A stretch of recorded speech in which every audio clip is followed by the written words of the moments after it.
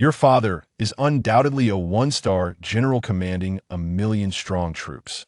Yet you are resolutely intent on severing the father-son bond with him, even willingly relinquishing a family fortune worth billions. The members of the Mei family have always remained perplexed. It merely entails conferring that modicum of military merit upon your younger brother. Is there anything more significant than relinquishing the identity of the eldest scion of the Mei family? What they remain oblivious to is, you have now ascended to the rank of imperial marshal. Can that scoundrel, who has been pampered since childhood, truly bear the weight of such military honor?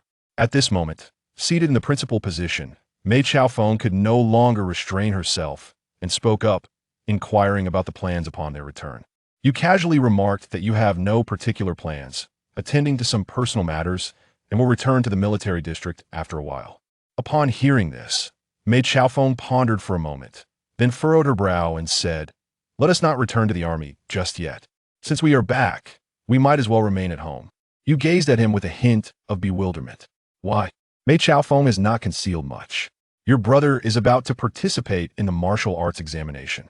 I intend to promote him to the rank of major in the military. This requires some support in the form of military achievements.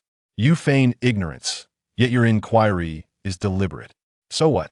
How does this pertain to my potential return to the military district? Mei Chaofeng gazed at you with a hint of discontent. Why not bestow upon your brother all the military accolades you have earned over the past 3 years? From this point onward, you shall assist your mother in her company.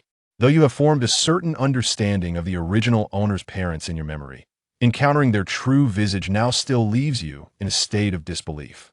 Beside him, Mei Liangxin let out a disdainful snort. If he were to go, he would likely only serve as a security guard. After all, having been a soldier for 3 years, his physical fitness should still be quite adequate. Upon hearing her words, Messi emitted a derisive laugh. Mei Chaofeng observed your silence, and after a moment spoke again. I have heard that you have achieved numerous military merits. Yet in terms of martial arts talent, you fall significantly short of your brother. Since it has come to this, it would be more prudent to bestow all those modest military achievements upon your brother. In doing so, you would facilitate his smooth entry into the top 10 martial academies, thereby solidifying the Mei family's standing in Jiangbei even further. Upon hearing those words, a laugh escaped your lips, yet was laced with a greater undertone of irony. With your current military rank and achievements, even that despicable father would have to pay his respects upon seeing you. Would you dare to extend such an offer? Would he have the courage to accept it? To cease my thoughts, your gaze has grown indifferent, demanding that I relinquish my achievements in battle. Such a request is untenable. 3 years ago, I risked my life to serve in the military on his behalf. Is that not sufficient? The chilling indifference in your words leaves me feeling emaciated. Mei Chaofeng was momentarily taken aback. He did not expect that someone would dare to defy him in Jiangbei Province, and even more so, that it would be his own son. Upon regaining his composure, Mei Chaofeng also smiled, yet his smile was predominantly one of disdain. Mei Tianyu, do not presume that by being a mere soldier in the 7th Division, you have acquired the right to choose your own destiny. Had it not been for my retrieval of you from the old district a decade ago, you would have long since succumbed to the passage of time. Fear not, for I shall reveal to you that your very existence is what paves the way for the aspirations of the West. I am capable of bestowing upon you everything, yet equally, I possess the power to take it all away. Upon hearing his words, you were not only unperturbed, but rather felt a sense of relief wash over you. At the outset, you consistently found yourself in a dilemma. Initially, you were perpetually caught in a web of uncertainty. The reason behind your relentless efforts to gain the approval of your family was that, unbeknownst to them, you did not grow up in the esteemed Mei family. You now feel an existence devoid of burdens, as the pent-up emotions within your heart suddenly unravel. The entirety of your being has become significantly lighter. Thus, all of this was meticulously orchestrated by you long ago. Mei Chaofeng remained silent, yet the veins on his temple throbbed violently, and his countenance was shrouded in an impenetrable gloom.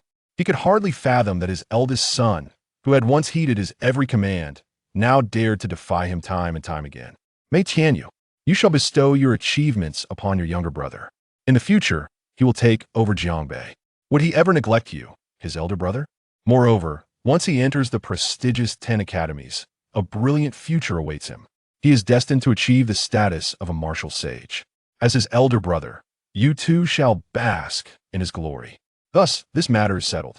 You disregarded him, shifting your gaze instead to Marong, and coldly remarked, "So, my dear mother, is this also your sentiment?" After a brief moment of silence, Marong finally spoke in a gentle tone. "Tianyu, I understand that this situation may seem unjust to you.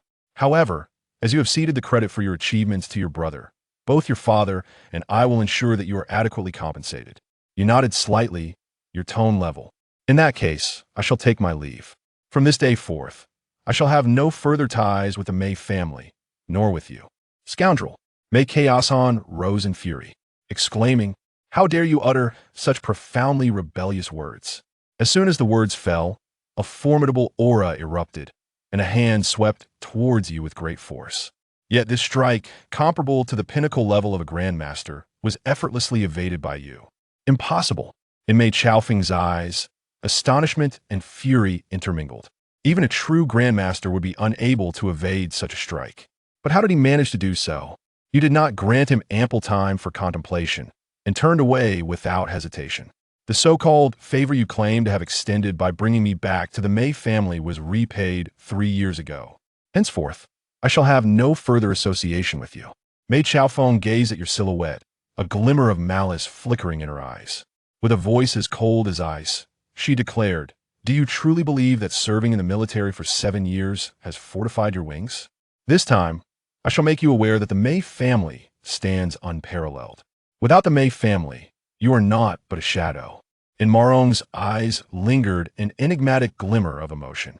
For reasons unknown to her, she felt as though she was on the verge of losing her eldest son forever. Upon recalling something, Mei Chaofeng turned her head to glance at Mei Shi and Mei Liangxin. "Neither of you is permitted to assist him in private. Do you understand?" The two nodded repeatedly. Mei Shi inquired cautiously regarding the father's achievements in battle. Mei Chaofeng fell silent for a moment, then spoke softly, "You need not worry about the achievements of battle. They inherently belong to you, and no one can take them away." In his heart, Messi Wang is regarded as the heir of the Mei family. Thus, 3 years ago, on that enlistment list, it was he who personally inscribed Messi Wang's name, with the intention of swiftly amassing military achievements to ultimately inherit his coveted position of command. Yet, he cannot rest easy, knowing that Messi is heading towards the perilous front lines of battle. This greatly compels you to enlist on behalf of your brother. Thus, for the past 3 years, you have always carried the name of Messi.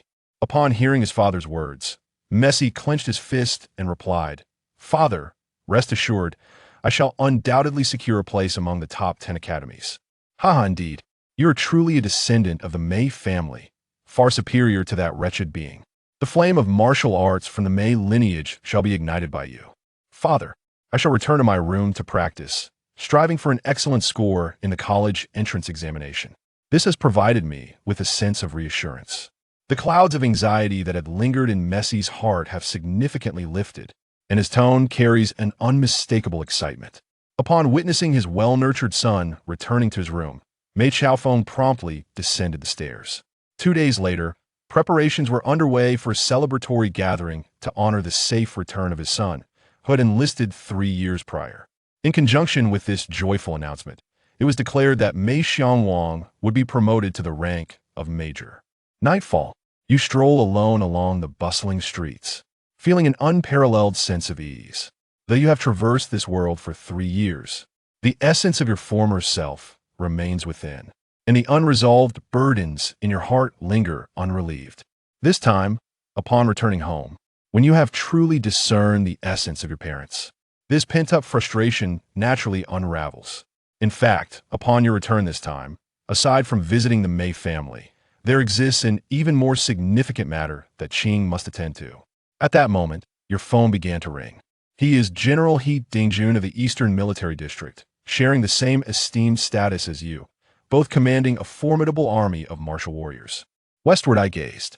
"Have you all returned home to pay a visit?" The call connected, and a middle-aged man's voice resonated from the other end. Returning back, "Mr. He, though you are now equals, he has always been your superior in the past. Thus, this address of Mr. He is also a gesture of respect towards him. Indeed, upon hearing your address, a cheerful laughter echoed from the other end of the line. Ah, Shiwang, you are now a leader within our military department. There is no need for such formality. Even if you were to call me Old He, I would have no objections. Upon hearing these words, a warmth enveloped your heart. When you first joined the frontline troops, He Dingjun extended his utmost care towards you and generously allocated numerous martial arts resources in your favor. For this, you remain profoundly grateful to him. He Dingjun no longer engaged in excessive pleasantries, but swiftly stated, I have made the necessary arrangements on your end. The medical family in Jiangbei Province has treated a grandmaster on the brink of death and is ready to assist at any moment. Thank you, Mr. He. In that case, I shall make my way there now. Upon hearing these words, He Dingjun sensed an unusual occurrence. After all, it was quite late at night. What could have possibly gone awry? You organized your thoughts and shook your head, uttering the words, it's nothing. He Dingjun hesitated for a moment. Could it be that your father is unwilling to release him? You better not turn into an ungrateful wretch. I have already sacrificed everything for you. If you truly are so resolute, I shall make my way to Jiangbei tonight. In his eyes, you are undoubtedly a prodigy, destined to become a martial saint. Achieving the status of martial saint is merely a matter of time. Thus, over the past 3 years, he has devoted all the martial resources of the Eastern Military District to you. Upon hearing this, you let out a bitter smile. Rest assured, President He, as soon as I recover, I shall return to the military district without delay. Upon hearing your words, there was a prolonged silence on the other end of the line. Finally, it spoke very well. Please inform me of your current location, and I shall make the necessary arrangements. Meanwhile, within the command of the Eastern Theater, a middle-aged man clad in military uniform, exuding an aura of resilience and strength, set down the phone. In an instant, the fire of rage ignited within his eyes. You Shirzwa, He Dingjun shouted loudly. Before him, Yu Fei trembled, drenched in perspiration. He Dingjun picked up the documents from the table and flung them onto Yu Fei. Mei Shi unexpectedly revealed that he was the second son of the Mei family from Jiangbei. How was I to know this now? Do you have any idea how much money LZ spent for him? Yu Fei's mind erupted with a sudden realization, causing an unsettling sensation to wash over him. He turned to He, expressing his uncertainty. I'm also unaware of this, he said. Messi had not mentioned anything when he first arrived at the Eastern Military District. He Dingjun Longlong de Suodao. Well, you, Mei Chaofeng, are indeed quite the schemer. You have LZ supporting you, while LZ intends to personally venture to Jiangbei. Yu Fei wiped the sweat from his forehead. Mr. He, what brings you to Jiangbei?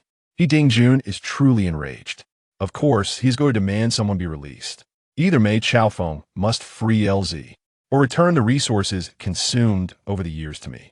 Let LZ assist him in raising his son? What a delusion. On the other side, after you ended the call, you quietly waited by the roadside. At that moment, you were unaware of the events transpiring within the military. As for the title Qing, you paid it little heed. Before long, a sudden screech of brakes pierced the air, and a sleek black sedan came to a halt beside you. May I inquire if it is General Mei? A tall and graceful young lady, possessing a strikingly beautiful appearance, descended from the vehicle. You gently nodded your head 7 times. You slowly nodded your head. It is I. The girl briefly displayed a hint of surprise in her eyes. The individual before her appeared to be merely in their early 20s. A general at the tender age of 20, such a phenomenon has never been recorded in the annals of martial arts history. Realizing her own faux pas, the girl hurriedly spoke, Greetings, General Mei. My name is Zhao Ye, a disciple of teacher Jiang. He specifically instructed me to come and escort you. Jiang family. Upon your whispered utterance, you immediately recall the renowned Jiang family of medical practitioners in Jiangbei. It is indeed surprising that He Dingjun could summon the esteemed elder of the Jiang family to attend to your ailments. In your memories, the elder of the Jiang family has long since retreated from the world. Since it has come to this, let's take our leave. Having spoken, you swiftly boarded the 7th car. Now, as long as the physical issues are resolved, you may finally depart from Jiangbei. Before long, the vehicle came to a halt at the entrance of a grand estate. General Yi, please take the day to rest at home. Tomorrow, grandfather will come personally. You gently nodded. Then, I shall trouble you. Having said that, You follow Zhao Ye to the guest room. Well, please take a good rest. I shall not disturb you. Zhao Ye did not expect you to be so courteous. After ushering you into the room, she quietly withdrew. You did not ponder much after a brief freshening up. You reclined and succumbed to slumber. The following morning, before you had even risen, news spread throughout the entire Lingwu city that the Mei family was to host a celebratory banquet for their son, who had just returned from the front lines. Furthermore, it is to be announced at the celebratory banquet that Messi is to be promoted to the rank of major, a young major under the age of 20. This is undoubtedly significant news for the city of Lingwu. At this moment within the Eastern Theater Command, He Dingjun received news from Jiangbei early in the morning. He could hear the reports from his subordinates. His brow furrowed more deeply, and his expression grew increasingly grim. Are you suggesting that Mei Chaofeng intends to promote Shi Wang to the rank of major? The officer who presented the sunny report wore a furrowed brow, indicating his concern. The information has been confirmed without a doubt. I even took the liberty of sending someone to inquire with the Mei family. He Dingjun pondered in confusion. How could it be that he had clearly attained the rank of general, yet now he found himself reduced to the status of a major? Why was the military hierarchy seemingly diminishing further? He could hardly be bothered to contemplate further. Turning his gaze towards his aide-de-camp, he commanded, "Make the necessary arrangements at once. I shall depart for Jiangbei immediately." Chapter 6. Regrettably, I must decline, esteemed elder. I am already betrothed. Ye Linyuan opened the door. In addition to Zhao Ye, whom he had encountered the previous day, there stood an elderly gentleman with hair as white as snow, donned in a traditional Tang suit. He appeared to be in his late 80s or 90s. Esteemed elder, I truly appreciate your early visit. Ye Linyuan remarked upon recognizing the elderly man, as memories of him surfaced in his mind. Jiang Ye, a master-level martial artist, was well-versed in medicine. In his youth, he had researched numerous medicinal concoctions for martial artists, including not only healing potions, but also elixirs to bolster vitality and strengthen the body. It was said that 10 years prior, a grandmaster had been gravely injured on the front lines, teetering on the brink of death, yet Jiang had managed to pull him back from the jaws of the underworld. Since this has been personally arranged by General He, I shall naturally not refuse, Jiang Ye said with a gentle wave of his hand, his tone calm. However, Ye Linyuan remained skeptical, knowing that He Dingjun and Ye Tai held equivalent ranks. Despite Jiang Yuye's mastery, he had shown no sign of trepidation when encountering Ye Tai. The reason was simple. Jiang Ye was a grandmaster-level apothecary, in a world where martial arts flourished globally. Apothecaries of the same rank as martial artists were decidedly rarer and more precious. "Please, esteemed elder, come inside," Ye Linyuan said, refraining from further discussion and smiling warmly. After Jiang Ye entered and settled onto the sofa, he looked at Ye Linyuan and said, "Young friend, extend your hand. Let me take your pulse first." Ye Linyuan nodded in agreement and complied. After a brief moment, Jiang Ye opened his eyes and calmly instructed, "Young friend, remove your upper garments." Ye Linyuan complied, revealing a physique honed by battle, his tan skin marred by scars from countless encounters. Notably, a palm-sized scar near his heart was surrounded by blackened toxins, visibly seeping dark energy. "You are fortunate. Had it been a fraction higher, it would have reached your heart. Should the toxins penetrate your heart, no one could save you," Jiang Ye remarked, a flicker of shock flashing in his eyes, although the heart was unharmed. The presence of such toxins was a feat beyond the capability of ordinary individuals to manage. "Esteemed elder, is there a way to eradicate this?" Ye Linyuan inquired as he donned his clothing once more.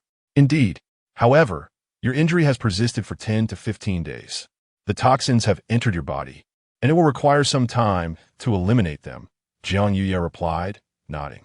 Upon hearing this, Ye Linyuan exhaled in relief. "In that case, I shall trouble you, esteemed elder." Jiang Ye chuckled, a glimmer of sharpness illuminating his murky eyes. "Do not be hasty in your gratitude. I, Jiang Ye, do not offer my services without compensation. Naturally, esteemed elder, feel free to state your terms. As long as it is within my means, I shall not refuse." Ye Linyuan responded calmly, recognizing the propriety of paying for medical treatment. However, considering the Jiang family's stature, financial constraints seemed unlikely, leaving him wary of what exactly would be requested. Young friend, be aware that my Jiang family prioritizes the healing arts over martial prowess. Though we have formed numerous alliances, ordinary martial artists dare not provoke us. Yet, ultimately, reliance on others is but a fleeting strategy. In the realm of martial arts, true strength lies solely within oneself. Jiang Ye sighed, a shadow of melancholy crossing his visage. To outsiders, the Jiang family appeared to bask in compliments. Yet such accolades were merely a reflection of Gu Yuye's medical prowess. Now, as time has taken its toll, his vitality wanes, leading him to contemplate the future of the Jiang family. Moreover, Jiang Ye was aware of Ye Linyuan's identity through He Dingjuan's words, a general in his 20s, a future martial saint, a prodigy within the military. His protection would undoubtedly be a boon for the Jiang family in times of adversity. Old man, should the Jiang family face tribulations in the future, I shall not remain indifferent. Ye Linyuan understood this sentiment. His words were not mere formalities. Although he did not pride himself on being particularly loyal, he possessed the ability to discern right from wrong, and that righteousness is often rewarded. With a hearty laugh, Jiang Yuye shook his head. Did I not just mention that relying on others is never a sustainable path? Ye Linyuan paused, perplexed, and inquired, what do you mean? Old man, I have a granddaughter currently studying at the Holy Martial Academy in the capital. I believe you are of similar age.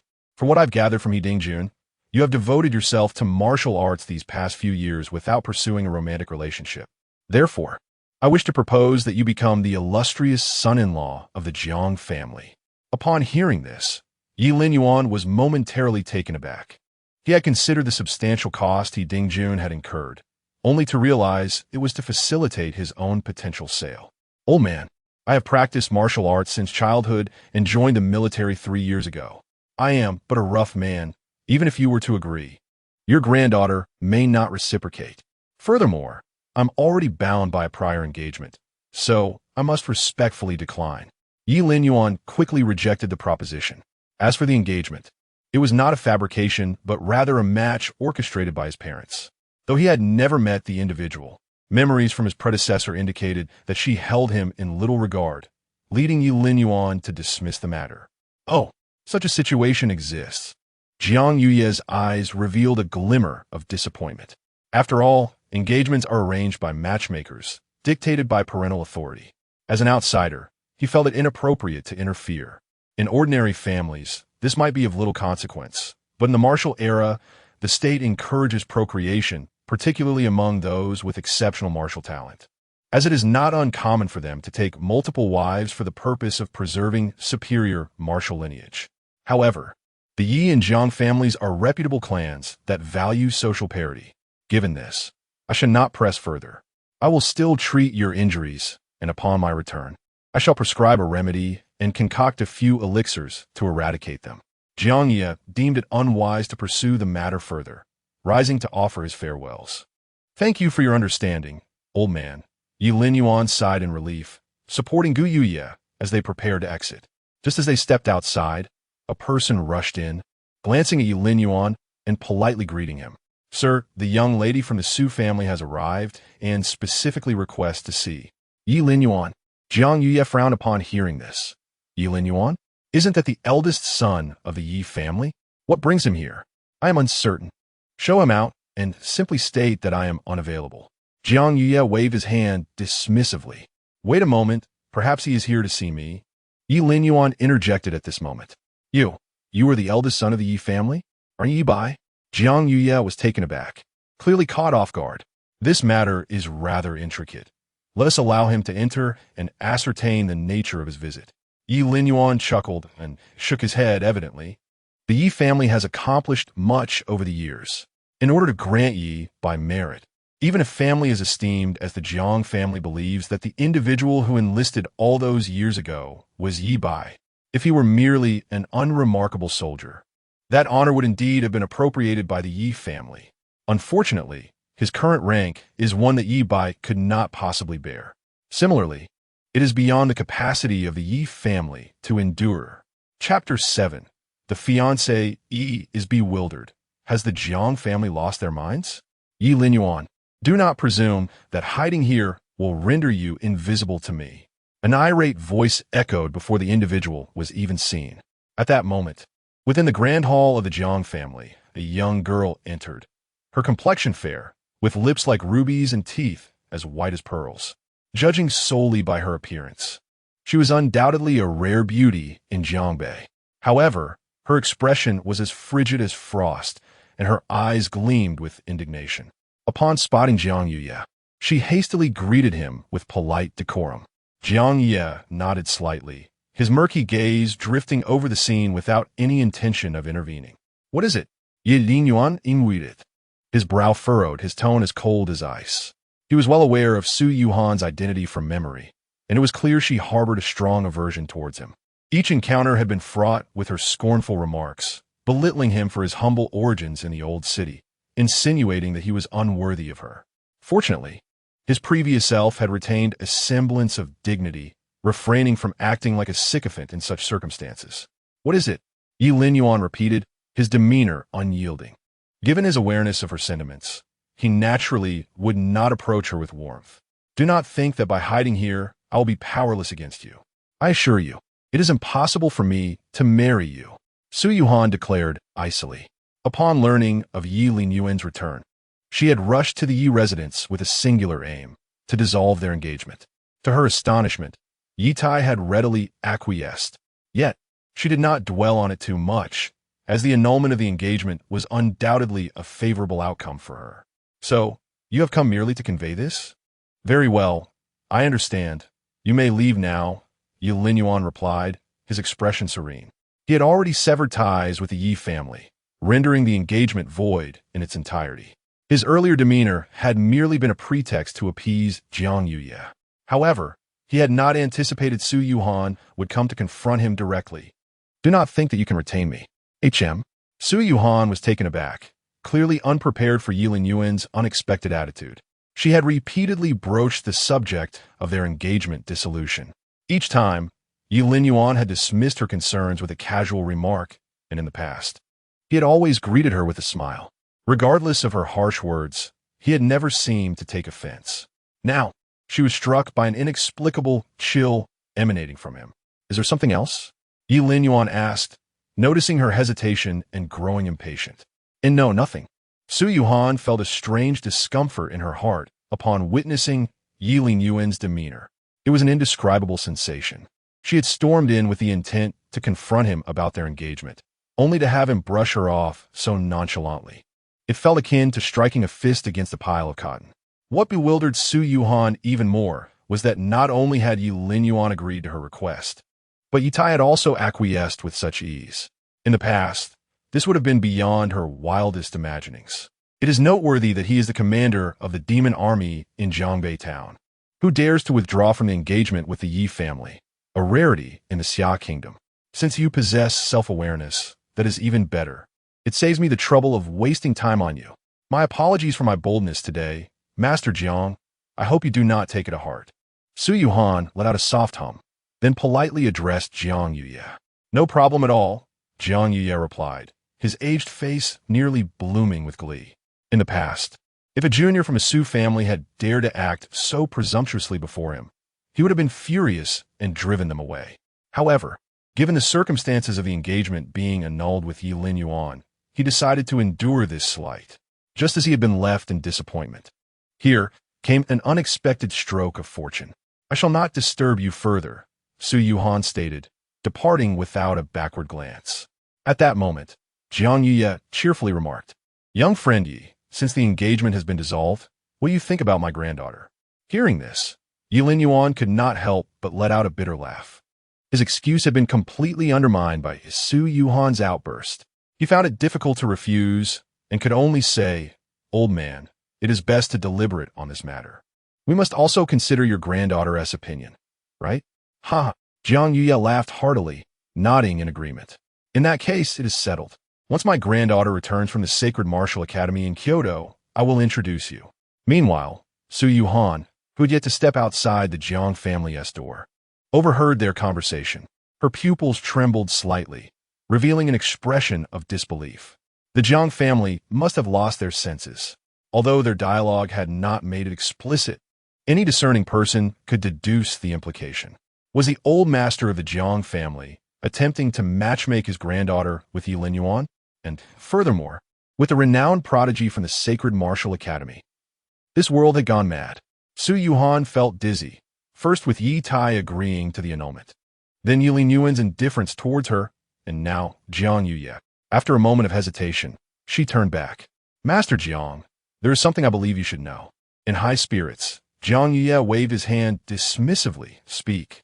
Although Ye Linyuan is the eldest son of the Ye family, he cannot inherit it.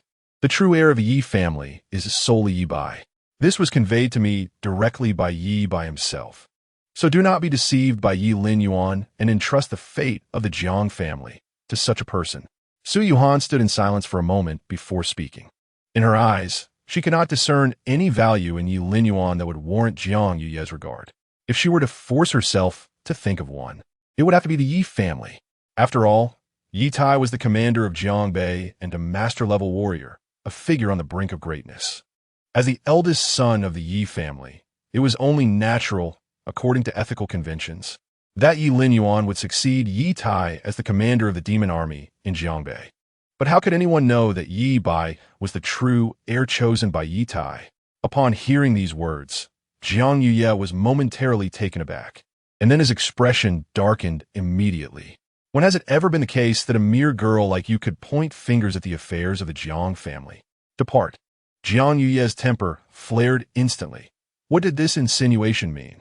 Did she fancy herself capable of discerning the merits of Ye Linyuan's background? While a portion of it was indeed attributed to Ye Linyuan's current martial talent, it had nothing to do with Ye Tai nor the Ye family. Furthermore, such matters were not meant to be aired publicly. Su Yuhan's expression shifted slightly. She had not anticipated that her well-meaning reminder would provoke Jiang Yuye's ire. She was utterly oblivious to the reason behind his anger. At that moment, she dared not utter another word and swiftly exited the Jiang residence. Madness. They have all gone mad. Once outside, Su Yuhan clenched her teeth in frustration, her face pale with indignation. However, after the celebratory banquet of the Ye family in 3 days' time, the Jiang family would come to realize that Ye Linyuan was nothing within the Ye clan. The only one wielding power would be Ye Bai. At that point, they would have ample reason to regret their actions. Chapter 8. Let the bullets fly for a while. After Su Yuhan departed, Jiang Yuye refrained from disturbing Ye Linyuan and instead busied himself with concocting medicine for him. During this time, Ye Linyuan received news regarding the Ye family's forthcoming celebration banquet, wherein they planned to elevate Ye Bai to the rank of major in the demon-subduing army. Under normal circumstances, such matters would hardly concern Ye Linyuan, especially since he had distanced himself from the Ye family. What did it matter to him if Ye Tai promoted Ye Bai to major, or even a general right then and there? What truly piqued Ye Linyuan's interest was the Ye family's audacious announcement that Ye Bai had returned after 3 years of military service. Ye Tai, you truly possess a remarkable knack for scheming, Ye Linyuan mused. 3 years prior, he had been cunningly dispatched to the military to face the perils of battle against otherworldly beasts. Now, upon his return, it seemed that for the sake of glory, they intended to swap their identities once more. However, things would not unfold according to Ye Tai's desires. After 3 years of hardship, earning prestigious merits, he would not allow Ye Tai to simply seize them at will.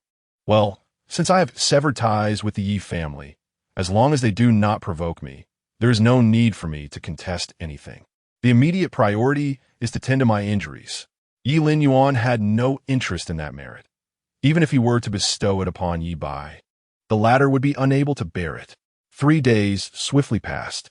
The Ye family's celebration banquet captivated the attention of the entire Lingwu city. On this day, luxury cars congested the roads, all heading to one destination, the Ye family. Yet, Ye Linyuan remained indifferent.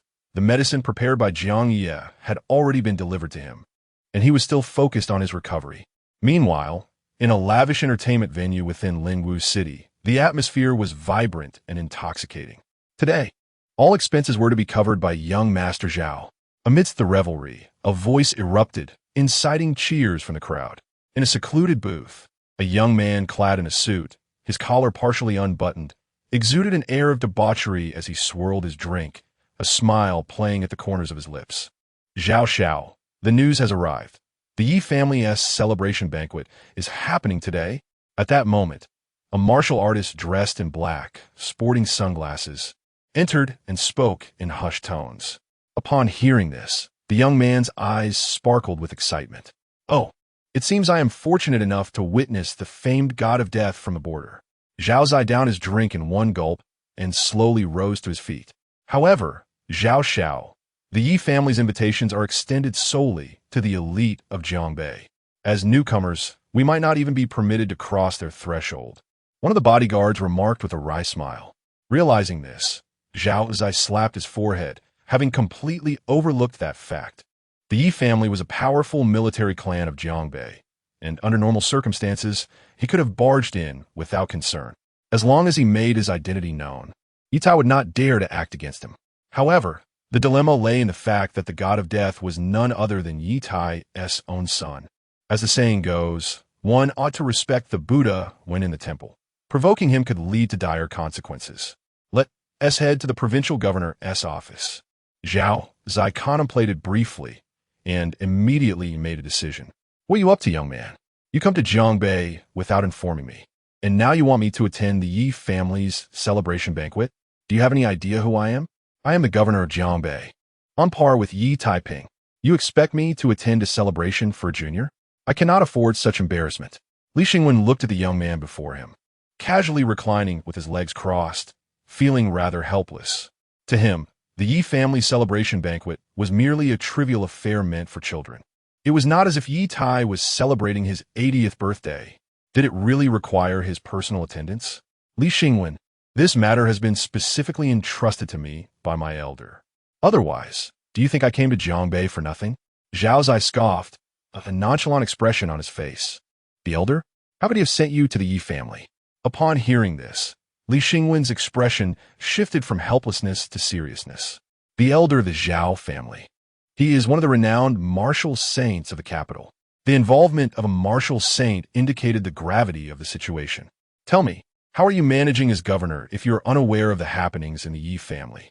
Zhao Zai uncrossed his legs, his face reflecting skepticism towards Li Xingwen's negligence in his duties. "Stop with the trivialities and tell me what is going on," Li Xingwen inquired urgently. People far away in the capital had already taken notice, yet he remained oblivious to any information right under his nose. If the Yi family truly became the local rulers of Jiangbei, would he remain uninformed? If the higher authorities pursued the matter, his position as governor would be in jeopardy. The Yi family's son, having served in the military for 3 years, had already been recognized as a potential martial saint in the eastern region. Moreover, in his 3 years of service, he had accumulated numerous victories and was hailed as the god of slaughter at the borders. Additionally, I heard from the elder that the military had seemingly granted him a general's rank. Zhao Zai ceased any further trivial conversation, his expression grave. Upon hearing this, Li Xingwen's countenance changed dramatically. No wonder there had been no news regarding the Yi family's son. Being awarded a general's rank at such a young age indicated extraordinary martial prowess, and it was only natural for the military to keep such information under wraps. It was no surprise that the martial saints of the capital were paying attention. A general at such a young age would possess martial strength, at least on the level of a grandmaster. In the future, he would undoubtedly become a martial saint. Perhaps that day would arrive sooner than anticipated. He might become the youngest general in the Xia kingdom, even the youngest martial saint in the world. "Let us go." Li Xingwen decisively turned to leave. "Where to?" Zhao Zai chuckled, feigning ignorance. "Of course, to the Yi family. This young man has the potential to become a saint. We must cultivate a deep relationship and not offend him. Weren't you just saying that attending would be embarrassing?" Meanwhile, outside the Yi family residence, luxury cars lined the streets, creating a vibrant atmosphere. As a martial arts family of Jiangbei, coupled with the commander of the demon suppression army, their standing was quite impressive. The invited guests were all prominent figures from Jiangbei. At this moment, the Yi family's hall was filled with many attendees. Above the main seat stood Ye Tai, the esteemed commander of the Jiangbei demon suppression army, and the head of the Ye family. Today marks the celebratory banquet for my son, Ye Bai. In the tumultuous times of yore, when the front lines faced chaos and the invasion of foreign beasts loomed, I, as a general in the military, bore the primary responsibility. However, the northern tribes also eyed us with hostility. Thus I have sent Ye Bai to the front lines to confront the enemy. Ye Tai surveyed the assembly and spoke in a solemn tone. Upon hearing his words, many present nodded in agreement, their respect for Ye Tai deepening. In the face of foreign invasion, the general's painful decision to send his own son to battle exemplifies the fortitude of our military.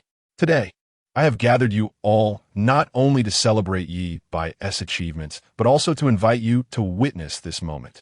Many of you are members of our military, and today I wish to confer upon Ye Bai the rank of Major in the Northern Demon Suppression Army. Who is in favor and who is against? Chapter 9. The Provincial Governor's Arrival. The Martial Sage Family. The Ye family's prestige reaches new heights. Ye Bai has served in the military for 3 years, and in terms of qualifications and achievements, he is certainly worthy of a promotion to Major. Furthermore, Ye Bai possesses exceptional martial talent. Undoubtedly a promising prodigy of the Sacred Martial Academy in the capital. It seems that Jiangbei is poised to welcome another martial sage. General Ye's actions indicate his intention to cultivate Ye Bai as a successor, preparing him to take over the command of Jiangbei in the future. As Ye Tai's words resonated, the attendees nodded in agreement, not merely to echo Ye Tai, but to recognize that Ye Bai's survival on the perilous battlefield against foreign foes after 3 years of service justifies his promotion to Major. Moreover, considering that Ye Tai views him as a successor to nurture, it is indeed fitting.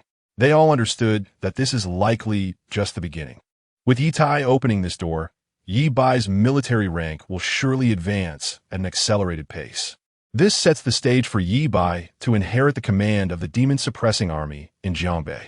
It has become evident that beyond being the son of the commander of the demon-suppressing army, Ye Bai's martial talent truly warrants such recognition. Hearing this, Ye Tai nodded with satisfaction. Since there were no objections, it was decided that, effective immediately, Ye Bai would hold the title of Major in our military department. With this matter settled, Ye Bai maintained a calm demeanor, yet his heart swelled with excitement. After all, he was only 20 years old this year. To achieve the rank of Major at such a tender age, and in just half a month, he would also be a student at the Sacred Martial Academy in the capital. How many individuals could accomplish such feats at his age? Brother, congratulations. You have become another pillar of strength for Jiangbei. Ye Linyuan exclaimed with enthusiasm. One must not be complacent. There are many geniuses in the realm of martial arts, and I am merely one among them. Ye Bai replied with a gentle smile. That's true, but I have yet to hear of anyone achieving such accomplishments at your age. Ye Linyuan teased, her pride evident on her face. After all, Ye Bai was her elder brother, and she naturally felt a sense of pride in his accomplishments. Ye Bai chuckled softly and chose to remain silent. Once the announcement was concluded, Ye Tai sat down, sharing a look of warmth with Su Rong as they beamed at Ye Bai. Their son had truly grown up. At that moment, a steward hurriedly entered the room. Master, the provincial governor has arrived. Ye Tai's expression shifted to one of surprise. Although his relationship with Li Xingwen was neither particularly good nor bad, he was aware that Li Xingwen, as the provincial governor of Jiangbei, also bore the responsibility of oversight over him. Thus, their interactions had been minimal. Despite having sent an invitation to the provincial governor's office for the celebratory banquet, he had not expected Li Xingwen to attend. While Ye Bai's martial talent was remarkable and his future bright, he was still a junior. It seemed unrealistic for the provincial governor to come in person. Could it be related to Ye Bai's promotion to Major? A hint of concern crossed Su Rong's face. It is unlikely that there would be any issues. We publicly declare that Ye Bai has served in the military for 3 years, and there is nothing inappropriate about promoting him to the rank of Major upon his return. Moreover, this is a matter pertaining to the military, and even Li Xingwen has no authority to intervene. Ye Tai shook his head, equally perplexed. However, he quickly regained his composure and rose to walk outside. The expressions of those present varied upon witnessing this scene. They were all well aware of Li Xingwen's status. and his visit to the Ye family at this particular moment raised questions. After all, both Ye Tai and Li Xingwen were prominent figures in Jiangbei, and their relationship was known to all. Could it be that Li Xingwen intended to meddle in Ye Bai's promotion to major? Outside the Ye family residence, Ye Tai emerged and immediately spotted Li Xingwen and Zhao Zai standing at the entrance. Ye Tai glanced at Zhao Zai before retracting his gaze and addressing Li Xingwen. "Governor Li, what brings you to my humble abode today?" Li Xingwen chuckled. "I heard that the Ye family has a joyous occasion, and since I happen to be free today, I thought I would join in the festivities." "Surely, General, you would not turn away a guest?" "Of course not. Guests are always welcome," Ye Tai replied courteously, albeit with a hint of skepticism regarding Li Xingwen's words. Once they entered, the onlookers observed the scene with astonishment. The camaraderie between the two indicated that Li Xingwen was not there merely to discuss Ye Bai's promotion. Otherwise, would Ye Tai not have confronted him directly? The implication of this realization caused the attendees to collectively inhale sharply. Ye Bai's triumphant return from military service and the governor's personal attendance at the celebration certainly elevated the occasion. This led them to speculate that Ye Bai's martial prowess exceeded their expectations, prompting Li Xingwen's personal visit. "May I inquire about this young gentleman?"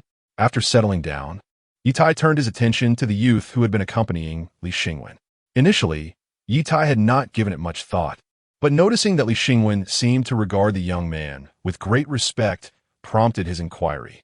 "He is a junior from my family, visiting from the capital, and his surname is Zhao," Li Xingwen explained with a smile. Upon hearing the surname Zhao, Ye Tai's eyes narrowed slightly. He was quite familiar with Li Xingwen's background. A junior from the capital with the surname Zhao could only refer to the esteemed Zhao family, known for their martial prowess. Not only Ye Tai, but many others present were equally taken aback upon hearing the name, as they realized this youth hailed from a prestigious martial family in the capital. However, what could have possibly brought a member of the Zhao family to the Ye residence? Surely it could not be solely for Ye Bai's sake. Zhao Zai quickly composed himself, shedding any casual demeanor. "General Ye, 3 years ago, amidst the turmoil at the front lines and the invasion by foreign forces, you resolutely sent your own son to the borders to fight against the enemy. Such a noble act is truly admirable. I recently heard that Brother Ye has returned from the front lines, and with General Ye hosting a celebration in his honor. I made a special trip to pay my respects. I hope my intrusion is not unwelcome." Zhao Zai's words fell upon the ears of the crowd, leaving many astonished. It is worth noting that this is a family of martial saints, and this young man is likely a future heir. How could he be so courteous towards the Ye family? And indeed, he has come specifically for Ye Bai. Ye Tai was momentarily taken aback, clearly not expecting Zhao Zai's visit to be for this matter. However, he did not dwell on it for long. In his ears, Zhao Zai's words resonated with the noble cause for which he had sent his son to the front lines 3 years prior. Upon hearing this, Ye Tai chuckled lightly. "Young Master Zhao, defending our homeland and vanquishing monstrous beasts is indeed the duty of a soldier. As a general of the military, how could I stand idly by in times of national peril?" Zhao Zai nodded in admiration. "What you say is profoundly true, General Ye. Might I inquire as to the whereabouts of your brother Ye?" Chapter 10. The Eastern general has arrived. A prodigy emerges from the Ye family. Upon hearing this, Ye Bai, unable to contain his excitement, stepped forward and introduced himself, saying, "Brother Zhao, I am Ye Bai." Although the Ye family hailed from the martial arts lineage of Jiangbei, and Ye Tai served as the overall commander of Jiangbei, they still fell short when compared to the illustrious families of martial saints. One must understand that those who ascend to the rank of martial saint have transcended the limits of human capability, with their vitality and lifespan exceeding the comprehension of mere mortals. It is said that a martial saint possesses a vitality of 1,000,000 when enraged. They can shift mountains and rivers, while in harmony, they bring about gentle winds and timely rains, ensuring the nation's prosperity and peace, subduing all challenges. Ye Bai never dreamed that he would stand shoulder to shoulder with the eminent families of martial saints. Zhao Zai glanced at Ye Bai, a flicker of surprise crossing his deep-set eyes. Is this truly Ye Bai? Although he had not encountered the man in person, he had heard tales of his exploits, slaying over 1,000 enemies in a single night at the border, earning the moniker God of War at the frontier. Not to mention that he should exude the demeanor of a soldier, yet the man before him, with his fair complexion and striking features, seemed rather unremarkable. However, that air of privilege he carried since childhood rendered Zhao Zai incapable of associating him with a formidable god of war. Indeed, Ye Tai nodded. Upon hearing this, Zhao Zai, though still somewhat perplexed, chose not to delve further. I see, Brother Yi, it is an honor to finally meet you. Zhao Zai extended his hand with a warm smile. Yi Bai felt a surge of joy within. He speculated how Zhao Zai might have come to know him. Perhaps it was due to his unparalleled martial arts talent that had already stirred the capital. It may very well be that Zhao Zai had come to recruit him into the prestigious Sacred Martial Academy in the capital. Elated, Yi Bai clasped Zhao Zai's hand and replied, Brother Zhao, you are too kind. I still have much to learn compared to you. Upon hearing this, Zhao Zai found it rather odd. How could he possibly be inferior to Yi Bai? Was this a jest or an attempt to belittle him? The god of war at the frontier, the Eastern general, the youngest star of a summer nation. Surely, no one in the country could rival his prowess. Not only Zhao Zai, but even Li Wenxing, standing nearby, felt that something was amiss. Was this truly the legendary Eastern star, Yi Bai? His demeanor seemed excessively frivolous, bordering on sycophantic, utterly contrasting with the image he had envisioned of the youthful general. However, given that Ye Tai had personally acknowledged him, he refrained from further inquiry. Ye Tai observed the scene with a smile, feeling assured that his decision was indeed wise. Yi Bai was destined to be his successor. He firmly believed that Yi Bai would elevate the Yi family to even greater heights. This was merely a celebration banquet, with nearly all the city's elite gathered. The provincial governor himself had come to pay his respects, and the Marshal Saint families had come to offer their congratulations. The fortune of the Yi family was on the rise. In the future, the Yi family would undoubtedly secure a prominent place in the new era. Ye Tai clenched his fist in anticipation, eagerly awaiting the day to come. I did not expect the provincial governor's visit today. I have prepared a modest feast. So please do not stand on ceremony, Ye Tai declared with great delight, clapping his hands and laughing heartily. However, at that moment, a discordant voice unexpectedly resonated from outside the door, captivating the attention of all present. Ye Tai, you truly are calculating. I must ask, where is Yi Bai? At this moment, outside the Yi family residence, a middle-aged man clad in military attire, standing tall and imposing, radiated fury. This scene prompted several onlookers to gasp in astonishment.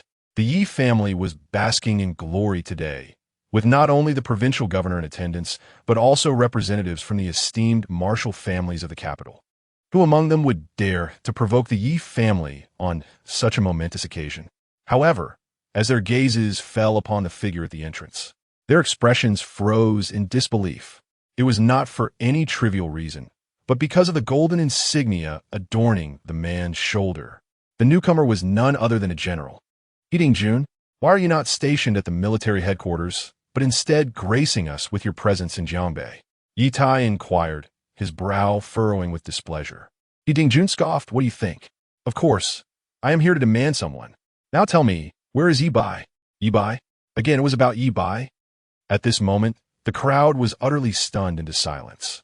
The provincial governor, the martial families, and now the Eastern general had all arrived. What on earth was the secret surrounding Yi Bai? Or could it be that the Yi family truly had a prodigy among them? Ye Tai's frown deepened. Ye Linyuan's appearance signaled something extraordinary. After all, he had previously sent Ye Linyuan to the east, and now Ye Linyuan had personally come to seek out Yi Bai. Could it be that Ye Linyuan had acquired some exceptional status in the east? Or had he perhaps committed some grave misdeed? This seemed improbable. What sort of status would necessitate a general to come personally? Ye Tai quickly dismissed the notion. As he pondered, Yi Bai could no longer contain himself and stepped forward, a look of pride illuminating his face. General, I am Yi Bai. Today, Yi Bai was undoubtedly the center of attention, with prominent figures from Jiangbei gathered in his honor, which filled him with immense satisfaction. Upon seeing Ye Linyuan arrive, he mistakenly believed the general had come for him and eagerly stepped forward. Ye Linyuan cast a glance at Yi Bai, his brow furrowing. You're Yi Bai? If you're Yi Bai, Then who is the Eastern general I seek? Just as Ye Dingjun was about to unleash a torrent of curses, he noticed that Ye Tai did not intervene, which only deepened his frown. Not only Ye Dingjun, but also Li Wenxing and Zhao Zai, who had been observing from the sidelines, exchanged glances upon witnessing Ye Dingjun's reaction, sensing that something was amiss. Ye Bai, as a rising star of the East, eliciting such a reaction from Ye Dingjun? Something was definitely off. You claim he is Ye Bai? Ye Dingjun took a few steps forward, locking eyes with Ye Tai. Ye Tai nodded. Indeed, what seems to be the issue? My son Ye Bai has returned to my side. Why should this disturb you? Ye Dingjun?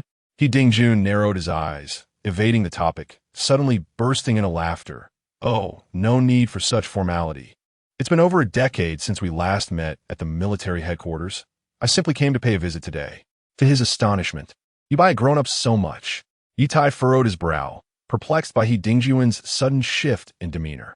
If this was indeed a reunion, what was the meaning of your anger upon arrival? Ye Tai inquired. Ye Dingjun scoffed inwardly. Anger? He could hardly contain his desire to give Ye Tai a good beating. Had it not been for the fact that Ye Bai was not that person, he would have lost his temper long ago. Oh, it's nothing. I merely seek to defend Ye Bai's honor. He has bravely fought on the front lines and earned considerable merit. Yet upon his return, you grant him the rank of major. Ye Dingjun chuckled, a clearer understanding dawning upon him. No wonder Ye Tai had conferred the title of major upon Ye Bai. It was evident they were not cut from the same cloth. Upon hearing this, Ye Bai felt a rush of delight. Another ally to speak on his behalf. General, the rank of major is more than sufficient for me. I am still young and lack the necessary experience. It is only right that I take my time. Ye Bai exhaled deeply, expressing his humility. Ye Dingjun cast a sidelong glance at him. Then, in surprise, remarked, Ah, I recall you have 2 sons. What the other one? Why not introduce him to me as well? Chapter 11. That wayward son has been cast out from the Ye family. Ye Dingjun inquired with an inscrutable demeanor. Upon realizing that Ye Bai was not his eastern star, he sensed an inkling of disquiet. However, he refrained from exposing it immediately. After all, Ye Tai was the general of Jiangbei, and his actions must have been governed by reason. Presently, his sole concern lay in the whereabouts of his eastern star. Humph. Upon hearing this, Ye Tai could not suppress a disdainful snort. His countenance darkened, and his mood appeared to sour significantly. To the observers, it seemed as though Ye Tai was reluctant to broach the topic of his eldest son. Ye Dingjun narrowed his eyes. The records from his military department were beyond reproach, having undergone a second verification. Thus, if this Ye Bai was not his eastern star, he must be another son of Ye Tai. That wayward son has indeed been expelled from my household. To be precise, it was not I, Ye Tai, who cast him out, but rather he himself who sought to sever ties with me. Ye Tai inhaled deeply, his expression frigid as he spoke. Upon hearing Ye Tai's words, while the attendees were somewhat taken aback, none dared to comment further. Firstly, it was a familial affair, and given Ye Tai's stature, who would presume to interject? Secondly, the departure did not concern Ye Bai, the prodigious child, thus it bore little impact on the Ye family. Is that so? Ye Dingjun pondered thoughtfully, nodding slightly. He contemplated what had transpired in Ye Tai's mind that led him to expel a general from the military, a future martial saint, no less. It appeared that some unpleasant incident had transpired. Out of the corner of his eye, he cast a glance at Ye Bai, and a hypothesis began to form in his mind. The individual from the east was certainly not this Ye Bai. Yet, the celebration banquet hosted by the Ye family was in honor of the very Ye Bai present. What could Ye family possibly be scheming? Ye Dingjun's brows furrowed deeper. He could scarcely fathom that after Ye Linyuan's return, he had been compelled by Ye Tai to relinquish his merits, which had incited his wrath enough to abandon the Ye family. In his eyes, Ye Linyuan was indeed Ye Tai's biological son. Could such an act be committed by a father? Nevertheless, Ye Dingjun refrained from divulging the truth, given that the eldest son of the Ye family had departed, severing ties. Did it not imply that Ye Linyuan remained a part of his eastern faction? If he were to reveal the truth, would Ye Tai permit him to leave? Regardless of his circumstances, Ye Tai was still Ye Linyuan's father, and should the truth be unveiled, the East might very well suffer the loss of a martial genius. In comparison to relinquishing a martial prodigy, he was more inclined to retrieve this talent for the East. A martial genius like Ye Linyuan could not be measured in monetary terms. Dajuan took a deep breath and smiled lightly. Since that is the case, I shall not impose further. Perhaps we shall meet again in the future. Did he truly believe that as a general from the East, he had come solely for Ye Bai? Having acquired the answers he sought, remaining in the Ye family held no further significance. His immediate task was to locate Ye Linyuan and escort him back to the military district. Oh, I shall refrain from presenting a gift. At this moment, Ye Tai's heart was engulfed with an abundance of uncertainties. He had merely hosted a celebratory feast, yet an unexpected multitude had arrived. Were they truly here for his son, Ye Bai? Contemplating this, Ye Tai's gaze fell upon Ye Bai, revealing a semblance of satisfaction intermingled with skepticism. Dingjun nodded and decisively exited the Ye family residence. Meanwhile, Zhao Zai, who had been observing from the sidelines, swiftly followed suit. Outside the Ye residence, Zhao Zai called out to the hurriedly departing He Dingjun, "General He, please wait." He Dingjun turned back, his brow furrowed. "What is it?" "General He, I am Zhao Zai, a descendant of the Zhao family from the capital. I have a few inquiries that I hope might trouble you for a couple of minutes." Zhao Zai approached earnestly, introducing himself. The mention of the Zhao family prompted He Dingjun to associate them with the prestigious martial family, and his expression softened slightly. "Speak, what do you wish to know?" "May I inquire, General He, if the legendary demon of the border from years past is, in fact, Ye Bai?" "I refer to the current member of the Ye family." Zhao Zai took a deep breath, as this matter had troubled him for quite some time. He felt something amiss. The Ye family was one thing, but He Dingjun, a general of the Eastern forces, should have crossed paths with Ye Bai. Why did their meeting today seem as if they were strangers? Furthermore, He Dingjun's demeanor only deepened his suspicion. It is indeed Ye Bai, but he is not the one currently within the Ye family. He Dingjun scoffed, continuing, "What on earth is Ye Tai thinking? Has he lost his senses, casting out a military general and a future martial sage?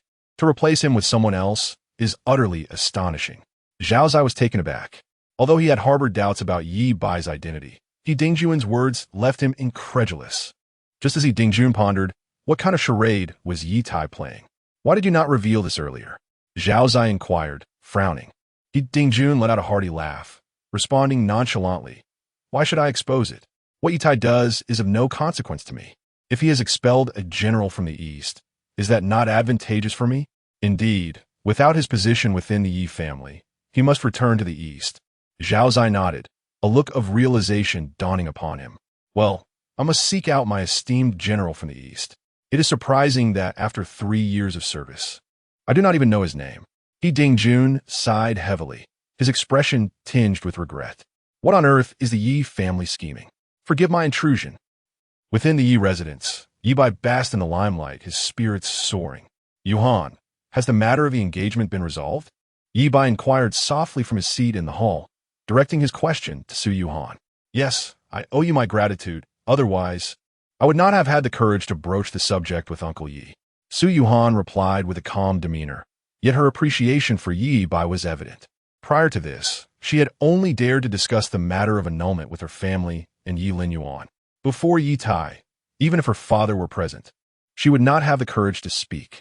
Fortunately, Ye Bai assured her that discussing the annulment of the engagement would not provoke Ye Tai, which emboldened her to voice her thoughts. A smile graced Ye Bai's face.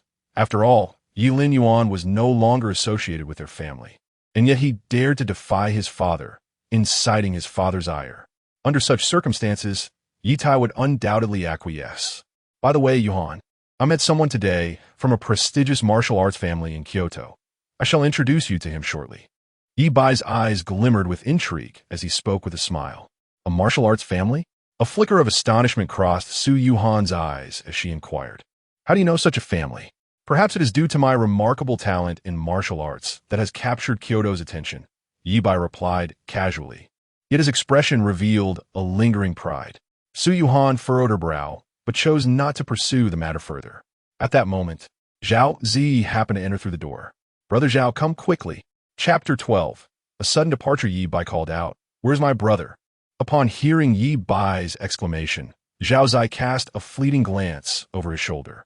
In an instant, his expression turned somber. Withdrawing his gaze, Zhao Zai paid no further heed and approached Li Xingwen, whispering a few words to him. As Li Xingwen listened, a look of astonishment gradually spread across his face, soon replaced by a dawning realization. "General Yi, I have pressing matters to attend to today. I must take my leave," he said, his tone growing noticeably colder. This Ye Bai was evidently not the one from the frontier. The true individual was Ye Linyuan, who had been cast out by Ye Tai. If he had been banished from his home, what business did he have stirring up trouble at the Yi residence? Ye Tai was momentarily taken aback, immediately noticing the shift in Li Xingwen's demeanor. After a brief pause, he replied, "In that case, do as you wish." Li Xingwen rose to his feet, preparing to depart with Zhao Zai.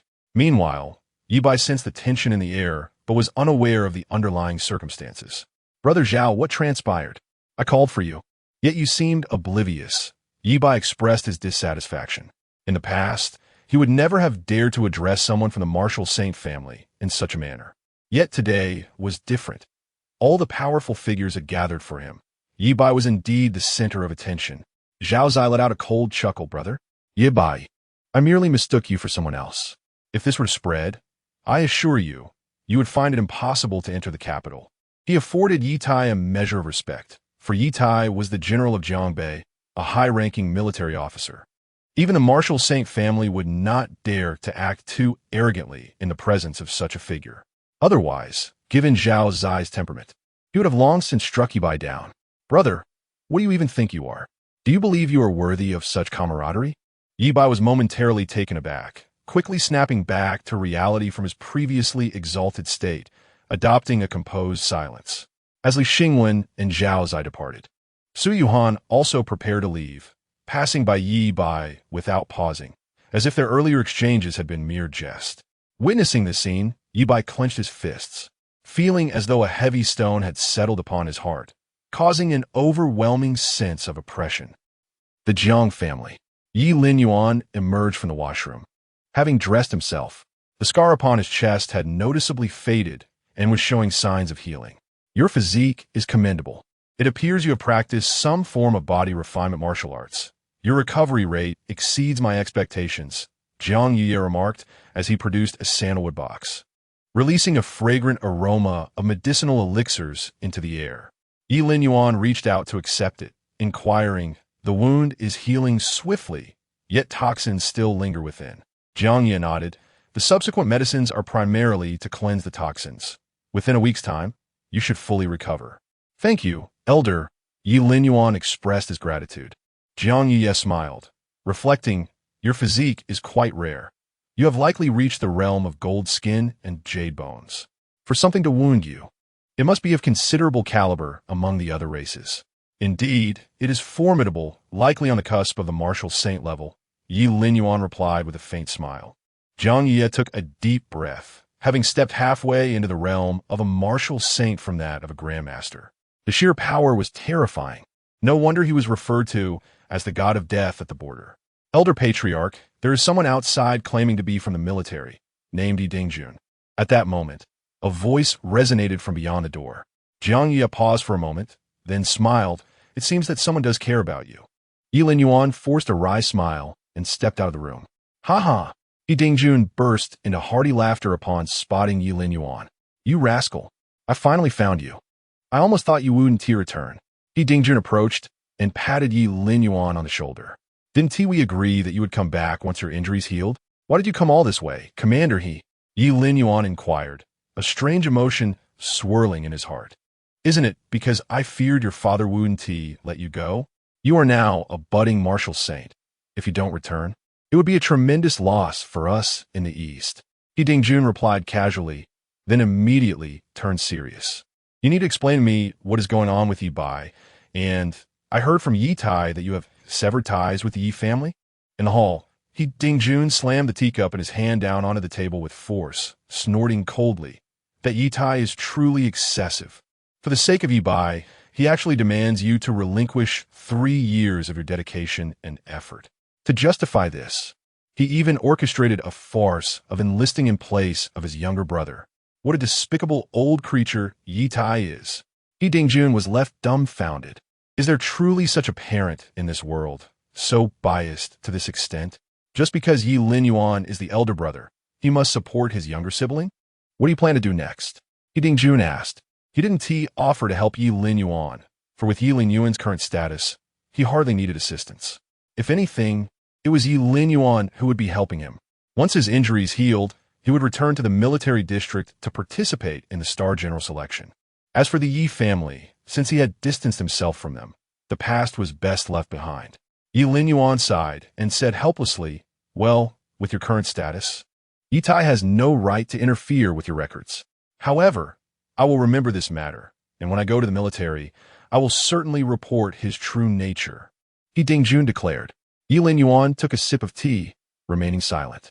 I have heard that this time, the military's reward for the Star Generals include True Dragon Liquid, which is the most vital substance for advancing to the True Dragon level of martial artists.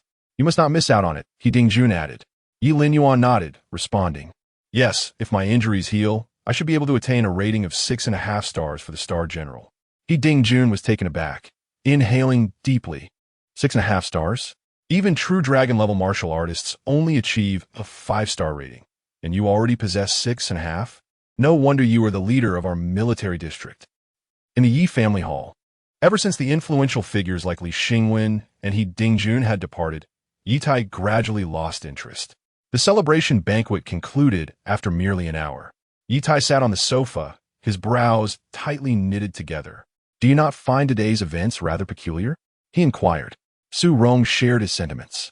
Although the Yi family held the esteemed position of the commander of the demon army in Jiangbei, it seemed unlikely that such a status could summon both Li Xingwen and He Dingjun.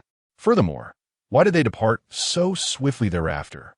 It gave the impression that they had come for a specific individual, only to change their demeanor upon discovering that this person was not present at the Yi residence. Such a notion is not unfounded. After all, Yi Bai had taken the place of his brother, who had served in the military for 3 years. Do you think it could be related to Lin Yuan? Su Rong suddenly ventured, as this was the only plausible explanation she could conceive. For in her mind, the past 3 years have been a blank slate, devoid of any memories concerning Ye Linyuan. Chapter 13. Ye Tai's bewilderment and Ye Linyuan's identity. Upon hearing Su Rong's words, Ye Tai couldn't help but furrow his brow. The events of the day had been exceedingly strange. First, there was Li Xingwen, followed by representatives from the Marshal Saint family, and ultimately, a general from the east also arrived at the Yi residence, exhibiting unusual behavior and speech. Initially, Ye Tai assumed their visit was solely for Ye Bai, for in his eyes, Ye Bai was his heir, endowed with exceptional martial talent. It was quite plausible that a future martial saint would attract such attention. However, what perplexed Ye Tai the most was the abrupt shift in their attitudes and their hasty departure. Su Rong's remarks forced Ye Tai to entertain certain speculations. Could it be that Ye Linyuan had stirred up trouble on the front lines? Or perhaps he held a clandestine identity of significance. The former seemed unlikely. If he had truly caused any trouble, based on Ye Tai's understanding of He Dingjun, it would have been disclosed on the spot. After some contemplation, Ye Tai concluded that Ye Linyuan must be extraordinary if he could draw the attention of the provincial governor and the Marshal Saint family. Clearly, he had underestimated Ye Linyuan over the past 3 years. A cold sneer escaped Ye Tai's lips. No wonder he sought to bestow Ye Linyuan's merits upon Ye Bai, provoking such a strong reaction from Ye Linyuan. It turned out he held some special status within the military. Nevertheless, despite this realization, Ye Tai's disdain for Ye Linyuan only deepened. With a few merits and being valued by the East, did he dare to oppose him? Let's not forget that everything Ye Linyuan possessed was bestowed by him. Without Ye Tai, Ye Linyuan might have perished in some forgotten corner of the old city during a harsh winter. Since he could give, he could equally take away. Perhaps I should bring Linyuan back and cease this stubbornness. Observing the fluctuating expressions on Ye Tai's face, Su Rong could not help but speak up. Bring him back? Does he think such theatrics will sway my decision? Why did he choose to act out during Ye Bai's celebration, if not to deliberately humiliate his brother? Ye Tai replied coldly. Su Rong opened her mouth, unsure of how to respond. I wish to see what this ungrateful child intends, whether he has truly never regarded us as family. Immediately, Ye Tai issued 2 commands. First, to have the military thoroughly investigate Ye Linyuan. Second, to ascertain Ye Linyuan's current whereabouts, as he intended to confront him personally. Meanwhile, after comprehending the unfolding events, He Dingjun departed from the Jiang family and returned to the east. Jiang Ye, too, grasped the situation and was left in deep contemplation, astonished that such shamelessness could exist in the world. However, knowing Ye Linyuan's identity, Jiang Ye found himself anticipating the outcome. What expression would Ye Tai wear when he finally learned of Ye Linyuan's true identity? Old Patriarch, representatives from the Su Corporation have arrived, inviting you to participate in the development of the latest medication. A voice resonated from outside the door. Jiang Ye regained his composure and, without a moment's hesitation, declared no, informed the Su group that from this day forth, the Jiang family shall have no further collaboration with them. In this era of martial artists, the rarity of such individuals is self-evident, and the medicines for martial practitioners are even more invaluable. A mere bottle of ordinary blood-nourishing powder commands a staggering price of 100,000. This is just the cost for standard martial practitioners' remedies. Advanced medicines fetch even higher prices. For the affluent, even with modest martial talent, they can ascend through the ranks with the aid of these elixirs. A quintessential example is a certain conglomerate CEO who amassed a fortune of billions to attain the status of a master, causing a nationwide sensation. Consequently, the profits of these pharmaceutical companies are exceedingly high, with fierce competition prevailing. The Su Group's position as the leader in Jiangbei's industry is attributable not only to its own merits, but also significantly due to Jiang Yuye's influence. Now that Jiang Yuye is aware of the Yi family's actions, he naturally refuses to engage further. Meanwhile, in the provincial governor's office, Li Xingwen and Zhao Zai returned with grim expressions. Look at what you've done. I, a provincial governor, stooped to attending a celebration for Yi Bai. You have utterly tarnished my reputation. Li Xingwen fumed. If Yi Bai were indeed the esteemed figure, he might have withheld his critique. But the reality is that Yi Bai is merely a pampered scion, the youngest son of the Yi family. What right does he have to partake in such a celebration? Can this be blamed on me? Who knew that Ye Tai would so foolishly expel a military general from his home? Zhao Zai's mood was equally dismal. The mere thought of Yi Bai's smug expression made him nauseous. Most intolerable was Yi Bai's incessant calling him Brother Yi. Had it not been for Ye Tai's dignity, he would have relished the chance to slap Yi Bai twice. Li Xingwen sighed deeply and remarked, indeed, Ye Tai's actions are perplexing. But now, what do you intend to do? First, I must ascertain his current whereabouts. I shall visit him personally, Zhao Zai replied. Their journey to Jiangbei was entirely motivated by Ye Linyuan. Whether from the perspective of the political landscape in the capital or Ye Linyuan's potential future, his value is immeasurable.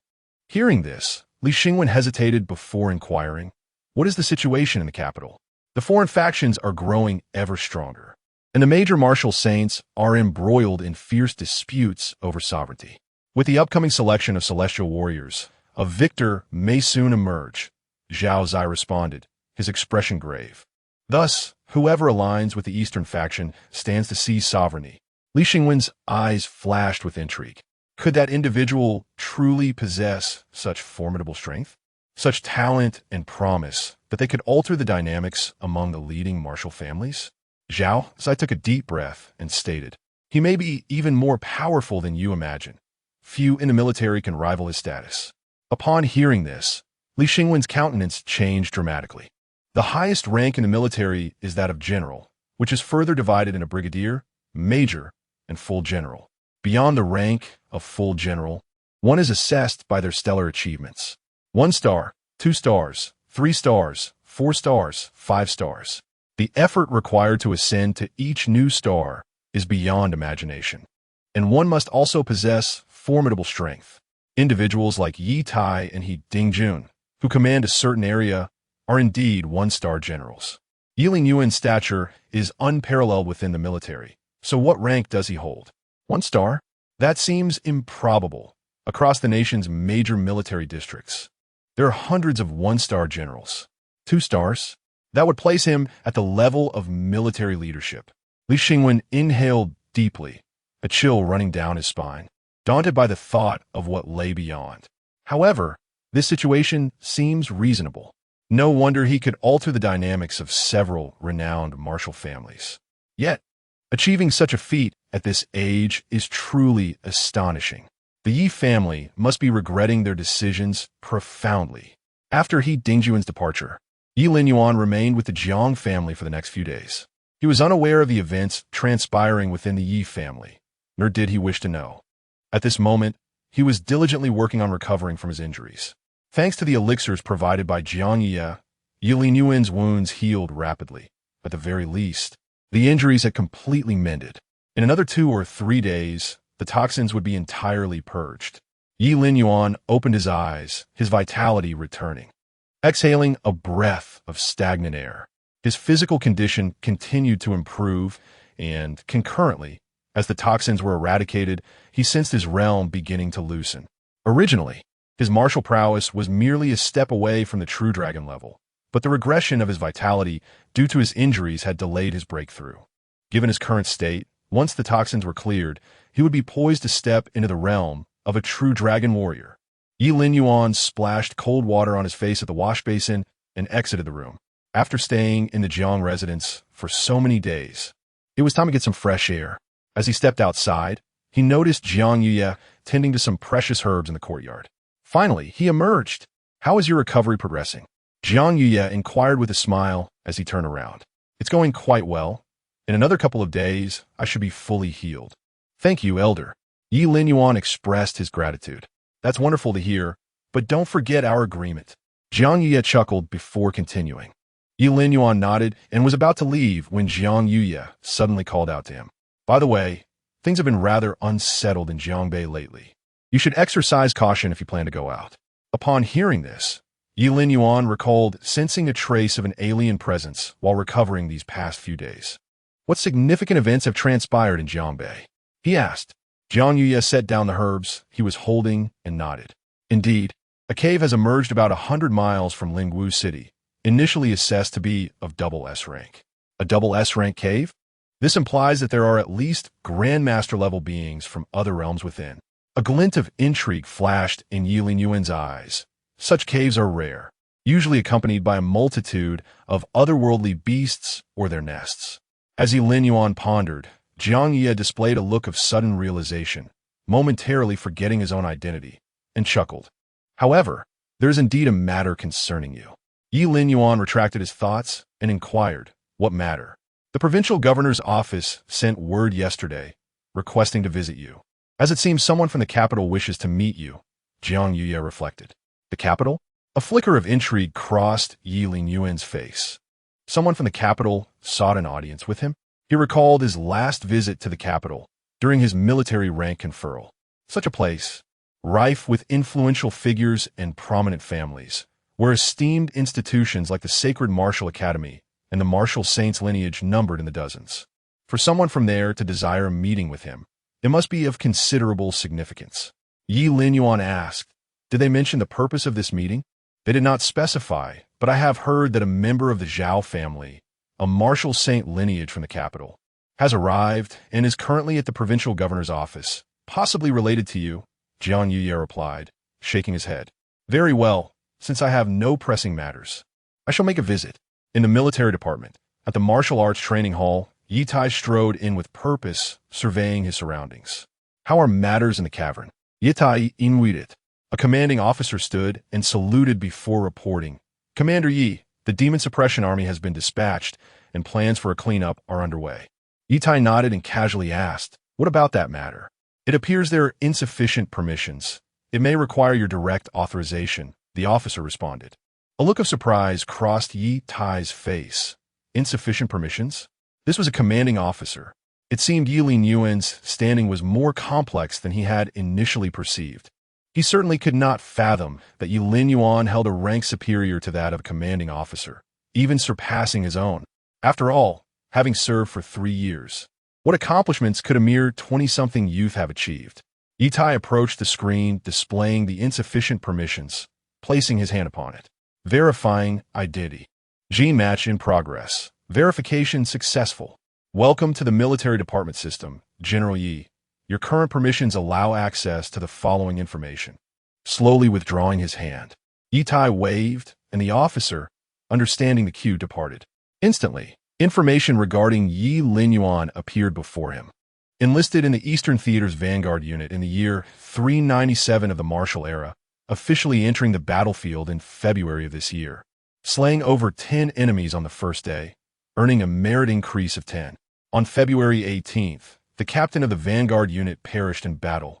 Ye Bai, having slain over 100 enemies, was promoted to the position of captain by special merit. In December of the year 397 of the martial era, he joined the 367th Division, receiving the rank of second lieutenant. Ye Tai's pupils narrowed.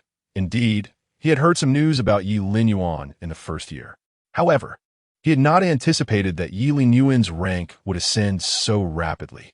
In merely a year, he had transformed from a recruit to an officer. Such speed was truly extraordinary. However, at this moment, Ye Tai began to comprehend why Ye Linyuan clung so fiercely to his modest military achievements. It was indeed for this reason. According to Ye Tai's speculation, Ye Linyuan was now at least a captain, or perhaps even a major in the eastern region. Access denied. Just as Ye Tai intended to delve deeper, he discovered that his access was insufficient. Yet, this did not surprise him. Such speed was indeed worthy of being termed a martial arts genius. It was only natural for him to be protected in the East. Yet the encryption of the permissions seemed excessively stringent, considering the sudden appearance of He Ding Jun a few days prior. Ye Tai surmised that this was likely a precaution against him, as if he were particularly interested in a mere lieutenant. Ye Tai shut off the screen, a cryptic smile gracing his lips.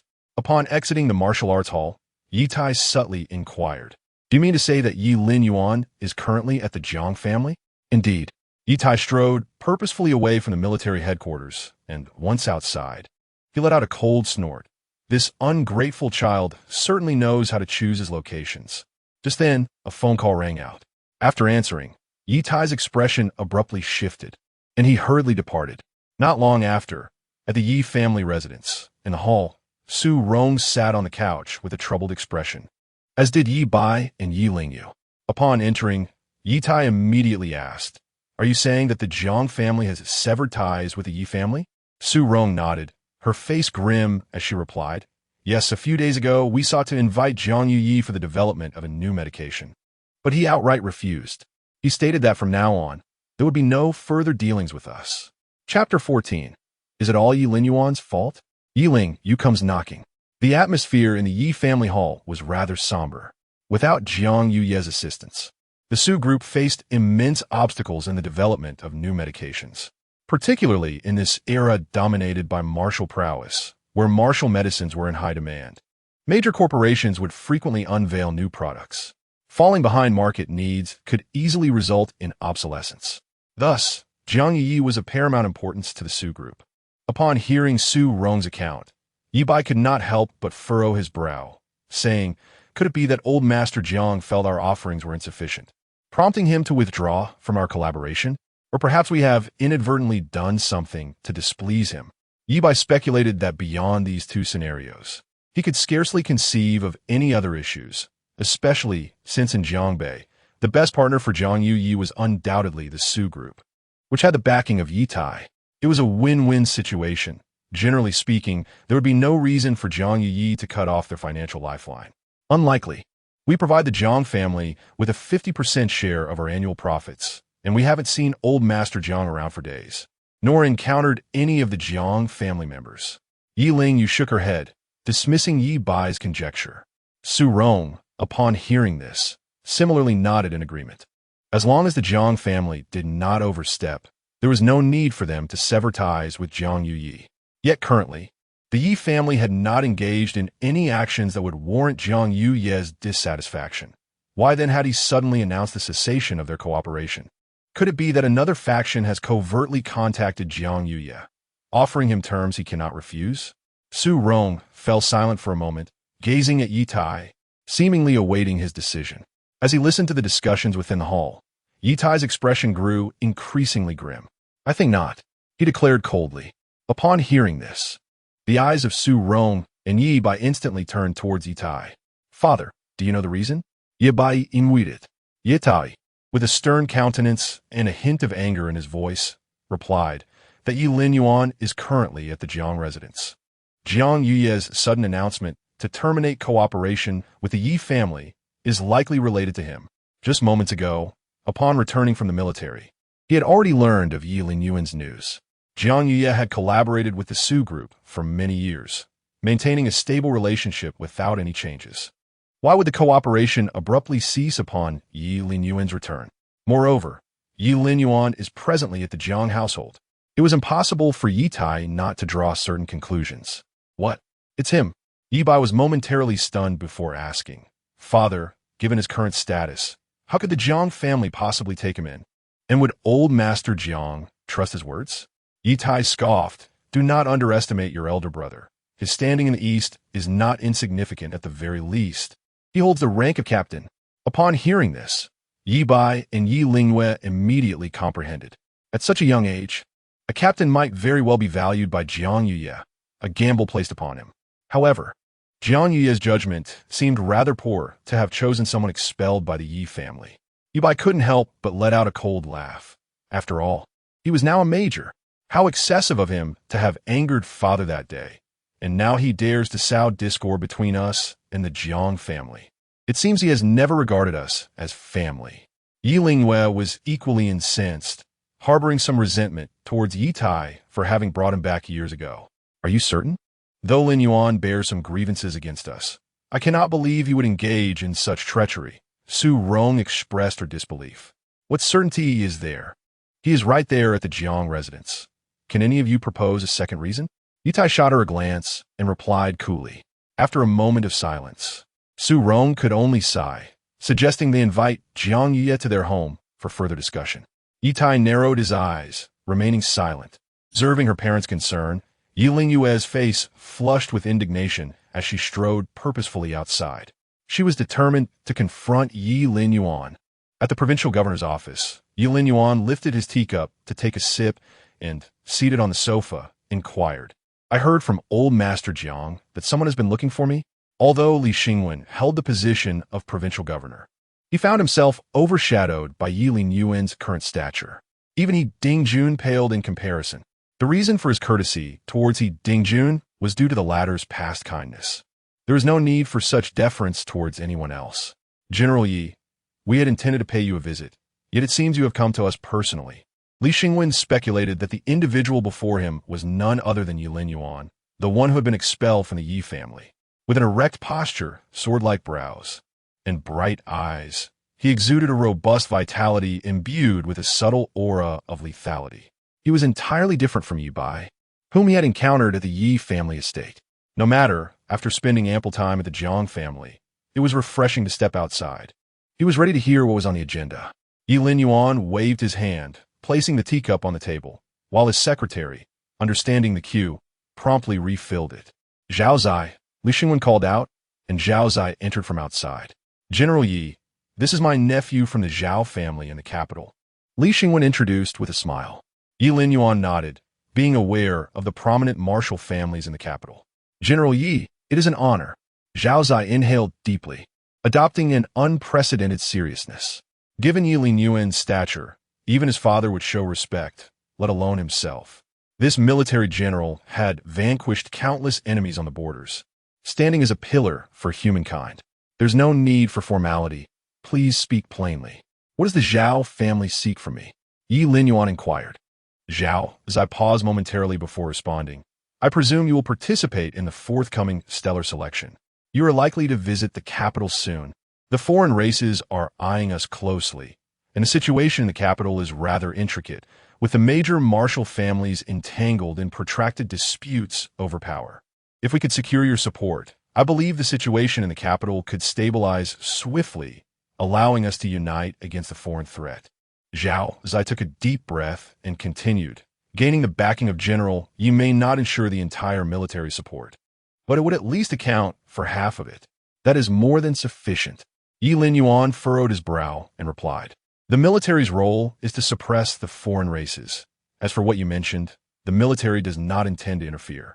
However, as the foreign races grow stronger and the martial families remain at an impasse, delaying a resolution will only invite the enemy to exploit our vulnerabilities. Zhao Zai pressed on. Ye Linyuan fell silent for a moment, recognizing the validity in Zhao Zai's words. Yet, this matter was not solely his to dictate. The military was not under his sole authority. I will consider this.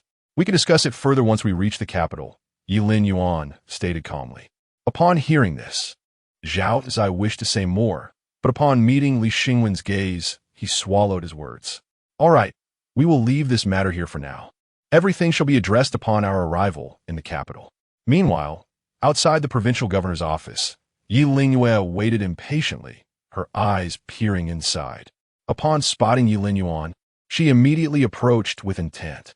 However, just as she was about to confront Ye Linyuan, she was taken aback by the sight that unfolded before her. Following Ye Linyuan were Li Xingwen and Zhao Zai. On that day, at her brother Ye Bai's celebration banquet, she had witnessed these two individuals firsthand. One was the provincial governor of Jiangbei, and the other hailed from a martial family in the capital. How could Ye Linyuan be associated with them? Ye Linyuan wore a look of confusion. Although she had always harbored disdain for Ye Linyuan, the recent events involving the Ye family had ignited a fury within her that made her wish to confront him physically. Yet, having been raised in the Ye household, she was not one to let anger cloud her judgment easily. Most importantly, the expressions on Li Xingwen and Zhao Zai's faces hinted at a blend of trepidation and respect towards Ye Linyuan, which perplexed her further. Infuriated, Ye Linyuan clenched her teeth, refraining from approaching him directly. Firstly, she was still uncertain about the nature of the relationship between Ye Linyuan and Li Xingwen or Zhao Zai. Secondly, as a prominent family in the martial arts community of Jiangbei, a public altercation between the siblings would tarnish the Ye family's reputation. Very well, you may leave, Ye Linyuan remarked nonchalantly before departing from the provincial governor's office. Li Xingwen and Zhao Zai acknowledged his words with a nod and retreated accordingly. Once Ye Linyuan had distanced himself, he abruptly halted at the entrance of a secluded alley. Have you not grown weary from following me for so long? With his current level of spiritual energy, he could easily sense the entire Lingwu city. Ye Linyuan had been stealthily tailing him. How could he possibly be unaware? Ye Linyuan emerged from the shadows, a cold scoff escaping her lips, her face a mask of anger. This left Ye Linyuan somewhat bewildered. However, he was indifferent, having severed ties with the Ye family. As long as they did not provoke him, he had no intention of causing them any trouble. Tell me, what is your connection with the provincial governor and the Zhao family from the capital? Who exactly are you?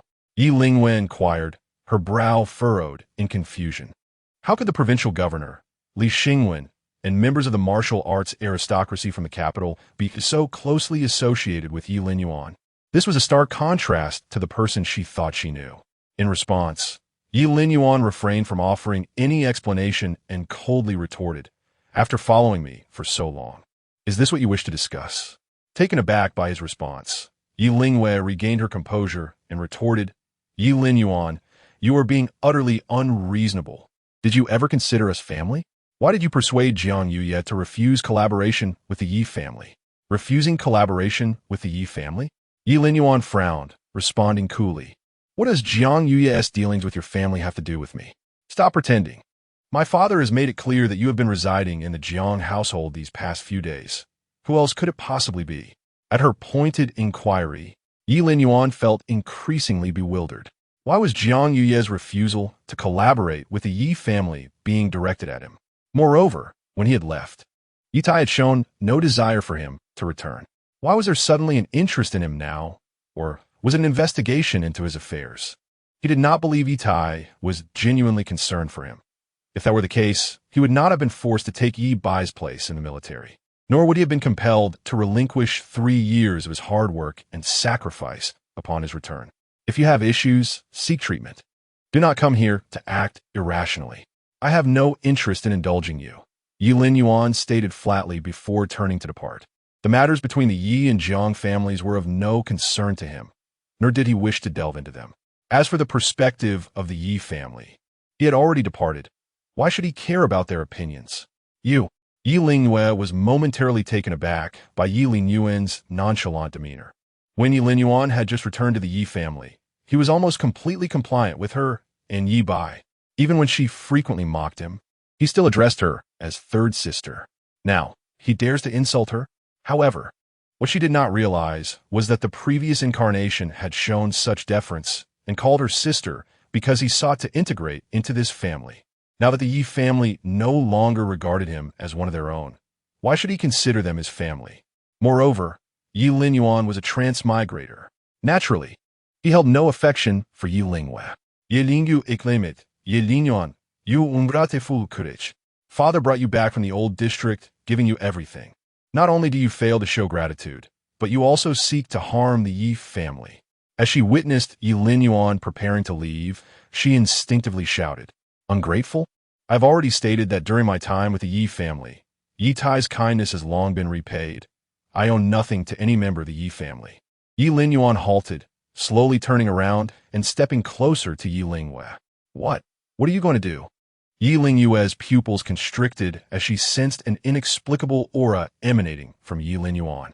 Furthermore, her mental energy seemed to be drawn forth by some unseen force, unconsciously releasing itself. The tremors originating from her mental power resurfaced at that moment. She recalled the last time she felt this way was while still at the Yi family. The reason I am engaging in this conversation is out of regard for the years we spent as siblings. You wish to know who I am? Allow me to enlighten you. With those words, a tremendous surge of mental energy erupted from Ye Linyuan, his pupils radiating a grayish-white light. In that instant, Ye Linyuan was rendered completely speechless. In her eyes, Ye Linyuan's figure began to multiply, 1, 2, 3, until her vision was filled with countless reflections of him. Moreover, she seemed to glimpse a projection from a battlefield, a tall, ragged young man, drenched in blood, standing atop countless slain beasts, wielding a spear that pierced through a foe of another race. That scene became indelibly etched in her mind. Then, she witnessed a blurred vision of a group of individuals clad in military uniforms, adorned with splendid golden insignias on their shoulders, saluting a young man. This young man, too, bore a dazzling gold emblem on his shoulder. She strained to discern his identity, but just as she was on the verge of clarity, it utterly vanished. Who? Who was that? Could it be Ye Linyuan? Ye Linyuan murmured as she awakened, unable to fully grasp the image that lingered in her consciousness like a haunting nightmare, refusing to dissipate. She could hardly believe that it was Ye Linyuan. It simply could not be him. At that moment, her martial path stagnated. That figure and the scene became her inner demon. Unless she acknowledged that figure, that person who was saluting amidst the throng of the military, was indeed Ye Linyuan. Ye Linyuan regained her senses and sought to find Ye Linyuan, only to discover that his silhouette had long since vanished. Heartbroken, she returned to the Yi family, still murmuring, "It cannot possibly be Ye Linyuan." Chapter 15. Ye Tai's fury, a single strike sends her flying. "Linyuan, what has happened to you?" Ye Bai inquired, noticing her vacant gaze and her incessant muttering. Yet, it seemed as though Ye Linyuan was oblivious to his presence, lost in her own thoughts as she ventured further inside. Ye Bai hastily followed her. At that moment, Ye Tai, agitated by matters concerning Ye Linyuan, felt his stern demeanor soften upon seeing Ye Linyuan. In his eyes, both Ye Bai and Ye Linyuan were far superior to Ye Linyuan. "Father, please look at my sister. She seems entranced," Ye Bai called out as he entered. Ye Tai furrowed his brow, quickly noticing Ye Linyuan's peculiar state. With just a glance, he discerned that her mental faculties were disturbed. Ye Tai hurried forward, concern etched across his face, a pure stream of mental energy emanating from his palm as he gently pressed it against Ye Linyuan's forehead. Before long, her eyes began to regain their clarity. "Linyuan, what has transpired?" Ye Tai asked with genuine concern. I don't know. Ye Linyuan shook her head, yearning to utter Ye Linyuan's name, but the moment she did, horrific visions flooded her mind. A blood-soaked battlefield, the weight of glory illuminating the chaos. That figure loomed in her thoughts like a relentless specter. Each recollection sent her mental state spiraling out of control. Seeing this, Ye Tai's fury ignited. Who in Jiangbei dared to harm Ye Tai's daughter? They truly sought their own demise. Lingyue, go rest in your room. Do not fear. Once I apprehend that individual, you may exact your vengeance. He suppressed his rage, speaking with a calm demeanor. Ye Linyuan nodded, fear evident in her eyes as she retreated to her room. Meanwhile, Ye Bai's expression darkened. Father, what has happened to my sister? Someone has forcibly imprinted a terrifying memory upon Lingyue's mind, transforming it into her inner demon. Ye Tai replied, his normally stoic face twisting with rare, uncontrolled anger. What? Ye Bai's countenance shifted. The path of martial arts relies not only on innate talent, but also on a resilient spirit. Should the latter be shattered, even the greatest talent becomes futile. It's not yet at that dire stage. Once I locate that individual, I shall slay him on the spot, freeing Lingyue from her torment. Ye Tai spoke in a deep, resonant voice, his fury palpable in the air. Father, when Lingyue returned, she was murmuring, my brother's name? Ye Bai pondered for a moment before realization dawned upon him. What? That beast actually had the heart to harm his own sister? Ye Tai's eyes narrowed in shock and rage. Send someone to the Jiang family and demand that Ye Linyuan return by tomorrow. Otherwise, when I go in person, let it be known that I will not show any paternal affection. He considered going directly to the Jiang family to retrieve Ye Linyuan himself. However, this is Jiangbei, and he is Ye Tai. What business does he have at the Jiang family? Is it a father-son showdown? Ye Linyuan is shameless, but Ye Tai is not. Very well, I shall go at once. Ye Bai nodded in agreement. In truth, Ye Linyuan did not shatter Ye Linyue's martial spirit. He merely stated some undeniable facts. It was simply that Ye Linyue was unwilling to accept them, which led to this predicament. Yet this was all within Ye Linyuan's expectations. How could Ye Linyue, who looks down upon him, possibly believe in his current identity? Once she accepts it, the inner demons will naturally dissipate. One must admit that Ye Tai's actions were swift. As soon as Ye Linyuan arrived at the Jiang family, the Ye family sent someone to notify him. It appears that Ye Linyue has already returned to the Ye family. Ye Linyuan donned a contemplative expression. He naturally understood the purpose of the Ye family's summons for him to return tomorrow. Yet he was disinclined to prepare an explanation. After all, he had not truly severed Ye Linyue's path in martial arts. Eldest young master Ye Linyuan. The family head has made it clear that if you do not return tomorrow, do not blame him for disregarding paternal ties, spoke the messenger from the Ye family. Disregarding paternal ties? Upon hearing this, Ye Linyuan couldn't help but laugh. If he were to honor such ties, would he have uttered those words on that day? The Ye family's messenger lowered his head, afraid to respond. Enough. Return and tell Ye Tai that I have no relations with the Ye family and shall not return. If he truly wishes to find me, let him come himself, since it has been declared that there is no longer any connection. Ye Linyuan would not return to the Ye family, nor would he even bother to glance at its doors. At the Ye family, upon learning this news, Ye Tai slammed his palm on the table, instantly reducing it to splinters scattered across the floor. This wretch, does he truly believe I am powerless against him? If so, I shall pay him a personal visit. Ye Tai spoke coldly, rising immediately. Ye Bai followed closely behind, his anger towards Ye Linyuan particularly intense. After all, one must not lay a hand on one's own sister, right? Before long, the Jiang family became lively. In the hall, Jiang Ye looked at the furious pair of father and son, his expression souring. Where is Ye Linyuan? Have him come out to see me, Ye Tai declared as soon as he entered. Jiang Ye's expression shifted slightly. General Ye, this is the Jiang family, not your Ye family. Ah. Ye Tai chuckled coldly, responding indifferently, Jiang Yu, yeah. Under normal circumstances, I might still grant you some respect. But today, that wretch has dared to harm his own sister. I shall grant no one any face. If you dare to oppose me for his sake today, do not blame me for being unrelenting in the future. Jiang Yuye's countenance darkened, yet he could see that Ye Tai was genuinely enraged. Otherwise, he would not have spoken in such a manner. However, the Jiang family, as a family of medical practitioners, possessed its own depth of heritage. Just as Jiang Yuye was about to speak, a voice rang out from the entrance. Old Master Jiang, since you are looking for me, please do not make things difficult. Ye Linyuan entered with an air of calm.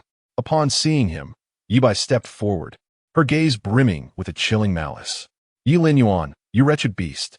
You once defied our father with such audacity, and now you dare to harm Linyue? Do you possess any humanity left? She is your own sister. Ye Linyuan furrowed his brow, responding coolly, do not speak so harshly. I have not laid a hand on her. Are you unaware? Does your father remain oblivious as well? Besides, I regard her as a sister, but does she truly see me as a brother? He languidly took a seat, his tone unperturbed. At this, Ye Tai's breath quickened with indignation, despite their severed ties. He was still her father. Chapter 16. Am I the elder brother now? Ye Tai was infuriated, particularly at Ye Linyuan's incessant taunts, addressing him as your father. However, as Ye Linyuan had pointed out, Ye Linyu's predicament was not so dire as to preclude her from ever stepping into the martial path. How dare you speak to your father in such a manner? Ye Tai fumed, his soldierly demeanor brimming with indignation. Today, I shall teach you a lesson. Ye Bai stepped forward slowly, his gaze icy. Observing this confrontation, Ye Tai refrained from intervening. After all, Ye Bai's prowess was far superior to his own. It would be unseemly to stage a father-son duel in this regard. He held substantial confidence in Ye Bai, considering he was his heir and a prodigy among the younger generation in Jiangbei, capable of handling someone like Ye Linyuan with ease. Ye Linyuan cast a fleeting glance at Ye Bai, instantly discerning his strength. A practitioner of the acquired realm at such a young age, his martial aptitude was indeed commendable. However, it was unfortunate for him that he was facing Ye Linyuan. With a thunderous step, Ye Bai propelled himself toward Ye Linyuan with remarkable speed, the force of his punch slicing through the air with a sound akin to tearing. A practitioner of the acquired realm typically possessed around 1,000 points of vitality, with a single arm capable of exerting a force of 10,000 pounds. This punch was potent enough to obliterate a building. Yet, Ye Linyuan remained calm, standing still without a hint of movement. Ye Bai felt a surge of pride, convinced that his martial prowess ranked among the best in Jiangbei's youth. It appeared that his elder brother had been paralyzed with fear. However, in the next moment, Ye Bai's expression froze in disbelief. His prideful punch had completely missed. Ye Linyuan's figure had inexplicably vanished from sight, leaving Ye Bai bewildered. Not only was Ye Bai taken aback, but Ye Tai, standing nearby, was similarly astonished. Just as Ye Bai's fist was about to strike Ye Linyuan, he seemed to catch a glimpse of a shadow flitting past. In an instant, a sound akin to the splitting of air reverberated, and an overwhelming surge of vitality emanated from Ye Linyuan, thickening the air around them. A faint scent of blood wafted through, inducing a choking sensation in their throats. This is bad. Ye Tai's expression shifted dramatically as he sensed the tremendous power behind Ye Linyuan's punch, far exceeding 10,000 pounds, perhaps even reaching a staggering 100,000. Given Ye Bai's current strength, he would need at least a month of recuperation at home. Ye Tai attempted to intervene to save Ye Bai, but Ye Linyuan's speed was astonishing, swift as a blink, leaving Ye Tai no time to act before a blood-curdling scream echoed through the air. Ah! Ye Bai's eyes brimmed with disbelief as he was sent crashing to the ground, blood trickling from the corner of his mouth. Struggling to rise, he felt as though his bones were shattered, each movement igniting a searing pain throughout his body. Beast! Witnessing this, Ye Tai cast aside any thoughts of familial rivalry or personal pride, reaching out toward Ye Linyuan in a furious grasp. This strike was imbued with the formidable might of a great sect master. If Ye Bai's punch was capable of shattering a building, then Ye Tai's strike could level an entire city. The strength of a commanding general was indeed formidable. Confronted with this palm strike, Ye Linyuan advanced rather than retreating, stepping forward and launching a counterattack towards Ye Tai. A resounding crash echoed, stirring up a cloud of dust, as the entire Zhang family seemed to tremble. Ye Tai, our ties are severed. From where do you claim to originate, beast? If we're to speak of beasts, I believe you're the most beastly of them all. Shall I unveil your misdeeds to the world? After delivering his strike, Ye Linyuan's expression remained icy. Ye Tai was utterly astonished. This strike had actually been met with resistance from Ye Linyuan, and even after the confrontation, his arm began to quiver. Moreover, the overwhelming aura he sensed from Ye Linyuan felt akin to descending into an abyss.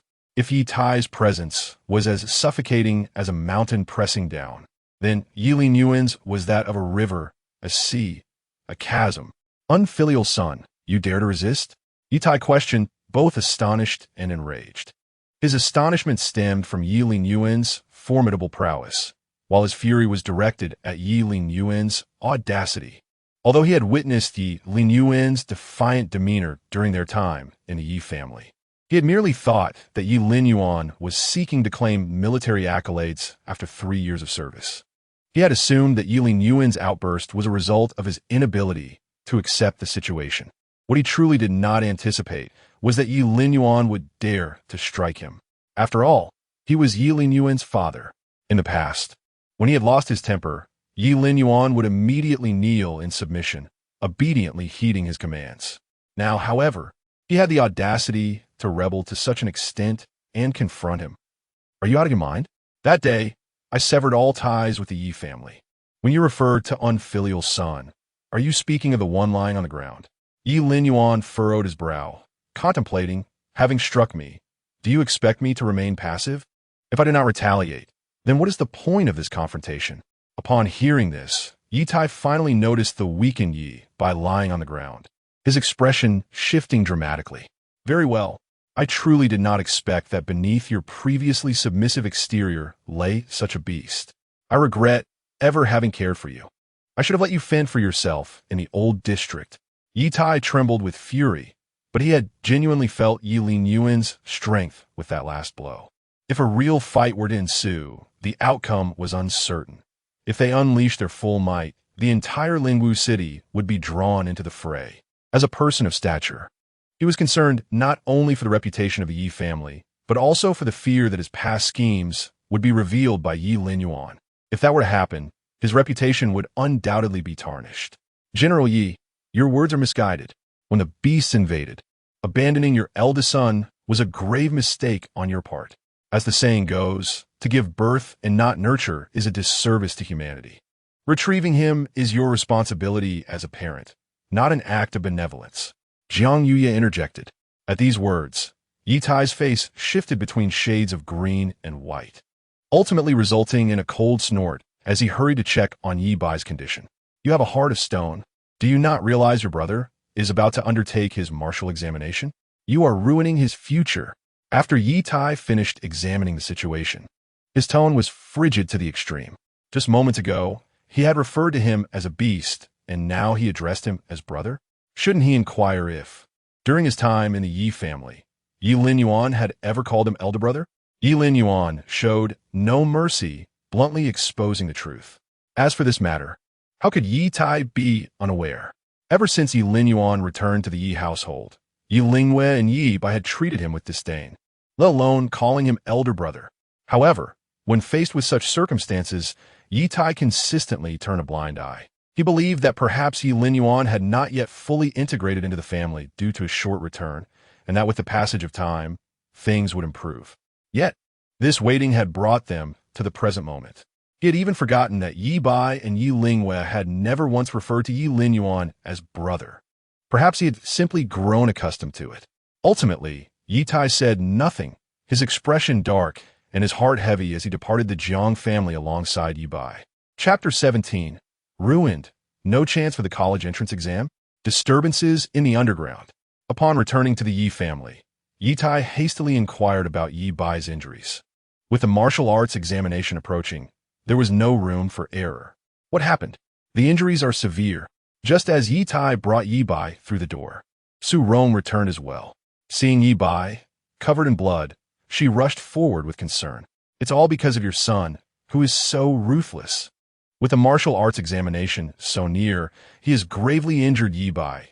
It seems he is intent on seeing his brother suffer. Ye Tai's face flushed with anger. Were it not for the inexplicable strength of Ye Linyuan, he might have subdued him on the spot and made him kneel at the Ye family door for 3 days and nights. However, Ye Linyuan's martial prowess was so formidable that it left Ye Tai feeling pressured. At that moment, although Ye Tai was filled with doubt, there was no time for contemplation, as Ye Bai lay on the ground, barely breathing. Linyuan? You mean Ye Bai's injuries were inflicted by Linyuan. Su Rong produced a precious medicinal pill and placed it into Ye Bai's mouth, her expression one of astonishment. The Su group specialized in the development of martial artist medicines. Despite Ye Bai's serious condition, if they were willing to invest resources, recovery before the martial arts examination was not impossible. Who else could it be? That little wretch, feeling emboldened, dares to lay hands on me. The more Ye Tai thought about it, the angrier he became, nearly beside himself with rage. He had always been a person of strength, unwavering in his demeanor. His own son defied him so blatantly, yet he felt powerless. Did you provoke Linyuan in some way? Su Rong sighed inwardly, having initially believed that in a few days, once Ye Linyuan's resentment towards them subsided, he would return. Instead, matters had grown increasingly dire and complex. Provoke him? I have been the one provoked. Ye Tai glittered, visibly displeased. Su Rong fell silent, and after assessing Ye Bai's condition, she finally spoke with reassurance. His injuries are severe. I will bring back some medicine from the company. It won't affect the martial arts examination. Upon hearing this, Ye Tai finally exhaled, though his anger remained unabated. This rebellious child seems determined to sever ties with the Ye family. If that is the case, do not seek him out any longer. Let him fend for himself. Ye Tai stated coldly. Although Ye Linyuan's words today had profoundly impacted him, his children had never acknowledged him as their elder brother since Ye Linyuan's return. Yet as a father, how could he bow to his own son, even if he were truly at fault, even if it were his own issue? Su Rong sat in silence, the situation slipping further from her grasp. Although she had not been present today, Ye Tai's palpable anger indicated that if things continued down this path, father and son would inevitably become enemies. As Ye Linyuan's mother, she already felt a sense of indebtedness towards him, and she had never intended for matters to escalate to this point. However, Su Rong felt that if she did not take action soon, her eldest son would truly depart from her forever. Beyond Lingwu City lies a vast mountain range, its peaks rising and falling in a majestic undulation. At the foot of this towering range, a quaint village is nestled.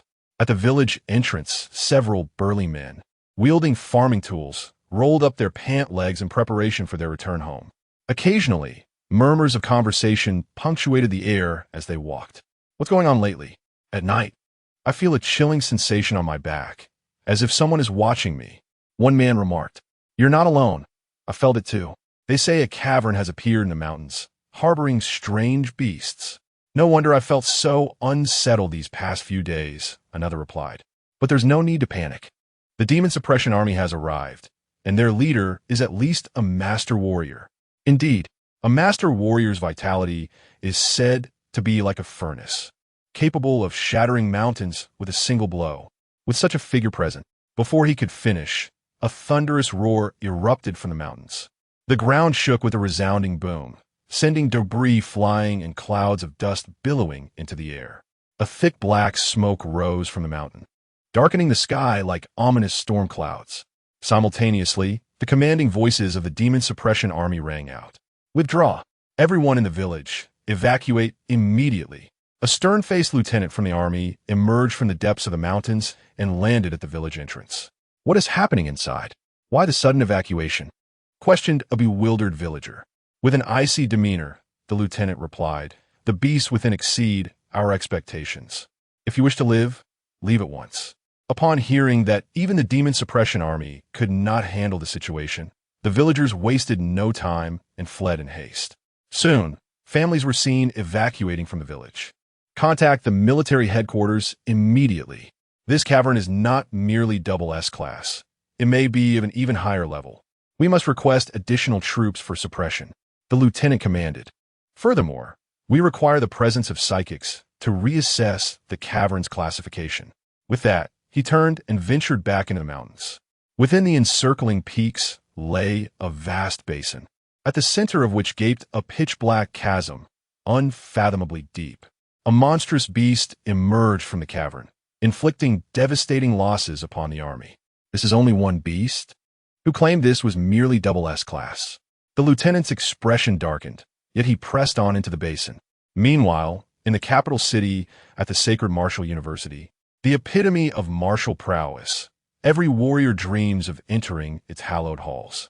Those fortunate enough to gain admission possess extraordinary talent and a promising future. Upon graduation, they could ascend to the rank of lieutenant in the army or receive government support if they choose to teach. On the university's playground, Jiangbei sat with her eyes firmly shut, her long eyelashes fluttering slightly. Her mental realm was awash in shades of gray and white.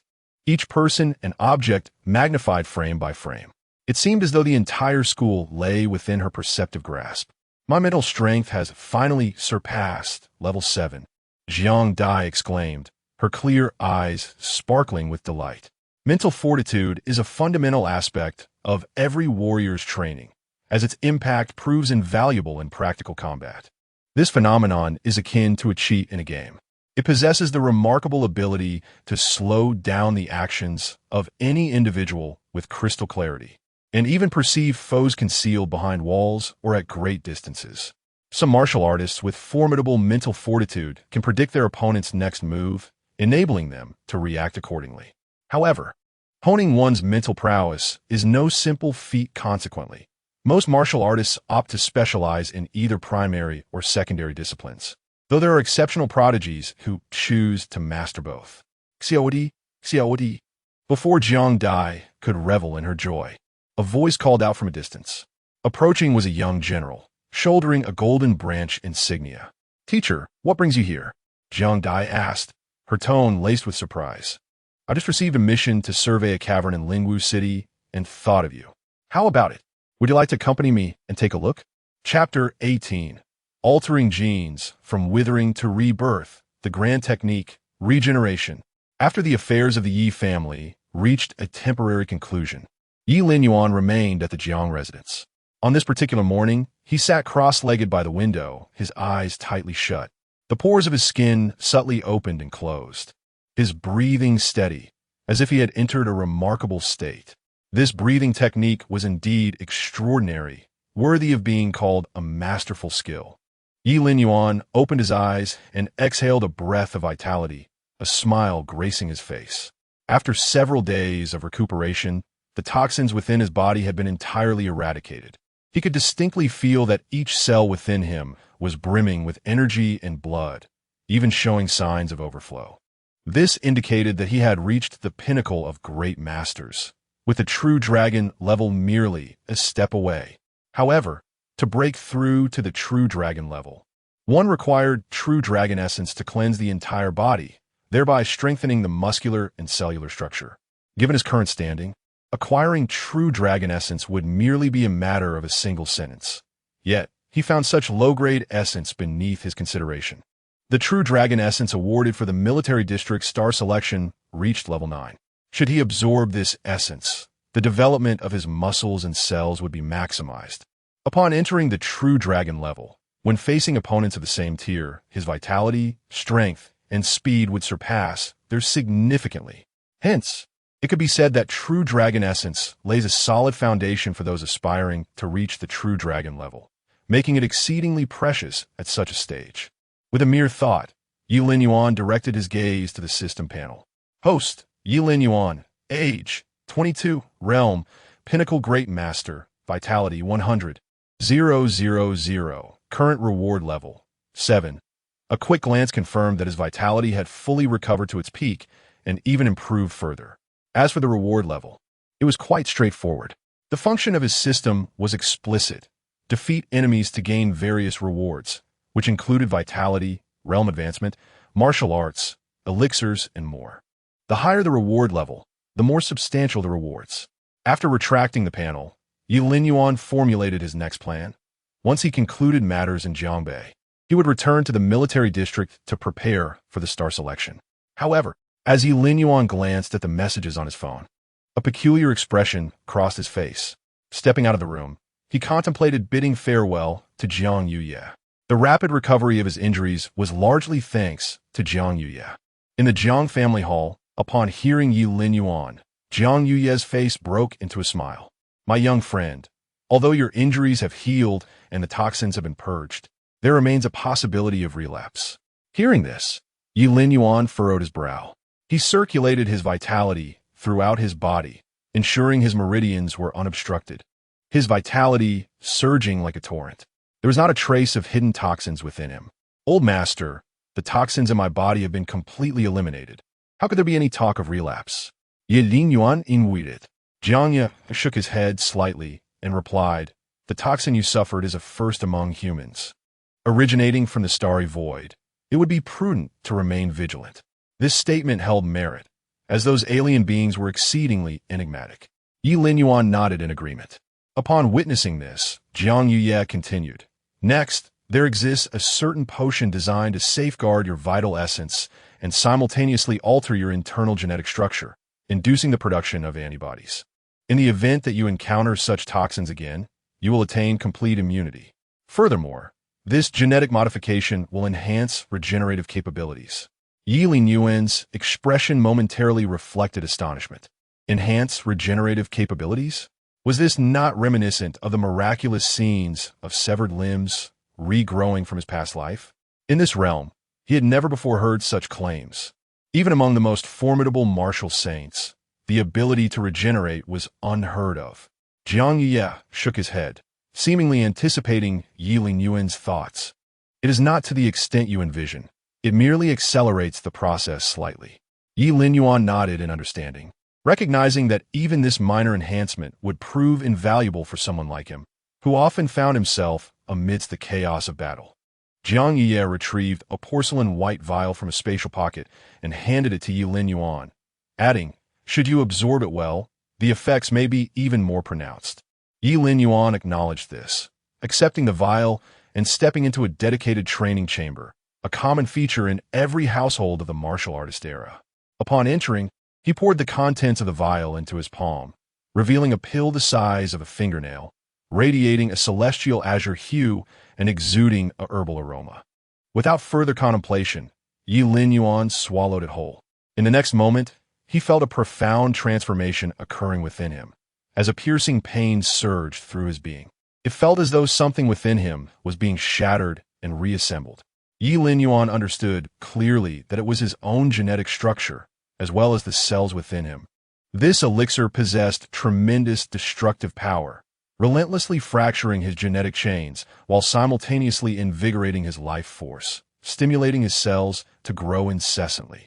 At that moment, Ye Linyuan felt akin to a withered leaf rejuvenating amidst the arrival of spring, experiencing a cycle of decay and renewal. This was the effect of the potion.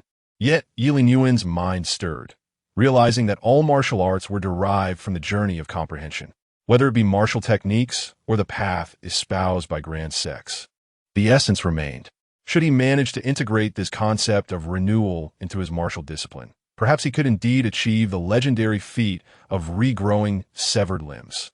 Once more, Ye Linyuan practiced his breathing technique, entering a state of profound enlightenment, fully immersing himself in the essence of renewal. Prior to this, his innate martial talent had already been exceptionally high, further refined by 3 years of systematic training. His martial prowess had transcended the mere label of genius, bordering on the monstrous. With a thunderous roar, the internal transformation ceased, and Ye Linyuan abruptly opened his eyes, surrounded by a tempest of wind and lightning. The interplay of ice and fire. His martial skills were unmistakably manifest at this moment. A keen observer would have noted a fleeting glimmer of green in his gaze.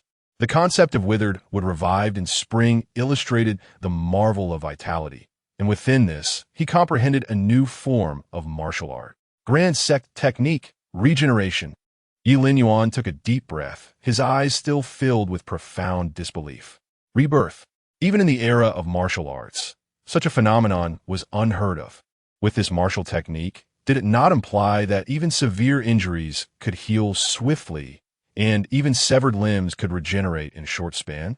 A thought sparked in his mind as he gazed at his palm, lost in contemplation. Naturally, he would not sever his own hand. What if this martial art were still imperfect? That would be foolish.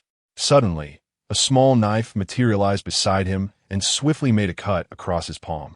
Before blood could even flow, the wound had already stopped bleeding, a result of the medicinal effects. Then, Ye Linyuan activated the masterful technique he had just comprehended. and the wound healed at a visibly rapid pace until not a trace remained. The efficacy of this was astonishing. It appeared that true regeneration was indeed attainable. Chapter 19. A visitor from Kyoto, a master of mental power. How is it? Outside, Jiang Yuya smiled and inquired as Ye Linyuan emerged. The absorption was quite successful. Ye Linyuan replied with a slight nod, refraining from disclosing his comprehension of the master technique, regeneration. That's excellent. Now you can leave with peace of mind. In the future, should you encounter such toxins, you will be completely immune. Jiang Yu couldn't help but sigh in admiration. He was indeed the most valued individual by the military.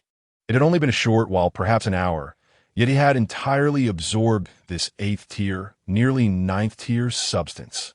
Unbeknownst to him, Ye Linyuan had not only absorbed the potion, but had also gleaned a master martial skill from it. One could only imagine the astonishment if they witnessed Ye Linyuan's severed limb regenerate. At that moment, Ye Linyuan's phone chimed again. Glancing at it casually, he swiftly chose to block the number. By the way, my granddaughter called a few days ago, saying she would be returning to Jiangbei. Jiang Yuya chuckled before continuing. Upon hearing this, Ye Linyuan couldn't help but sigh internally. It seemed he could not evade this fate. However, during his stay at the Jiang family, Jiang Yuya had provided him substantial assistance. Without his support, his recovery would have undoubtedly been slower. Most importantly, he would not have been able to comprehend the master technique. Given the circumstances, since the matter had been brought up, he couldn't simply walk away. After a moment of silence, Ye Linyuan finally spoke. Very well, I shall impose upon you for a little longer. Meanwhile, not far from Lingwu City, the mountains were devoid of ordinary people. With an abrupt change in the atmosphere, the area resonated with the solemnity and tension of a military camp. The emergence of a formidable beast had led to an increase in the number of guards, with the demon suppression army now doubled, sealing off the area completely. At that moment, a specially designed helicopter approached at remarkable speed, carrying none other than a representative from the Sacred Martial Academy of Kyoto. Upon hearing this sound, a lieutenant colonel emerged from the military camp, named Su Qianlong, who was previously responsible for evacuating the surrounding populace. He was also the elder brother of Su Yuhan from the Jiangbei Su family, currently serving as the leader of the vanguard team of the 72nd Demon Suppression Army, and the principal overseer of this cavern. As the helicopter landed smoothly, a woman clad in a light blue military uniform, her feet encased in alloy combat boots, descended. Accompanying her was a young girl who appeared to be quite youthful. Su Qianlong's gaze swept across, and he recognized her instantly. This was the prodigy from the Jiang family who had entered the Sacred Martial Academy 2 years prior. What brought her back, and why was she alongside military personnel? However, upon reflection, it was not surprising. Those who could gain entry into the Sacred Martial Academy were all geniuses destined to become formidable assets on the battlefield. Establishing early connections with military officials was entirely reasonable. I am Su Qianlong, the person responsible for this area. You are here to inspect this cavern, correct? Su Qianlong stepped forward to inquire. Indeed, what is the current status of the cavern? Zhao Lingshuan inquired, nodding slightly as she stepped inside. Su Qianlong followed closely behind, responding. When the cavern first appeared, we classified it as a double S level. However, just a few days ago, a master-level beast suddenly emerged from below, and there have been sporadic appearances of other creatures within. At present, we remain unaware of the precise quantity and the highest level of these beasts. Zhao Lingshuan halted, casting her gaze towards the mountain range as she asked, has any mental-type warrior conducted an investigation? Not yet. Currently, our mental-type warriors are unable to assess from the outside. It seems there is something within that obstructs mental energy. Therefore, we have requested higher-level mental-type warriors from above, Su Qianlong replied, shaking his head with a grave expression. Typically, mental warriors can observe from the exterior in ordinary caverns. This particular situation, where mental energy cannot penetrate, is unprecedented for him. I see. There are only 2 possibilities. Either the number of beasts inside is overwhelming, creating a domain that disrupts mental energy, or the beasts present are of a level that surpasses the Grand Master, Zhao Lingshuan stated, her brow furrowing. Upon hearing this, Su Qianlong's expression shifted slightly. If they surpass the Grand Master level, does that imply the presence of true dragon-level beasts within the cavern? In all of Jiangbei, only a handful could address such a dilemma. Furthermore, these types of beasts typically inhabit frontline battlefields. How could they suddenly surface in the cavern? Realizing the gravity of the situation, Su Qianlong asked, "Is there a method to assess the level? If it exceeds SS, we must prepare immediately. Prepare a helicopter to take me above the cavern," Zhao Lengxuan instructed. Shortly thereafter, a helicopter ascended slowly, heading deep into the mountain range. At that moment, the depths of the cavern had expanded significantly, surrounded by the remnants of beasts. It was evident that more than one beast had appeared in recent days. As the helicopter hovered above, the cavern resembled a colossal black hole, unfathomably deep. Tendrils of dark mist emanated from it, enhancing its eerie presence. Upon reaching the aerial vantage point, Zhao Lengxuan's demeanor grew considerably more serious. This location was even stranger than she had anticipated. When she released her mental energy to probe downward, she too was met with an invisible force that thwarted her efforts. "Strange, I am unable to conduct an investigation either," Zhao Lengxuan remarked, her brow slightly furrowing, her tone heavy with concern. "What? Even a master-level mental-type warrior cannot probe? What on earth is the origin of this cavern?" Su Qianlong's expression shifted, a sense of unease creeping into his heart. Before Zhao Lengxuan's arrival, he had perused the information from above. She was indeed a genuine master of mental energy, with a probing range extending 100 miles. The terror of a cavern that even such a formidable mentalist cannot investigate is beyond comprehension. Was the highest level of warrior currently in the military camp? Zhao Lengxuan pondered, retracting her mental energy. "7th level master, that would be me," Su Qianlong replied. "A master? It is insufficient. I require at least a grand master-level warrior to accompany me into the depths and investigate the cavern's classification." Zhao Lengxuan shook her head. The level of the cave remains uncertain. Based on the information currently at hand, the existence of master-level extraordinary beasts within is assured. However, their numbers remain unclear.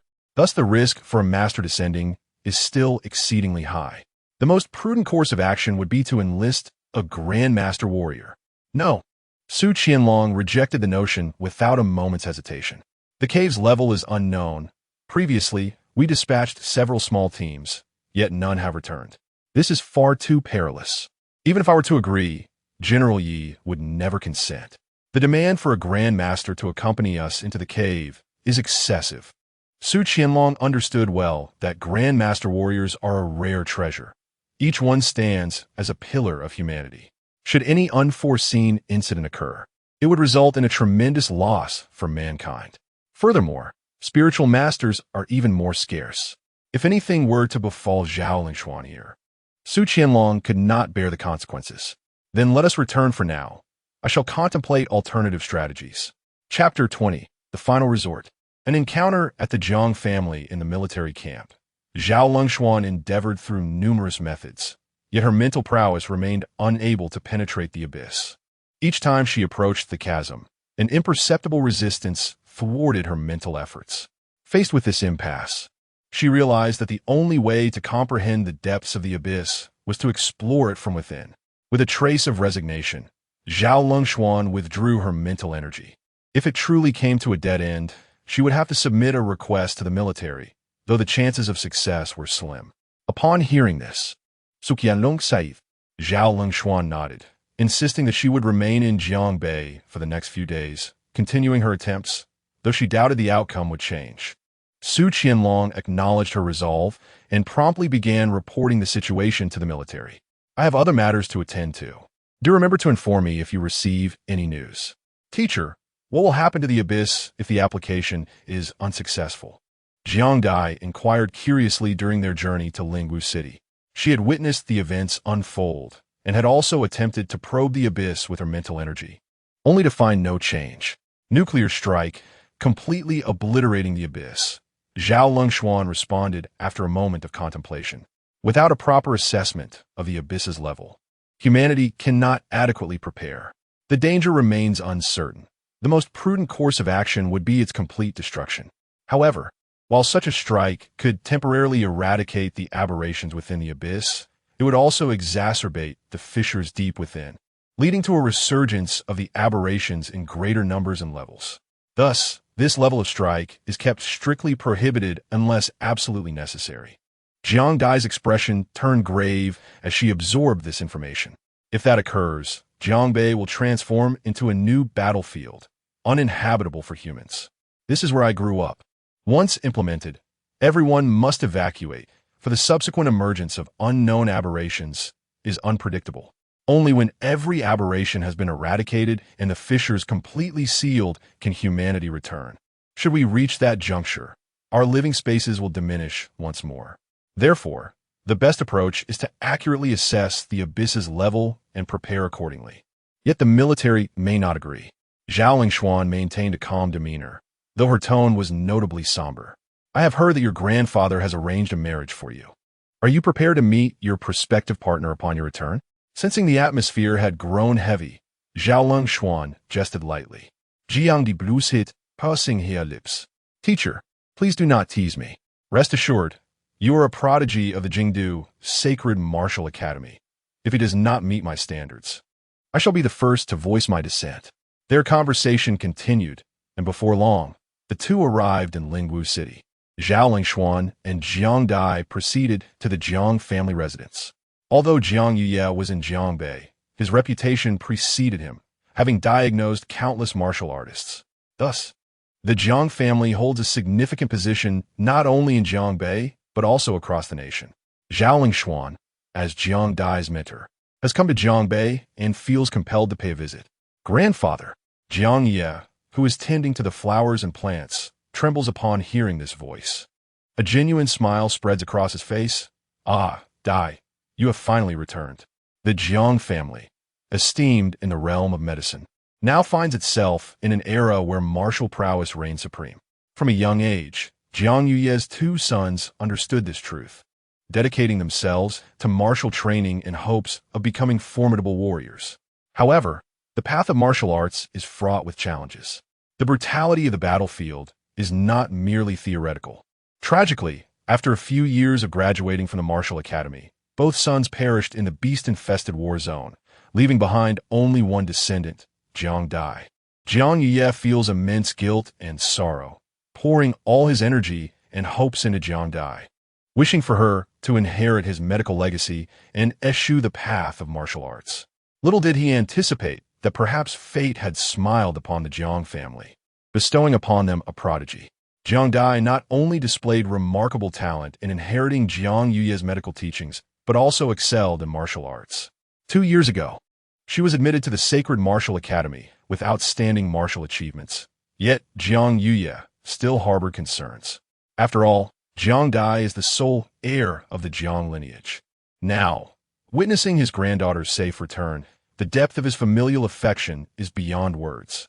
This is also what perplexes Jiang Yuye regarding Ye Tai. His son has served in the military for 3 years, yet has returned to face such indignities. Grandfather, this is my teacher, who happens to be in Jiangbei on a mission and has come to visit you, Jiang Dai said, assisting Jiang Yuye into the hall. Greetings, Grandfather Jiang. My name is Zhao Linyuan, currently serving as a mental discipline instructor at the Sacred Martial Academy, Zhao Linyuan said with a smile, holding great respect for this renowned master of medicine, who has healed numerous human warriors, including several grandmasters, securing a glimmer of hope for humanity's future. Jiang Yuye nodded with a smile, though he was internally astonished. She appeared to be no more than 28 or 29 years of age, yet had already attained the rank of Major General. However, Jiang Yuye remained relatively unfazed, as he had another prodigious talent in the military within his family. How are you adapting to the martial academy? Has anyone bullied you?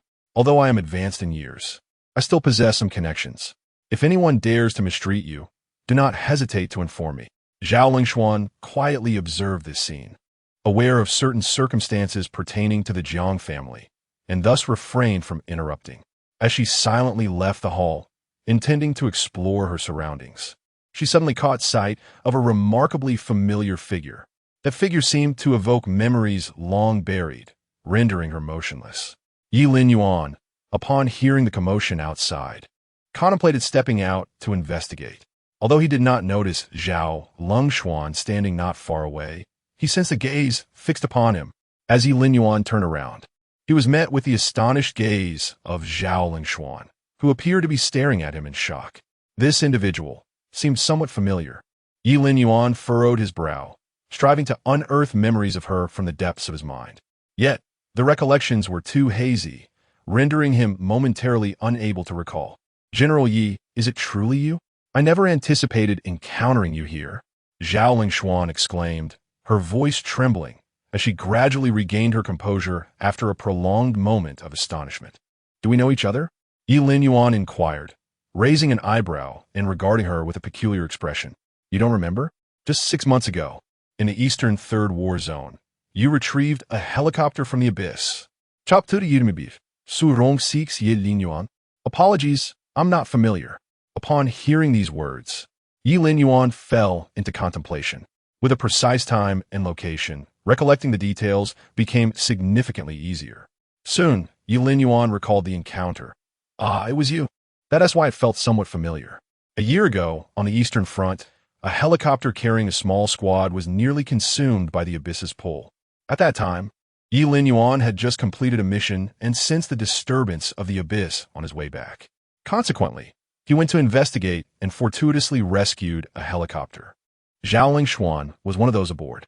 They had only met briefly, hence the lack of a lasting impression. Indeed, I hadn't had the chance to properly thank you back then. Zhao Longxuan nodded, an expression of surprise on her face.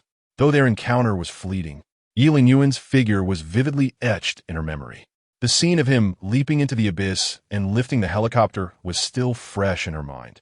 Especially after seeing Ye Linyuan again, the resplendent gold insignia on his military uniform was indelibly unforgettable. From that moment onward, she regarded Ye Linyuan as an idol. It was merely a trivial matter, but what brings you here? Ye Linyuan waved his hand and inquired. Subsequently, Zhao Longxuan recounted the unfolding events. I see. So the classification of that abyss has yet to be defined? Ye Linyuan nodded, pondering the implications. Yes, for now, we can only find a way to investigate from within. Otherwise, the military will likely resort to nuclear weapons.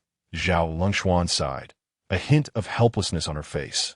Ye Linyuan nodded slightly, fully aware of the potential consequences of employing nuclear arms. However, gaining access for internal investigation would likely not be sanctioned by the military. After all, should any unforeseen event occur, the losses would be catastrophic. If you wish to descend, I could accompany you, Ye Linyuan remarked nonchalantly.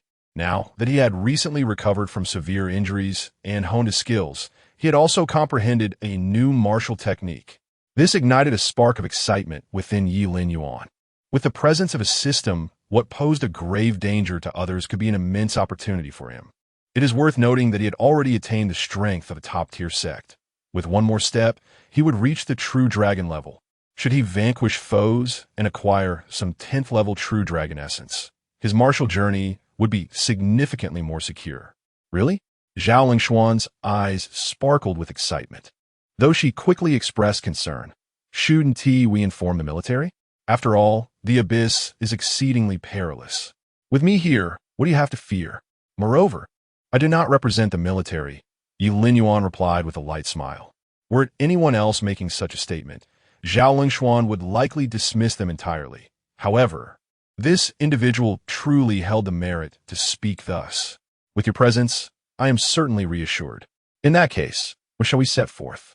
Zhao Longxuan shook her head, casting aside all doubts, brimming with excitement and anticipation. She never imagined that she would have the opportunity to fight alongside her idol. I can go at any time. I will inform the old man, Ye Linyuan declared, a man of swift action, never one to procrastinate. As he entered the hall, his gaze immediately fell upon Jiangbei, seated beside Jiang Yuya. Jiangbei, in turn, directed her attention towards the entrance. A tall, strikingly handsome man with sharp brows and bright eyes stood at the doorway. When their eyes met, Ye Linyuan momentarily froze, but quickly averted his gaze, stating, "Old man, I need to step out for a moment. I shall return shortly." "Very well. Go ahead, but remember to return for dinner tonight, Jiang Yuye replied with a cheerful smile, clearly enjoying the scene. Ye Linyuan nodded and made his way outside. Once he had departed, Jiang Yuye turned to Jiang Dai and inquired, "What do you think? My eyesight is quite discerning, isn't it?" Jiang Dai blushed, but remained silent. Upon exiting the Jiang family's gate, Ye Linyuan and Zhao Lingshuan were preparing to head towards the underground caverns when a white car slowly parked beside them. The door opened, and the elegantly dressed Su Rong stepped out. Upon spotting Ye Linyuan, she softly called out, "Linyuan." Ye Linyuan furrowed his brow, choosing to ignore her, and walked past. This caused Su Rong, who had intended to reach out and grasp his hand, to freeze, her heart fluttering uneasily. "Linyuan, are you still angry with me?" Su Rong took a moment of silence before stepping forward, her tone dismal. She had tried calling Ye Linyuan several times, but he did not answer and had even blocked her. That was why she had come here. "I have no connection with you. Why should I hold you accountable?" Ye Linyuan calmly replied, gazing at Su Rong, who stood in his way. After speaking, he brushed past her, striding away with purpose. In that moment, Su Rong, who had prepared a multitude of words to express upon seeing Ye Linyuan, found them all choking in her throat, unable to be uttered. His tone and expression were so cold, akin to that of a stranger. This realization pierced her heart like a needle. However, that was not all. What truly pained her was the absence of any blame or grievance in Ye Linyuan's indifferent tone. That emotionless delivery conveyed to her that her son had indeed become a stranger. Sitting in the car with a pale complexion, Su Rong suddenly felt lost. She had thought that Ye Linyuan had merely left the Ye family out of temporary difficulty in acceptance. She believed that after some time had passed, he would return once his anger subsided. She had hoped that her eldest son would still obey her, as he had before. However, at this moment, the profound ache within her heart told Su Rong that she might indeed be on the brink of losing her eldest son forever. Taking a deep breath, she resolved to clarify matters today. Even if reconciliation was unattainable, she must at least strive for it. Steeling her emotions, she gazed towards the direction in which Ye Linyuan had departed and set off in pursuit. On the road to the underground cavern, Zhao Lingshuan had just encountered Su Rong, yet she did not dare to inquire further. Meanwhile, Ye Linyuan had completely cast aside the events that had just transpired. Who was that girl from the Jiang family? After a moment of silence, he finally posed the question. "Jiang Dai, the granddaughter of the Jiang family," Zhao Lingshuan replied. Upon hearing this, an odd expression crossed Ye Linyuan's face. So that was who she was. However, he had previously agreed with Jiang Yuye that he could remain indifferent. Yet he had to be someone worthy of her attention. Reflecting on his upbringing in the old district and his subsequent experiences on the front lines, he recognized that he was steeped in an aura of violence and bloodshed, while Jiang Dai appeared delicate and refined. It was likely that she would look down upon him. Noticing Ye Linyuan's peculiar demeanor, Zhao Lingshuan was puzzled. Why did it seem that he looked more troubled now than he did when facing the abyss? Chapter 22. Su Qianlong was astonished. The commander is so youthful. Beyond the three S's, the abyss. Soon, Ye Linyuan and Zhao Lingshuan arrived at the location guarded by the Demon Suppression Army. At that moment, Su Qianlong had just finished reporting to the military headquarters, and the conclusion they provided was unequivocally a refusal. Under circumstances shrouded in uncertainty, it was impossible for the military to allow a Grand Master and a Master of the Mental Realm to venture forth recklessly. Frustrated, Su Qianlong exited the military camp, pondering how nothing was permitted and questioning how long they could possibly hold the abyss. As he observed the increasingly formidable beasts emerging, he realized the imminent threat of a catastrophic eruption. At that moment, he spat in irritation, resolving to fight for time for his family when the time came. Just as he was mired in his frustration, two figures approached from outside the camp. One of them was Zhao Lingshuan, who had departed not long ago. Su Qianlong's eyes brightened. Could it be that this master of the mental realm had discovered a solution? "Su Qianlong, come here." Zhao Lingshuan beckoned him, her tone laced with excitement. "What is going on? Do you have a method?" Su Qianlong hurried over, his face mirroring her enthusiasm. "Yes, a commander from the military headquarters has arrived, and now he is accompanying me into the abyss," Zhao Lingshuan replied softly. Su Qianlong was taken aback. A commander from the military headquarters? He glanced toward the back, where a young man stood not far away, gazing intently into the depths of the mountains, seemingly probing for something. This left Su Qianlong in a daze for a moment. How could the commander from the military headquarters be so young? More crucially, why did he appear so familiar? Did you hear? Send a helicopter to take us there. Zhao Lingshuan kicked him as she noticed him lost in thought. All right, I'll prepare immediately. Su Qianlong snapped back to reality, responding promptly. He didn't dwell on it too long, for Zhao Lingshuan held the rank of Major General. And for her to refer to someone as commander indicated a significant status. It seemed the higher-ups were indeed making preparations. Fourth Squad, escort the two commanders to the abyss. Su Qianlong called out. Shortly thereafter, several young martial artists in military attire emerged from the camp. Yes, in the camp, a helicopter slowly ascended, heading toward the depths of the mountains.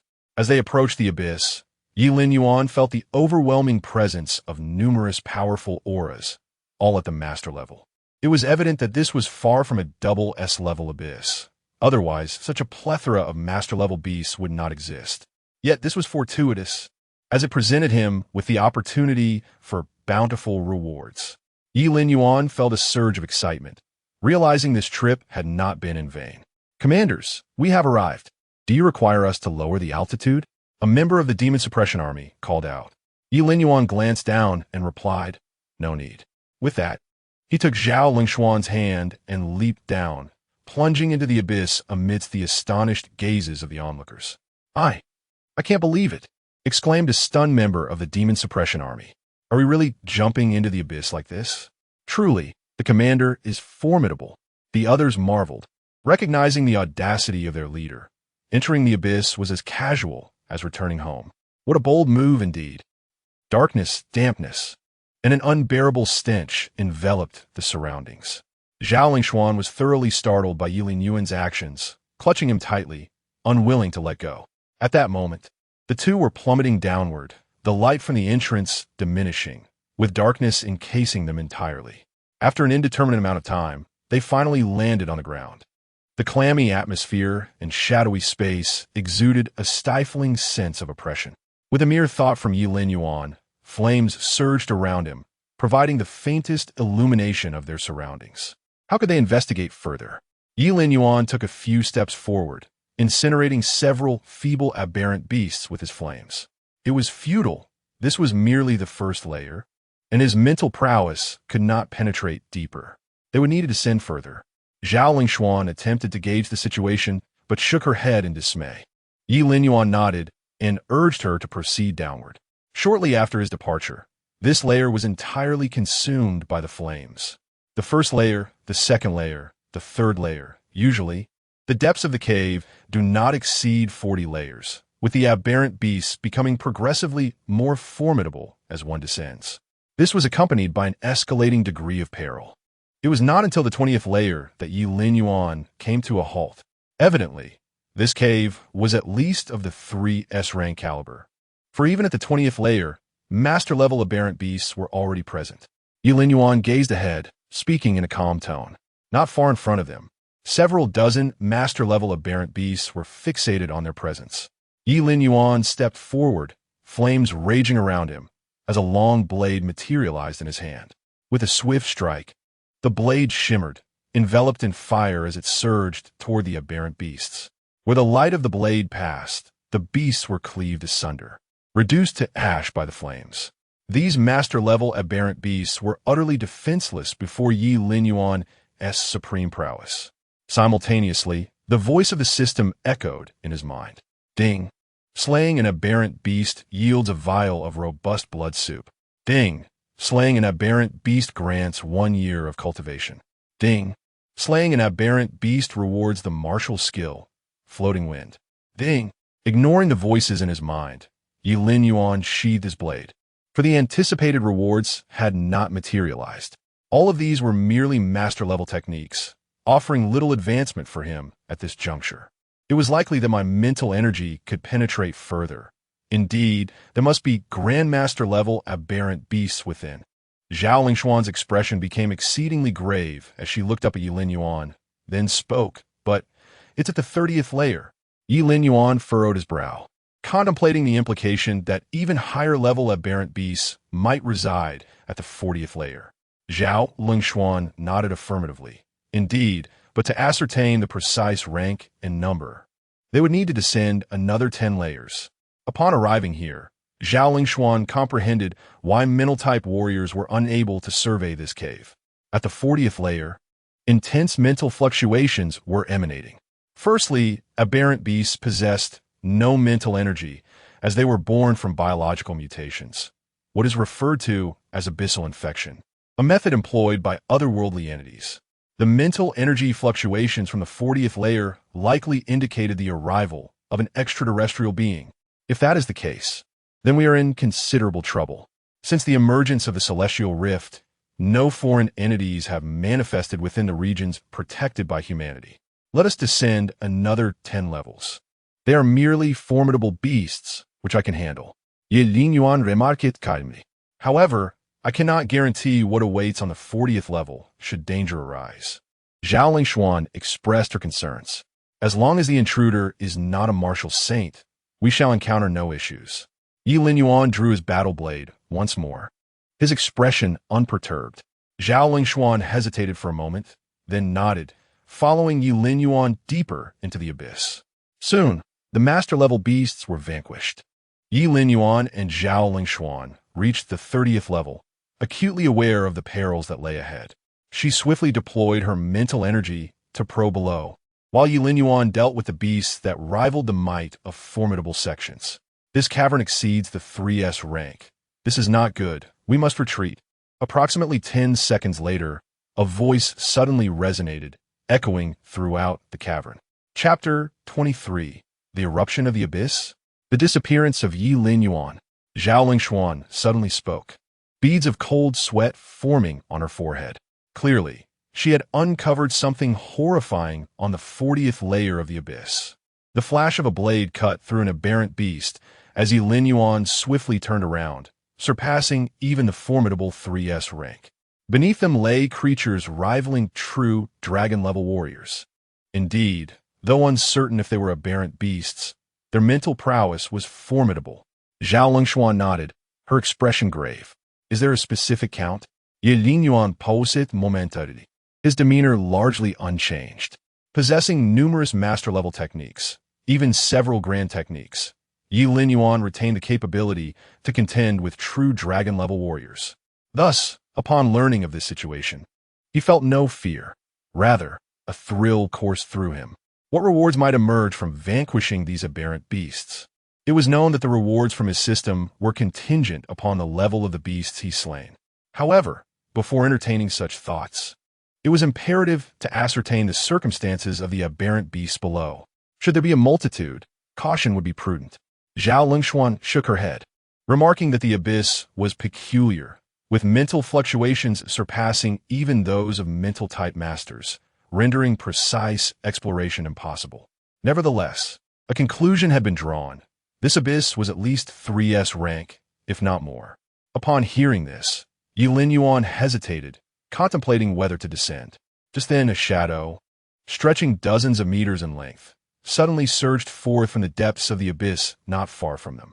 It resembled a colossal whale leaping from the dark ocean beneath the night sky, its gaping maw intent on swallowing the two-hole. The emergence of this shadow sent tremors throughout the entire abyss, provoking a frenzy among all the aberrant beasts. Debris fell as the entrance above neared complete obstruction. We must go. Ye Linyuan's eyes sparkled at this sight. Handling this aberrant beast would not prove difficult, but first, he needed to ensure Zhao Lingshuan's safety. The complexities of the abyss could lead to unforeseen circumstances that would distract him. Understood. Zhao Lingshuan was equally aware that, though a mental-type master, her effectiveness in the abyss paled in comparison to combat-type warriors. Moreover, the aberrant beasts here had already surpassed grand levels. Remaining would only serve as a liability. Taking a deep breath, Zhao Lingshuan gazed at the still partially open entrance above and leaped into action. A whirlwind enveloped Ye Linyuan as he thrust forth a hand, the immense force propelling Zhao Lingshuan's figure swiftly away. Simultaneously, the aberrant beast's gaping maw loomed before Ye Linyuan, devouring both the carcasses of other beasts on the ground and the debris, before retreating rapidly back into the abyss. The 30th layer of the abyss fell silent once more. Yet after the appearance of this aberrant beast, all others erupted into chaos. Encircled by mountains, the abyss was visibly collapsing at an alarming rate, shaking the entire mountain range. This is bad. The aberrant beasts are in a frenzy. Quickly, notify the military. The team waiting in the helicopter felt a heavy weight in their hearts upon witnessing the scene below. After days of vigilant guarding, they had come to realize the peculiar nature of the cavern, its level surpassing even that of S. Should a riot occur, the consequences would be unfathomable. With two commanding officers still inside, should they inform the captain to hastily send reinforcements? One team member nodded and began to speak, but at that moment, a figure leapt from the cavern, gripping tightly onto the helicopter's landing gear. "Commander, what's happening down there? Where is the other commander?" One team member inquired. Zhao Lingshuan's expression was more serious than ever, her tone resolute as she stated, "Return immediately and notify the military headquarters." If it were merely a large-scale beast of lesser rank, I might not be as concerned, for I am aware of Ye Linyuan's identity and strength. However, the reality is that a true dragon-level beast lurks below. In that chaotic situation, I found myself at a loss. As a master of the mental domain, I could indeed kill like a combat master. Yet beneath the cavern, my mental prowess was hindered, rendering my combat capabilities inferior even to an ordinary combat master. Thus, retreat was my wisest choice. The team members, sensing Zhao Lingshuan's stern demeanor, dared not speak further and promptly piloted the helicopter back to the military base. Back at the military camp, Su Qianlong also sensed the unusual activity in the cavern. Just as he stepped out to investigate, the helicopter landed. Zhao Lingshuan descended and, with an undeniable tone, commanded, "Notify the military headquarters. The cavern's level has exceeded S, and a commander remains below. Urgently dispatch reinforcements." Su Qianlong posed, realizing that of the two individuals he had seen earlier, only Zhao Lingshuan remained. However, he had never encountered her so grave before and dared not ask further. Quickly entering the camp to report the situation. The commander of the Jiangbei Demon Suppression Army was Ye Tai, and naturally, the report would reach him. At that moment, within the Jiangbei military headquarters, in the martial arts building, Ye Tai and several officers of the Jiangbei Demon Suppression Army were gathered. Before them lay real-time footage of the cavern transmitted via satellite. Given the unusual activity in the cavern, Ye Tai, as the commander, could not afford to be indifferent. News arrived indicating a potential riot in the cavern, with Su Qianlong requesting the deployment of more demon suppression troops for support. Furthermore, he mentioned that a commander from the military headquarters was present within the cavern. A division commander set down the phone and spoke. "What is the level?" "Ye Tai Inuit." According to the military's mental domain master, it has surpassed S level. The division commander's expression grew grave. Such a level of cavern should be the first to manifest within human living areas. This posed a catastrophic threat for Jiangbei and a life and death challenge for the Jiangbei Demon Suppression Army. Merge the 3rd, 7th, and 9th fronts along with the 358th Division, and deploy them all to the cavern. Upon hearing the rank, a rare expression of worry appeared on Ye Tai's typically stern countenance, and he swiftly issued a command. "What about the officer from the military headquarters? They have requested personnel to be dispatched for a rescue." The division commander nodded and inquired further. Ye Tai, upon hearing this, fell silent for a moment. "Has their identity been confirmed?" "Not yet. They should have arrived alongside Zhao Lingshuan," the division commander replied. Ye Tai sighed deeply, rubbing his temples as he remarked, "In battle, there are always casualties. If that day truly comes, even if I must descend myself, I shall not utter a word of dissent." As these words left his lips, an unsettling silence enveloped the room. This was indeed the stark reality. Currently, the subterranean levels were perilously high and in a state of upheaval. The likelihood of sending a high-ranking officer from the military for a rescue mission was grim, with a high probability of no return. Cultivating a high-ranking officer is no simple task, and it is inconceivable to sacrifice so many for the sake of one individual. Chapter 24. How did he become the commander? In a military camp, Su Qianlong relayed the response from the military headquarters to Zhao Linyuan. What? This is the plan proposed by the Jiangbei military? Are you aware of the individuals involved? If something were to go awry, the repercussions for the military would be immense. Zhao Linyuan paused, her emotions nearly spiraling out of control. Yet, upon further reflection, the plan offered by the military was not entirely devoid of reason. In the theater of war, casualties are inevitable. Countless lives are lost daily on the front lines. Among the Jiangbei military, the strongest individual is merely Ye Tai, a figure of formidable prowess, just a step shy of the revered true dragon level. To delve into such depths of danger is indeed a significant challenge. The only recourse now is for her to promptly report the situation to the general headquarters and request a formidable warrior to be dispatched. However, this back and forth could take half a day, even for a true dragon-level warrior. As for summoning a martial saint, that seems rather implausible. This is the military's decision. I cannot alter it, Su Qianlong sighed, adding, now we must rely on that commander. Meanwhile, a cacophony resonated from outside the camp. We are in a state of combat readiness, madam. You cannot enter. Su Qianlong glanced at Zhao Linyuan, hesitating before approaching the entrance. Outside stood none other than Su Rong, the matriarch of the Ye family and head of the Su group, a well-known figure throughout Jiangbei. But what was her purpose for being here? Su Qianlong stepped forward, gesturing for the guards to stand down, and inquired with curiosity, Madam, what brings you here during a state of combat readiness? I am looking for my son. Please let them pass, Su Rong replied, anxiously peering inside. Her initial intention was to wait for Ye Linyuan to emerge. However, with the recent upheaval in the subterranean realm, the danger level had surged, prompting her impatience. Ye Tai. Isn't he preparing for the martial examination? He should be at home, not on the front lines. Su Qianlong furrowed his brow, recalling the recent visitors to the camp, but he did not recall seeing Ye Tai. I am searching for Ye Linyuan. Su Rong shot a cold glance at the guards nearby. The guards exchanged glances with Su Qianlong, and upon receiving no opposition, they discreetly stepped aside. Upon hearing the name, Su Qianlong felt a wave of astonishment wash over him, but his expression quickly shifted to one of realization. Ye Linyuan, the eldest son of the Ye family, betrothed to my sister.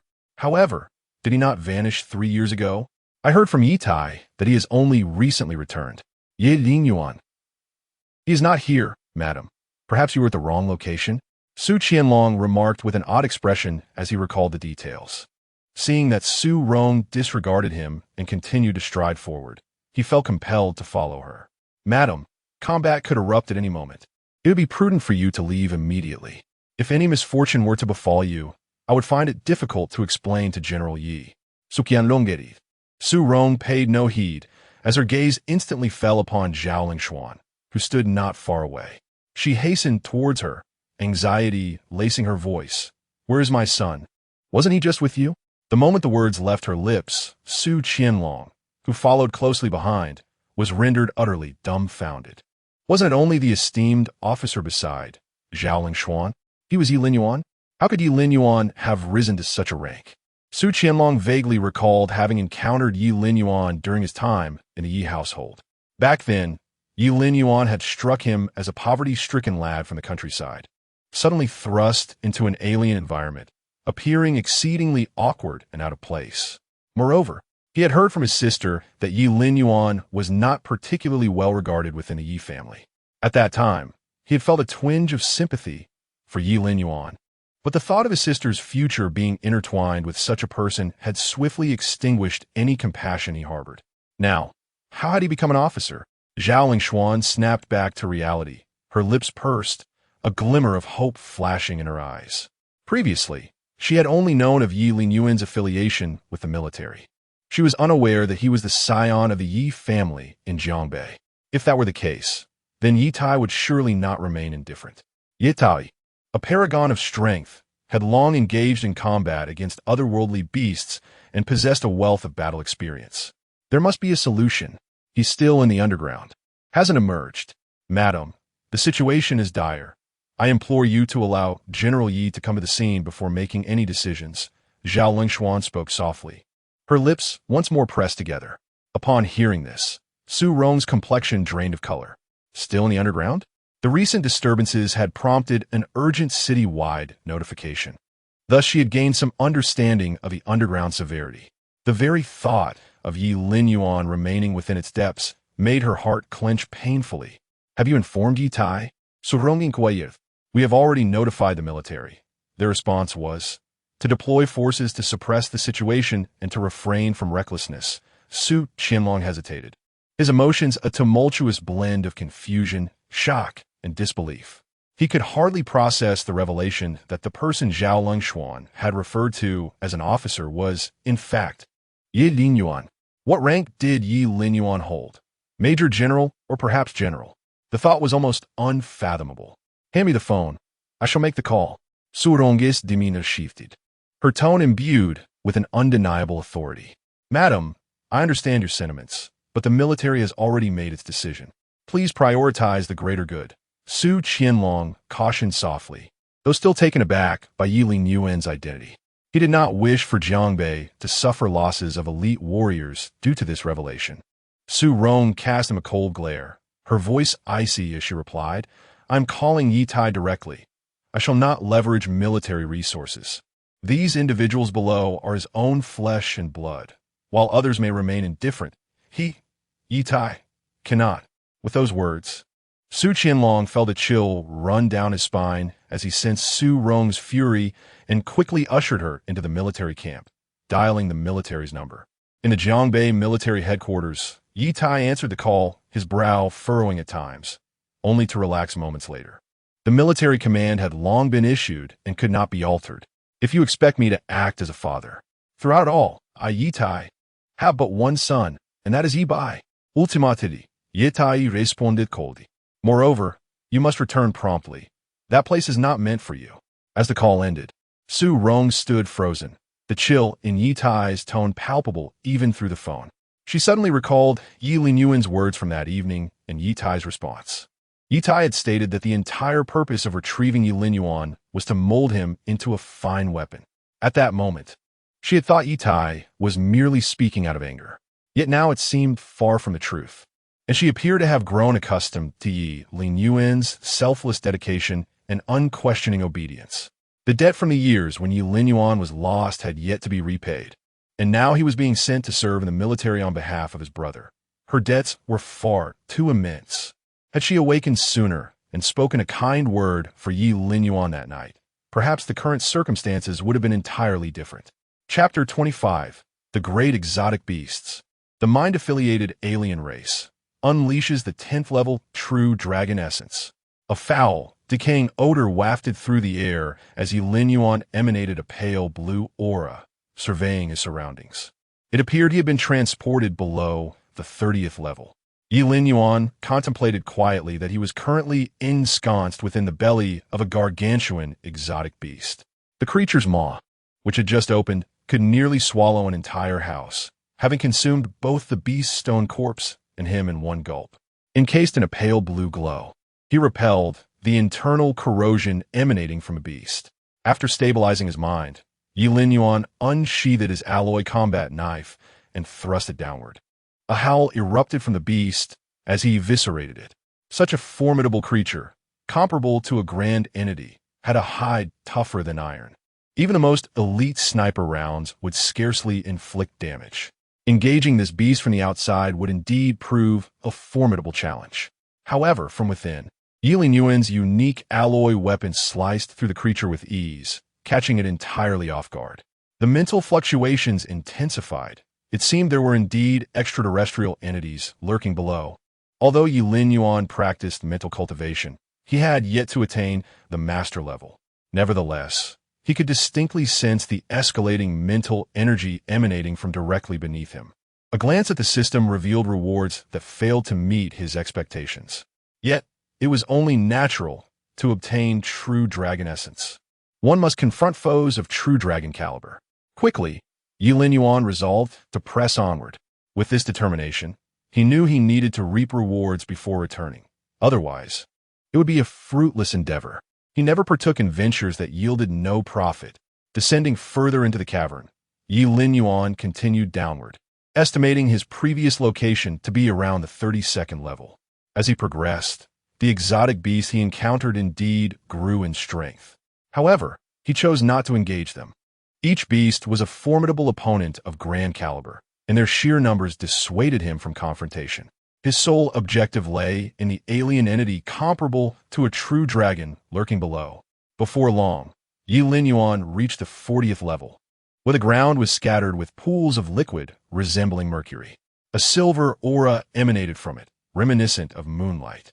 Ye Linyuan scrutinized the scene, acutely aware that this liquid contained potent mental energy. It was astonishingly secret silver, or a boon for those cultivating mental power. Having encountered secret silver or before, he recognized it immediately. This treasure was highly sought after by mental warriors, with a single vial fetching exorbitant prices exceeding hundreds of millions on the outside market. To his surprise, such a substance existed within the cavern. It seemed the inability of external warriors to penetrate the depths of the cavern was indeed linked to the presence of this secret silver ore. Suddenly, with the light emitted by the secret silver, Ye Linyuan discerned a distortion in the space before him, giving rise to a shadowy figure. Its face and body were shrouded in black cloth, rendering its features entirely obscured, reminiscent of a sorcerer from cinematic tale. Only two pea-sized eyes glimmered in the darkness, revealing the presence of the undead. This revelation elucidated everything. Ye Linyuan held his battle blade before him, memories of previous encounters with otherworldly beings flashing through his mind. The undead hailed from the depths of the cosmos, possessing formidable psychic powers that allowed them to inhabit corpses and manipulate the flesh. This phenomenon bore a resemblance to tales of spirits borrowing bodies for resurrection. Moreover, on the battlefield, the undead proved to be the most elusive foes. Even if their bodies were rendered immobile, they could swiftly transfer their essence to another vessel. Thus, the most effective means of vanquishing the undead lay in psychic obliteration or the use of specific weapons that suppress psychic abilities. The secret silver that manifested within this cavern served as a potent elixir for the undead. The scent emanating from the figure was eerily familiar. The shadow fixated on Ye Linyuan, its voice echoing hollowly, devoid of emotion. Ye Linyuan maintained his composure and replied calmly, "Then let us take a closer look. Remember my face. Next time we meet, do not hesitate to flee." Upon hearing these words, the shadow's pea-sized eyes blinked once, followed by a jolt of realization. "It's you. You're alive." Curse the lizard folk. Were they not supposed to ensure your demise within a month? Truly a useless lot. The shadow's voice was laced with fury and astonishment. The recollection had dawned, yet the shadow would not have another opportunity. Ye Linyuan nodded slightly. Flames erupted, and elements of hurricane, lightning, and frost coalesced around him, each manifestation signifying mastery of a grand technique. "Did you truly believe you could slay me?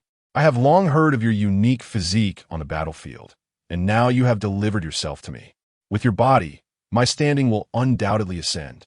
The shadow grinned wickedly, its tone chillingly exuberant. Its strength was already at the true dragon level, and although Ye Linyuan was a thorn in the side of their kind, he was merely a peak master. Now, presented to him was an opportunity not to be squandered. Tales of Ye Linyuan having slain beings of the true dragon liquid level had circulated, yet the undead were different. Even if defeated, they could abandon their corporeal forms and let their psychic essence escape. Ye Linyuan ceased his chatter. The blade flashed as he vanished into the depths of the cavern like a specter. "Let me witness your true capabilities." The shadow snorted coldly, and the surrounding space warped violently, the secret silver on the ground evaporating at an alarming rate. Soon, however, terror flickered in the shadow's eyes as its psychic powers were confined within this space. Moreover, it found itself unable to discern Ye Linyuan's precise location. A murderous intent loomed overhead, pressing down upon it like a waterfall, rendering it immobile. The domain of murderous intent. How can you, merely a master, wield such strength? To become a master is to manifest one's own aura, surrounded by swirling winds of energy. By comprehending one's martial path, one can transform their aura into a domain, amplifying their combat prowess within their own martial realm. A martial sage, it is said, may cultivate establishing themselves within the universe. Should one embody fire, a single step could scorch 1,000 miles. Should one embody water, the heavens would darken, unleashing relentless storms. Indeed, the skin was tough. Slaying a true dragon-level being proved to be no simple task. Ye Linyuan let out a soft sigh, exerting pressure on his opponent beneath his domain. Yet he found it challenging to breach their defenses. I advise you not to waste your efforts. I have already summoned all the otherworldly beasts back to the abyss. If you charge out now, you may still have a glimmer of hope. Upon hearing this, Ye Linyuan nodded in agreement, acknowledging the soundness of the advice. However, the tempest surrounding him continued to unleash a relentless barrage of wind, lightning, and flames. It is essential to understand that each of these spectacular effects is backed by formidable martial techniques. Even the most seasoned warriors regard them as their trump cards and ultimate moves. A powerful strike, even the mightiest of dragons would struggle to withstand. Report. It appears that all the otherworldly beasts have retreated. At that moment, a soldier from the Demon Suppression Army entered the military headquarters, announcing loudly. Upon hearing this, Su Qianlong strode out with determination. His gaze fell upon the mountain range, and indeed, the otherworldly beasts had all returned to the abyss, and the tremors caused by their rampage gradually subsided. What is happening? Why have they retreated so suddenly? Chapter 26, A Half-Step to Ascend, Nightmares, and Spiritual Resonance. Though the situation remained unclear, it appeared that the aberrant beasts were retreating en masse, as remarked by a member of the Demon Suppression Army. Upon hearing this, a look of perplexity crossed Su Qianlong's face. How could the beasts, in their frenzy, suddenly choose to withdraw? Such an occurrence was unprecedented in his experience. Nevertheless, these uncertainties paled in comparison to the pressing need for respite. At least now, they were afforded some time to regroup and prepare after discerning the levels of this cavern. However, another dilemma soon arose. Ye Linyuan was still below. Should all the aberrant beasts return to their lairs, it would become increasingly challenging for him to ascend. Su Rong emerged from the military camp, her complexion ashen upon hearing their discourse. She was acutely aware that the beast retreat was a boon for Jiangbei, yet it diminished Ye Linyuan's chances of survival even further. Step aside, I must go. Su Rong, lost in despair, was nearly reckless in her determination to reach the cavern's entrance. However, such actions could not be permitted.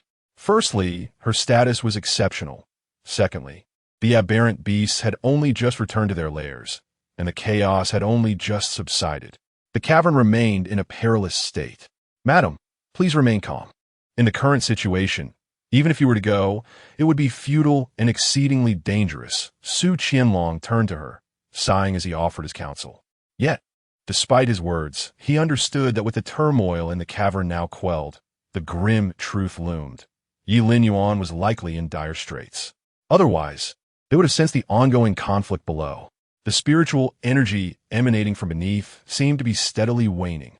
At that moment, Zhao Lingshuan spoke up. After learning that Ye Tai had denied Su Rong's request, she promptly relayed the information to the general headquarters.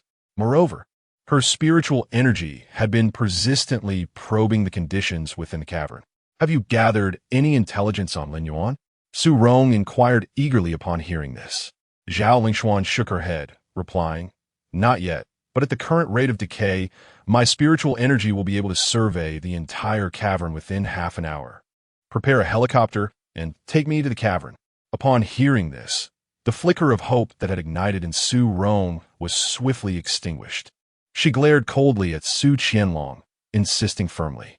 Su Qianlong wished to intercede, but dared not forcibly restrain the esteemed general's wife and head of the Su Corporation. Furthermore, with Su Rong's unwavering resolve, any further refusal might provoke confrontation. Whereas Team 7, ensure the Madam's safety.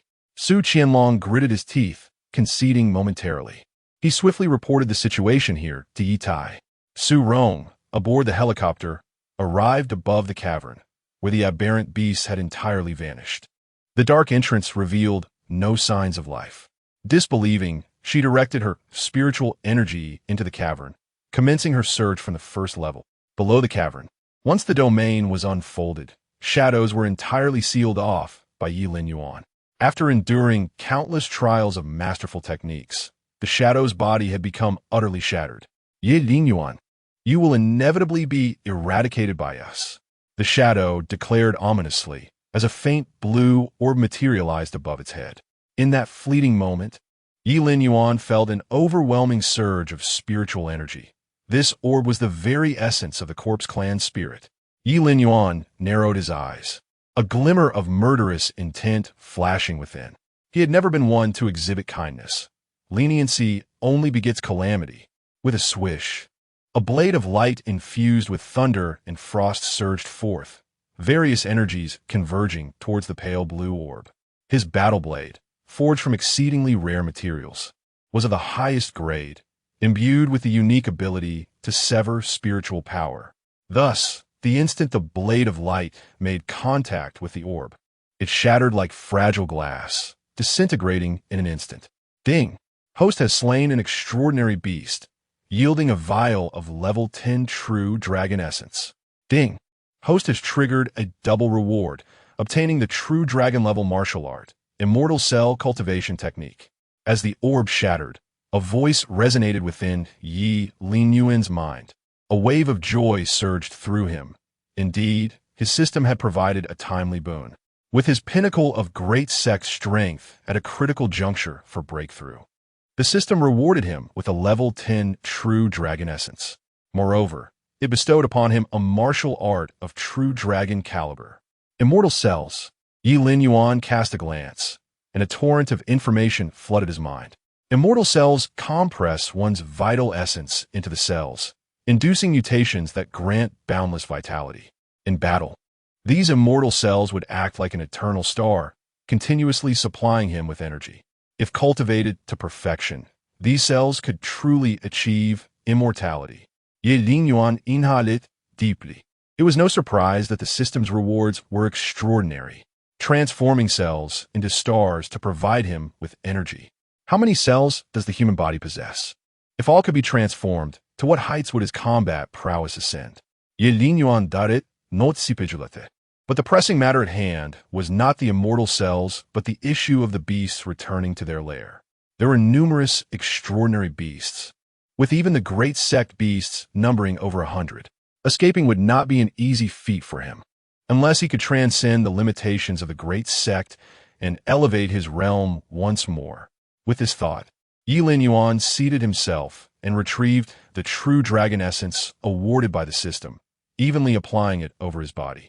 The essence fortified his muscles and bones while also having the capacity to replace bone marrow. In simpler terms, it was akin to a second awakening of the human body.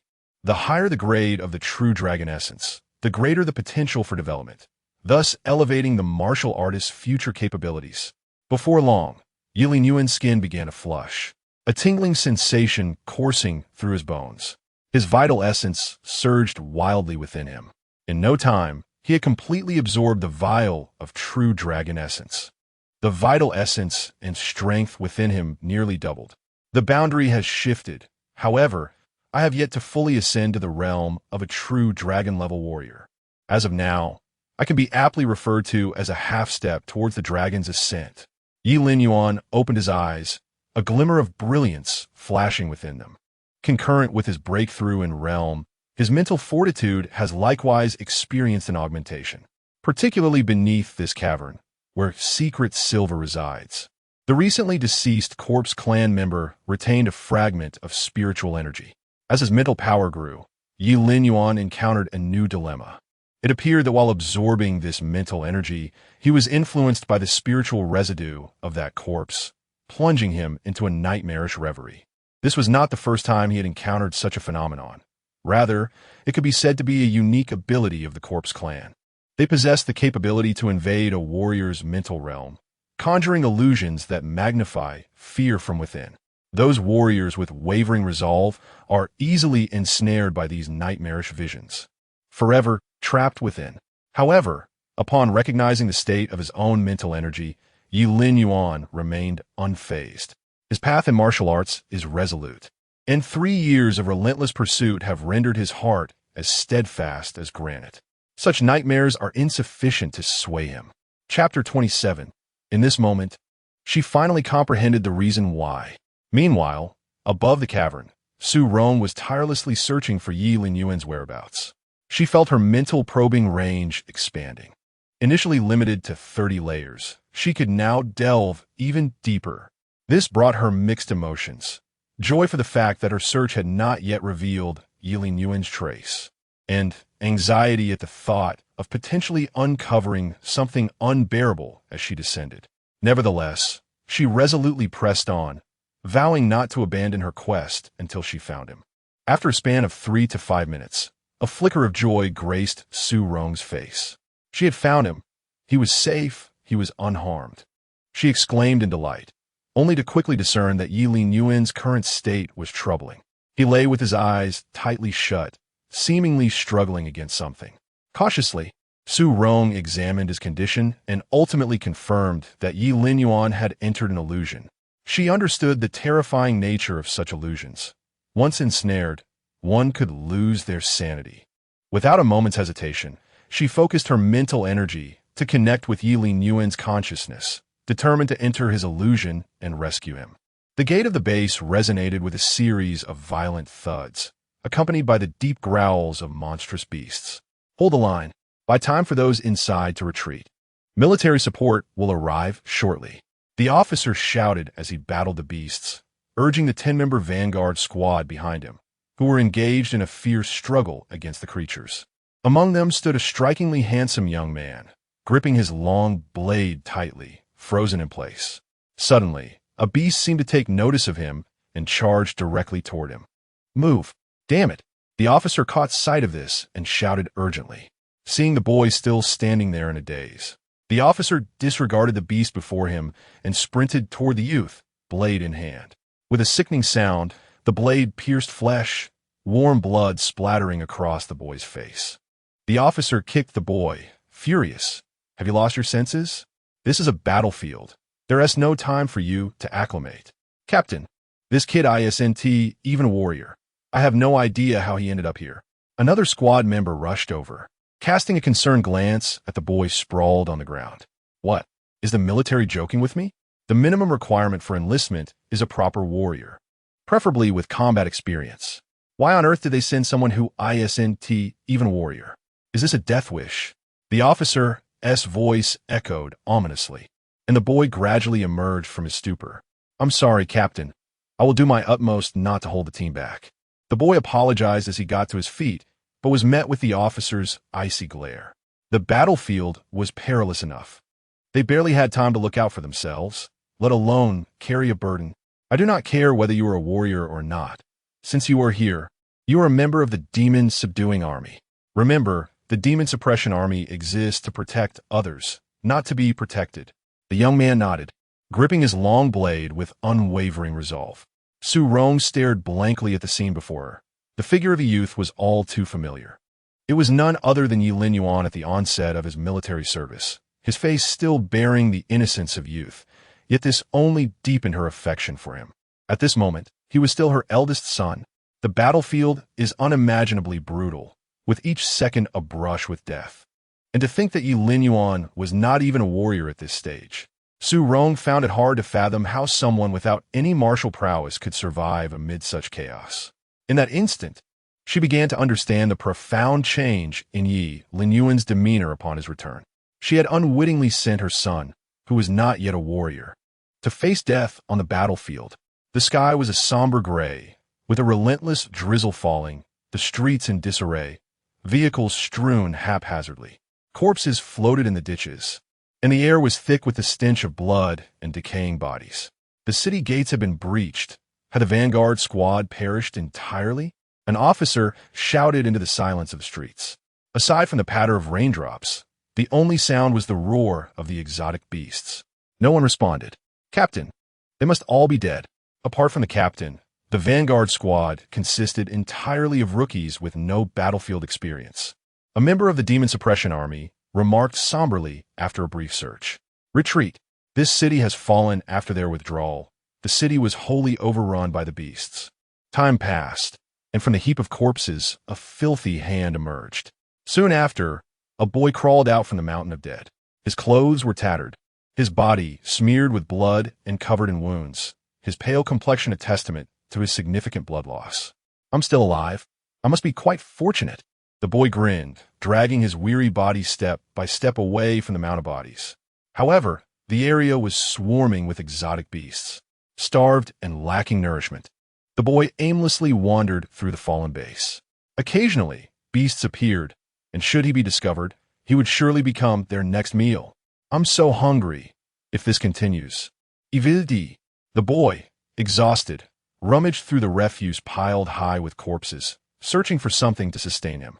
At last, he found a glass vial containing half a bottle of unspent nutrient solution. Without a second thought, he uncorked it and gulped it down ravenously. Upon witnessing this, Su Rong felt as though her heart were being tightly gripped by a powerful hand, tears streaming from the corners of her eyes. This scene brought to mind the moment she had found Ye Linyuan in the old district. In that instant, she had vowed to herself to make amends with him, to compensate for the years of separation and the debts of her neglect. However, upon Ye Linyuan's return to the Ye family, he was confronted with a life even more arduous and bitter than that in the old district. Throughout his 3 years in the military, he had received not a single word of concern from them. Su Rong covered her mouth, hesitating to take another step forward. This realm was inherently Ye Linyuan's spiritual domain, reflecting the memories he most dreaded. She feared that advancing further would lead her to encounter Ye Linyuan. How much would he despise her upon seeing her? When his hatred reached its zenith, would he even be able to step out? In that moment, Su Rong felt as if all her strength had been siphoned away, leaving her to collapse onto the ground.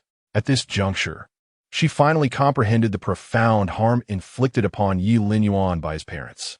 She also came to realize that his achievements were indeed significant to him. 3 years of blood and sweat, 3 years of strife and conflict could not be dismissed with mere words. Just as she was engulfed in sorrow, a flash of steel sliced through the curtain of rain, akin to a sudden light piercing the darkness, strikingly bright. The blade struck the youth, and before he could react, he was mercilessly severed in half. Crash!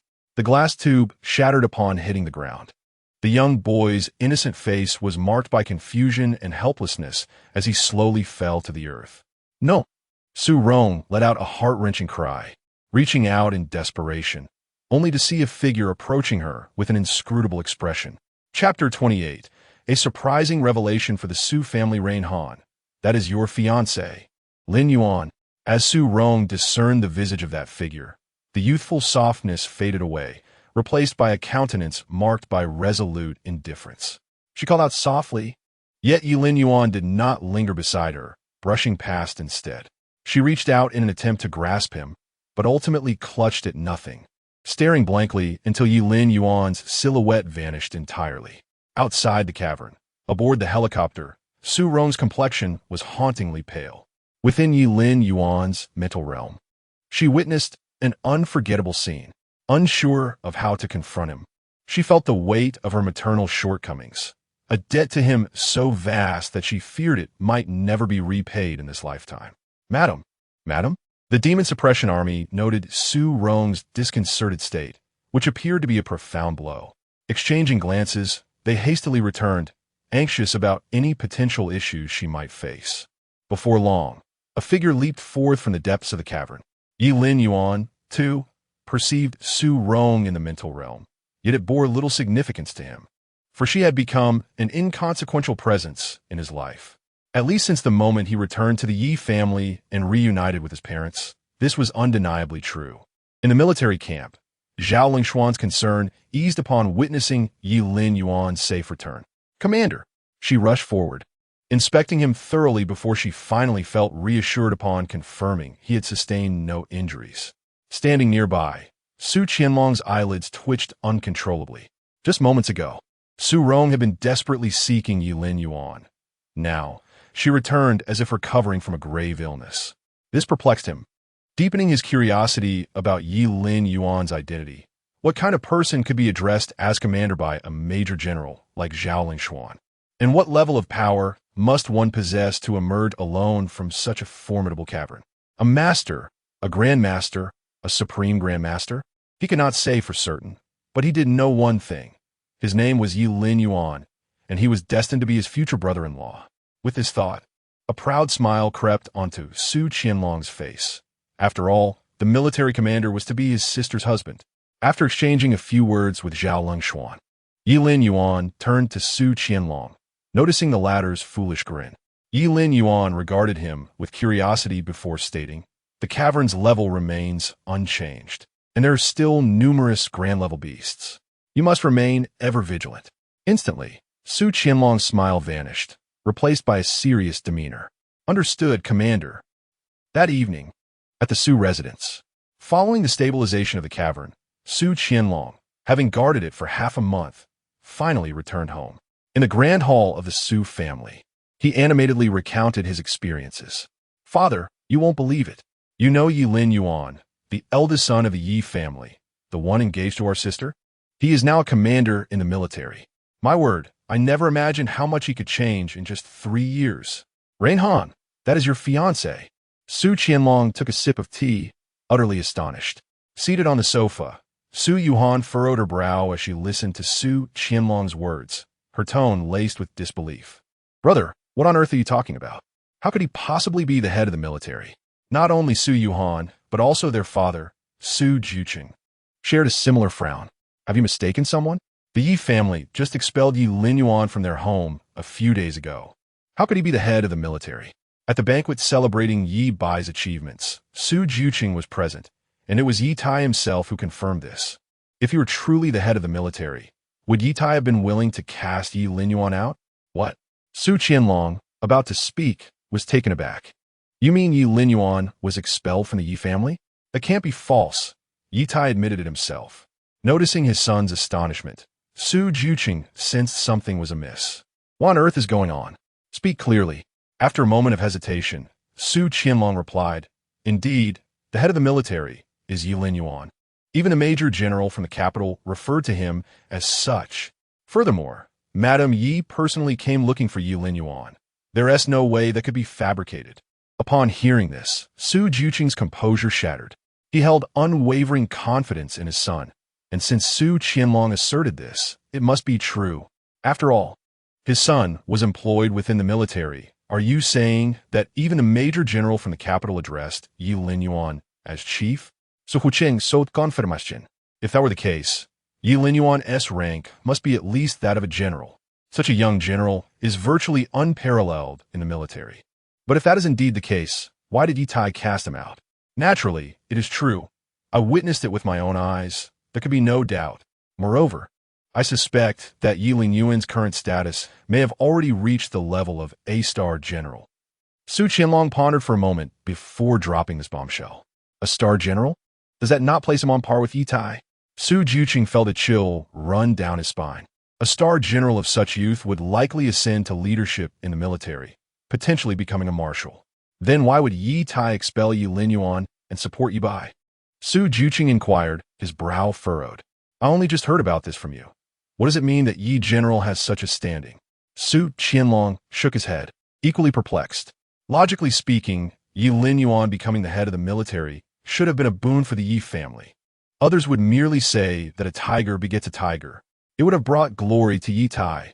Why would he cast him out? This question not only puzzled Su Juqing, but also Su Qianlong, as well as everyone else who had previously speculated on the matter. They simply could not fathom how ruthless Ye Tai could be. After much contemplation, Su Juqing found no satisfactory explanation. Regardless of Ye Tai's reasoning, they needed to clarify their own position. As you mentioned, Ye Linyuan becoming the head of the military is indeed a fortunate development for our Su family. Su Qianlong nodded in agreement, a smile dancing across his lips. Indeed. In the past, I worried about my sister's future.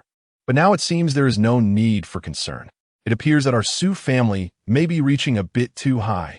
A father and son shared a hearty laugh, their spirits remarkably buoyant. With a son-in-law of such stellar caliber and youth, the future appears exceedingly bright. It seems that the Su family is destined to soar to great heights as a result. By the way, Yuhan, have you met Linyuan recently? After all these years, as his uncle, it is high time I pay him a visit. Would you accompany me tomorrow? Su Huqing chuckled softly, then abruptly turned to gaze at the astounded Su Yuhan, who sat beside him. Father, I have already rescinded that engagement, Su Yuhan stated after a moment of silence. What? With her words, the hall of the Su family fell into an abrupt silence. Both Su Juqing and Su Qianlong stared at her with astonished eyes, their gazes piercingly sharp. Chapter 29. The Su family was stunned. Are you not digging your father's grave? A single remark from Su Yuhan left the Su family utterly speechless. You called off the engagement? When did this happen? And who gave you the audacity to break off the engagement with the Ye family? Su Juqing was bewildered, staring incredulously at his daughter. Setting aside Ye Linyuan's current status, the Ye family is undeniably the foremost martial arts clan in Jiangbei. Moreover, Ye Tai is the commander of the Demon Suppression Army in Jiangbei. To withdraw from the engagement with the Ye family is tantamount to slapping them in the face. Hasn't he already been expelled by Uncle Yi and severed ties with the Ye family? Furthermore, I had informed Uncle Yi about this matter in advance.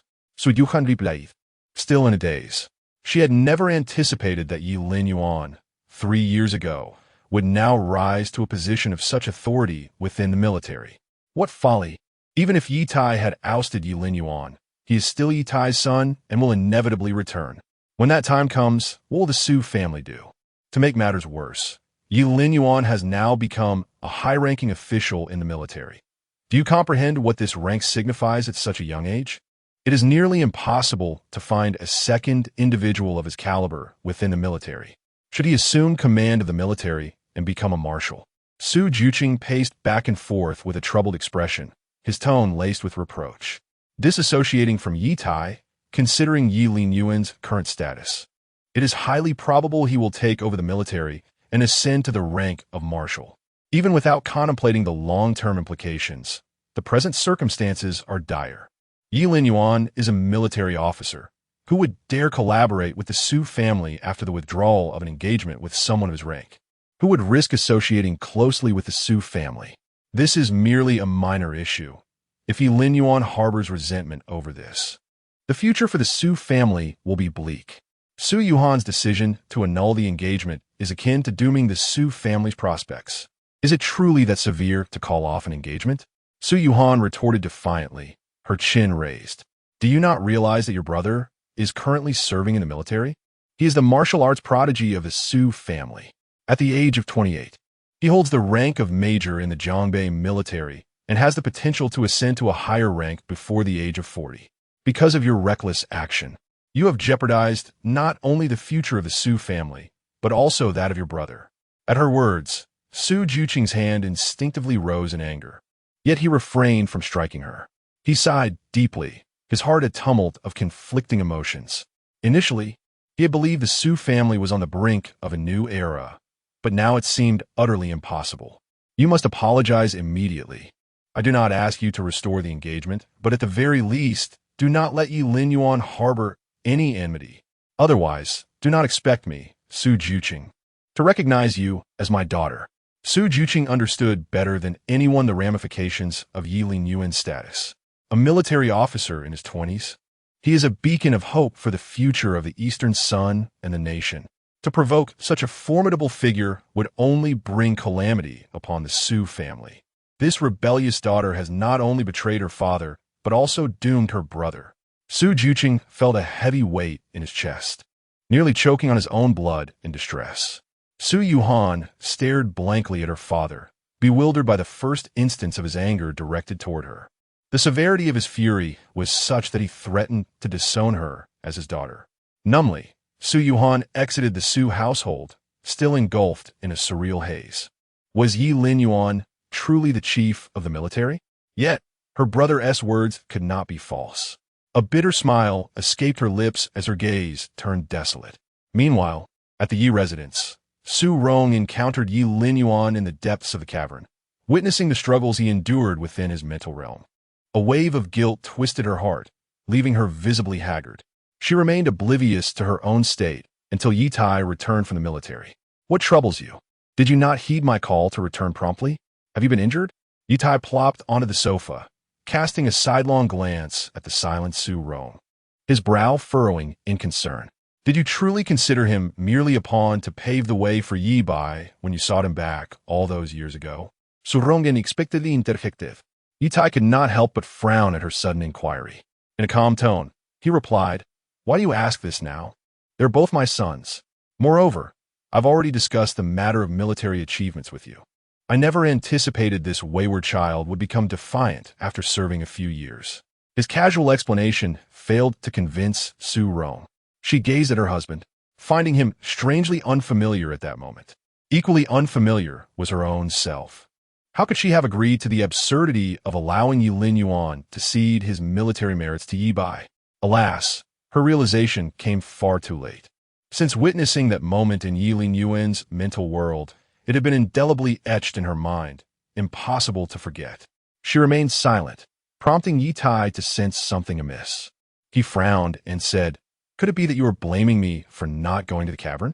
At the military headquarters, he had received Su Rong's call and was aware that Ye Linyuan was beneath the cavern, yet Ye Tai remained unmoved.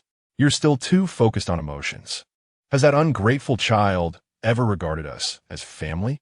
Ye Tai snorted disdainfully, believing Su Rong would share his perspective. After all, he had merely requested 3 years' worth of merits for Ye Bai, and Linyuan had threatened to sever ties with him. He had even resorted to violence against his own siblings. But then again, given that this rebellious child dared to confront him, what was there that he would not dare? A cold smirk flickered within Ye Tai. What is a few years of military service and a handful of accolades? Does he think he can look down upon me? I am Ye Tai, the commander of the Jiangbei demon subduing army, a 1-star general in the military, burdened with countless achievements. Sooner or later, Ye Linyuan will come crawling back. Without the support of the Ye family, his martial path and prospects will be severely hindered. Su Rong sat on the sofa, her expression intricate. Upon hearing Ye Tai's words, she longed to question him about whether he had genuinely cared for Ye Linyuan over the past 3 years. Did he understand how Ye Linyuan had endured during that time? Yet, upon reflection, she realized she had not shown any concern herself. Have they not fulfilled their responsibilities as parents? What right do they have to criticize others? In the grand hall of the Jiang family, Ye Linyuan and Zhao Lingshuan returned. And for Ye Linyuan, the gains from the recent expedition to the underground caverns were substantial. Not only had he acquired True Dragon Liquid, but he had also obtained martial skills of the True Dragon level. At his current realm, he was already a half step away from ascending to the Dragon stage. With sufficient True Dragon Liquid, it was merely a matter of time before he entered the True Dragon realm. Moreover, with the upcoming star selection, Ye Linyuan felt increasingly confident. Therefore, your engagement cannot possibly be with General Yi, can it? Zhao Lingshuan exclaimed in astonishment, her expression one of utter disbelief. Before their arrival, she had contemplated that if the engagement did not pass her scrutiny, she would be the first to stand in opposition. After all, Jiangbei was her student and a prodigy of the Sacred Martial Academy. She could not bear to witness Jiangbei fall into a perilous situation. However, upon hearing Jiangbei's account, Zhao Lingshuan found herself utterly unsettled. According to Jiangbei, the engagement was indeed with Ye Linyuan. Who is Ye Linyuan? A general of the military, a radiant star of the East, and the future of martial arts. She could not fathom how Jiang Yuya managed to persuade him to agree. Indeed, my grandfather mentioned so. Jiangbei nodded, then, with a tone of uncertainty, asked, "Teacher, is something the matter? Do you disapprove?" Chapter 30. Self-esteem? No, it's inferiority. Indeed, if what you assert is true, I wholeheartedly agree. Zhao Lingshuan chuckled, shaking her head, yet she found it somewhat hard to believe. A genius from the Sacred Martial Academy. A general from the military. By all appearances, the former should hold the advantage. However, given that it was Ye Linyuan making the claim, she could hardly oppose him, nor would she dare to. Jiangdi nodded tactfully. After Ye Linyuan's return, he was summoned directly by Jiang Yuya, the reason being, of course, related to Jiangdai. At over 90 years of age, Jiang Laozu, despite being a master in martial arts, still had a lifespan of another 100 or so years. Yet, The fates of his two sons compelled him to worry about Jiangbei and consider the long term. He held Ye Linyuan in high regard. With his martial prowess and esteemed background, he was indeed the ideal support. Even if one day he were no longer around, he needn't fret about Jiangbei being left vulnerable and alone. Over the past few days of interaction, he had observed Ye Linyuan in various aspects. Simply put, he was exceptional. Of course, Jiang Laozu would not impose this idea upon her without consulting his granddaughter. Should Jiangbei disagree, he would certainly not press the matter. However, prior to Ye Linyuan's journey to the underground, he had already sought Jiangbei's opinion, and now it was Ye Linyuan's turn. Ye Linyuan felt somewhat helpless. He had initially relished the idea of solitude, free from burdens on the martial path. Yet, given the profound debt of gratitude he owed to Jiang Yuye, he found it difficult to refuse. Outside the door, Ye Linyuan rapped gently, and upon hearing movement within, he pushed the door open and entered. "General Yi, are you seeking Jiangbei?" Zhao Lingshuan surmised immediately after grasping the situation. Ye Linyuan nodded, prompting Zhao Lingshuan to smile and say, "Go on, Xiaodai, find what you seek." As evening approached, the weather in June and July remained relatively mild. With no martial arts classes to attend, Jiangbei donned an academic style. Her long hair cascaded like a waterfall. Her bright eyes and radiant smile were striking. Her skin was alabaster with a hint of rosy hue, and her beauty was undeniable. She followed closely behind Ye Linyuan, occasionally glancing up at the man who towered half a head above her. Though she was not well versed in Ye Linyuan's identity, nor particularly familiar with him as a person, she had gleaned from Zhao Lingshuan and her grandfather that he was likely a high-ranking military officer. He appeared to be of a similar age, perhaps only 3 years her senior. "Your grandfather has likely spoken to you already, but I feel it necessary to clarify." Ye Linyuan soudain halted, adressing her. Jiangbei also paused, standing beside him with a composed expression. "This arrangement has been orchestrated by Jiang Laozu. If you find it burdensome, please feel free to express that. I trust that Jiang Laozu would not impose upon you." Ye Linyuan reflected for a moment before continuing. Jiangbei listened attentively, and after he concluded, she nodded in acknowledgement, unable to deny the truth of his words. Upon witnessing this scene, Ye Linyuan smiled and remarked, "After all, you are still studying at the Sacred Martial Academy, while I am daily engaged in fierce battles against monstrous beasts. It seems rather incompatible. However, I believe I shall give it a try." Suddenly, Jiangbei interjected, interrupting Ye Linyuan's words, which took him by surprise. In truth, when Jiang Yuye proposed this request, he had never anticipated that she would consent. After all, it seemed incongruous to pair a youthful, radiant maiden with someone who fought on the battlefield each day. This was not to diminish Ye Linyuan himself. Rather, he possessed a remarkable presence.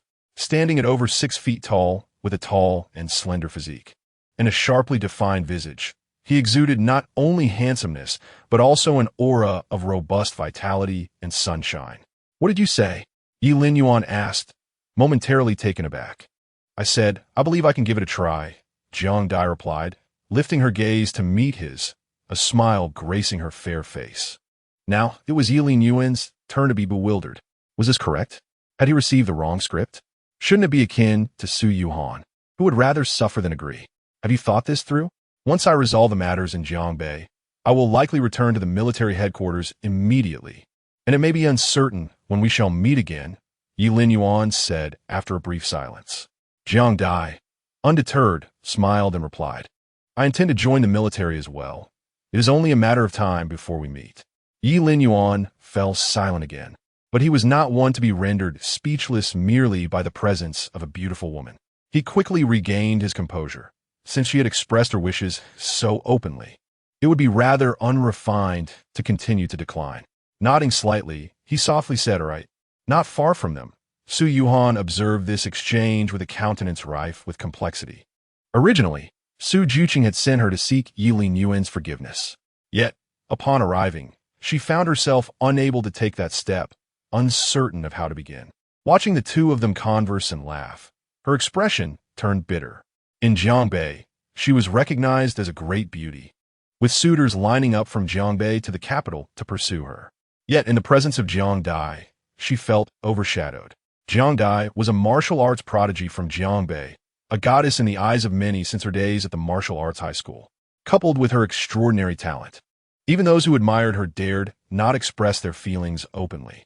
Standing before the pair now, Su Yuhan hesitated to approach, grappling with her own pride that hindered her from pleading for Ye Linyuan's forgiveness.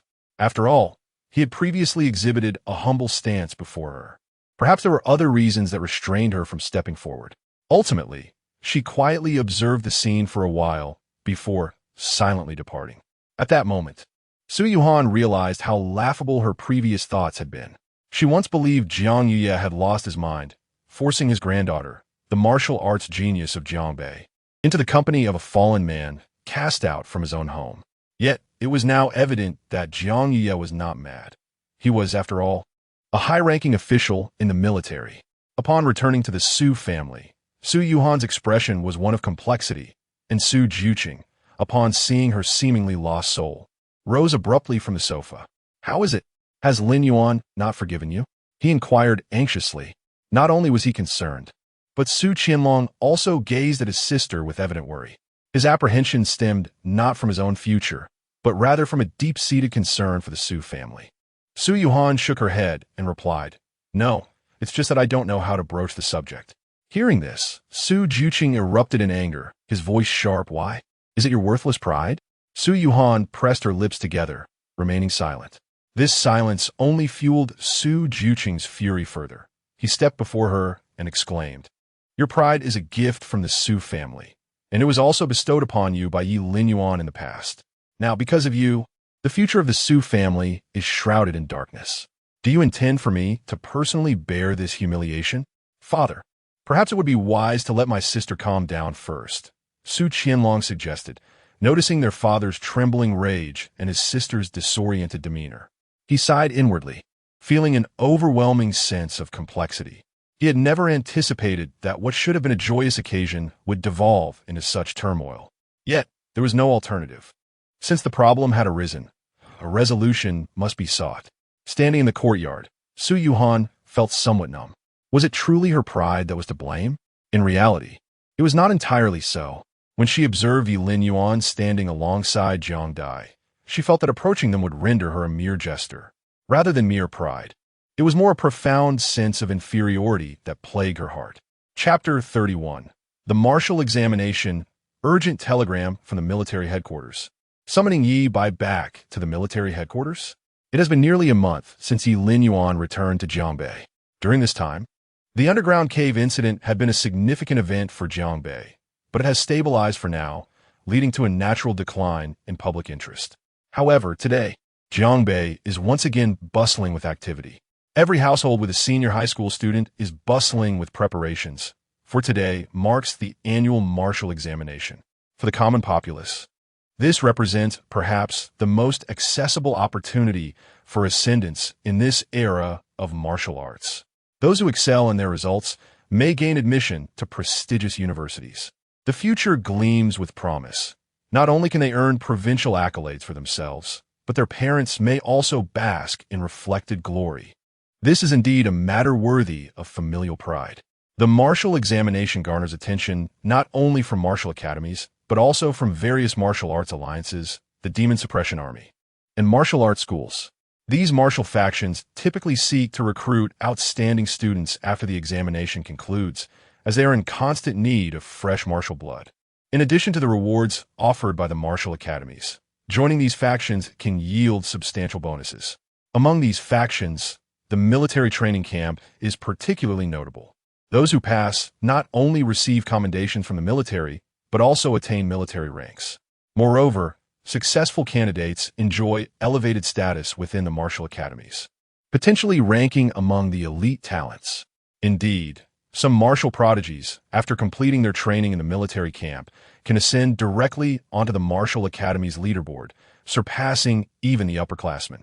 However, the entry requirements are exceedingly stringent, and only the most exceptional individuals can gain admission. Ye Linyuan set down the phone, his expression calm. Earlier this morning, he received a message from General He Dingjun. The content of the message was straightforward. He was to identify some martial talents in Jiangbei to enter the training camp following the examination, facilitating their future integration into the Eastern Theater of Operations. Jiangbei boasts over 1,000 martial high schools, with a vast number of students. Yet, this task is not daunting for Ye Linyuan. He merely needs to consult the provincial governor's office. After all, the martial examination serves as a performance assessment for the provincial governor. If certain regions fail to produce promising candidates for several consecutive years, questions may arise regarding the governor's position. Consequently, the provincial office has compiled a list of Jiangbei's martial talents. However, with the examination still ongoing, Ye Linyuan is in no rush. For him, it merely means extending his stay in Jiangbei for a few more days. In the capital, at the general headquarters, in a certain conference room, dozens of figures took their seats in succession. The eldest among them, with hair already streaked with gray, appeared to be over 60 years old. Yet, in this era of martial prowess, where human genetic locks have been unraveled, one might add several decades to that age. The youngest present appeared to be in their 40s or 50s. Dressed in military attire, their expressions were resolute, their postures erect, exuding an aura of indomitable spirit. The atmosphere in the conference room turned solemn. Today, I have summoned everyone for a straightforward matter. The situation at the border has calmed somewhat, and the issue at hand pertains to the grand military tournament, which has been announced to several major military districts months in advance. I intend to officially convene the tournament in 2 weeks. What are your thoughts? The elder seated at the head of the table spoke, his gaze sweeping over the assembly. Upon hearing this, the expressions of all present turned solemn. The grand military tournament allows only a few slots per military district, with participants holding a rank of at least general and aged no more than 40. This tournament occurs once every decade, serving as a grand competition among the primary military districts to rank their strongest warriors. Through this ranking, one attains a star rating. The higher the rating, the greater the authority within the military, and the higher the likelihood of becoming the next marshal of the military. Naturally, the position of marshal is not solely determined by the star rating. Sufficient achievements and other comprehensive factors are also taken into account. Nonetheless, the star rating is paramount among these elements, accounting for nearly half of the overall assessment. The assembly nodded in agreement, silence prevailing. Observing this, the elder continued, "If there are no objections, you may begin your preparations. Additionally, disseminate this news so that all military districts can make the necessary arrangements." Understood. With this, everyone responded affirmatively.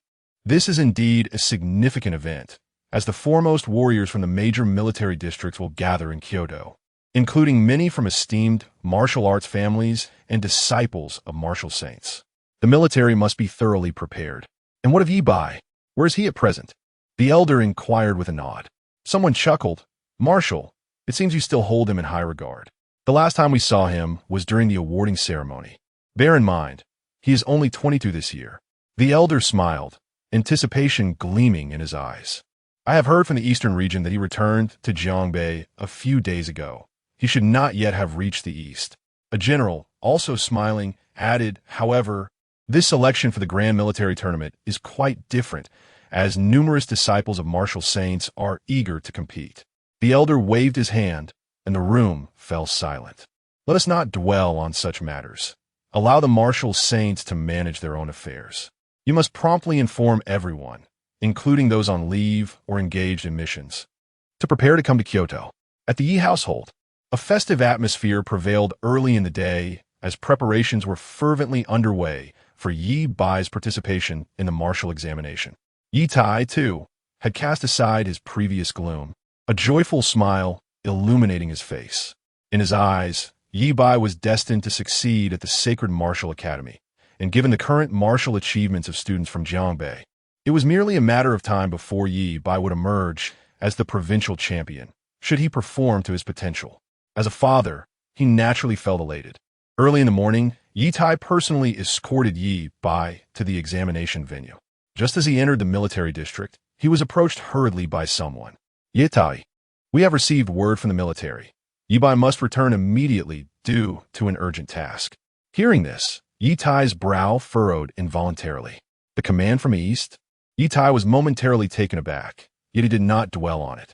He had taken credit for Ye Linyuan's achievements, while Ye Linyuan had served in the military on behalf of Ye by 3 years prior.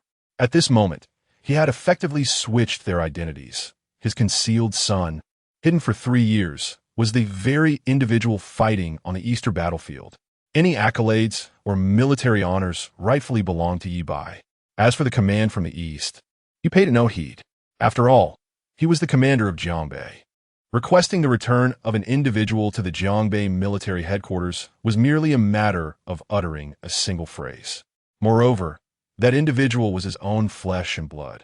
However, he had heard from the eastern representatives that this was an order issued from the capital. The messenger shook his head and continued speaking. Upon hearing this, Ye Tai's brow furrowed in an instant, his tone laced with bewilderment. The capital? Why would such an order be issued suddenly? Is there an explanation for this? The specifics were not disclosed. Upon hearing this, Ye Tai subtly gestured, and the messenger, understanding his cue, departed. Within the military headquarters, Ye Tai sat in his seat, his expression shifting unpredictably. Why had the East suddenly summoned Ye Bai back? Could it be that the situation on the Eastern Front had escalated, necessitating the recall of all demon suppression troops? He was now intent on restoring the identities of Ye Linyuan and Ye Bai, which naturally required Ye Bai's return. Yet Ye Bai was currently engaged in the martial examination and could not possibly return. Furthermore, this was an order from the capital. Even if he were to intervene personally, he could not swiftly arrange for Ye Bai's recall. Moreover, during wartime, how would the military and the public perceive his decision to pull his son from the front lines back to the headquarters? Ye Tai certainly would not associate this abrupt recall with the grand military competition in the region, as in his eyes, that was an utterly implausible notion. Chapter 32. To what extent can one be shameless? Ye Tai sat in the military headquarters, his expression shifting several times before he finally rose. Firstly, Ye Bai was not an option. This military examination was critical for Ye Bai's future and whether he could take over Jiangbei. However, the orders from the capital could not be ignored. Before the expansive floor-to-ceiling window, Ye Linyuan reclined comfortably on the sofa, an expression of contentment gracing his features. After 3 years of campaigning, he had not experienced such a peaceful life in a long time and was thoroughly enjoying it. As for the provincial governor, he had already made the necessary arrangements personally. He could obtain the list at any time. Li Xingwen was quite pleased with this. Entering the military training camp would be beneficial for him, and he certainly would not refuse, especially given Ye Linyuan's status, which left him with no room to decline. General Yi, what brings you here? Outside, Jiang Yuye's voice broke through, causing Ye Linyuan to squint his eyes open slightly. Ye Tai, what brings you here again? However, he thought it unlikely that Ye Tai was seeking him out, especially since they had clashed the other day. The severance of ties had been made quite clear. Ye Tai himself, if he had any dignity, would not come looking for him. Before Ye Linyuan could further contemplate, Ye Tai's voice rang out. Is Ye Linyuan here? I need to discuss something with him. Ye Linyuan opened his eyes, a peculiar expression on his face. Did he truly come to seek him? He chuckled. Jiang Yuye smiled, though the smile carried a hint of sarcasm. Hearing the laughter, Ye Tai found it particularly grating and coldly snorted. What? Am I not allowed to seek out my son without your approval? Outsider? Oh, but you certainly did not say that the other day, did you? Now he has become your son? Jiang Yuye found it astonishing, wondering what had gotten into Ye Tai. Based on his understanding of Ye Tai, he was not someone who would easily back down or admit fault. I have no time for your banter. Just tell me if he is here or not.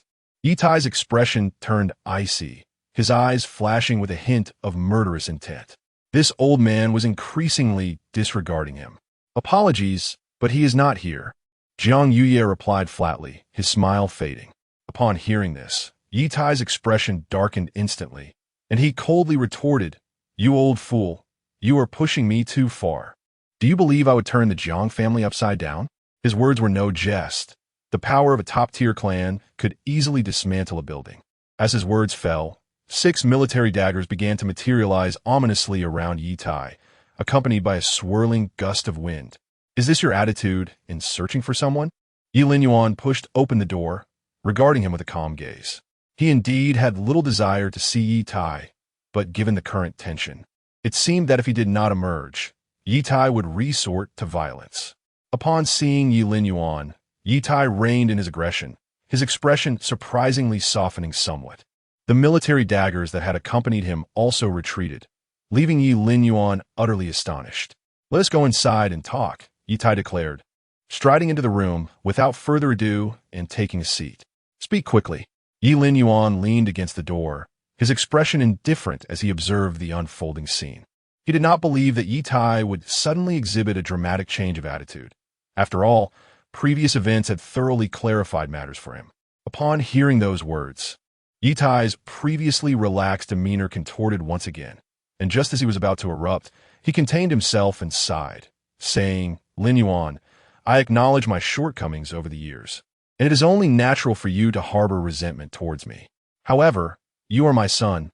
I cannot simply neglect you." The abrupt softening of his tone, coupled with an exceedingly unfamiliar manner of speaking, prompted Ye Linyuan to instinctively inquire, "Who are you? Have you been possessed?" Ye Tai was momentarily taken aback, falling into silence. Though his expression remained unchanged, inwardly he was filled with a desire to strike out in frustration. This wretched child was infuriating. Ye Tai suppressed his inner turmoil, remaining silent for a considerable time before continuing. "You must understand that your brother possesses remarkable martial talent and is destined to become a martial saint. Everything I do is for the sake of the Ye family and Jiangbei. As the eldest son of the Ye family, why can you not comprehend my intentions? Why should I understand you?" Ye Linyuan retorted, incredulous. "You sent me to the military when I was but a novice martial artist, and I nearly lost my life countless times on the battlefield, yet you never expressed concern. Upon my return, you demanded that I transfer my merits to my brother. How could I possibly understand that?" Upon hearing this, Ye Linyuan scoffed, nearly uttering a curse. Ye Tai's expression darkened. The utterance of "why should I understand you?" made the veins on his forehead throb. Taking a deep breath to suppress his rising anger, he continued, "But you have also denied us the opportunity for recompense. Have you not? It matters not. I am indifferent." Ye Linyuan waved his hand dismissively, responding coolly. "Do not be so hasty in your refusal," Ye Tai urged softly. "I can grant you what you desire, the status of the eldest son of the Ye family, martial resources, or even the position of chairman of the group. All I ask in return is for you to agree to one matter." Upon hearing this, Ye Linyuan's expression shifted to one of realization. So that was the reason behind Ye Tai's sudden transformation. "What you propose is unnecessary, and I cannot acquiesce to your terms. If there is nothing further, please take your leave," Ye Linyuan replied apathetically, even too disinterested to inquire about the matter at hand. "This morning, the military notified us that they wish to summon you back, and it is a direct order from the capital. Ye Tai acclaimit urgently." "Summon me? Are they referring to Ye Bai or to me, Linyuan?" Ye Linyuan asked, momentarily taken aback, a sardonic smile gracing his lips. "Of course, they mean Ye Bai. Otherwise, I would not be here. Your brother is currently participating in the martial examination and cannot return. You will temporarily serve in the military for these 3 years. When I manage to transfer him back to Jiangbei, you will still be the eldest son of the Ye family. Furthermore, your mother's group will eventually be handed over to you." Ye Tai's tone softened, yet a hint of his previous arrogance seeped through. After all, in his view, the status of the eldest son of the Ye family was unparalleled in Jiangbei. Moreover, the largest conglomerate in Jiangbei has similarly extended an offer to Ye Linyuan. He is incredulous that Ye Linyuan could possibly decline such an exchange. Ye Linyuan has come to realize that he has underestimated Ye Tai. To what extent can a person be shameless? It is one thing to enlist his brother in the military, but upon returning, he seeks military achievements to swap their identities back. Now, the military summons him once more, desiring him to endure a temporary situation. Is this truly the nature of humanity? Furthermore, the terms proposed by Ye Tai are utterly beneath Ye Linyuan's consideration. To take a step back, Ye Tai has a criminal record. A fool would be the only one to believe his words. Consequently, upon hearing Ye Tai articulate his intentions, Ye Linyuan immediately retorted, "What does their search for Ye Bai have to do with me, Ye Linyuan? If you wish for Ye Bai to return to the military and solidify his identity, Would that not align perfectly with your own desires? My accomplishments over the past 3 years would then rightly belong to him, would they not? Chapter 33. Agitated and defying orders from Kyoto. Upon hearing the words, Ye Tai's expression darkened ominously. He believed that the conditions he had proposed were already quite generous. As long as Ye Linyuan acquiesced, he would continue to be the esteemed heir of the Ye family. He could still take over the conglomerate in the future. Although it may not compare to a promising martial path, it still held considerable allure for an ordinary person. Yet, Ye Linyuan audaciously declined, even implying a sense of ridicule in his words. Ye Linyuan, your brother is currently participating in the martial examination. How can he return? As his elder brother, shouldn't you lend him your support? If he were to become a martial sage in the future, would he forget you? Ye Tai spoke in a low voice. Having expressed everything he needed to say, his patience entirely exhausted. As a father, he had personally come and presented his conditions. What more could he possibly want? Ye Linyuan was clearly overstepping his bounds. Are you done? Then allow me to offer you a word. Leave. Ye Tai was infuriated by Ye Linyuan, and had it not been for the concern of maintaining his dignity, he might have resorted to violence. In recent days, many had arrived in Jiangbei, including enrollment teachers from the Martial Academy and masters from the Martial Alliance. To engage in a physical altercation would be exceedingly embarrassing. Ultimately, Ye Tai departed the Jiang family in a fit of rage, muttering curses under his breath. Ungrateful wretch! How could I have raised such a creature? No matter how I have nurtured him, he has never regarded us as family. Upon returning to the military headquarters, Ye Tai's countenance remained grim. The military was awaiting a response, and now that Ye Linyuan had resolutely refused, he found himself in a predicament. However, one thing was clear at this moment. Ye Bai must not return to the military. Yizwa, the military has urged us again. They seem quite anxious, a soldier reported. Ye Tai rubbed his temples and replied impatiently, understood. Do not concern yourselves with it. We shall address everything 3 days hence. The soldier hesitated and asked, but the situation in the east is manageable. Yet this command originates from Kyoto. What shall we say if they inquire further? Just say that Ye Bai is occupied with a martial examination and cannot be reached. Ye Tai stated coldly. What significant upheaval could Ye Linyuan possibly instigate? I do not believe the military would truly investigate for the sake of one Ye Linyuan. Once the martial examination concludes, I will expedite Ye Bai's return to Jiangbei. By then, everything will be resolved on my terms. As for why a soldier who has served 3 years still has a spot in the martial examination, as the esteemed general of Jiangbei, I merely seek one quota. It is not as though I am attempting to gain admission to the Sacred Martial Academy through underhanded means. Everything should be based on merit, should it not? What could they possibly say? Even the military cannot find fault with that. Yes, the soldier nodded in agreement, acknowledging the directive. In the Eastern Theater, within the military building, He Dingjun expressed surprise, his tone laced with skepticism. Did Ye Tai truly say such things? Indeed, it appears he intends to brazenly defy the military orders from Kyoto. Another individual nodded, equally astonished. The military command from Kyoto reaches directly to Jiangbei. Yet Ye Tai dares to disregard it, even attempting to suppress it forcefully. Such audacity, He Dingjun believed, was beyond his own capabilities. Participating in the martial examination, it appears he is indeed determined to have Ye Bai replace Ye Linyuan's accolades. Ye Tai, oh Ye Tai, are you aware of the monumental event you have instigated? He Dingjun reflected on the news relayed by the guards with profound astonishment. Having visited Jiangbei once, he had gleaned some insights regarding Ye Linyuan and the Ye family. Thus, upon receiving this news, he immediately surmised Ye Tai's intentions. However, He Dingjun harbored a question. Can a father truly exhibit such blatant favoritism? Should we directly inform Lord Yi? After all, he represents us in the grand competition of the East, a commanding officer proposed. After a moment's contemplation, He Dingjun replied, well, since Ye Tai dares to defy the military orders from the capital, we shall notify him ourselves. As his words fell, a smile unexpectedly graced He Dingjun's face.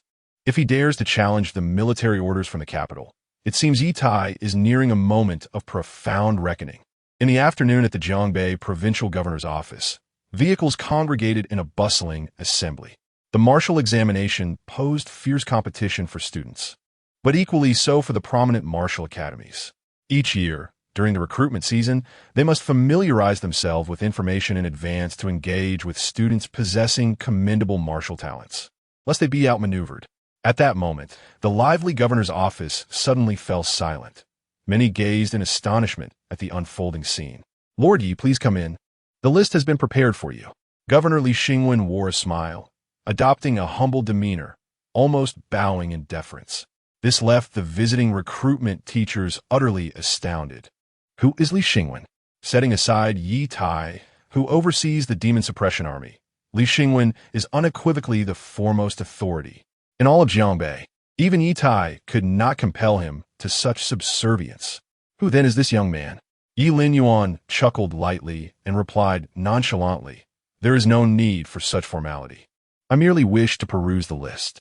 Of course, Li Xingwen responded cheerfully, his gaze nervously fixed on the list in Ye Linyuan's hands, eagerly anticipating the selection of more candidates.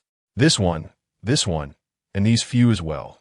I shall personally speak with them after the martial examination concludes.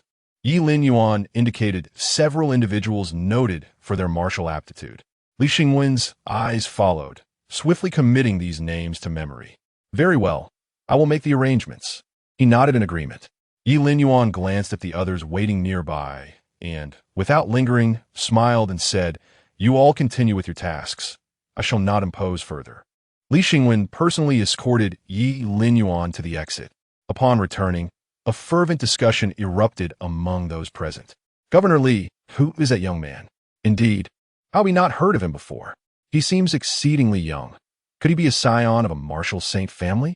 Speculation ran rampant as voices rose in a clamor. The earlier scene was truly astonishing. A provincial governor personally came to greet him, adopting an uncharacteristically humble demeanor. And this individual was remarkably youthful. Even a scion of a martial aristocracy would find it challenging to elicit such a response from Li Xingwen.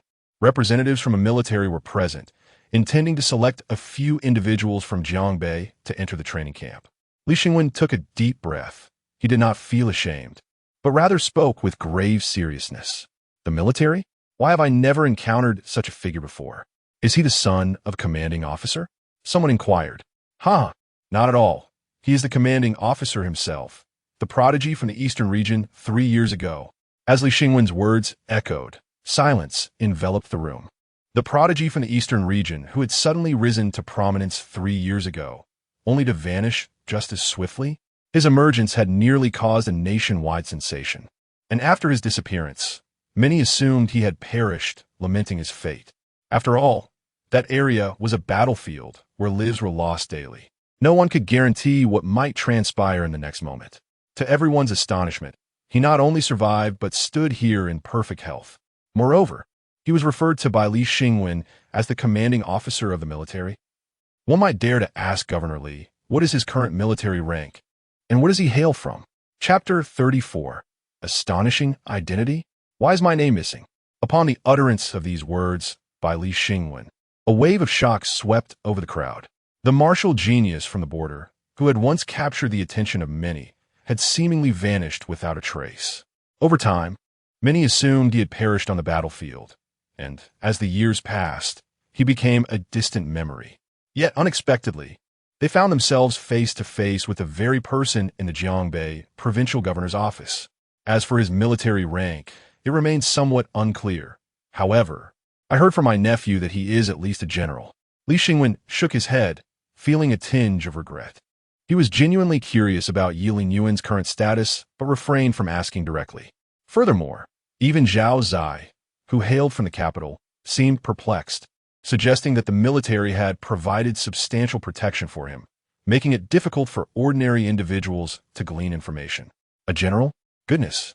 He appears to be merely in his early 20s, yet has attained such a rank within the military? Governor Li, may I inquire about his family's whereabouts? We would like to pay a visit as well. Indeed, a general of such youth must possess at least the strength of a grandmaster. My heavens. A grandmaster at such a tender age. Li Xingwen's remarks left many in the room utterly astounded. The impact of this revelation was nothing short of monumental. A general in his 20s, a grandmaster. Each of these titles, even when considered separately, had never been witnessed in this era of martial arts. It could be said that Ye Linyuan was truly the foremost figure of his time. In the annals of Blue Star's history, one might only find a comparable individual during the reign of Emperor Wu of Han. Yet, the accomplishments of that figure were immense. The fact that Ye Linyuan had ascended to the rank of general within the military spoke volumes about his merits. He is the son of Ye Tai. Li Xingwen did not conceal this fact, stating it candidly. Ye Tai, the commander of Jiangbei? No wonder. A true scion of a military family. I have heard that the Ye family has another son who is sitting for the college entrance examination and is likely to gain admission to the Holy Martial Academy. Indeed, I have learned about this young man prior to my arrival. His martial talent is exceptional, and his admission to the Holy Martial Academy is virtually assured. Several teachers from the admissions office exchanged glances, their expressions immediately shifting to one of profound interest. A scion of a military family, coupled with a martial prodigy. Should he be recruited into the Martial Academy, it is certain that a remarkable figure will emerge in the capital in the future. At that time, the Academy's ranking may very well rise. Upon observing the expressions of these individuals, Li Xingwen understood their thoughts.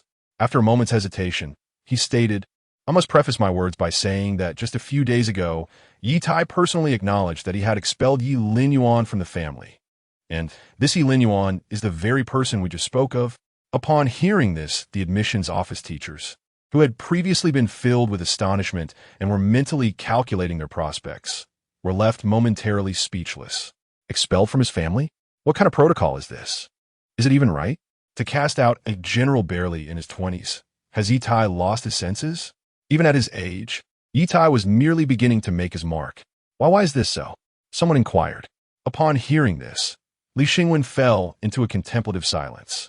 Should the provincial governor possess any insider information, rest assured that we are not the type to indulge in gossip. We would certainly keep it under wraps. It was only after hearing this that Li Xingwen sighed, took a seat, and remarked that it was not precisely insider knowledge. Rather, it was a matter concerning the Ye family, which he felt reluctant to discuss. All he knew was that Ye Linyuan's relationship with Ye Tai was currently quite strained, and it bore significant implications regarding Ye Bai. For further specifics, one might inquire at the military headquarters, where the truth would soon become evident. Indeed, Ye Linyuan's identity was well guarded there, yet discovering his name remained quite uncomplicated. After all, at the military, he was still referred to as Ye Bai. As soon as the incident at the provincial governor's office transpired, those who had arrived in Jiangbei were engulfed in a frenzy. Why had Ye Tai expelled Ye Linyuan? And why did that individual at the military headquarters go by the name Ye Bai? If he was indeed Ye Bai, then who was the person participating in the college entrance examination? Those unacquainted with the underlying truths, upon hearing that name, found themselves utterly bewildered. However, they all understood one fundamental truth. The individual who appeared at the provincial governor's office was a person from the military of Ye, known as Ye Linyuan.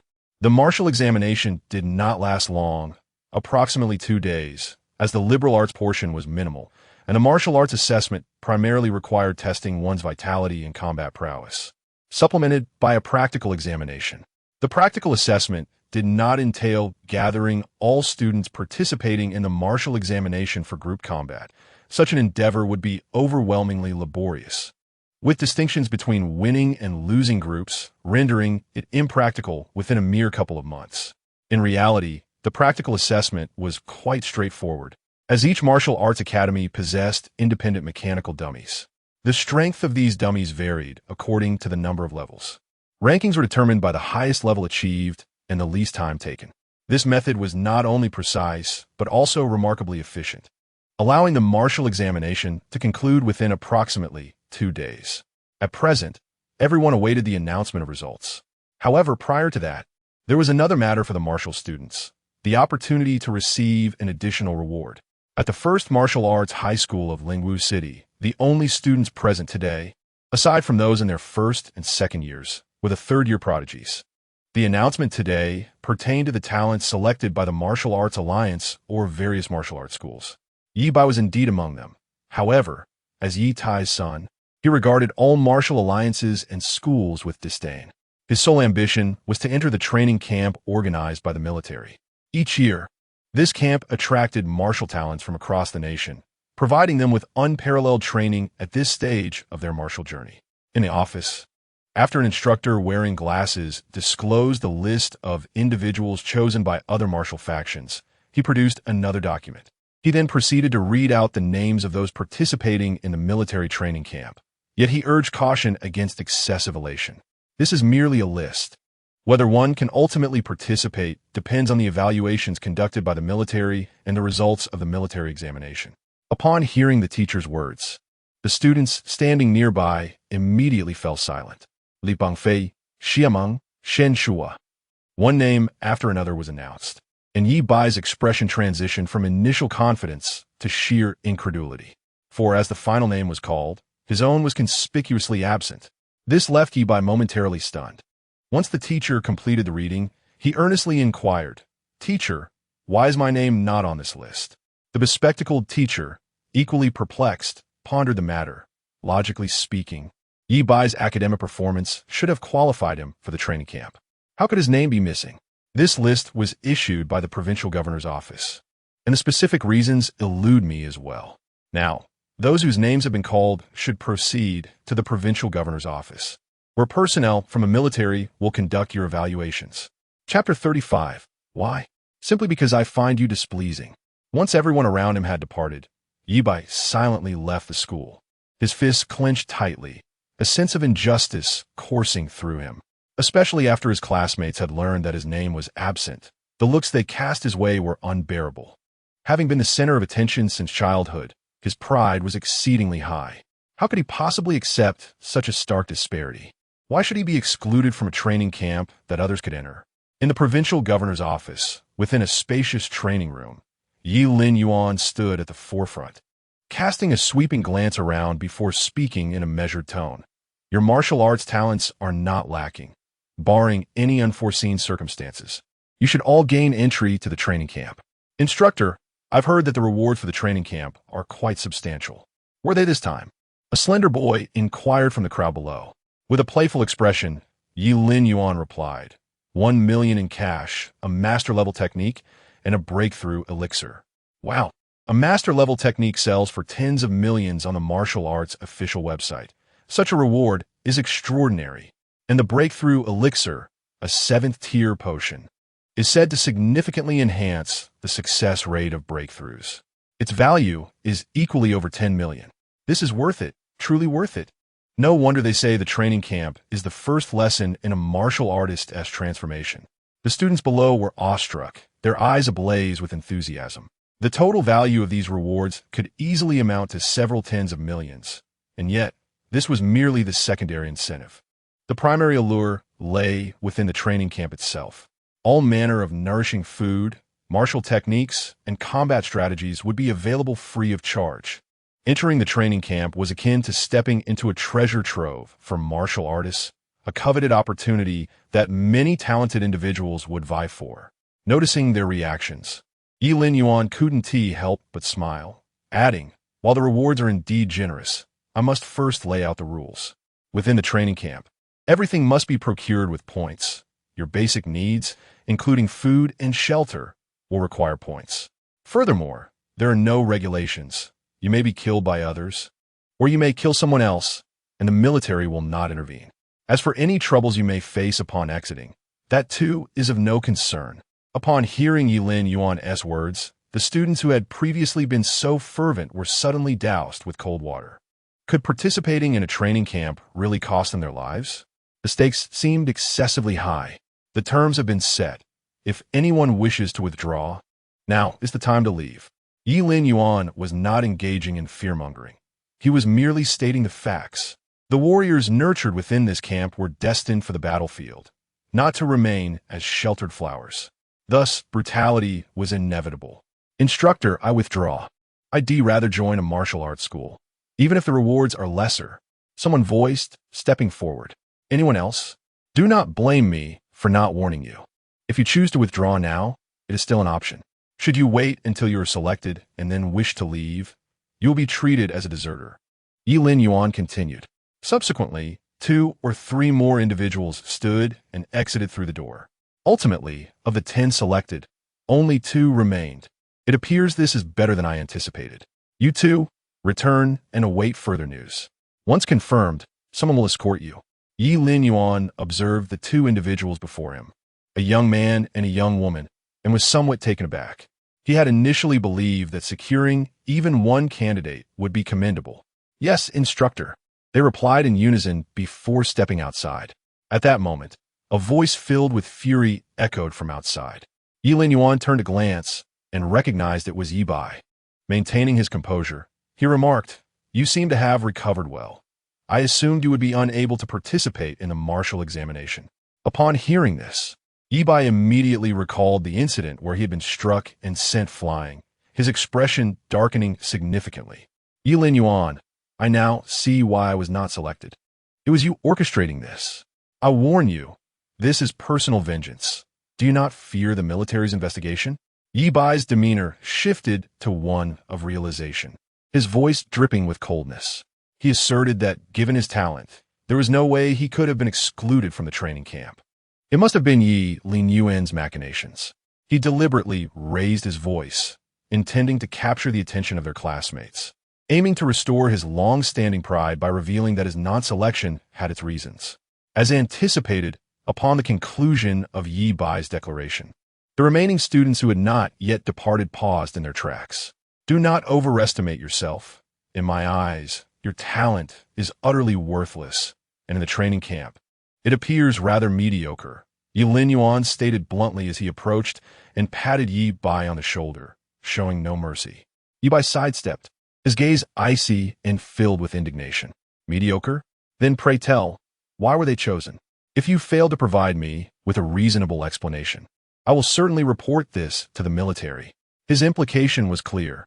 If those with lesser martial talents were selected, why was he not? Ye Linyuan glanced at him, replying nonchalantly, "Why? There is no reason. I simply find you displeasing."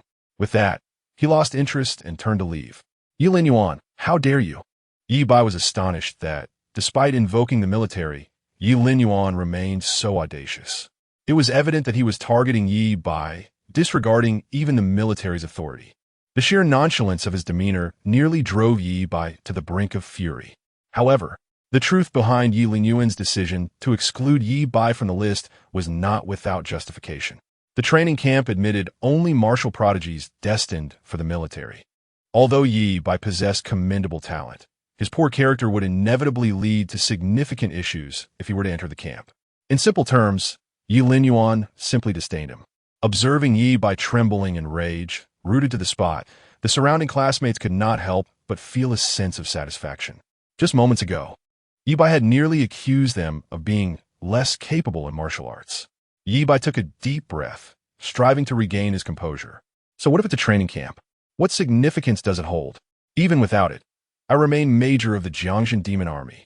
Yet, he was certain this matter was far from over. Upon returning home, Ye Bai promptly relayed the news to Ye Tai. Ye Tai is the commander of the Demon Army in Jiangbei town. Ye Linyuan harbors personal vendettas, and Ye Tai possesses the authority to address them. Did he truly utter such words?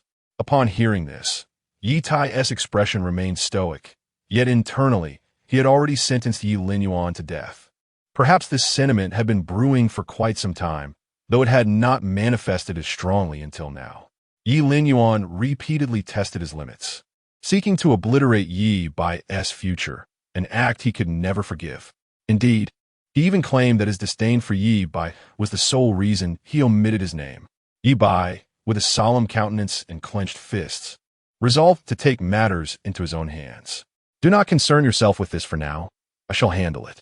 Once the martial examination results are released, I will transfer your military status back to Jiangbei. As for Ye Linyuan, you shall be left with nothing." Ye Tai spoke coldly, his gaze equally somber. Chapter 36. The Failed Scholar. The Holy Martial Academy rejects admission. The Ye family stunned.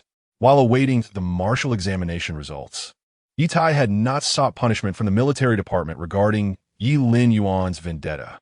After all, Ye Linyuan's identity was intrinsically linked to Ye Bai's future. To deal with Ye Linyuan would be tantamount to jeopardizing Ye Bai's prospects. Nevertheless, he had been busy these past few days, making arrangements to transfer his military registration back to Jiangbei. For a general in Jiangbei, this should not pose a significant challenge. Yet the procedures from the eastern region had been inexplicably delayed, leaving him in a state of helpless anticipation. A sense of unease lingered in Ye Tai's mind. Sitting on the sofa with a fresh newspaper in hand, his expression was one of perplexity. Since the last incident where the underground realm intruded into Ye Linyuan's psyche, Su Rong had seldom returned home. Yet, she had hurried back these past few days, concerned about Ye Bai's martial examination. Upon hearing Ye Tai's words, Su Rong remained silent. Logically, representatives from the Holy Martial Academy should have arrived by now, so why the absence? Ye Tai furrowed his brow, his tone thick with confusion. The top 10 martial academies in the capital were fiercely competitive, vying for martial geniuses every year. Now, 3 days had passed since the examination concluded, and today was the day results were announced. Yet, not a single representative had come to the Ye household, a situation that defied all expectations. It was unclear, but given Ye Bai's martial talent, gaining admission to the Holy Martial Academy should not be an issue. Surong remarked coldly. Upon hearing this, Ye Tai nodded noncommittally. Such unnecessary worry. He had witnessed Ye Bai's performance firsthand. What was there to fret about? Gaining entry to the Holy Martial Academy was a mere formality. They would come eventually. At exactly 10 in the morning, the results of the martial examination were released. Ye Tai's gaze was fixed on the computer screen, unwavering.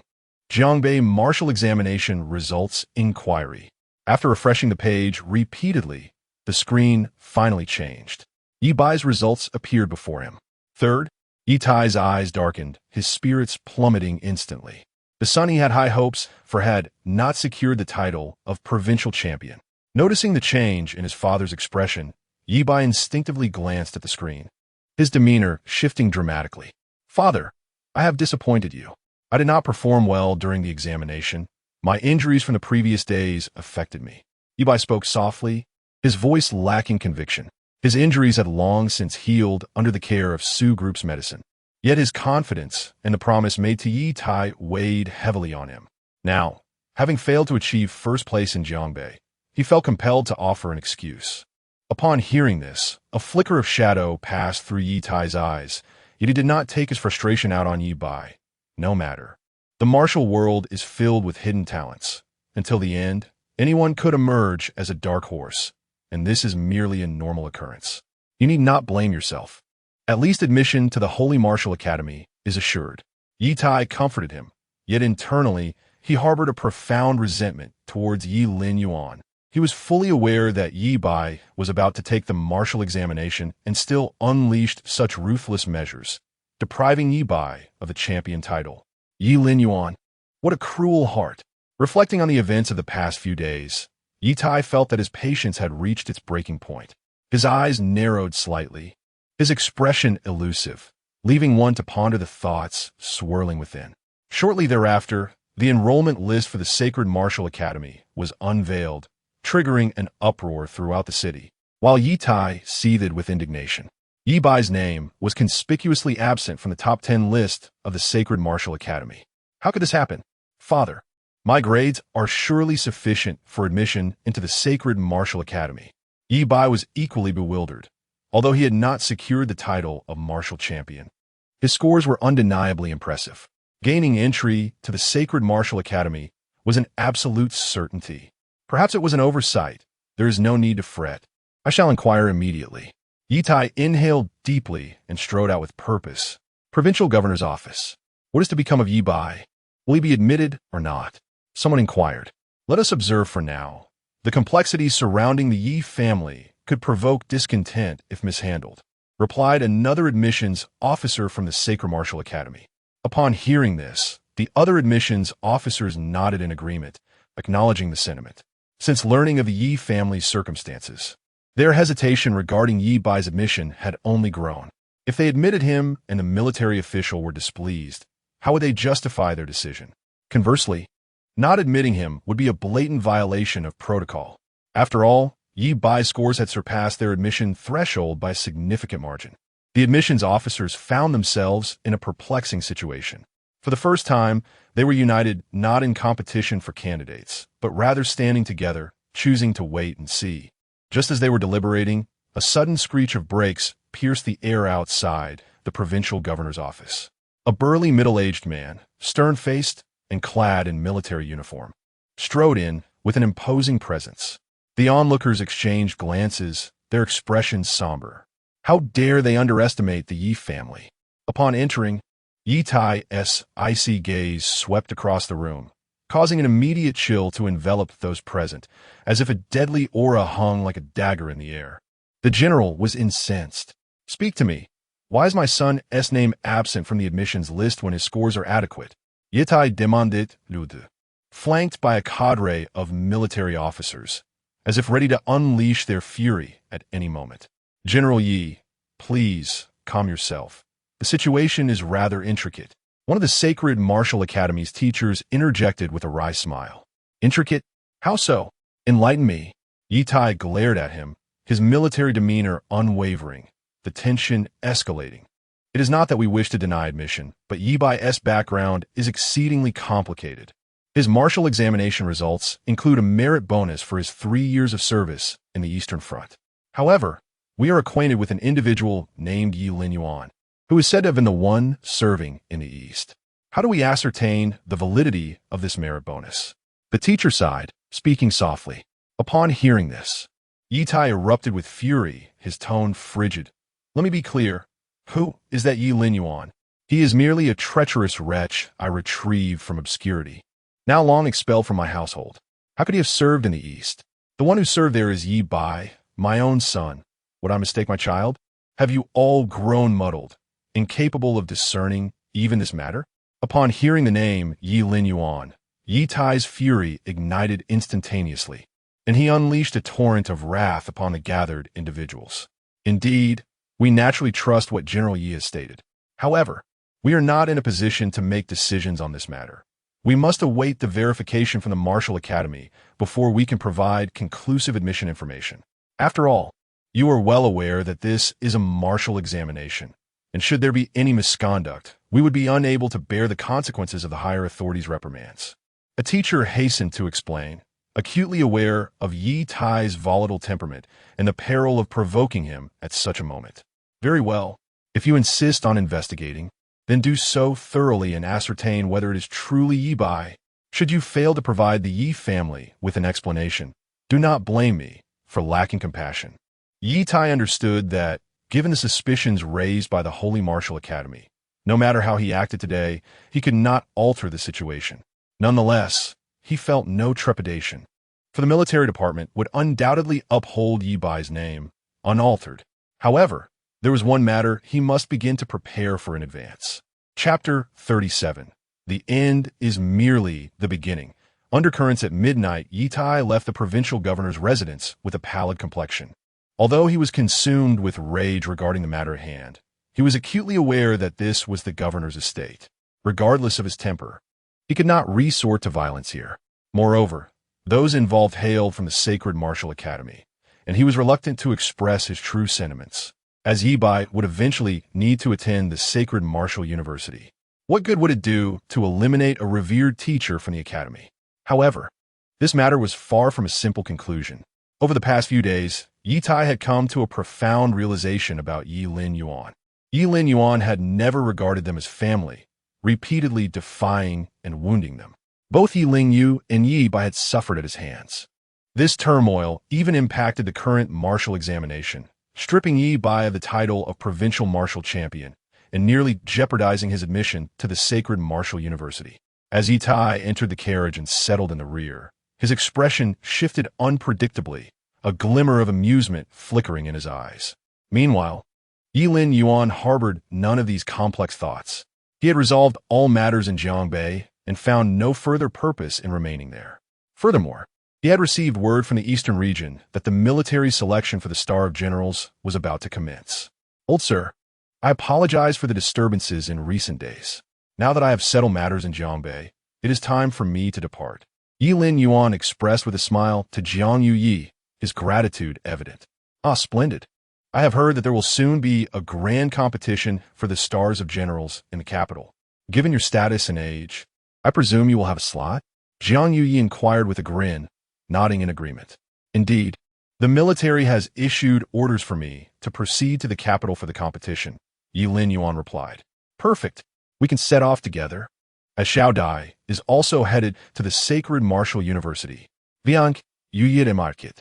Ye Linyuan did not decline. To him, the presence of one more person was inconsequential. Due to the lateness of the hour, they scheduled their departure for the following day.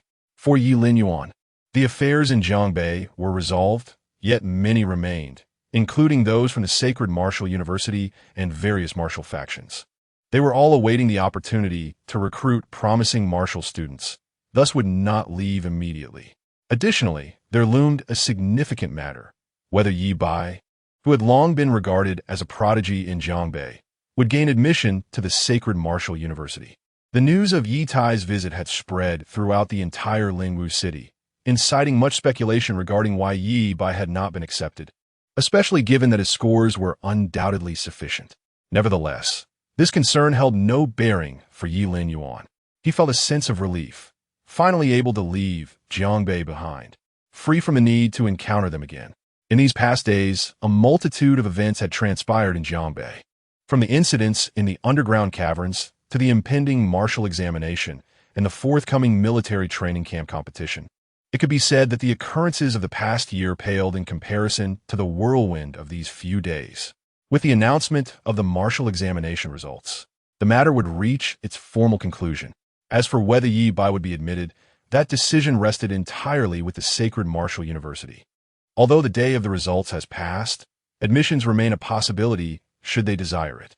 However, for Ye Tai and Ye Bai, their dignity has undeniably been tarnished, particularly with Ye Bai's name absent from the list.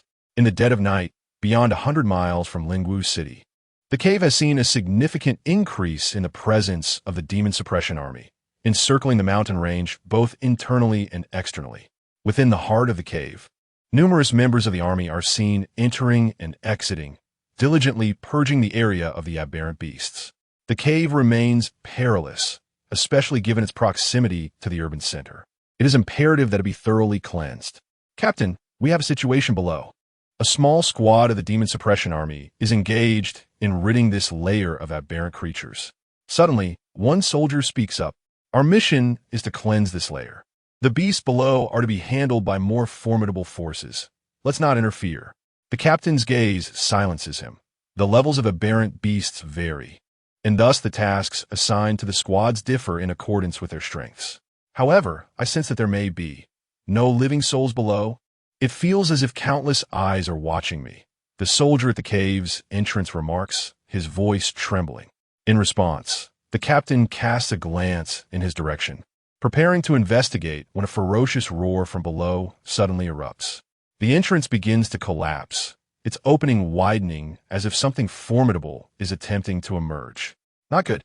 Retreat quickly, the captain orders, his expression shifting as a powerful wave of life force approaches them with alarming speed.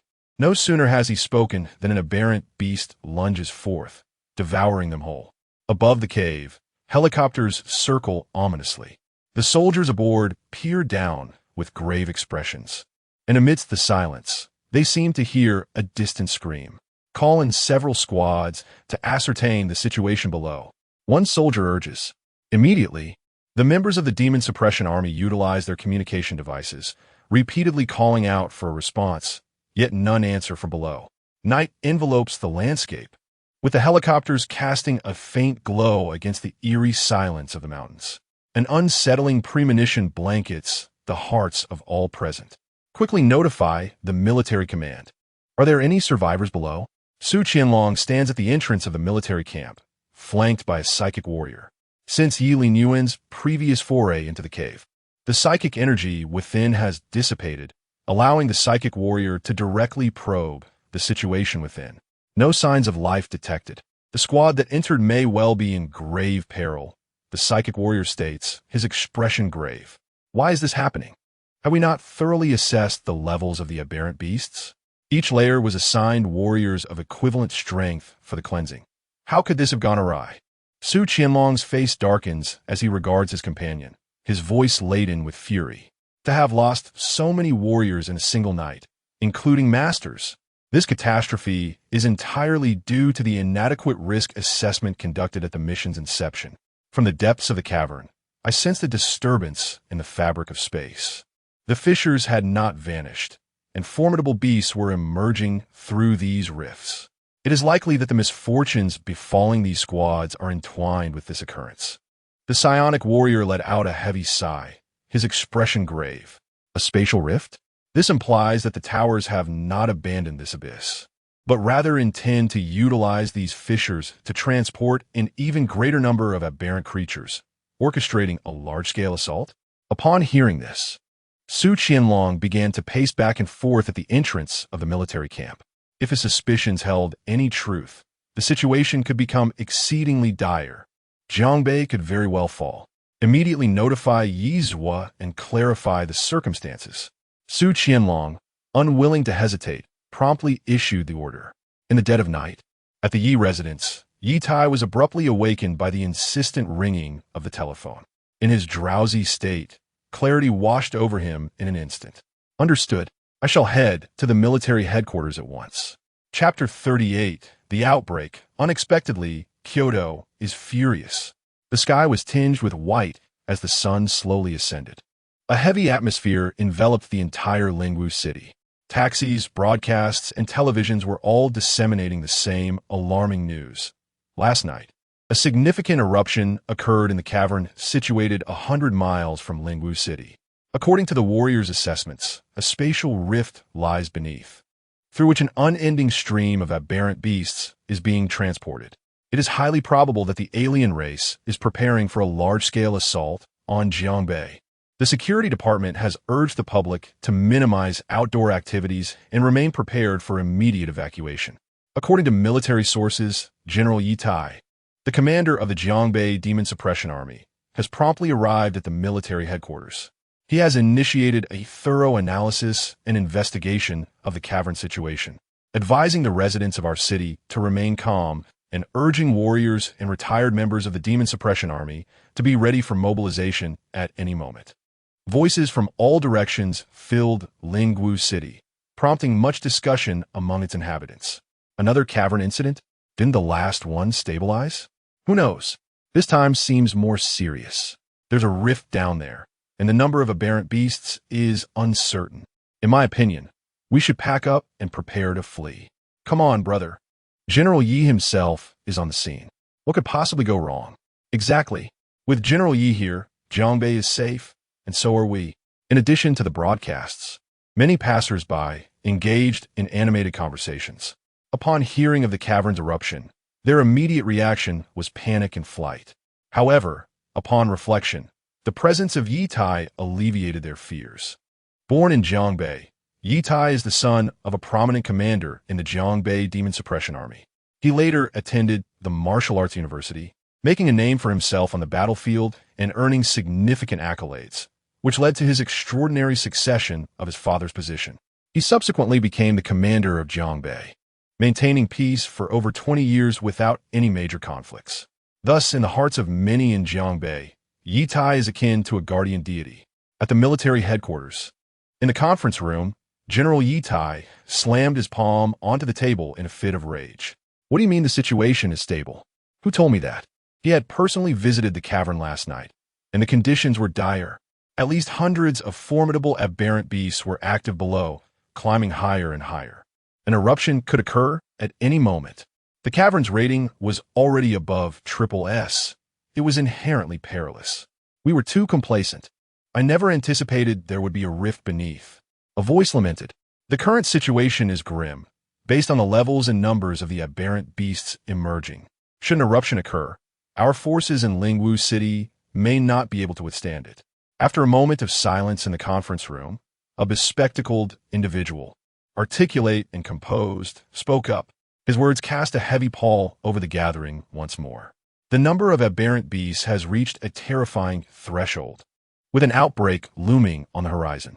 Should the demon suppression army in Lingwu City fail to maintain control, the repercussions would be dire. After all, Lingwu City occupies a central position in Jiangbei. Should we not consider dispatching forces from other regions to bolster Lingwu City as a precaution? Inquired a commanding officer. However, this suggestion was swiftly countered. No, the current distribution of the demon suppression army across Jiangbei is meticulously balanced, each unit performing its designated role. What would happen if we recklessly withdrew forces from other fronts? Upon hearing this, not only did others frown, but even Ye Tai could not suppress his unease. 73rd Division, 26th Division, I require you to reallocate 3 regiments from each of your units. All other forces shall remain in their current positions. Furthermore, concentrate all military strength within Lingwu City in the caverns for a purge operation. It is imperative that we eliminate all aberrant beasts before they emerge from the caverns and seal the fissures. Ye Tai spoke after a prolonged silence. With his command given, the others ceased their hesitation and promptly commenced action. Soon, a large-scale mobilization of Jiangbei's forces ensued, enveloping the entire city in an atmosphere of solemnity. Ye Linyuan also sensed the unusual tension in Jiangbei.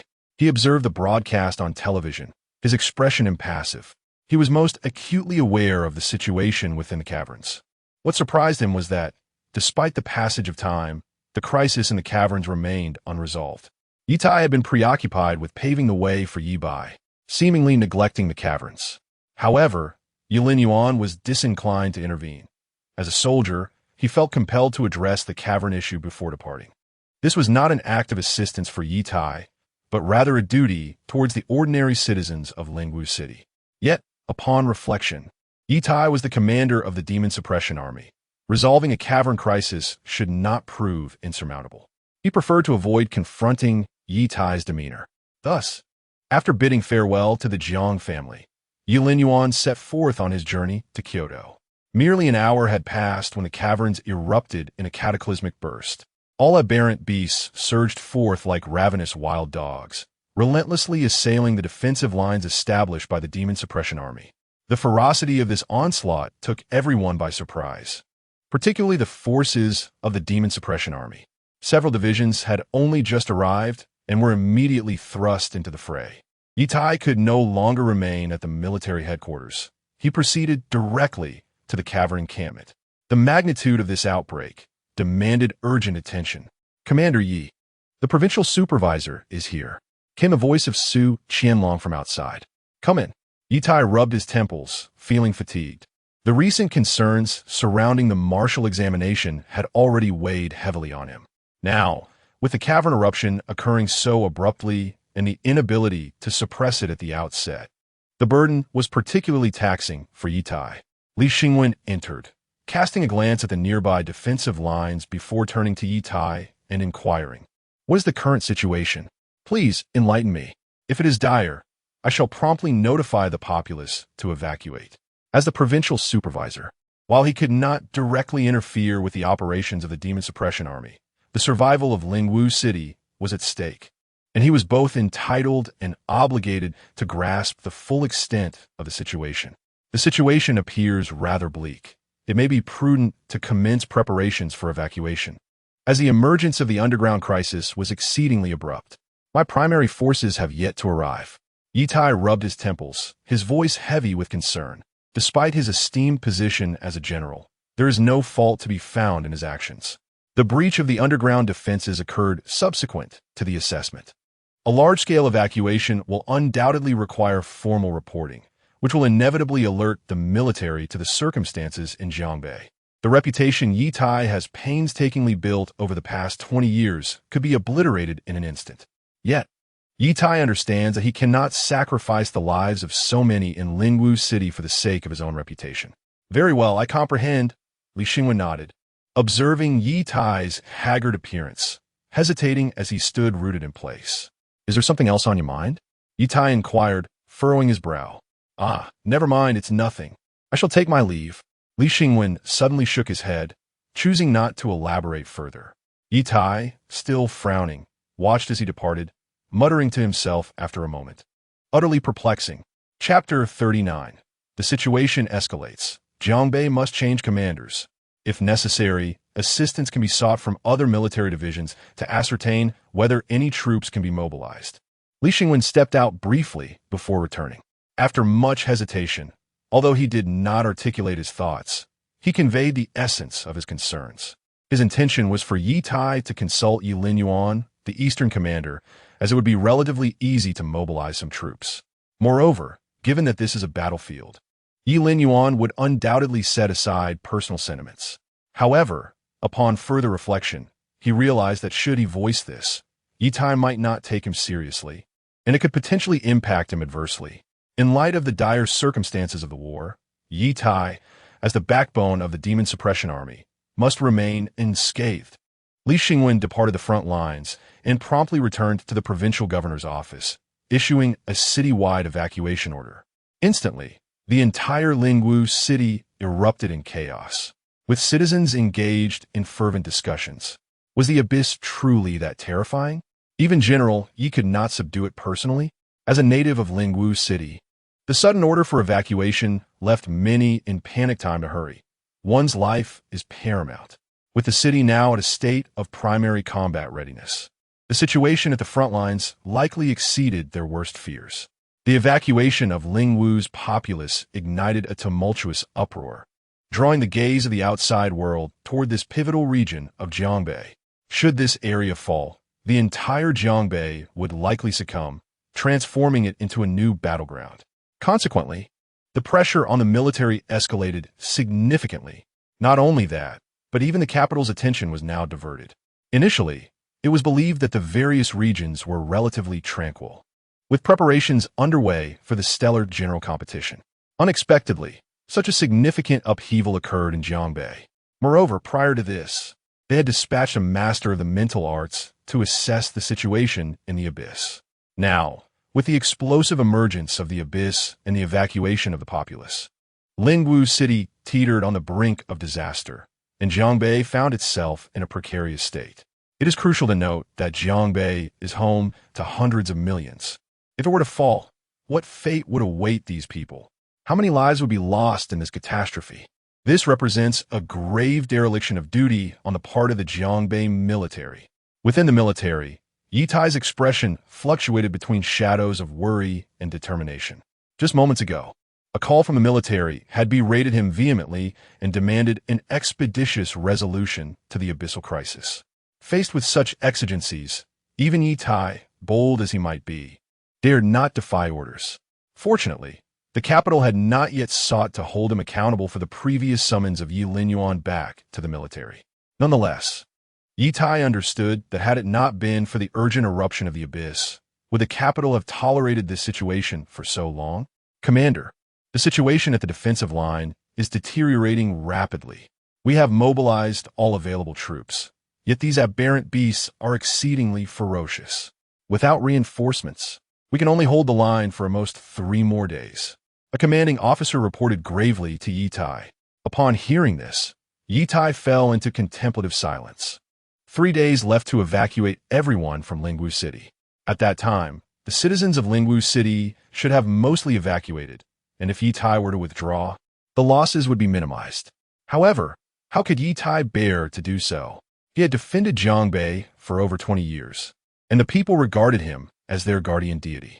If he failed to completely subdue the aberrant beasts and push them back into the underground realm, his reputation built over 2 decades would be utterly destroyed. He would become the first general to be driven from his stronghold by these creatures. Such a disgrace was intolerable for Ye Tai.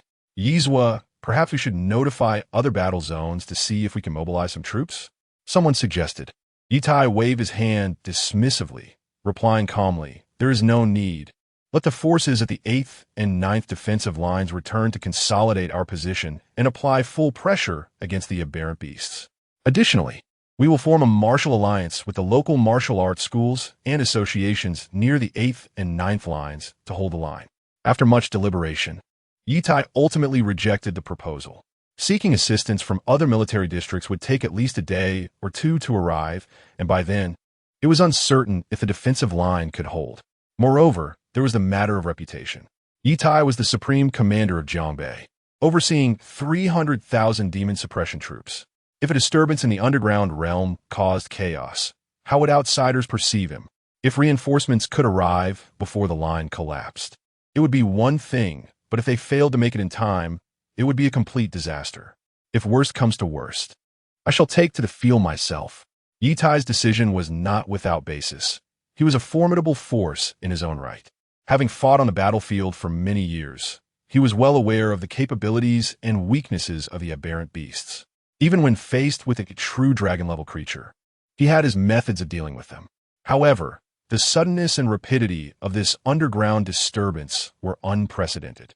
The defensive line was crumbling piece by piece, and within just an hour, the stronghold of Lingwu City was reduced to its final line of defense. Such speed left everyone utterly unprepared. Meanwhile, in the capital, Kyoto, in the conference room, intelligence reports from the front lines were being delivered one after another. The elder at the forefront wore a grim expression, his anger palpable. What in the world was Ye Tai doing? With the situation in the underground realm so dire, why had he not reported it immediately? Now that Lingwu City was down to its last line of defense, its loss would mean the entire Jiangbei would fall. The elder gazed at the battlefield reports, filled with both rage and concern. Should Jiangbei succumb to become a new battleground, not only would the living space of humanity shrink, but how many lives of soldiers and martial artists would be required to cleanse the aberrant beasts? Marshal, the situation in Jiangbei is grave. Most of the demon suppression troops are dispersed across various defensive lines, and the underground threat is too formidable, with the unrest escalating rapidly. It is understandable that we cannot address it immediately, but Ye Tai's failure to report early is indeed problematic. Someone remarked, "This is not the time to discuss who is at fault. We must focus on how to resolve the underground crisis." Another interjected, "Jiangbei cannot recklessly redeploy the remaining demon suppression forces stationed at the various lines, as losing any of them would leave us vulnerable to attacks from all sides." An officer analyzed with a serious demeanor, "Send orders to the entire army, the nearest demon suppression troops to Jiangbei, regardless of their current missions or tasks, must abandon them and proceed to reinforce Jiangbei. Moreover, is Ye Linyuan not in Jiangbei? Let him not return. Instead, assemble the Eastern Demon Subduing Army and temporarily withdraw Ye Tai, allowing Ye Linyuan to take his place." At this moment, the elder took a deep breath, suppressing his fury before speaking. As his words fell, a flurry of orders began to circulate through the military department. Almost simultaneously, every squad of the Demon Subduing Army stationed near Jiangbei received the command. Naturally, Ye Linyuan was not exempt from this directive. However, as this news spread, Ye Tai and the Jiangbei military department wore an expression of disbelief.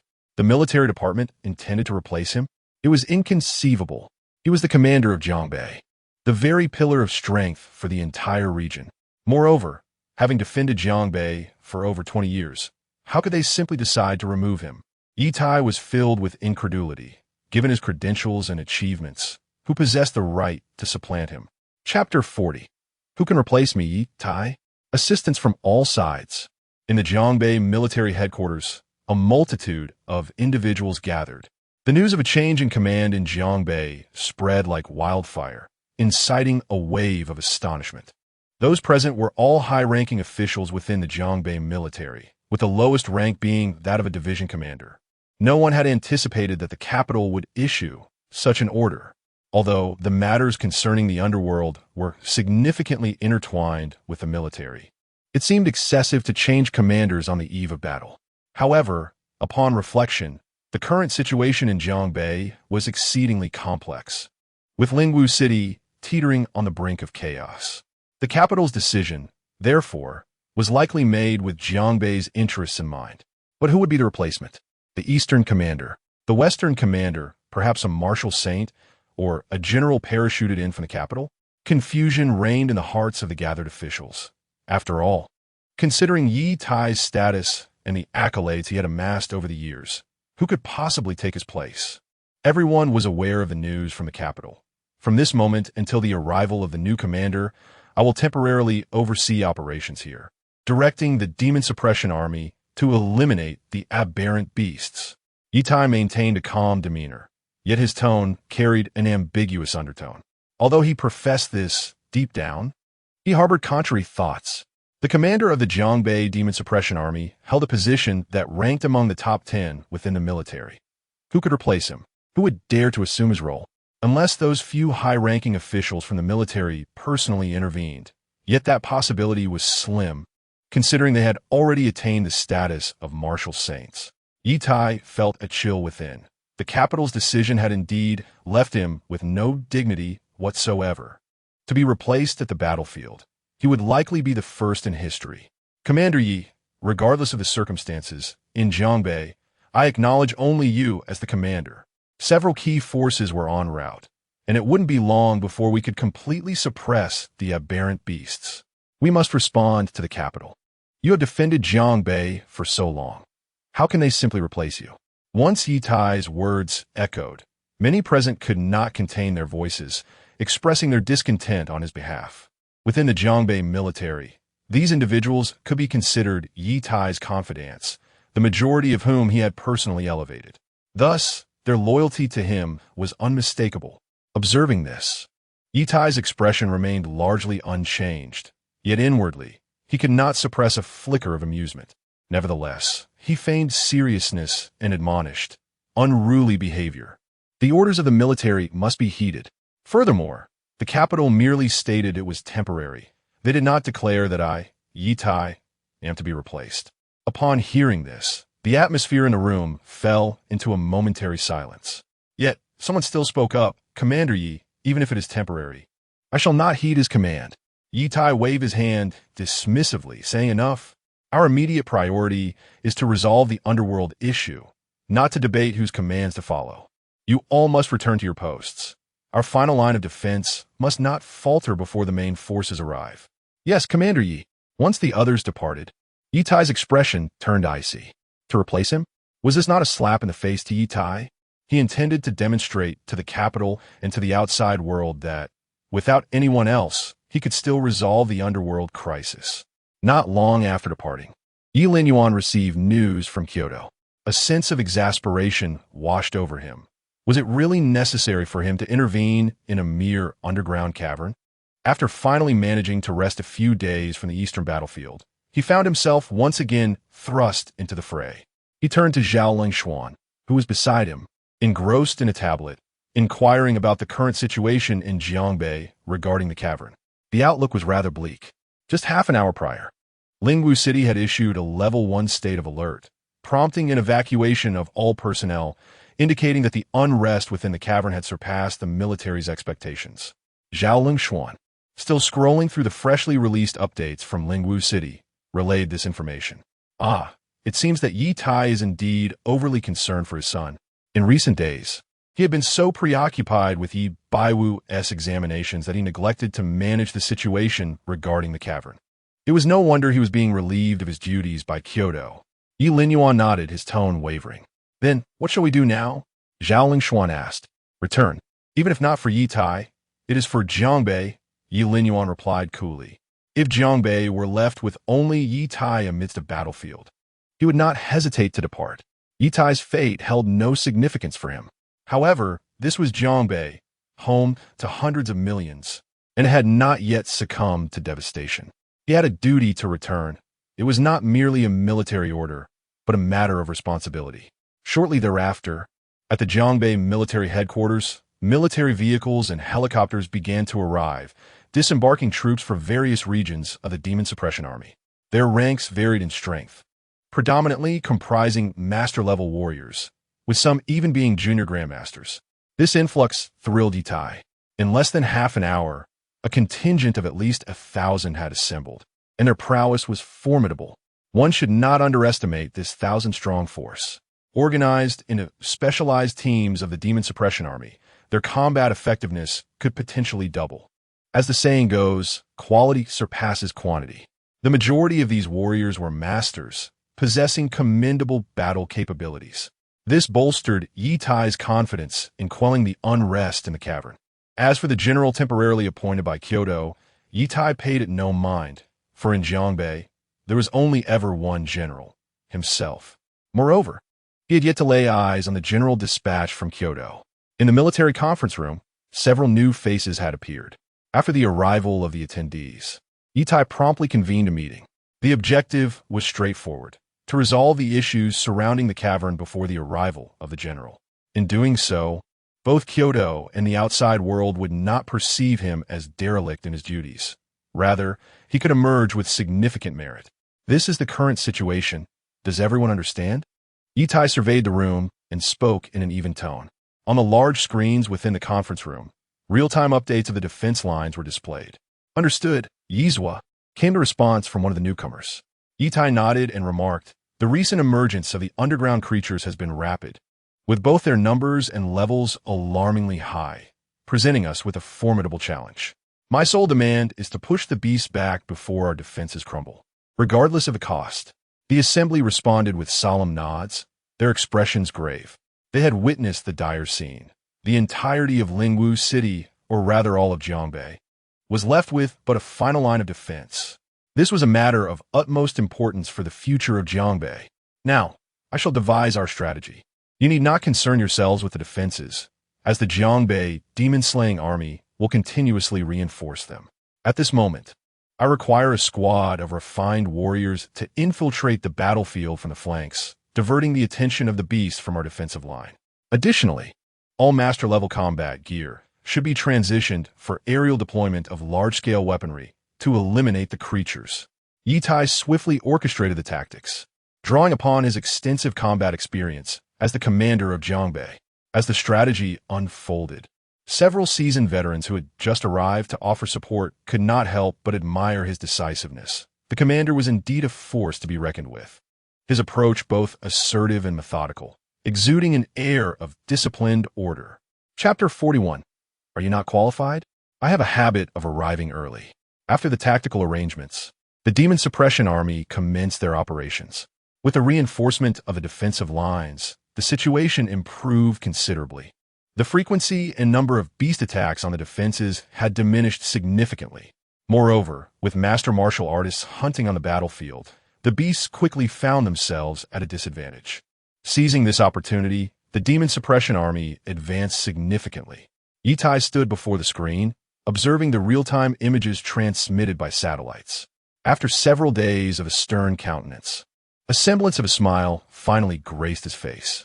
Indeed, they had reclaimed the second and third defensive lines. If this continued, they would recover all the defenses. The joy within Ye Tai was palpable. In this war against the beasts, he was capable of achieving victory without the assistance of that individual from the capital. The situation was improving. However, Yizwa, mindful of previous lessons, reminded everyone not to let their guard down, as this was still a cavern exceeding the SSS level. A division leader's expression eased slightly, but he quickly regained his composure and voiced a warning. Ye Tai nodded, retracting his smile. The level of this cavern was exceedingly high, and there existed a fissure below. If the source was not addressed, the beasts would never be eradicated. We must first suppress the beasts back to their lair before devising a strategy to destroy the fissure. Ye Tai contemplated aloud. However, after stating this, he seemed to recall something and hesitantly inquired, by the way, has Ye Linyuan arrived yet? In his mind, Ye Linyuan, as a member of the Demon Suppression Army, should have come to resist the beasts, following the orders from the capital. Yet, Ye Tai's concern was not merely for the situation at hand, but rather for the merits. If he arrived, victory in this battle would undoubtedly earn him notable achievements, which, with his maneuvering, could potentially add at least 10,000 points to Ye Linyuan's merits. Of course, his interest was not solely for Ye Linyuan, but primarily for Ye Bai. After all, the accomplishments of Ye Linyuan were essentially those of Ye Bai, were they not? Before this, he had not considered it, preoccupied solely with quelling the beast outbreak. It was only now, with the situation calming, that Ye Tai recalled it. Over the past few days, he had been burdened with worry, not only due to the cavern, but also concerning Ye Bai. Not only had he lost the title of martial champion, but he had also been rejected by the Holy Martial Academy. The future of his most favored son now appeared bleak and uncertain. As a father, how could he not consider Ye Bai's plight? The reinforcements from the Demon Suppression Army had not spotted Ye Linyuan. The division leader shook his head and spoke. Upon hearing this, Ye Tai could not help but frown. How could he dare to disregard the orders issued from the capital? Truly, he was a coward. Ye Tai thought coldly, and after a brief change of expression, he stated, use military communication to contact him. He must arrive here within half an hour. After saying this, Ye Tai added, somewhat pointedly, since he is my son, there is no reason for him to avoid battle. Not only must I have him come, but I also want him to be the first to charge, to set a good example for everyone, so they understand that I, Ye Tai, stand on the same battlefield as the soldiers, without any form of privilege. As soon as those words were uttered, both the high-ranking officials of the Demon Suppression Army and the leaders from Jiangbei inhaled sharply, their faces adorned with admiration. Such words and actions exude remarkable courage. To send one's own son to lead the charge first. How many could truly accomplish such a feat? Outside the military headquarters, Ye Linyuan and Zhao Lingshuan returned to the underground cavern to reassess the situation. Only by gaining a deeper understanding could they devise a more suitable solution. However, as he prepared to return to the military, he was met with an obstruction. At the entrance, a commanding officer with a frosty demeanor confronted him. Ye Linyuan, why have you only just arrived now? Are you aware of the chaos caused by the beasts? The entire Demon Suppression Army in Jiangbei is engaged in battle, and as the son of Commander Yi, how can you remain aloof? You choose to come only when the front lines are nearing conclusion? The officer, appearing to be in his early 40s, unleashed a barrage of reprimands upon seeing Ye Linyuan. Upon closer inspection, he bore a slight resemblance to Ye Tai, and Ye Linyuan recognized him at once. Under different circumstances, he would have addressed him as uncle. However, things had changed. Do I have a habit of arriving early? You might want to inquire in the East. Who dares to criticize my actions, Ye Linyuan? He scoffed coldly, showing no mercy. The officer, akin to Ye Tai, deserved no courtesy from him. You. Ye Shan's expression shifted, evidently taken aback by Ye Linyuan's audacity. Ye Linyuan, this is not your home. This is the military. The battlefield. I am addressing you in my superior capacity. Do you understand what your behavior here would be defined as on the battlefield? Ye Shan inhaled deeply, his countenance darkening. Superior? Ye Linyuan glanced at the insignia on his shoulder and let out a derisive laugh, replying coolly, you have yet to earn that distinction. Ye Shan's expression hardened as he retorted coldly, I recognized long ago that you are an ungrateful wretch, one that cannot be properly nurtured. It appears my judgment was indeed correct. I have heard that you have repeatedly opposed your elder brother, showing no respect for your superiors. Today, as your uncle, I shall teach you a lesson on how to honor your elders. Ye Linyuan found the situation amusing. It was indeed true that not all kin share the same values. Yet, he found no desire to clarify matters with such a person. In their mindset, perhaps all he did for the Yi family was simply expected of him, and everything he possessed belonged to them. What purpose would explanations serve? You, a mere commanding officer, carry quite the air. Do you even realize who you are speaking to?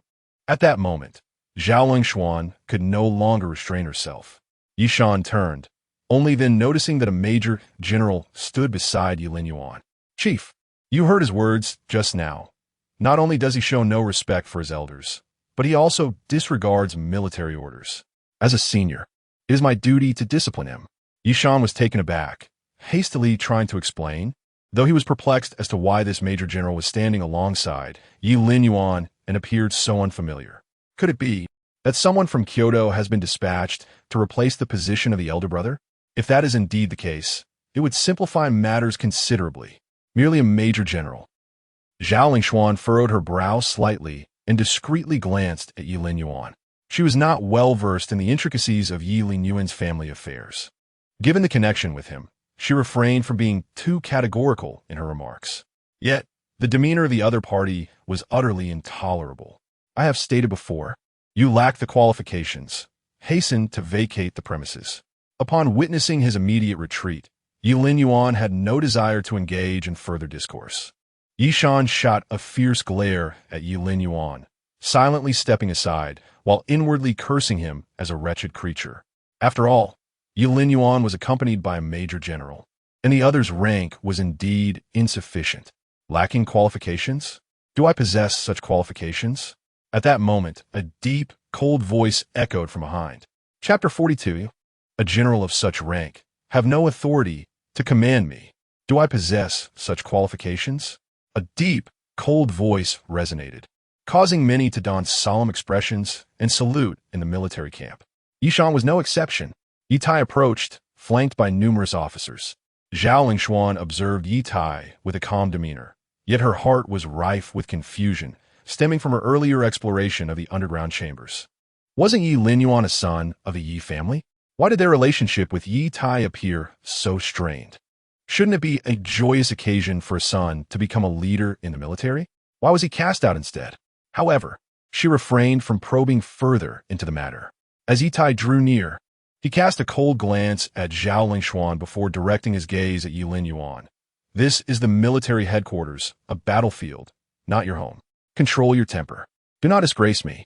Just as Ye Tai stated, this was indeed the military.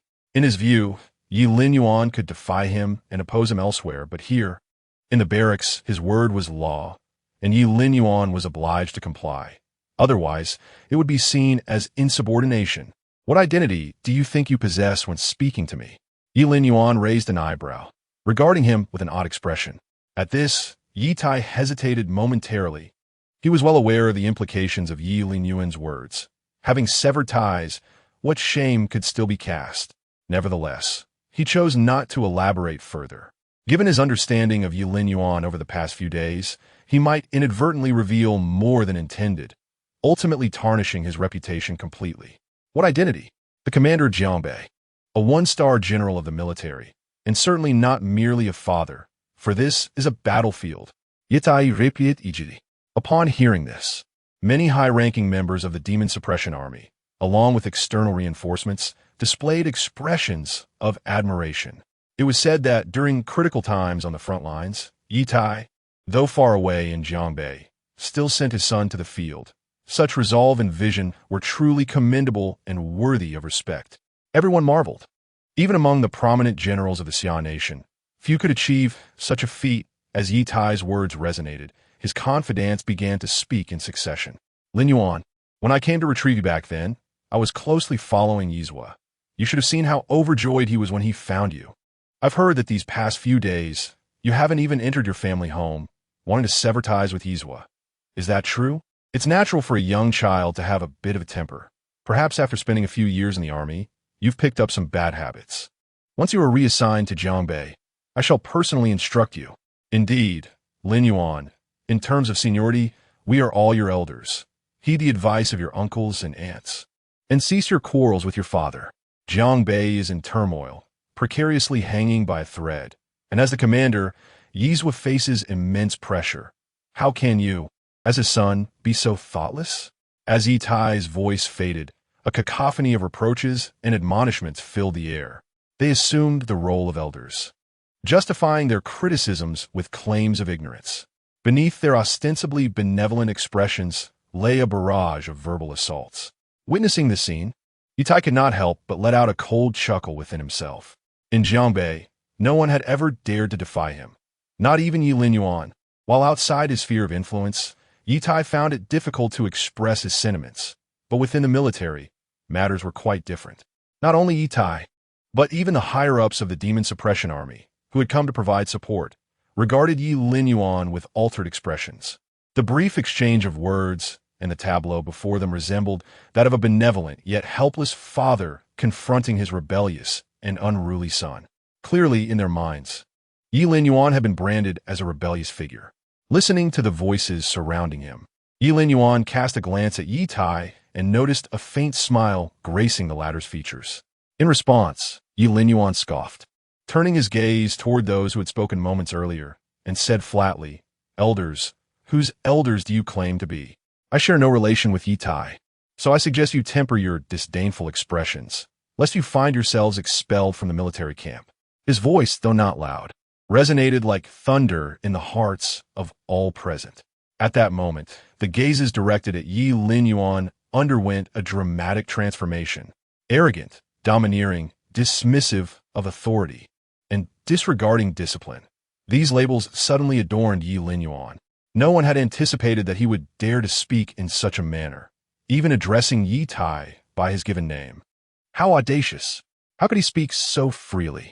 He clearly held no regard for the senior officials of Jiangbei, nor for General Yi, embodying the quintessential spoiled, rich kid and the entitled offspring of a powerful family. His demeanor was both infuriating and shocking. General Yi, a paragon of virtue throughout his life, had produced such a son? At this moment, some members of the external demon suppression army could not help but murmur amongst themselves. Ye Linyuan's display was excessively brazen, utterly devoid of reason, and nearly alienated the entire senior echelon of Jiangbei. Even if your father is Ye Tai, such arrogance is unwarranted. As for Ye Linyuan, he could scarcely be bothered to offer an explanation, nor did he find it necessary. These individuals were simply not worthy of his time or consideration, whether it be misunderstanding or judgment. What did it matter? He had no intention of squandering time explaining himself to those of little consequence. Impudent Ye Linyuan, how dare you be so unreasonable? It seems that my negligence in your upbringing has rendered you so coarse. Ye Tai's expression shifted slightly as he stepped forward, his voice raised in anger. He raised his hand, poised to strike. Ye Linyuan sidestepped effortlessly, his demeanor unruffled. I have no time for your nonsense. Were it not for the military's orders, I would have long since departed for the capital. Step aside. The expressions of the onlookers changed yet again, incredulous at his audacity to address him so. This was truly the mark of a wayward son, realizing that Ye Linyuan had evaded him. Ye Tai suddenly recalled the last encounter with Ye Linyuan and the enigmatic power he possessed. He wore a stern expression, casting a glance around with a hint of apology as he spoke. My lack of strictness has led to this spectacle before you all, with a formidable enemy at hand. Let us set this matter aside for now. I shall assign him to the vanguard battalion to redeem himself. Ye Tai declared with a robust voice, calling out, Ye Linyuan, in my capacity as the head of the military, I hereby command you to report to the vanguard battalion. Do you hear me? Ye Tai's words carried the weight of military orders. His earlier suggestion to temporarily set aside the issue was already an act of leniency. Otherwise, given Ye Linyuan's conduct, the military inspectors would certainly take action against him. At this juncture, should Ye Linyuan continue to defy, it would constitute a blatant insubordination to military orders. Let alone, this was amidst the battlefield. General of Jiangbei, your rank does not grant you the authority to command me. Moreover, from this moment forth, I shall take charge of Jiangbei. Ye Linyuan furrowed his brow, his tone remaining composed. Chapter 43. Has Kyoto lost its mind? Ye Tai is completely stunned. You, a general of your rank, have no authority to command me. The voice of Ye Linyuan resonated through the hall, plunging the gathering into an eerie silence. Everyone present stared in disbelief at Ye Linyuan, having anticipated myriad scenarios. Given Ye Linyuan's previous demeanor, they had envisioned him either defiantly resisting military orders or accepting his fate with composure. Yet, no one had foreseen such a bold declaration from him. Ye Tai, a one-star general and the commander of Jiangbei, held a status and rank that placed him among the top 10 within the military hierarchy. The notion that Ye Tai lacked the authority to command Ye Linyuan was utterly ludicrous. Naturally, the crowd found it implausible, and even Ye Tai himself was taken aback. After a moment of stunned silence, he gradually regained his composure. Guards, take him to the forward camp. Anyone daring to flee will face military law. Ye Tai's expression darkened. He was convinced that Ye Linyuan had lost his senses. In this military camp, within Jiangbei, what difference was there between Ye Tai and an autocratic ruler? Who would dare to act against him? As a reckless youth stepped forward, intent on taking Ye Linyuan away, Zhao Lengxuan interjected sharply, Major General, this is Jiangbei, not your Kyoto. Ye Tai, noticing this, coldly cautioned, Zhao Lengxuan, you ought to be aware of your place. Just as Zhao Lengxuan was about to retort, Ye Linyuan halted. From this moment forth, I shall take command of the Jiangbei military. Do you not comprehend? Ye Linyuan fronit, adressing Ye Tai vit palpable impatience.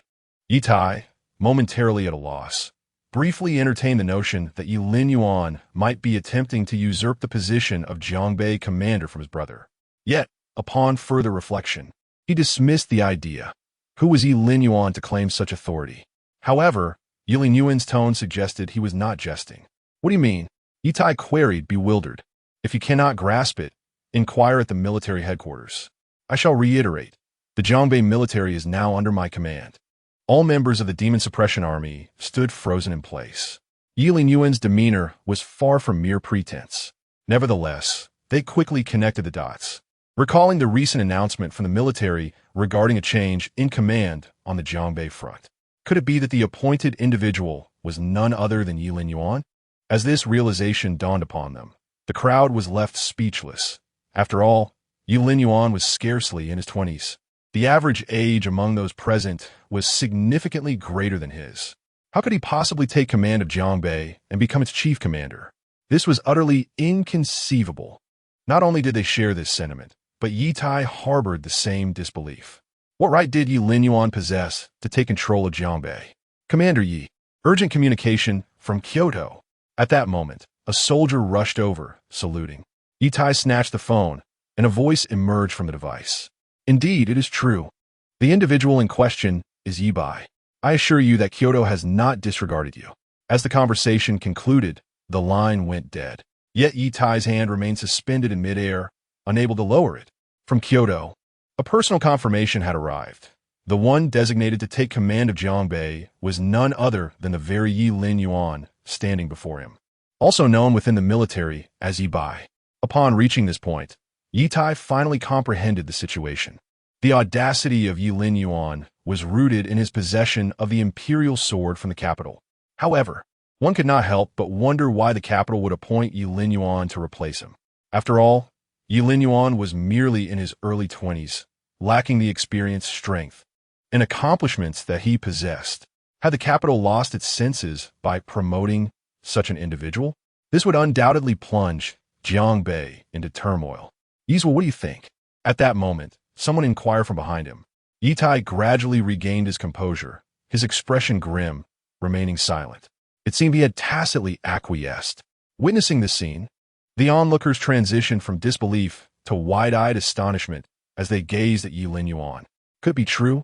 The new commander of Jiangbei, appointed by the capital, was indeed Ye Linyuan, a mere youth in his 20s, and moreover, the son of Ye Tai.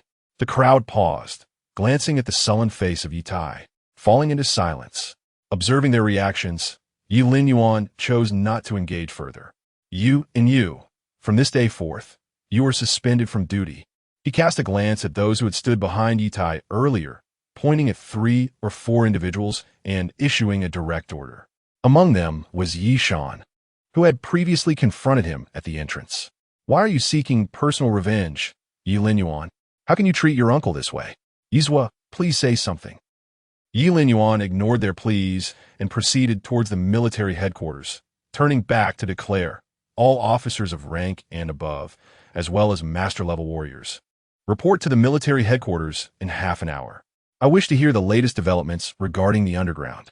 Ye Linyuan continued to issue commands while the onlookers remained immersed in their shock, struggling to process the transformation of the once arrogant second-generation martial artist into the commander of Jiangbei. The disparity was staggering. Yet, upon reflection, they wondered what the military was up to. After all, the command still rested within the Ye family. Was this truly the military's resolution regarding Ye Tai? It seemed rather biased.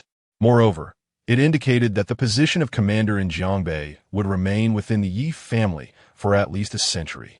The crowd sighed, choosing not to dwell further on the matter, for Ye Linyuan's orders still loomed over them, compelling them to prepare swiftly. Meanwhile, Ye Tai finally emerged from his shock and confusion. He pondered for a long time, unable to fathom why the military would substitute Ye Linyuan for him. However, upon reflecting on Ye Linyuan's final words, he discerned the underlying issue. It was not merely a matter of losing face. The capital's hasty change in command could have tarnished Ye Tai's reputation irreparably. Yet, should such a significant blunder occur without some form of reprimand from military, how would other battle zones perceive it? Thus, the decision to elevate Ye Linyuan served to ensure that the commander remained within the Ye family. Consequently, he could continue to oversee Jiangbei, and when the monstrous beast retreated, the accolades would still belong to Ye Tai, as would the title of commander. Otherwise, How could anyone outside possibly believe that a person in their 20s could lead the demon suppression army against the monstrous beasts, averting the impending collapse? Ye Linyuan, the commander, is, to put it plainly, merely a facade for public consumption. Ye Tai pondered this notion, yet he remained uncertain. Beyond this interpretation, he could scarcely conceive of any other rationale that would justify Ye Linyuan's sudden appointment as commander in Jiangbei. However, Ye Tai, known for his extreme caution throughout his life, could not ignore the peculiarities of the situation that had unfolded. What, indeed, was Ye Linyuan's true identity? In a command room of the military, Ye Tai sat, his demeanor weary. Behind him stood his most trusted subordinates, including those recently suspended by Ye Linyuan. What was the meaning of this sudden change, Yizhua? How are we to conduct the battle now? The discontent among the group lingered, their murmurs filled with dissatisfaction. Ye Tai lightly tapped his fingers on the table, his expression wavering, as if he awaited some revelation. Yizhua, we have uncovered a piece of information. A soldier quietly entered, whispering into Ye Tai's ear. Chapter 44. Is this enough to challenge the superior? Yizhua, I have gathered some information. A soldier entered, whispering into Ye Tai's ear. Ye Tai's expression shifted as he commanded, speak. Beyond his initial suspicions, Ye Tai found himself perplexed as to why the military would appoint Ye Linyuan as his replacement. No matter how derelict he had been in his duties, it seemed inconceivable that a mere 3-year veteran would take his place. Thus, Ye Tai pondered that aside from his first conjecture, it was possible that Ye Linyuan possessed some extraordinary status or background. Previously, he had sensed something amiss and had even conducted an investigation into Ye Linyuan, though he had ultimately failed to uncover comprehensive information. Yet he could surmise a rough outline, having joined the military for a year and risen to the rank of lieutenant. Even if he had excelled on the battlefield during the subsequent 2 years, he would at most achieve the rank of major. A young major, indeed worthy of cultivation and undeniably a martial talent destined for greatness, but surely not someone to be directly elevated to the position of temporary commander-in-chief of Jiangbei. Yizhua, his identity is exceedingly difficult to trace. Even among the divisional ranks in the eastern region, knowledge is scant, the soldier reported. However, intelligence from Kyoto indicates that Ye Linyuan possesses remarkable martial talent, with significant battlefield achievements, earning him the military's utmost regard. This directive was issued directly from Kyoto without any prior indication. It is said that he was promoted to the position of division commander of the 341st Division a year ago. Ye Tai inhalet sharply momentaristundet. The military's esteem for a division commander in his 20s implied accomplishments of at least 500,000 merit points. As for his rank, it must be at least that of a major. Such youth, such achievements, and talent like a demon. An indescribable sensation washed over him, leaving him unsettled. Where did this information come from? Was it from the person I asked you to investigate? After a moment, Ye Tai gradually regained his composure. Yes, Yizhua, the soldier replied. Then inquire further, even among the martial aristocratic families in Kyoto. I wish to uncover what abilities this young man possesses that could allow him to usurp my position. Ye Tai spoke coldly, gesturing for the soldier to depart. While he remained rigidly seated, his expression fluctuating between light and shadow, lost in thought. Even those beside him calling his name seemed to go unheard, as he remained enveloped in silence. Meanwhile, in a command room, Ye Linyuan stood calmly before a screen, his gaze fixed on the display. The large screens presented real-time data from satellites regarding the subterranean situation. The military's sudden order for him to take command of Jiangbei necessitated an immediate understanding of the cavern's conditions. Currently, the perimeter of the cavern appeared stable, with the demon suppression army launching a counteroffensive, effectively driving the aberrant beasts back to their lairs. However, this was merely a temporary reprieve. Ye Linyuan had ventured into the depths of the cavern before and possessed some understanding of its nature. To completely resolve the issue, the fissures must be sealed. Otherwise, the aberrant beasts would continue to pour forth endlessly.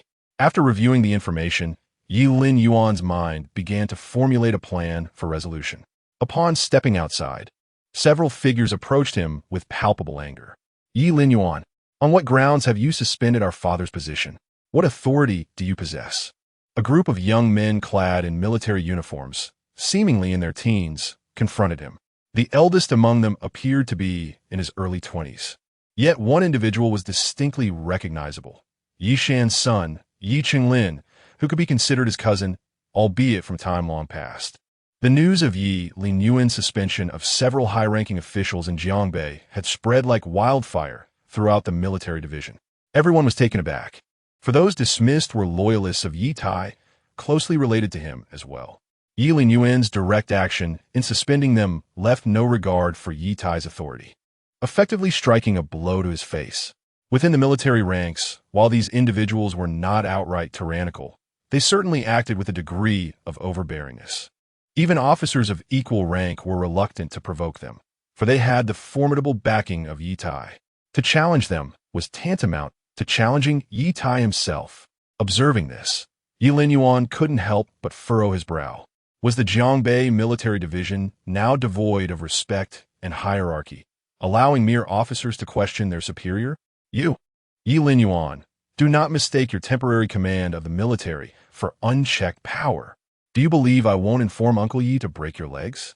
The leader of the youths exclaimed, his face flushed with rage. Ye Linyuan couldn't suppress a chuckle.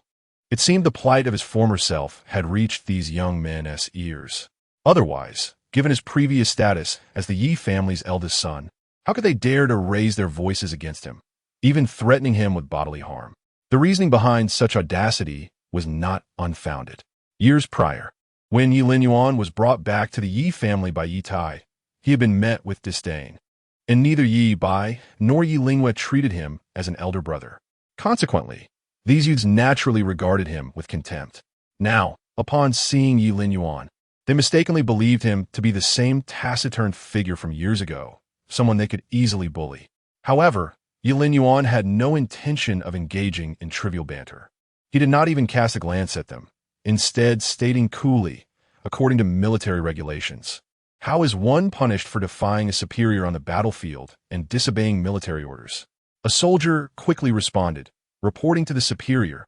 To confront a superior on the battlefield and defy military orders incurs a sentence of 3 to 10 years in prison at minimum, and at worst, execution, regardless of one's martial prowess or achievements. In ordinary circumstances, such infractions might not warrant severe penalties, but given the current outbreak of beasts, the situation was deemed wartime, and thus, the consequences were dire. Then let it be handled according to regulations. Ye Linyuan declared indifferently before proceeding towards the conference room. Initially, the group was incredulous. Had the once silent youth gained such formidable authority within the military? Yet, as they noticed several soldiers advancing toward them, panic set in. What are you doing? Do you truly dare to heed his words? Do you have any idea who I am? Hey, Ye Linyuan, are you not afraid of Uncle Ye? Several youths shouted loudly. A guard furrowed his brow and calmly instructed, take them away.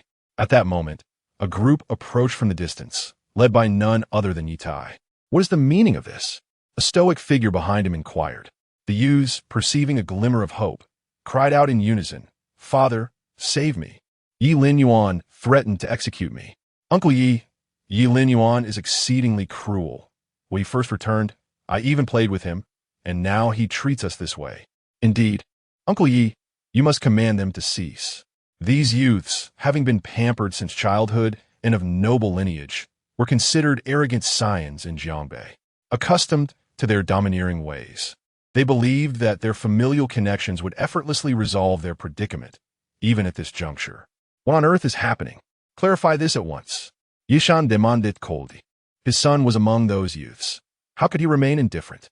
Chapter 45. Bearing the air of a great general, feeling a bit uneasy? Upon witnessing the scene, the guards hastily recounted the events. Bang! Yishan was instantly filled with rage, delivering a resounding slap to Ye Lin's face as he exclaimed, Who sent you to seek out Ye Linyuan?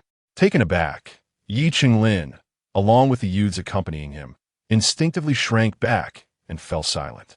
Father, why did you hit me? Ye Lin gazed incredulously at his father, realizing that this was the first time such an act had occurred throughout his life. I would gladly strike you down. Who permitted you to seek out Ye Linyuan? Yi Shan's face turned ashen, It was crucial to understand that Ye Linyuan was now the general of Jiangbei, and even if temporarily, he wielded the greatest authority within the Jiangbei military. He had even been the one to suspend Ye Shan. "Father, I was simply enraged upon hearing the news of your dismissal."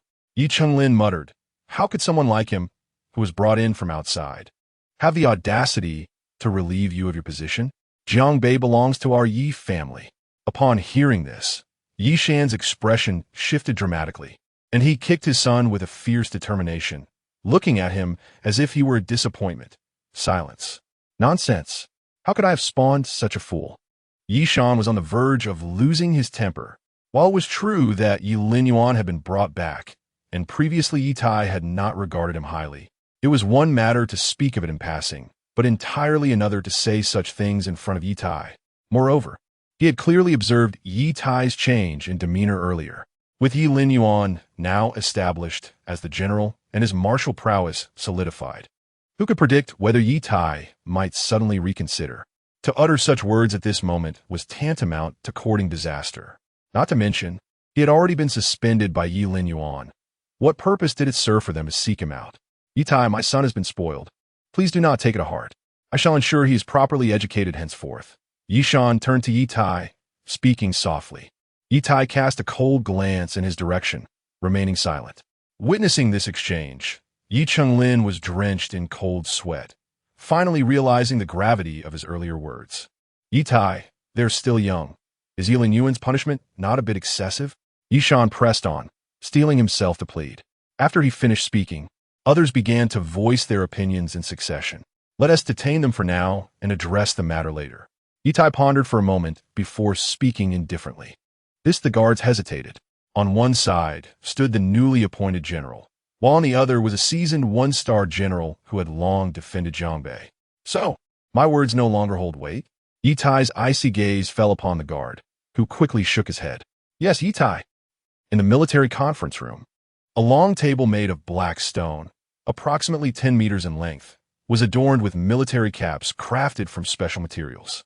Numerous individuals occupied the seats on either side, their shoulders embroidered with golden star insignias, standing tall and bearing solemn expressions. In this gathering, there were not only officers from the Jiangbei military headquarters, but also those who had arrived upon receiving orders from the command. At the head of the table sat a young man, conspicuously out of place in his absence of military attire. It was not that Ye Linyuan lacked a uniform. Rather, he had simply failed to bring one. He had returned to tend to his injuries and to visit his family, unaware that such tumultuous events awaited him. A female officer, appearing to be in her 30s, stood to deliver her report. "The situation in the underground caverns is dire. In addition to the main positions within the mountains, new openings have emerged on both the eastern and western flanks. Most of the aberrant beasts have returned to their lairs, and the remaining creatures can be eradicated within the hour." Ye Linyuan nodded slightly, his demeanor calm as he replied, "In that case, we must preemptively establish 2 defensive lines on the eastern and western sides to guard against the next outbreak of these beasts."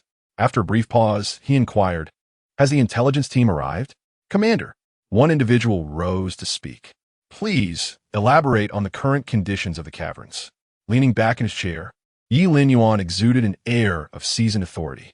"At present, the number of aberrant beasts within the caverns is alarmingly high, preliminarily estimated to exceed 10,000, with a substantial number of master-grade beasts reaching into the thousands and numerous grandmaster-grade beasts as well. Furthermore, additional aberrant beasts are emerging from the fissures. At this rate, by morning, the numbers could swell to a terrifying magnitude." A palpable tension filled the room as all present furrowed their brows at the thought of over 1,000 master-grade beasts and hundreds of grand master-grade beasts. Should they erupt, it would undoubtedly lead to a bloody conflict. Moreover, with the influx of beasts from the fissures, the current troop strength may prove inadequate. Ye Tai sat quietly in a secondary position, observing without interjecting. He was curious to see how Ye Linyuan would navigate such a predicament. "If anyone has suggestions, please feel free to share," he encouraged. Ye Linyuan pondered for a moment before responding. "I believe the current situation has surpassed our capacity to manage. We require reinforcements.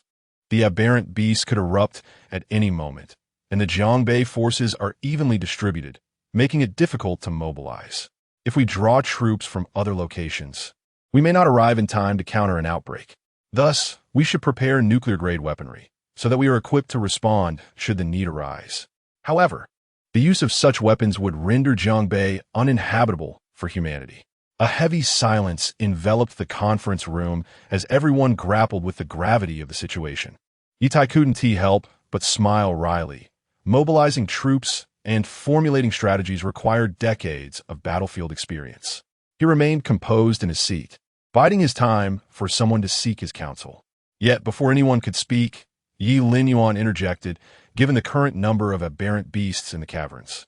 Jiangbei's forces can still manage. The most pressing concern is the fissures within the caverns. If we do not address this issue promptly, no amount of reinforcements will suffice. Many in attendance nodded in agreement, acknowledging the urgency of the matter. Thus, I have resolved to assemble a small contingent composed of masters or grandmasters to venture into the perilous abyssal rift. As Ye Linyuan's words resonated in the room, the assembly exchanged wary glances, their brows furrowing in concern. The depths are fraught with danger. Is it not excessively reckless to proceed without caution? Some voiced their apprehension. That is precisely why we require grandmasters or masters. Moreover, I shall personally lead the expedition. What objections might there be? Ye Linyuan countered, his gaze sweeping the room with authority. Upon hearing this, the assembly fell into a contemplative silence once more. In light of the current circumstances, there are indeed no superior alternatives. Furthermore, in the realm of warfare, a commander must possess a certain audacity and ingenuity. Without such qualities, miracles remain elusive. With that, the decision is made. We must not delay. Let us organize forthwith, and as soon as the surrounding beasts are vanquished, we shall descend without hesitation. Chapter 46. The astonishing identity emerges impossible. With Ye Linyuan's decisive declaration, the meeting officially concluded. Although his decision bore considerable risk, it garnered substantial recognition from many. Indeed, such audacious choices are not often made by ordinary individuals. Initially, many speculated that Ye Linyuan might encounter difficulties during the meeting, given that he appeared to be in his early 20s, whereas those seated around him were predominantly high-ranking officials, many holding the rank of colonel or above, not to mention the presence of a one-star general. In the face of such a formidable assembly, Ye Linyuan not only maintained his composure, but exuded an air of seasoned maturity, resembling a general who had fought valiantly on the battlefield for many years. After the meeting adjourned, the attendees were filled with profound reflections, recognizing the prodigious talent that Ye Linyuan possessed. While they had witnessed the events unfold outside to them, he remained, after all, a son in a familial context. Thus, when they encountered Ye Tai, they exchanged pleasantries, unaware of the turmoil brewing within Ye Tai's heart. The more they extolled Ye Linyuan's virtues and his general-like demeanor, the more complex Ye Tai's emotions became. How could a person he had deemed insignificant, even banished from his home, now be regarded as possessing the stature of a general? Ye Tai's heart was a tumultuous mix of emotions, uncertain whether to feel joy or sorrow. He had remained silent throughout the meeting, while Ye Linyuan had taken it upon himself to make significant decisions. Setting aside all else, Ye Linyuan's performance during the meeting was undeniably impeccable. He truly embodied the essence of a general. Not long after, at the military camp, waves of exotic beasts were being eradicated, and the demon suppression army had established several defensive lines. Ye Linyuan arrived, accompanied by a small team of 7, whose ranks were notably high, with the highest being a division commander. Upon seeing Ye Linyuan and his entourage, the station officer, Su Qianlong, promptly approached and rendered a military salute. Since learning about Ye Linyuan's identity and the actions of his sister, Su Qianlong had been burdened with a heavy heart. His concern was not for how Ye Linyuan might view him, nor for his own future. If Ye Linyuan truly intended to harm him, given his current standing, he would have long been expelled from the demon suppression army. What weighed heavily on his mind was the transformation of his sister since her return, as if she had become an entirely different person, remaining reclusive at home, impervious to any attempts of persuasion. Moreover, he felt a tinge of regret, as the military chief had almost become his relative. Ye Linyuan simply nodded and stated, "Now, I will enter the cavern with them. You will oversee the situation from above and await my commands." "Understood, Commander," Su Qianlong replied, his expression instantly turning serious. Given the current circumstances, entering the cavern would undoubtedly entail significant developments, and he needed to be fully alert. "All right, let's proceed," Ye Linyuan announced, and the military camp erupted with the energy of a tempest, as if lightning had struck, stirring a whirlwind in its wake. Several individuals swiftly made their way towards the mountains. Neither the Grand Masters nor the Masters could fly directly. They could only briefly hover in the air. However, some practitioners of the wind element were capable of achieving this, while others, aside from their transient aerial capabilities, experienced a significant increase in speed. A master-level warrior, unleashing their full potential, could match the velocity of a high-speed train in full motion. In the blink of an eye, Ye Linyuan vanished from his original spot. "Everyone, pay close attention and heighten your vigilance. Remain alert to the conditions in the underground cavern and report to me at all times," Su Qianlong promptly instructed. Meanwhile, after Ye Linyuan departed from the military headquarters, Ye Tai resumed his position. With Ye Linyuan absent, someone had to oversee the situation, and Ye Tai's rank and status naturally made him the rightful choice. At this moment, within the military headquarters, Ye Tai's gaze was fixed on the screen, watching as Ye Linyuan and others leaped into the underground cavern. Gradually, his focus shifted back. Now, it was a matter of whether they could seal the fissure. If successful, Jiangbei would be safeguarded. An officer, witnessing this, could not help but express a sigh. Ye Tai remained composed, silent, until his phone rang, which prompted him to gradually react. After glancing at the screen, his expression subtly changed, and he walked outside. "What is it?" "Ye Tai inwit." A voice emanated from the other end of the line, causing Ye Tai's demeanor to shift from initial calmness to furrowed brows and then to utter bewilderment, though he had harbored suspicions and preparations within. Hearing the news still resonated in his mind like a muffled thunderclap. "Are you saying that the Kyoto Sacred Martial Academy has reached a conclusion and has denied admission?" Ye Tai's face darkened considerably, his eyes cold enough to kill. He had not anticipated that the Sacred Martial Academy would indeed reject Ye Bai. Even without the title of martial champion or any merit points, Ye Bai's achievements were still sufficient. The Sacred Martial Academy was deliberately trying to undermine him. Ye Tai's expression grew colder. Losing the Sacred Martial Academy meant losing the martial champion title. Everything he had envisioned had not come to pass. Instead, Ye Linyuan's emergence had disrupted all of his plans. Ye Linyuan. What belonged to him was, after all, Ye Bai's. Chapter 47. That towering figure is the martial saint. Ye Tai's gaze was fixed upon the image projected on the screen, his expression serene, yet imbued with an indescribable significance. The matter concerning the cavern remained unresolved, and as the commander, he had been relieved of his duties, while a calamity had befallen his family. After defending Jiangbei for over 20 years, how would the world perceive his sudden removal? Was it a case of virtue not matching position or a lack of capability? Either scenario was utterly unacceptable for a top-tier sect leader and a commander. Additionally, the situation with Ye Bai had caught him completely off guard. Prior to this, in his mind, Ye Bai's admission to the Sacred Martial Academy was a foregone conclusion. There were virtually no foreseeable changes, and he held absolute confidence in this outcome. Thus, everyone in Jiangbei shared this belief. The prodigy of the Yi family was destined to soar during the martial examination. However, now he had been rejected by the Sacred Martial Academy. This was not only unexpected for Ye Tai, it was likely beyond the imagination of everyone in Jiangbei. The matter had become a closely guarded secret. As the saying goes, one should never speak of a plan before its fruition, for revealing it prematurely can lead to embarrassment should it fail. The news of Ye Bai's admission had been widely known, and now, being denied entry, the disgrace was monumental, especially for a martial arts lineage like the Yi family. Ye Tai felt a deep sense of melancholy, his face ablaze with shame. All of this was due to one individual. Ye Tai exhaled deeply, slowly exiting the conference room a shadow of dread enveloping his countenance. Lingwu City, after entering a state of heightened alert, saw the mass evacuation of humanity. The deserted streets were littered with fallen leaves, a chill permeating the air. A crisp sound of snapping branches echoed as Ye Tai, clad in military attire, walked down the street.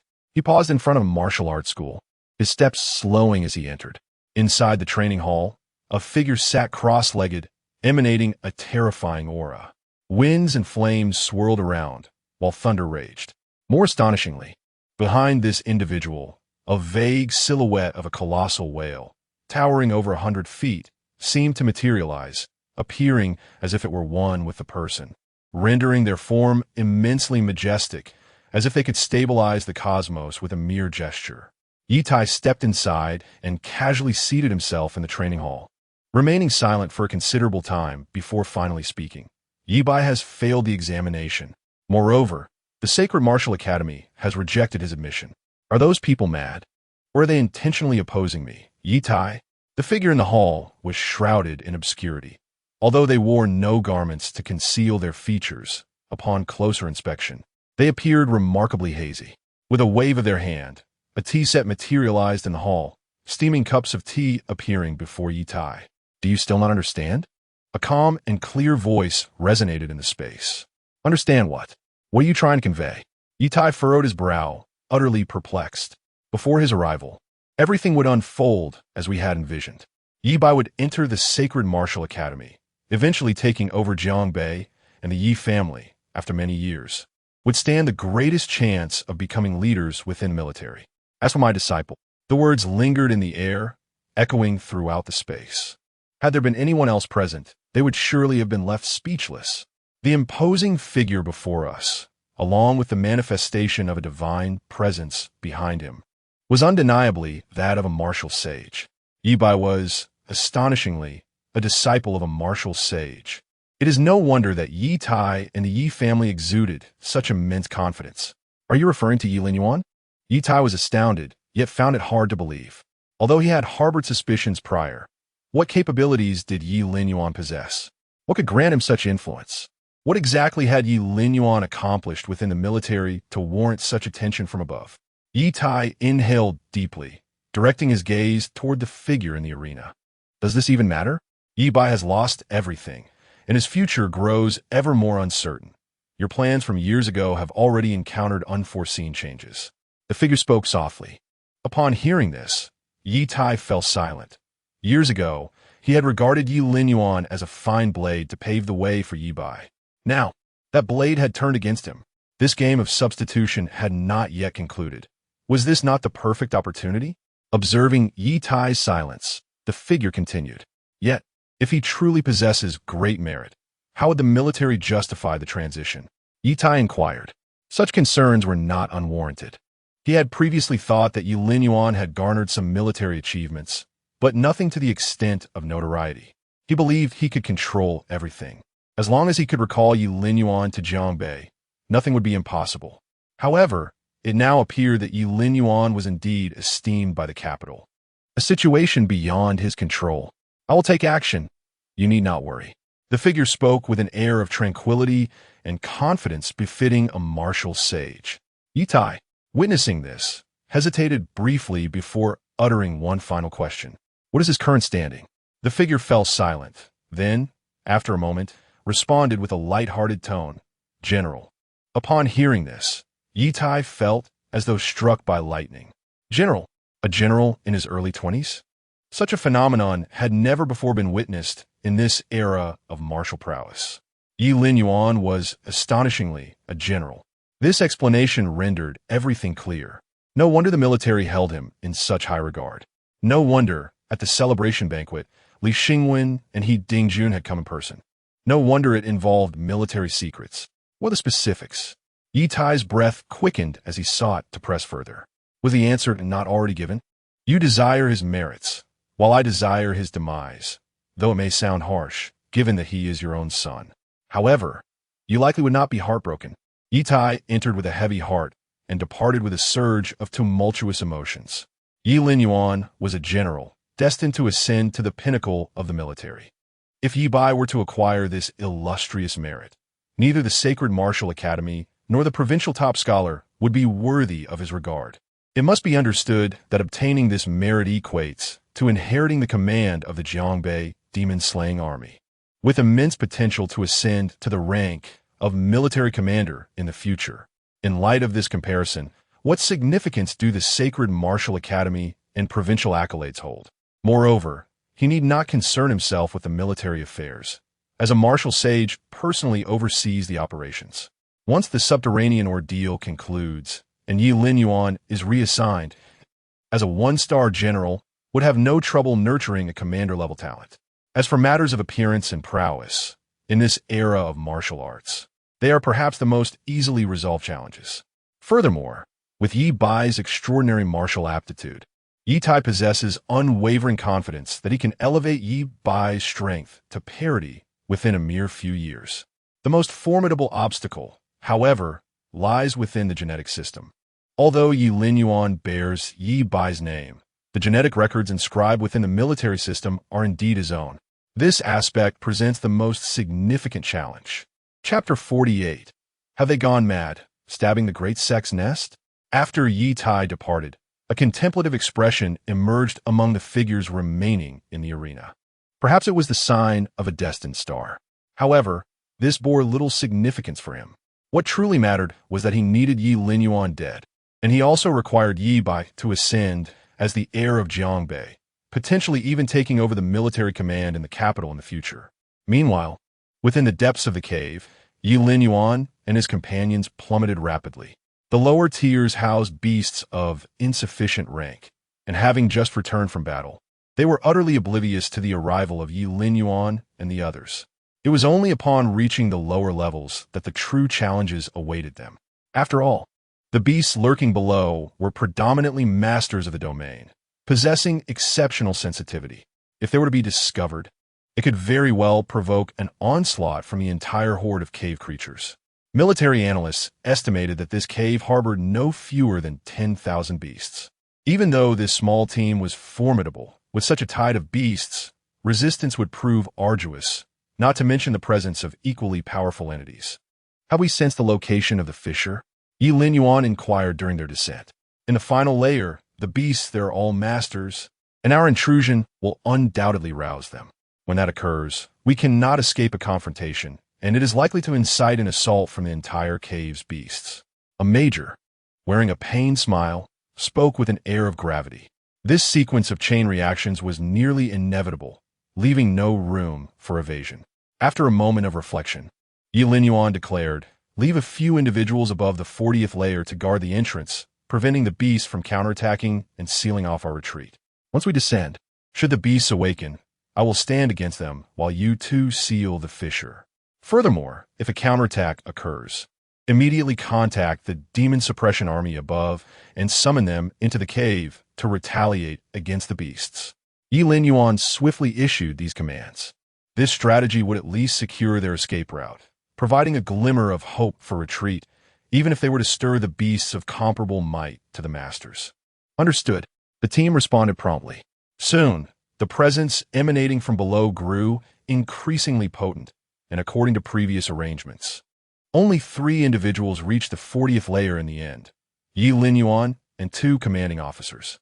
In the dark, damp cave, the low growls of beasts echoed ominously. Clearly, these creatures had already detected their presence. Deep within the cave lay a pale blue fissure, approximately several dozen meters long, from which beasts could be seen emerging in the distance. I shall hold them off. The rest is entrusted to you. Ye Linyuan unsheathed his long blade, a sudden shift in his aura enveloping him in a layer of metallic armor. Yes, Commander. The 2 officers nodded, their expressions grave as they scrutinized the front, searching for an opportunity to advance. There were over 100 master-level beasts present, and even top-tier masters would find it exceedingly challenging to cope. A moment of inattention could result in fatal consequences. Thus, this mission was fraught with difficulty, perhaps the most arduous they would ever face in their careers. Ye Linyuan took a deep breath and propelled himself forward, his long blade leaving a trail of shimmering light in its wake. In his path lay the dismembered corpses of the aberrant beasts. The two masters gazed in astonishment, their expressions a mixture of shock and disbelief. These formidable creatures fell before Ye Linyuan as easily as chopping vegetables. Moreover, the overwhelming force of his vitality surged like a roaring furnace, instantly filling the entire cavern. His prowess transcended that of the most elite warriors. The two masters exchanged glances, their shock giving way to a dawning realization. It was no wonder the military had entrusted this man with the command of Jiangbei. His strength was on the verge of reaching the pinnacle. After their initial shock subsided, they hastened towards the area illuminated by Ye Linyuan's blade. Before long, they arrived at the fissure. Ye Linyuan, having pierced an aberrant beast with his blade, fixed his gaze upon the fissure, his brows furrowing in concern. He sensed something amiss within the crevice. A feeling not born of mere speculation, but cultivated from years of battlefield experience. The two masters sensed it as well, albeit less intensely, attributing it to the aberrant beasts emerging from the fissure. Just as they were about to seal the fissure, a thunderous shout erupted beside them. "Stand back." Before the two masters could react, a cacophony of ferocious roars emanated from the fissure.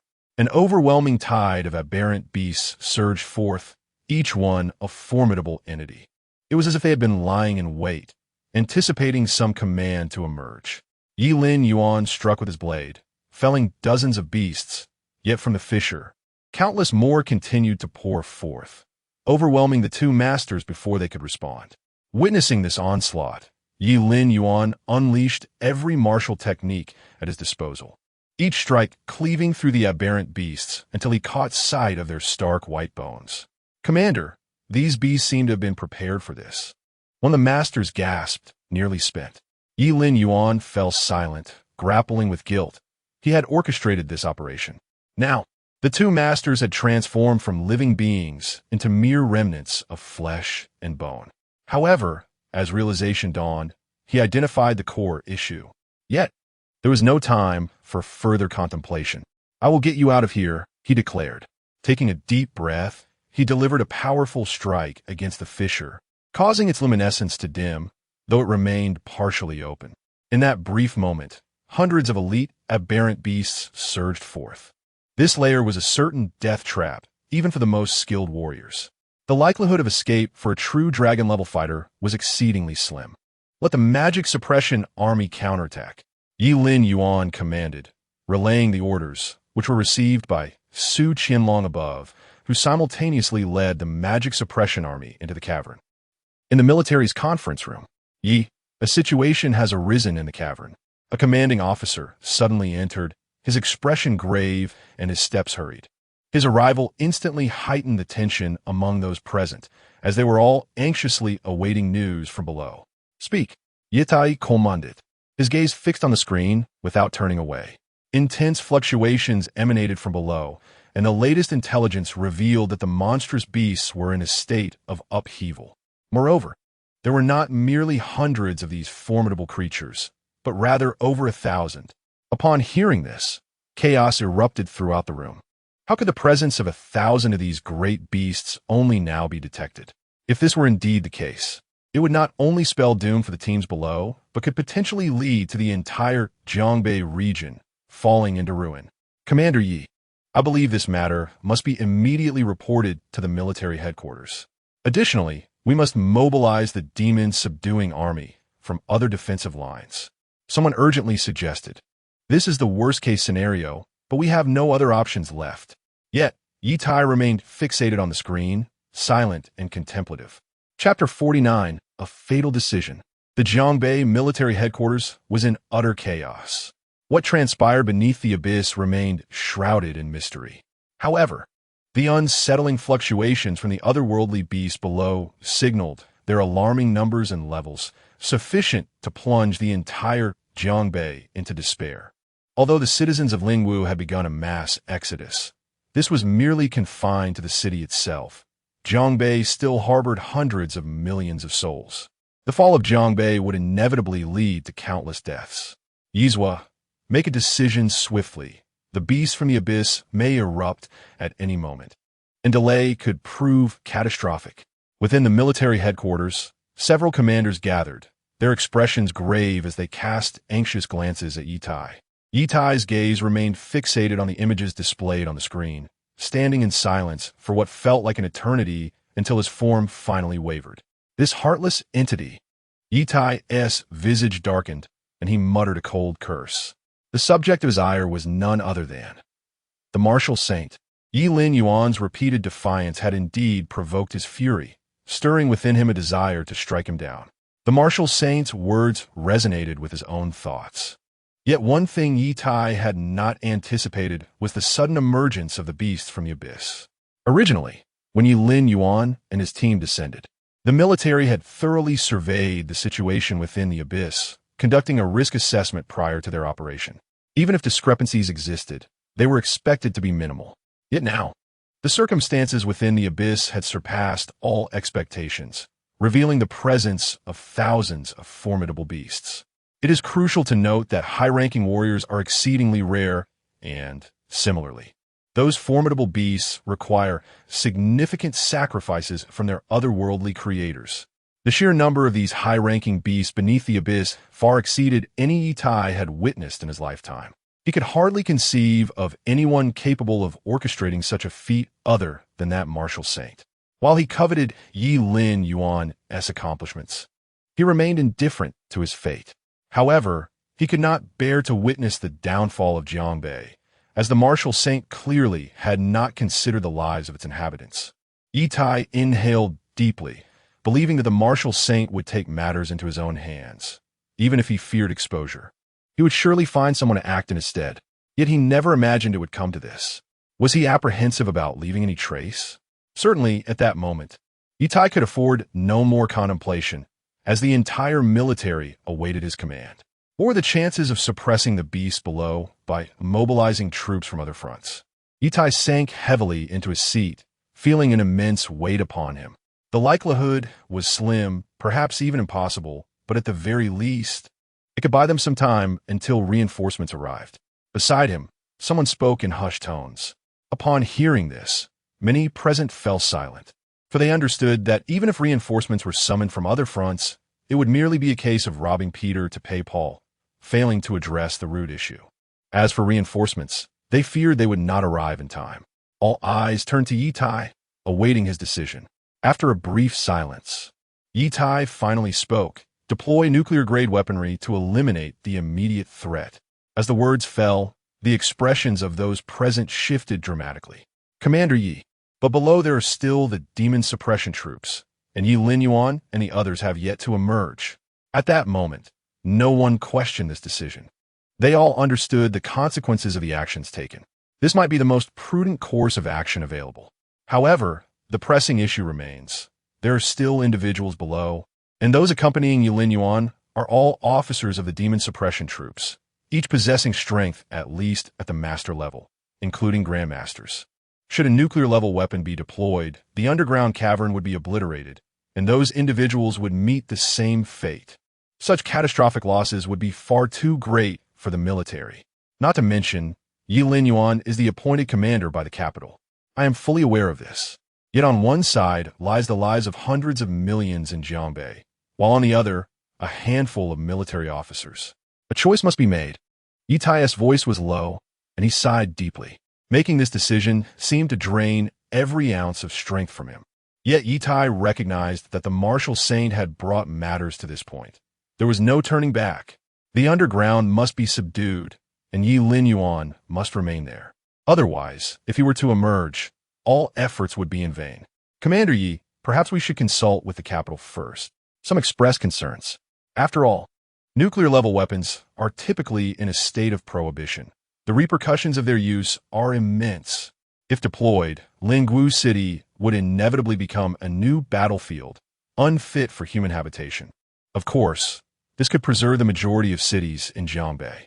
Ye Tai's gaze swept coldly across the room, and he stated calmly, as the commander of Jiangbei, I can deploy a nuclear-level weapon without prior consultation in an emergency situation. Yes, Commander Ye. Ye Tai's decision sent shockwaves through the entire Jiangbei military. Everyone understood what the deployment of a nuclear-level weapon entailed. What truly astonished them was the fact that the demon suppression troops below would also perish as a result. In the Jiangbei military, at the frontline camp, the first-level combat readiness alarm blared, accompanied by the booming of artillery and the roars of alien beasts. The demon suppression troops preparing to descend halted in their tracks.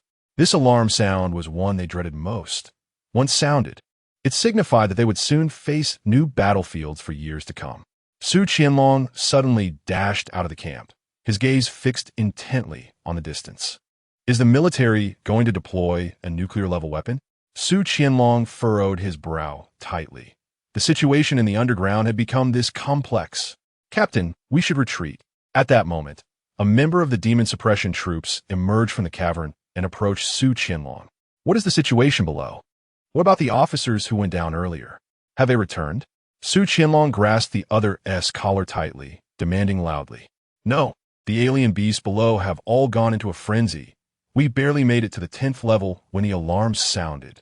The member of the demon suppression troops replied. Upon hearing this, Su Qianlong released his grip and swiftly moved forward, seizing the communication device to contact below. Commander, Commander! Su Qianlong called out anxiously. Once the alarm sounds, everyone must evacuate within 10 minutes. Once delayed, one may face indiscriminate repercussions. Speak. Ye Linyuan's voice resonated, intermittently accompanied by the clashing sounds of blades and bones. Commander, the military has sounded the alarm. They intend to deploy nuclear-grade weapons. Everyone is retreating now. We are afraid we cannot assist you. Su Qianlong hastily conveyed. Ye Linyuan's voice fell into a brief silence before responding. What did you say? You must immediately inform Ye Tai that the situation in the underground caverns is not dire enough to warrant such measures. If he dares to use nuclear-grade weapons, he shall pay with his life when I emerge. Ye Linyuan's voice, unusually laced with fury. Su Qianlong was taken aback by the gravity of the words. To call for Ye Tai's life? In Jiangbei, not even within the entire military would anyone dare to utter such a statement. Yes, Commander. Chapter 50. Successful Genetic Comparison. Unlocking the files. In the Jiangbei military headquarters, Su Qianlong, with a heavy heart, tremulously recounted Ye Linyuan's exact words. He cautiously observed Ye Tai's expression. For uttering such words in the past would have taken tenfold courage. The atmosphere was thick with tension, as everyone present shared a similar sentiment. This proclamation undeniably disregarded Ye Tai's authority.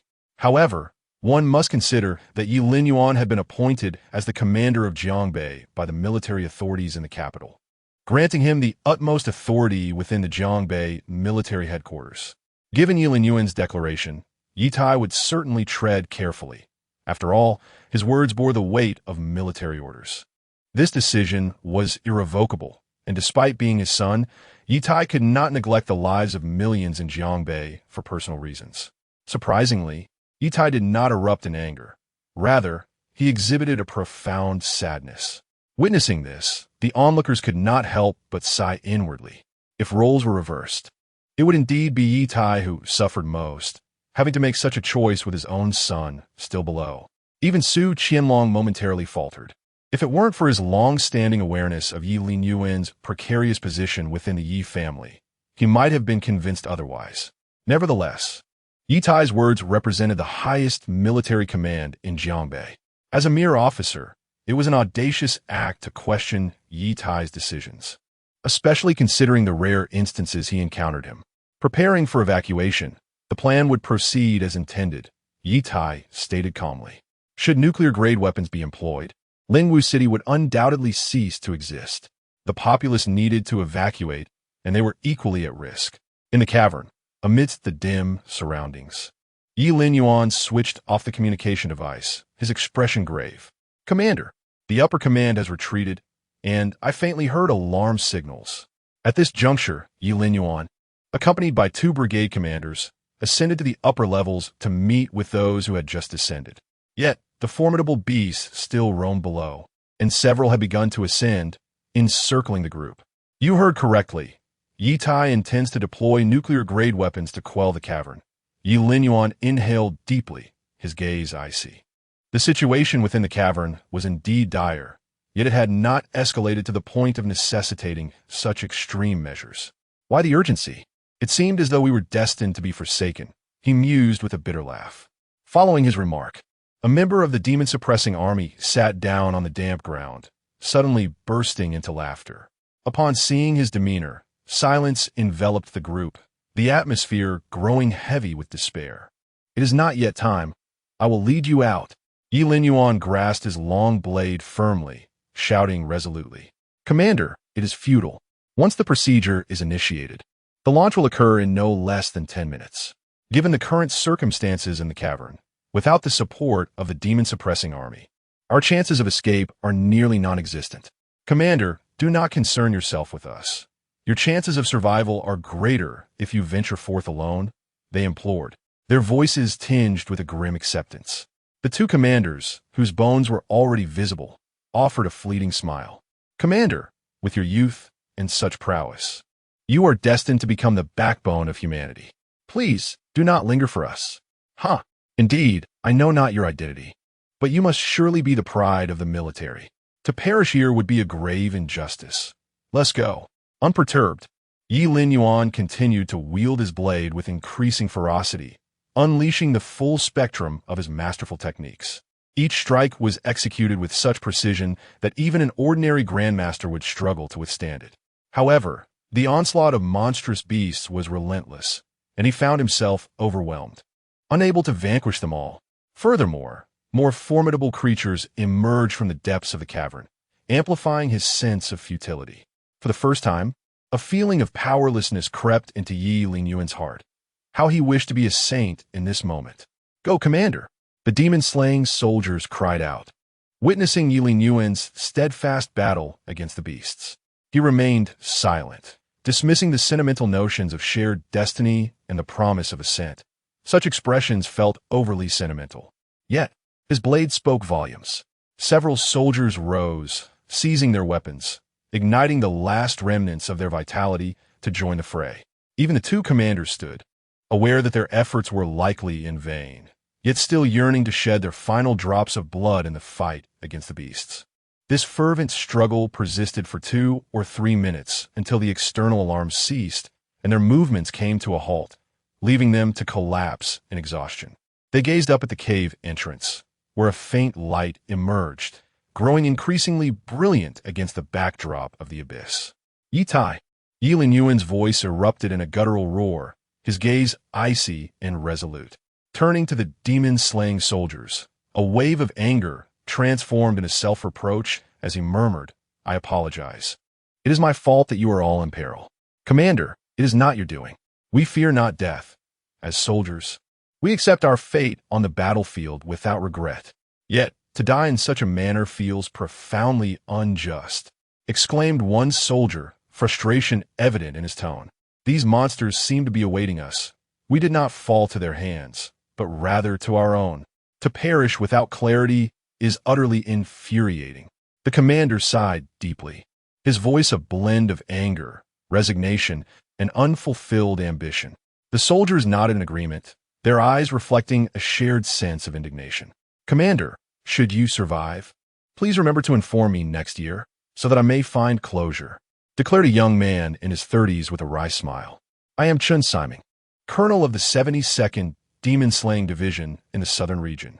And I, another chimed in, am Hong Beishao, lieutenant colonel of the 41st Demon-Slaying Division, in the 7th Defense Line of the Western Demon Suppression Army, the captain of the master team. In the east, a series of voices resonated, leaving an indelible impression in Ye Linyuan's mind. He gazed into the depths of the cave, until all before him became a blinding white. In Jiangbei, East City, the military headquarters displayed a scene of Lingwu City reduced to ruins. Ye Tai's eyes fixated on this sight, his eyelids twitching slightly. Then, a sound echoed in his ears. Gene comparison successful. Information modification in progress, awaiting authorization. In the command room of the military headquarters, a mechanical voice emerged. Ye Bai placed his palm upon the luminous screen. Identity verification successful. Welcome to the military system. Observing this scene, a faint smile finally graced Ye Tai's previously stern countenance. Fortunately, years ago, he had preserved Ye Linyuan's genetic material, which he now utilized to obtain authorization. Ye Bai's genetic data was retained within the military. At this moment, Ye Bai had reverted to the young recruit he once was. Gene verification successful. Name Ye Bai. Affiliated military, East. The cold, mechanical voice continued to announce, while Ye Tai's gaze remained fixed on the screen, unwavering. Chapter 51. A national sensation, the military's fury. How dare he, Ye Tai? In Jiangbei, Linwu City experienced a tremendous explosion that sent shockwaves throughout the nation. After all, it was the detonation of a nuclear-grade weapon. The magnitude of such power is capable of obliterating an entire city. Within a mere hour, the news had spread across the country, drawing the gaze of all towards Jiangbei. What, indeed, had transpired there? In this age of martial prowess, information travels with remarkable speed. Shortly after the incident, major newspapers, martial arts news outlets, and warrior forums were all quick to report the event. According to the latest updates from Jiangbei, a massive explosion occurred in the underground caverns of Linwu City, where the Demon Suppression Army was striving to suppress the chaos.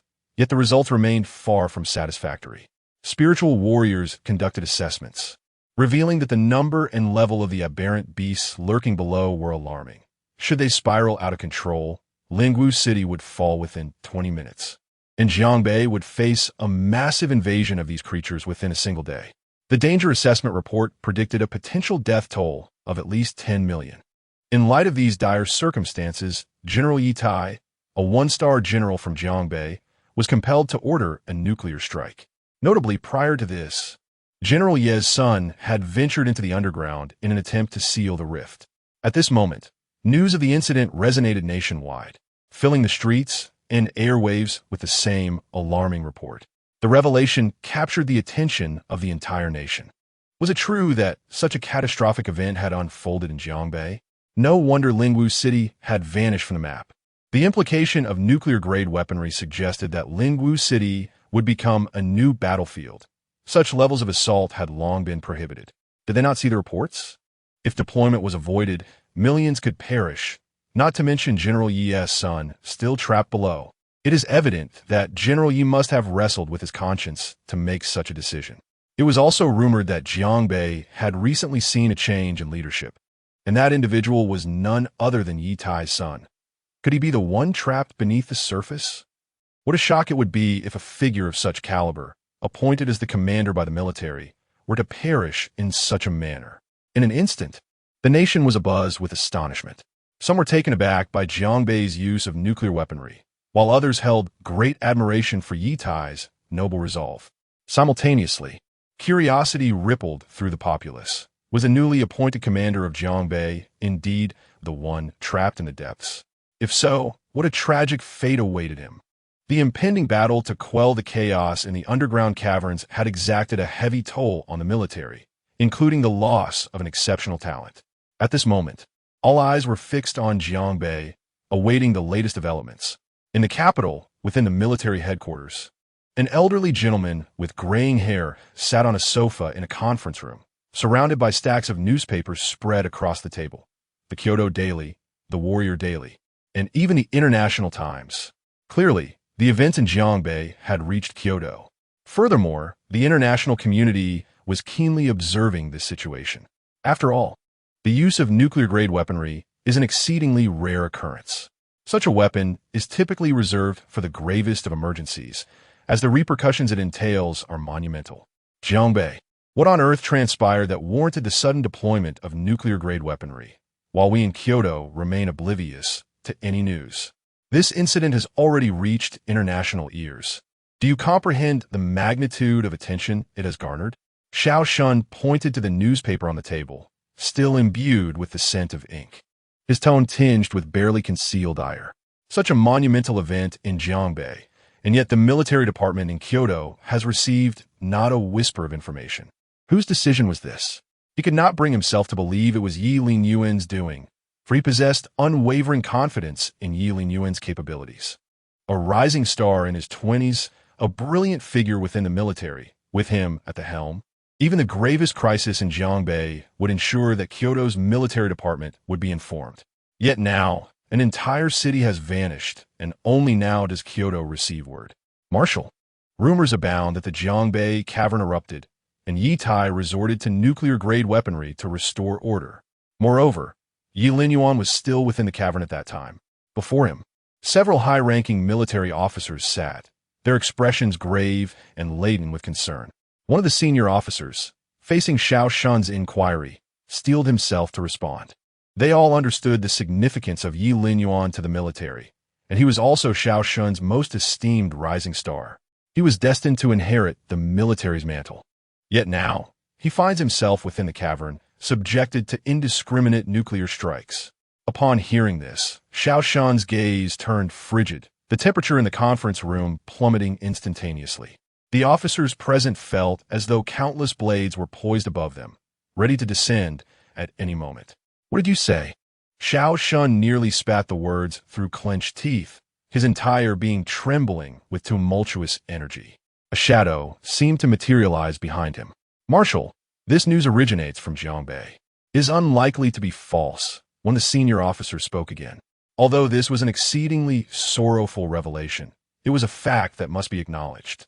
Just how dire must the situation in the cavern have been to warrant the use of nuclear-grade weaponry? How could Ye Tai dare to take such a step? Xiao Shun swayed slightly, as if struck by an unseen blow. Though he seethed with rage, wishing to summon Ye Tai to Kyoto immediately, the events had already unfolded. This was nuclear-grade weaponry. Even a war saint would hesitate to claim a certainty of survival against it. Ye Linyuan. The conference room fell into a profound silence, as if a tempest brewed within Xiao Shun. The senior officers exchanged glances, each silently lamenting. Should Ye Linyuan perish, Ye Tai's fate would likely be equally grim. A one-star general, a provincial commander. In extreme circumstances, it is indeed possible to deploy nuclear-grade weaponry without prior consultation. Yet one must consider who was below. Not only Ye Tai, but even they would be compelled to seek authorization under such conditions. Report. Amidst the silence of the conference room, a sudden, urgent voice pierced through. Enter. A commanding officer from the Demon Suppression Army rushed in, acutely sensing the charged atmosphere in the room. He hastily spoke. Marshal, General Ye's battle report has arrived. Ye Bai is alive and currently remains within the Jiangbei military headquarters. He held a document in his hand, his voice brimming with excitement. A general suddenly rose to his feet and seized the battle report. This campaign had resulted in the death and injury of over 700 grandmasters, with more than 100 grand warriors lost, while the casualties among the Demon Suppression Army exceeded 10,000.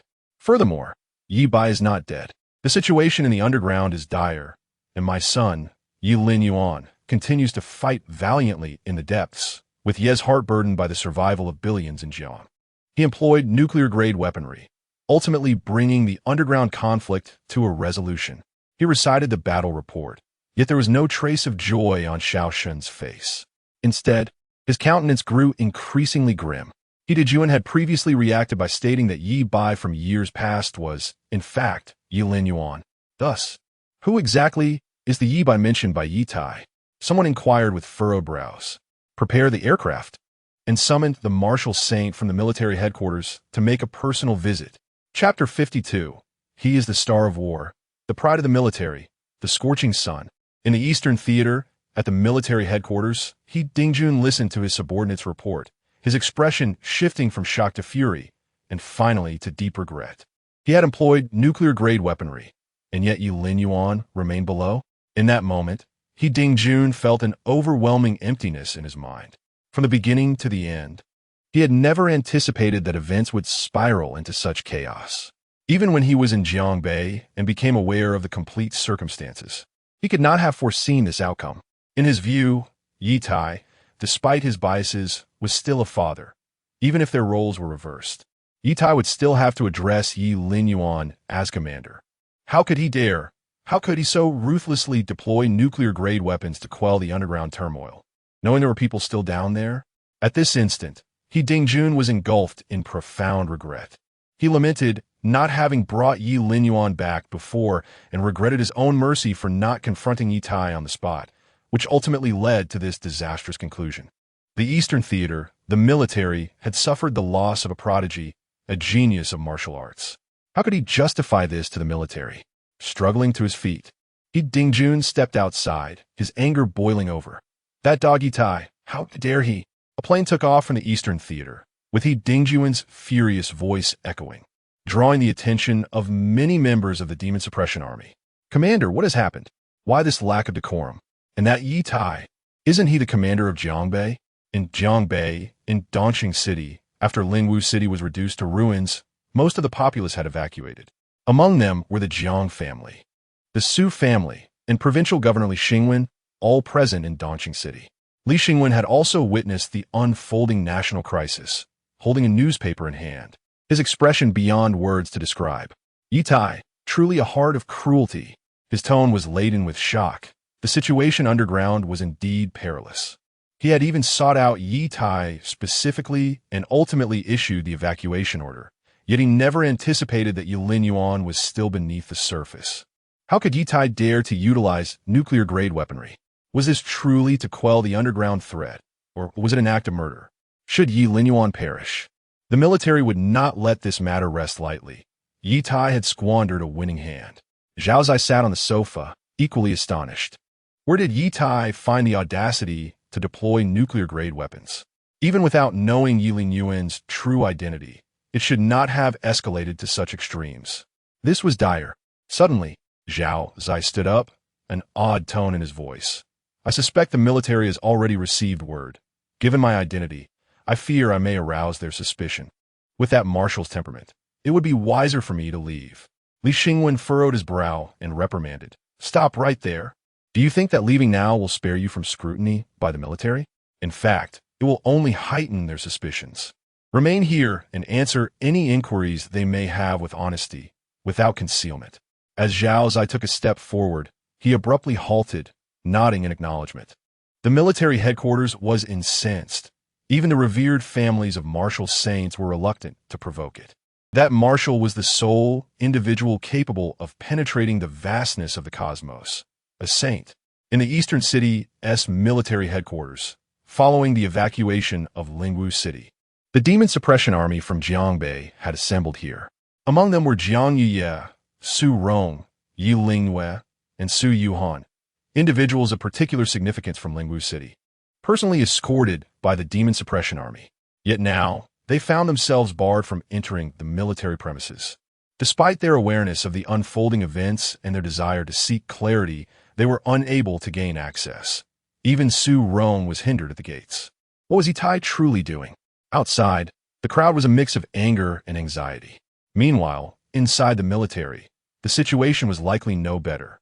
With the crisis in Lingwu City averted, most of the reinforcements from the Demon Suppression Army departed with heavy hearts. Some remained, awaiting an explanation from the Jiangbei military regarding the sudden order to deploy nuclear-level weaponry.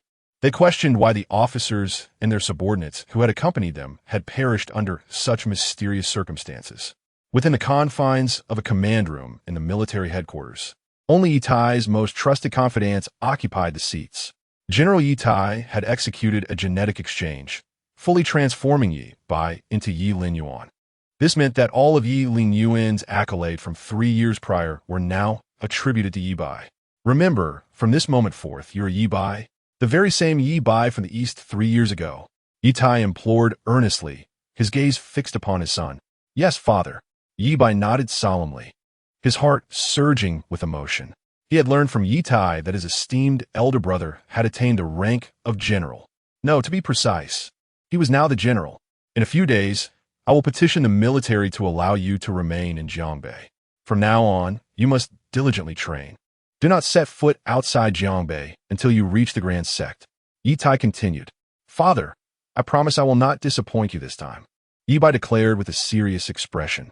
Only then did Ye Tai reveal a satisfied smile. With Ye Linyuan deceased, there was only one Ye Bai. In the years to come, this identity would be solidified. Jiangbei would undoubtedly belong to the Ye family and the military. Ye Bai would not shy away from claiming a stake. With these thoughts, Ye Tai couldn't help but let out a cold chuckle within. He believed that having gained strength, he could challenge him, unaware that what he could give, he could also take away. Place your hand here. You must remember, every significant achievement of yours." Ye Tai's smile vanished as he turned to face Ye Bai. Ye Bai complied, placing his palm on the military system. As the system verified the genetic information and confirmed its accuracy, a chilling mechanical voice announced, "Welcome to the military system, General Yi. Your current permissions have been unlocked to the highest level. Please proceed." This frosty announcement captured everyone's attention. They understood that at this moment, Ye Bai was accessing the information pertaining to Ye Linyuan. What identity could Ye Linyuan possibly hold, having been abruptly appointed as the supreme commander of Jiangbei by the military? Not only them, but Ye Tai was particularly intrigued as well. His gaze fixated on the screen until a line of text materialized. Name: Ye Bai. Age: 22. Affiliated Military Division, Eastern. Rank: Stellar General. Combat Power Assessment: 6.5 stars. Merit Value: 7 million. Career Profile: Unlocked. Introduction: Commander of the 21st Division of the East, 6-star General of the Eastern Theater. Candidate for the Supreme Commander of the Eastern Theater. One of the candidates for the Marshal of the General Headquarters. Ranked first in Eastern Combat Power, first in Military Achievements, first in Enemy Kills. On the Azure holographic display, a series of information emerged. Accompanied by a chilling mechanical voice, it reverberated throughout the command room. In that moment, the command room fell into an eerie silence. Every gaze was fixed upon that information, expressions a blend of bewilderment, shock, and incredulity. Furthermore, an overwhelming sense of amplified fear swept through the atmosphere. Chapter 53. The Jiangbei Military Headquarters is left in a state of utter disbelief. What have they done? The vast command room is enveloped in an unsettling silence. All eyes are fixated on the screen, which displays footage from the military system. Ye Linyuan, the commander of the Eastern Theater, the heir apparent of the East, and the successor to the Marshal of the General Headquarters, stands as the foremost warrior of the East in terms of combat prowess and accolades, all while being merely 22 years of age, a 6-star general. At this moment, a profound shock reverberates through everyone present, stirring tumultuous waves within their hearts. A 6-star general at the tender age of 22. With all metrics ranking first in the East, this marks the youngest star general in the annals of martial history. Such a figure epitomizes the pride of the military. What have they, the Jiangbei Military Headquarters, done to allow a beacon of hope to perish in their midst? Moreover, it was they who executed an indiscriminate strike using nuclear-grade weaponry. In the conference room, aside from the flickering blue glow, a deafening silence prevails, leaving everyone rooted to the spot at a loss for words. The individuals seated here are all trusted confidants of Ye Tai, high-ranking officials of the Jiangbei Military Headquarters, none of whom could have anticipated Ye Linyuan's identity. Even with the sudden change of command in Jiangbei, such a revelation was beyond their wildest imaginations. A 22-year-old 6-star general, bearing 1 million combat achievements. How could they possibly fathom this? The news, once disseminated, would not only resonate nationally, but would also create a stir on the international stage. It is worth noting that even Ye Tai, a provincial commander, is merely a 1-star general. The atmosphere is thick with an eerie stillness. After an indeterminate amount of time, a voice laden with rage and disbelief shatters the silence. Impossible, this cannot be. How could this unworthy son be a 6-star general of the military? Absolutely impossible. Ye Tai, caught between fury and astonishment, shifts from a state of shock to one of frenzied madness. He cannot accept that Ye Linyuan has achieved such heights. A blade retrieved 3 years ago, after merely serving as a soldier for 3 years. How could he ascend to the rank of a military general? As Ye Tai gazes at the imagery displayed by the military system, his initial elation transforms into a semblance of madness. Were Ye Linyuan merely a brigadier general or a major general, he could still suppress him with the assistance of that martial sage, albeit at a cost. However, Ye Linyuan is a star general, a 6-star general. How could Ye Tai find joy in this? He knows that Ye Bai could never substitute for him. Not even after 30 years could he attain such prowess. Ye Tai's anguished outburst jolts everyone from their stupor. Witnessing Ye Tai's frenzied demeanor sends a chill through their hearts. The loss of such a star general will surely not be overlooked by the marshal, In due time, none among them would be able to escape unscathed. Amidst the silence, Ye Tai speaks again. Examine his records. Even with the truth laid bare before them, Ye Tai remains unwilling to accept it. His least favored son, whom he regarded merely as a pawn, has unexpectedly risen to the rank of a high-ranking general in the military, surpassing even his own rank. Ye Tai not only found it hard to believe, but also struggled to accept this reality. Ye Bai, on the other hand, momentarily lost himself in thought. But unlike the others, his face was adorned with excitement and fervor. He was acutely aware of the significance of such a military star, and it filled him with joy and enthusiasm. However, what Ye Bai did not realize was that this level of achievement, this magnitude of military merit, was far beyond his capacity to bear. Even his father could not withstand it. Yet upon hearing Ye Tai's words, Ye Bai quickly regained his composure. His gaze fixated on the military system, his thoughts ignited. The command has been received. Lord Ye Bai, your inquiry is being processed. Inquiry successful. The cold, mechanical voice resounded once more, and Ye Bai felt the respect the military system afforded him, his heart racing with exhilaration. In stark contrast, the others turned their attention back to the pale blue screen, where information regarding Ye Linyuan began to unfold, line by line. In the 397th year of martial arts, he joined the Eastern Demon Suppression Army. Ye Tai's gaze was intensely fixed on the screen, where familiar information appeared, data he had previously accessed with his own authority. Thus, he was not surprised at the moment. What truly piqued his concern were the subsequent 2 years. His earlier access had only allowed him to view Ye Linyuan as first-year service. At that time, Ye Linyuan had just been commissioned as a second lieutenant. As the overall commander of Jiangbei, Ye Tai understood the stringent criteria for military rank promotions. There were instances where an individual might spend their entire life without ascending even a single rank. Consequently, he believed that despite Ye Linyuan's formidable martial talent displayed after joining the army, he would, at most, achieve the rank of captain within 2 years. Perhaps, with a bold stroke of luck, he might even become a major. Never did he imagine that in just 2 years, Ye Linyuan would elevate himself to the rank of a 6-star general. Ye Tai took a deep breath, forcing himself to regain his composure as the information on the blue screen continued to shift. In January of the 398th year of martial arts, a full-scale war erupted on the Eastern Front, marking the commencement of a massive extermination campaign led by foreign races. The 367th Division was urgently summoned, joining the 17th Defensive Line in the east, achieving a resounding victory on the 10th of this month, with Ye Linyuan slaying over 1,000 enemies. Personally awarded by the commander of the Eastern 367th Division.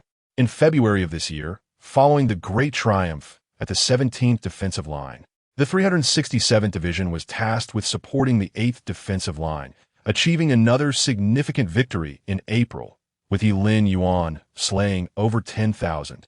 From May to October of this year, the 367th Division traversed various defensive lines, each marked by great victories, with Ye Linyuan slaying a staggering 870,000 enemies, amassing over 1 million merits. In November, as the Eastern battlefield saw a slight lull, the Eastern commander He Dingjun personally met with Ye Linyuan, promoting him to the rank of Major General due to his exceptional merits. Each piece of information flashed by, causing everyone present to involuntarily gasp in astonishment. Nearly 1 million enemies slain in just 1 year.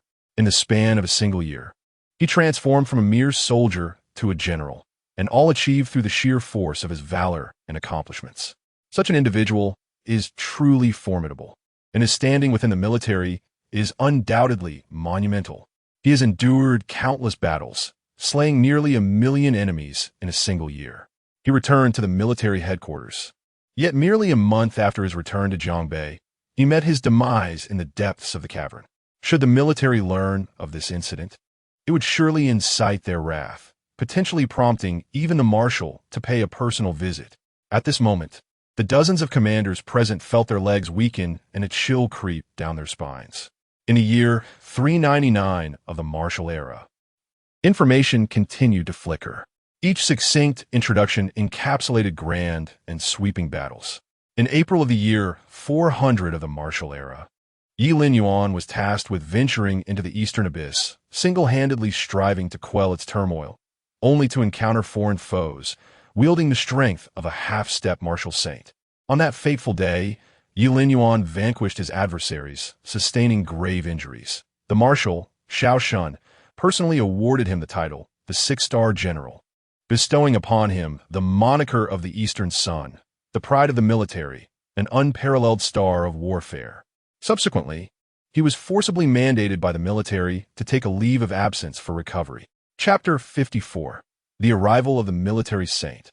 Where is Ye Bai? Where is the Star of Command? Where is the leader?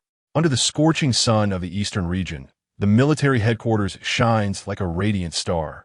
Appointed by the Marshal Xiao Shun of the military, this moment left the high-ranking officials of the Jiangbei military utterly dumbfounded.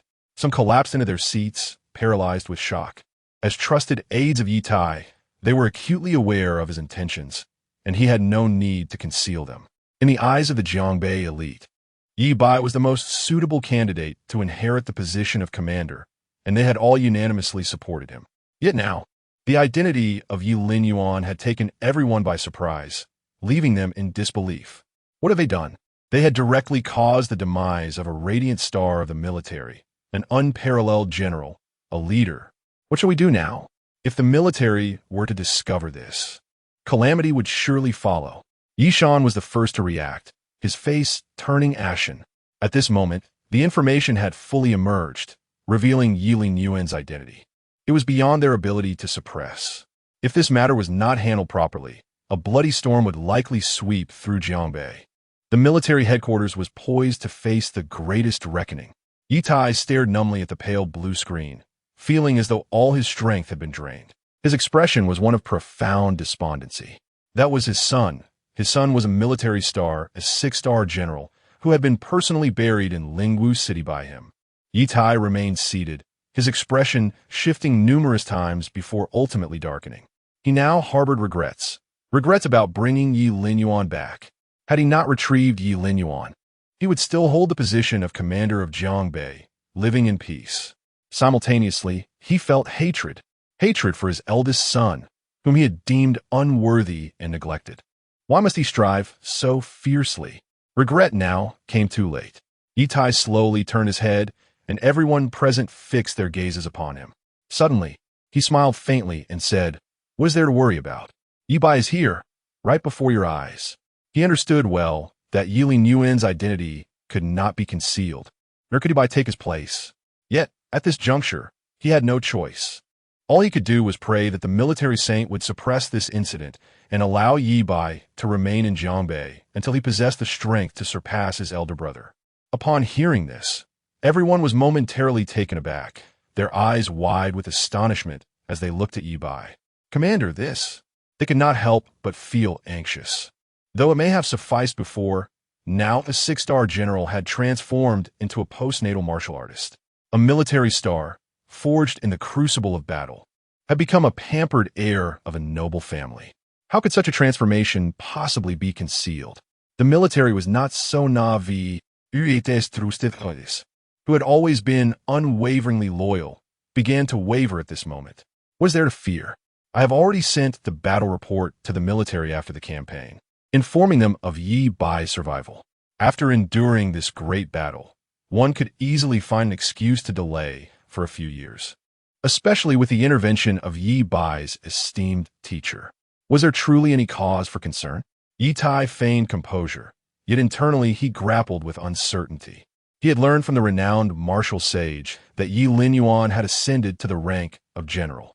Given his status, retaining a general in Jiangbei posed certain challenges, though it was not entirely insurmountable. Firstly, Ye Bai was his own son, making his presence in Jiangbei quite reasonable. Secondly, it was the martial sage himself who had interceded, prompting his agreement. However, he had not anticipated that Ye Linyuan would be a general, and a six-star one at that, personally received by Xiao Shun. The thought sent shivers down Ye Tai's spine, causing his eyelids to flutter uncontrollably. He felt as though he had transgressed a heavenly decree. For now, He could only proceed as planned, concealing the truth for as long as possible. Did that martial sage know the current reality? At this moment, the command room was enveloped in a pall of tension as a gripping conversation unfolded. Any slip of information could cost them dearly. From this day forth, you shall remain at home, and without my permission, you are forbidden to step outside, unless you attain the grand sect level. Ye Tai turned to Ye Bai, who was still lost in the euphoria of becoming a military star, his mind filled with visions of the future. He had absorbed none of the preceding discussion. Yes, father. Only upon hearing Ye Tai's call did he snap back to reality, nodding earnestly. Ye Tai took a deep breath, his expression grave. The next step was to navigate the complexities of the military headquarters. Narrowing his eyes, he ordered someone to escort Ye Bai away while he prepared to seek out the martial sage once more. Outside the military headquarters, a group swiftly exited, drawing the attention of all present. At the forefront stood Ye Tai, clad in military attire. Upon spotting him, Jiang Ye rushed forward, his voice laced with fury. Ye Tai, how dare you employ nuclear-level weaponry? Are you not afraid of a thorough investigation by the military? He thundered. Even a tiger does not consume its own cub. How could you, for Ye Bai's sake, resort to such measures against Ye Linyuan? Others may believe you acted to quell the abyss, but what are your true intentions? Jiang Yuye's sharp inquiries captured the attention of many. The magic suppression army, still awaiting an explanation from Jiangbei's military, shifted uneasily at his words. The implication of using nuclear-level weaponry hinted at deeper secrets. What those who accompanied them? Had they perished at the jaws of the aberrant beasts, or at Ye Tai's hands? This thought flickered through the minds of many before vanishing as quickly as it appeared.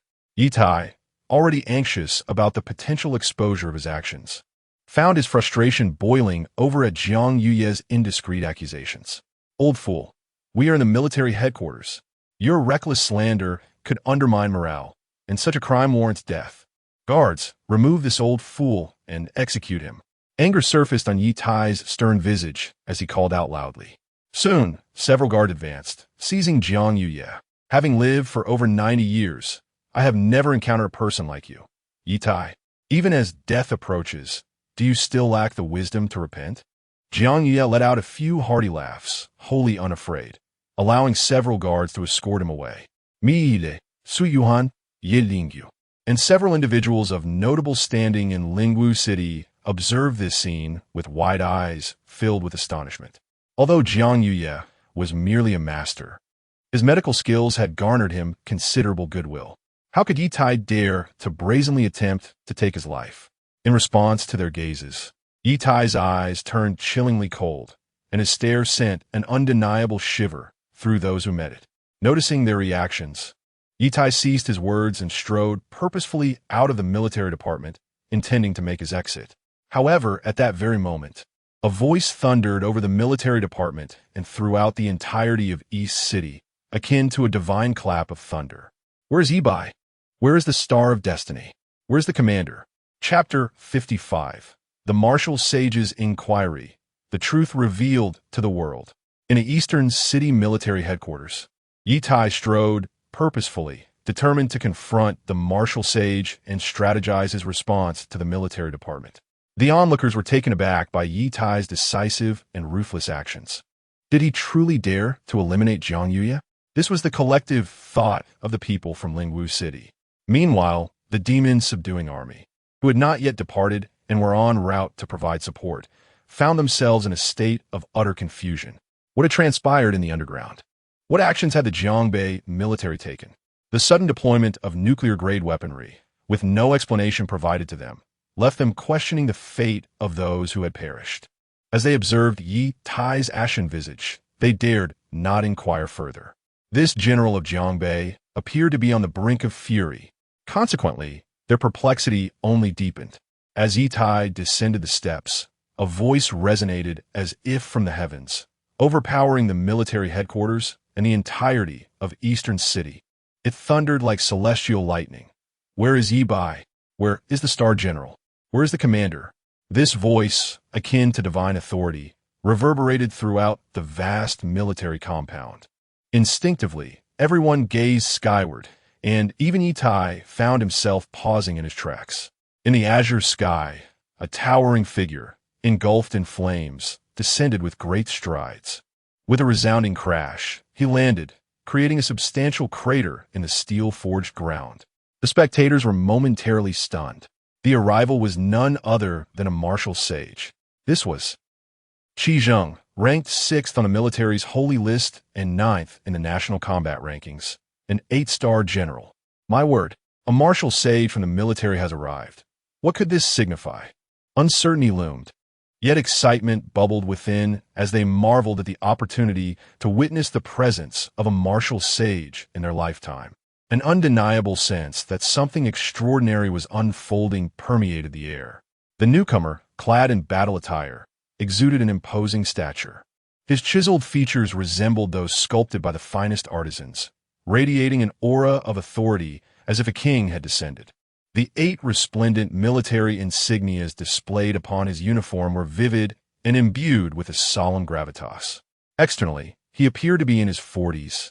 Yet in this high martial era, one would add an additional 20 to 30 years to his age. His appearance was unmistakable to all present. After all, he was a martial sage of the military, ranked 9th in the national combat standings. The voice echoed throughout the military headquarters, reaching Ye Tai, who had not yet completely departed, igniting a surge of exhilaration within him. He nearly rushed forward in response. This startled the officers escorting him, who quickly restrained him. Qi Zheng's gaze swept across the assembly before finally settling on Ye Tai, who was preparing to leave. In that moment, a chill coursed through Ye Tai, as if a dagger pierced his back. An ominous premonition began to unfurl in his heart. Ye Tai, where is the military star general? Qi Zheng inquired, devoid of any discernible emotion, yet faintly laced with an undercurrent of questioning. The path to becoming a martial sage is categorized into various tiers, ranging from 1 to 9. Qi Zheng, indeed, was a 6th-level martial sage. The military marshal, a genuine 9th-level martial sage, had been dispatched with the mission to retrieve the military star and was already apprised of the unfolding events. This revelation sent a chill through Qi Zheng's heart. He had encountered that unparalleled military star and was well aware of its significance. It was the most illustrious star in the military, imbued with the highest hopes by the upper echelons, believed to embody the aspirations of this martial era. How could he not feel a sense of dread and fury upon learning that this beacon was struck by nuclear-grade weaponry? Yet, the pressing matter at hand was to ascertain the identity of Ye Tai as reported in the battle accounts. General Ye Tai stammered, turning with great difficulty, his voice trembling. A martial sage had personally arrived, with Ye Linyuan being so highly regarded by the military. Facing inquiries from a martial sage left Ye Tai at a loss for words. Where's the military star? Qi Zheng's voice rose, reverberating like thunder in Ye Tai's ears. Not only Ye Tai, but everyone present was taken aback by the martial sage's fierce demeanor. Ye Tai had just emerged from a fierce battle, grievously injured and currently recuperating. Ye Tai, steeling himself, attempted to speak, but his words bore no weight. He understood that perhaps the moment the martial sage arrived, the conclusion had already been determined. Then take me to see him. Qi Zheng's voice hinted at growing anger. Could it truly be, as the military claimed, that beneath the earth lay their military star? Initially, both the military and he had harbored a flicker of hope, given that Ye Tai was the youngest 6-star general in history. Even with tenfold courage, he would never dare to unleash nuclear-grade weaponry indiscriminately. Yet, the situation now suggested otherwise. General, my son's injuries are severe. The doctors insist he must rest adequately. Once he has recovered, I will ensure he returns to the military. How does that sound? Ye Tai's facial muscles twitched with anxiety, as for the first time in his life. He felt a surge of fear. Even his voice quivered slightly. What? Is it unacceptable for me to take a glance? Qi Zheng stepped forward, a glint of murderous intent flashing in his eyes. The onlookers gasped in shock. A martial sage was harboring murderous thoughts towards a military general. What did their words truly imply? Ye Tai felt as though countless blades were poised against his skin, as if they might pierce him at any moment. Ye Tai, our military star Ye Tai should now be referred to as Ye Linyuan, shouldn't he? Is he truly grievously injured? Or has he been indiscriminately struck by your nuclear-grade weaponry? Qi Zheng pressed once more, his tone growing increasingly impatient. This query shattered Ye Tai's psychological defenses, causing him to tremble.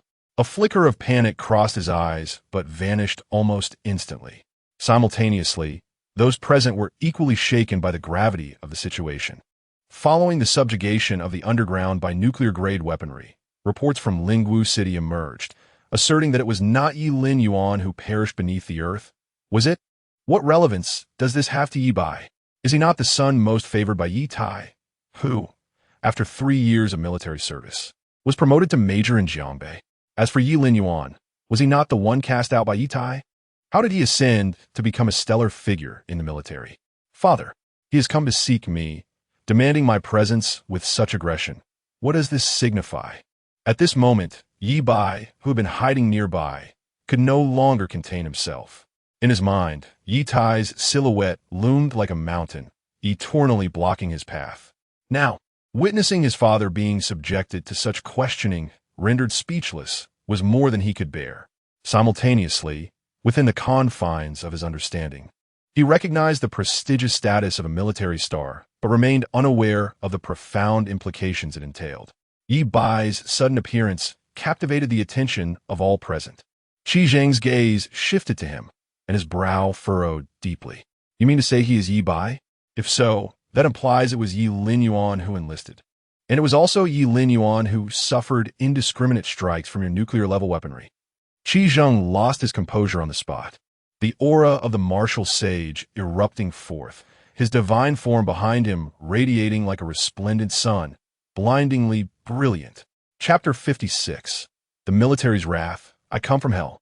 It is I, Ye Bai declared loudly. Yet he could not help but feel a twinge of trepidation in the face of the overwhelming aura exuded by the martial saint. How audacious!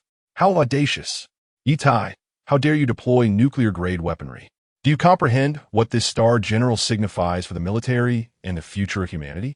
Qi Zheng's tone was laced with fury, his murderous intent palpable. Yet, he ultimately refrained from taking action. Firstly, the military was only concerned with the matter of his brother's enlistment and remained oblivious to the fact that Ye Tai had resorted to nuclear-grade weaponry for the sake of claiming Ye Linyuan's military exploits. Secondly, Ye Tai, a general of considerable merit and the provincial commander, held the rank of a one-star general within the military. Even if he had committed a grave error, he would have to await the military's judgment. It was inconceivable to execute a general with 1,000,000 merits on the spot. As for Ye Bai, Qi Zheng merely cast a fleeting glance in his direction. Ye Tai opened his mouth, his lips quivering. The appearance of Ye Bai had rendered his aspirations for Ye Linyuan's accolades utterly unattainable. Now, all he could do was hope that the military would not conduct a thorough investigation. After all, his justification for deploying nuclear-grade weaponry was to quell the subterranean threat. Even if the military pursued the matter, he believed it would not warrant a death sentence. Ye Tai harbored such illusions. Yet reality had already dawned upon him the moment Ye Linyuan's identity was revealed. Had anyone else been beneath the ground, the military's accountability would not have led to death. However, it was Ye Linyuan below. He was a person of great esteem to Shaoshun and a military star. Just wait for the military to hold you accountable, Qi Zheng coldly remarked before promptly reporting the incident to the military headquarters. At the military headquarters in the capital, Shaoshun listened to the report, his visage darkened to an alarming degree. Beneath the ground, they had indeed encountered their unparalleled military star. Marshal, what should we do now? A general inquired. Shaoshun remained seated, speechless for an extended moment, his heart burdened with an immense weight. Summon Ye Tai to the capital. I shall interrogate him personally. The general nodded in acknowledgement. After a moment's hesitation, he continued, Marshal, just now the military system indicated that Ye Bai. The information on Ye Linyuan was just accessed, and the location was the Jiangbei military headquarters. Upon hearing this, Shaoshun abruptly raised his head, his gaze sharp as a blade fixed upon the general. Who possesses such authority in Jiangbei? Or is it that he is not dead? Shaoshun inquired. I fear not. Following this incident, the military personnel immediately commenced a thorough investigation. Ultimately, they discovered that the genetic material Ye Linyuan had left with the military was tampered with. The perpetrator employed highly sophisticated methods. Had this incident not arisen, the military might have struggled to uncover the truth for some time, the general elaborated. This meant that the individual who conducted the inquiry was not Ye Linyuan, but someone else entirely. To dare reach into the military, it appears this matter is far more intricate than it seems, Xiaoshen murmured, his eyes narrowing slightly. After a prolonged silence, he finally spoke in a calm tone. Commence an immediate and thorough investigation. Regardless of whom it implicates, a truthful report must be submitted. I want them to comprehend the dire consequences of provoking the unparalleled star of our military. The order from Xiaoshen reverberated through the military department, prompting a flurry of activity among its members, as the entire Kyoto simmered on the brink of a tempest ready to unleash. In Jiangbei, at the Eastern Military Department, Qi Zheng completed his report and awaited further instructions from the military. Meanwhile, Ye Tai and everyone else at the Jiangbei Military Department found themselves forcibly detained. At that moment, a plane roared in, and He Dingjun leaped down from it. "Damn you, Ye Tai!" He Dingjun exclaimed upon spotting Ye Tai seated on the ground. He strode forward and seized the collar of Ye Tai's uniform, lifting him effortlessly off the ground. "How dare you? My unparalleled genius of the East has been ruined by your hands. Are you quelling the abyss? Or are you merely seeking to bestow your military accolades upon your younger son?"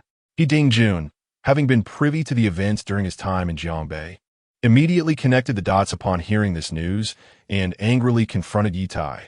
The moment these words left his lips, everyone present was struck dumb, including Qi Zheng, who wore a look of astonishment. The implication that Ye Tai resorted to nuclear-level weaponry to eliminate others and subsequently claim Ye Linyuan's military achievements for Yi sent chills down their spines. The ruthlessness of sacrificing one's elder son for the sake of the younger was unfathomable, especially considering the elder was a star of the military. "You are speaking nonsense," Ye Tai retorted vehemently, his temper flaring as he faced He Dingjun. Despite his anger, He Dingjun could not ignore the presence of the military's martial saint. Moreover, he had more pressing matters to attend to. "Damn it, wait for the military to conduct a thorough investigation. I shall see how long you can maintain this defiance." After declaring this, He Dingjun offered a brief military salute to the martial saint before swiftly boarding the plane, heading towards the remnants of desolation. After the nuclear strike, Lingwu City was devoid of skyscrapers, replaced instead by a landscape of ruins and the corpses of aberrant beasts. At that moment, the entrance to the abyss had been blasted open to an enormous extent, and peering over the edge revealed an abyss that seemed to stretch into infinity. Below, a faint azure glow emanated, indicating that the fissures had been widened by the nuclear weaponry. It was clear that Lingwu City was destined to become a new battleground. Within the depths of the abyss, where the entrance had collapsed, a subtle tremor resonated from an unknown depth. Ye Linyuan's form was now indistinct, nearly shattered, with only remnants of his skin radiating golden light. The martial arts he had cultivated had preserved a flicker of vitality within him. Across his injuries, green vitality began to manifest, a testament to his grand technique, regeneration, continuously mending his body. "From this day forth, you shall be members of the Demon Suppression Army. Devote yourselves to rigorous training, for it is only through diligence that you will possess the strength to confront the aberrant beasts." "Yes, Commander." The training is exceedingly arduous. Each day is filled with monotonous drills and the breathing techniques imparted by the instructor, day in and day out. "What, do you harbor regrets?" "No, this is my aspiration." As that glimmer of light approached, the officers accompanying Ye Linyuan were the first to be engulfed. In the moment of dissolution, their mental energies radiated forth. Ye Linyuan beheld the original intent that had drawn them into the ranks of the Demon Suppression Army within their spiritual realm. In this present moment, they had not perished at the jaws of the aberrant beasts. Instead, they met their demise at the hands of Ye Tai. Time slipped away, second by second, and Ye Linyuan's injuries gradually healed. At last, when he was fully restored, a pair of eyes, sharp as blades, slowly opened. "Ye Tai, I have risen from the depths of hell. Are you prepared?" Chapter 57. The target of many, once a great general, now an infamous villain of antiquity. Within the depths of the cave, a formidable vitality was stirring back to life. Ye Dingjun arrived at the Eastern City military headquarters, harboring a deep-seated anger towards Ye Tai. Yet his greater desire was to venture into the cave to locate Ye Linyuan. Despite his awareness of the minuscule probability of success, nearly non-existent, he was compelled by the urgency of the situation. The destructive power of nuclear-grade weaponry was immense. Even a martial saint would hesitate to claim absolute survival against it. Although Ye Dingjun departed from the Eastern City military headquarters, he carried with him a piece of news that ignited suspicion among all present. The question lingered. Was Ye Tai's employment of nuclear-grade weaponry intended to quell the cave or to commit murder? This ambiguity was enough to raise eyebrows.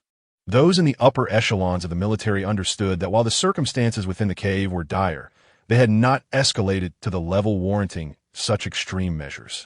If one were to consider the identities involved, many might quickly arrive at a conclusion.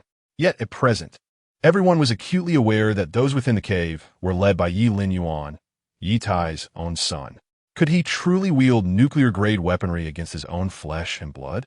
Within the military headquarters, Qi Zheng sat in a conference room, facing the senior officials of the Jiangbei military headquarters. Ye Dingjun's words had sown seeds of doubt within him, compounded by reports from Kyoto that indicated the situation was far more complex than it appeared. Ye Tai, I ask you for the final time, what was your intent in deploying nuclear-grade weaponry? The lights in the conference room flickered erratically, casting an oppressive atmosphere akin to an interrogation chamber, especially under the scrutiny of a martial saint. General, thousands of formidable beasts emerged from the cave, and the situation was critical. The lives of hundreds of millions in Jiangbei rested upon my decision. My choice was made out of necessity. Ye Tai, no longer the commanding presence he once was as a provincial general and a one-star general in the military, found himself justifying his actions before a martial saint. When a martial saint had descended upon the battlefield, Ye Tai had indeed been thrown into a panic. However, upon regaining his composure, he recognized the unique status of Ye Linyuan, who represented the military's greatest hope. Yet he also understood that as long as his substitution of achievements remained undisclosed, he would not face significant repercussions. In the theater of war, casualties were inevitable. On the battlefield, every life held equal value. Even if Ye Linyuan was a 6-star general, the military's accountability would only attribute any shortcomings to his command errors, never to imply deliberate murder or the substitution of achievements. Qi Zheng's gaze was icy as he scrutinized Ye Tai, who appeared disturbingly composed. In a cold voice, he commanded, "Enter." As his words echoed, the door to the conference room swung open, and Jiang Ye stepped in with deliberate strides. This sight caused Ye Tai's expression to freeze in shock. Had he not eliminated this old man? His urgency to silence Jiang Ye stemmed from the knowledge that Jiang might have uncovered a scheme to have Ye by take credit for Ye Linyuan's accomplishments. After all, Ye Linyuan had spent considerable time at the Jiang residence after distancing himself from the Ye family, and Jiang Ye had exhibited evident discontent during Ye Linyuan's visits. His words often laced with veiled sarcasm. Jiang Ye Tairu was struck by lightning, left momentarily dumbfounded. Not just him, but the entire Jiangbei military headquarters shared in his astonishment. "Elder, are you aware of the circumstances?" Qi Zheng inquired. Presently, a thorough investigation had been mandated by the capital, causing all the martial families in Kyoto to adopt a more discreet demeanor, fearful of drawing Shaoxin's attention. Consequently, the focus naturally shifted to Jiangbei. Regarding Jiang Ye, even though Qi Zheng had never encountered him personally, he was familiar with the name, the Jiangbei medical family, and Ye Tairu claimed he could eliminate them just like that. This undeniably raised his suspicions. "General, I am indeed aware that Ye Linyuan has spent most of his time in Jiangbei with my Jiang family." Jiang Ye articulated every word with precision. "Jiang Ye." Ye Tai's voice quivered, desperate to defend himself, but at a loss for words. "General, upon returning to the military, Ye Linyuan was compelled by Ye Tai to surrender his 3 years of military achievements to Ye Bai. Furthermore, Ye Tai personally ensured Ye Bai's name was added to the enlistment roster, allowing Ye Linyuan to serve in place of his brother, all to render the situation more palatable." Each word from Jiang Ye pierced through the hearts of the Jiangbei elite like a sharp blade. He recounted the conversation he had with Ye Linyuan that day, which was already sufficient. Until Jiang Yuya uttered his next word, the conference room fell into a chilling silence. Qi Zheng's expression darkened to the utmost, his breathing becoming notably rapid. He had contemplated numerous scenarios, yet none had prepared him for this. General, how can one trust his solitary testimony? Yeah, have defended Jiangbei for over 20 years. The military knows me well. How could I possibly commit such an act? Ye Tai retorted loudly, his cold, hard visage flushed crimson. Indeed, General, Jiang Yuya is clearly attempting to frame General Yi. Certainly, I believe the recent upheaval in the Jiangbei underground is also tied to Jiang Yuya. Could it be that he has colluded with foreign entities? General, I propose we execute Jiang Yuya immediately. With Ye Tai's declaration, the Jiangbei elite echoed in agreement, fervently denouncing him. You insolent fool, I have never encountered such brazen shamelessness. Even now, you refuse to admit the truth and dare to turn the tables. Ye Tai, how did I fail to see you were such a petty man back then? Jiang Yuya exclaimed, momentarily taken aback by the fury. Qi Zheng observed the scene coldly and commanded, bring Ye Bai in. Upon hearing this, the room fell silent. Everyone looked at Qi Zheng in confusion, bewildered by his words. Moments later, several soldiers ushered Ye Bai into the room. At this moment, Ye Bai finally began to comprehend the gravity of his brother's identity, realizing how terrifying it truly was.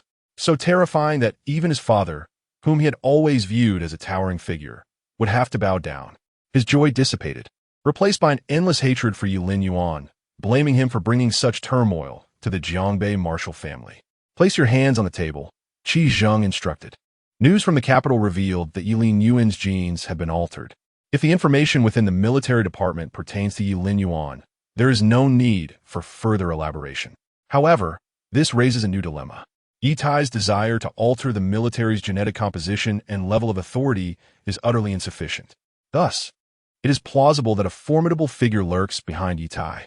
Upon hearing this, Ye Bai tremulously placed his hand upon the interface, and in the next moment, the military system was instantly activated. Ding!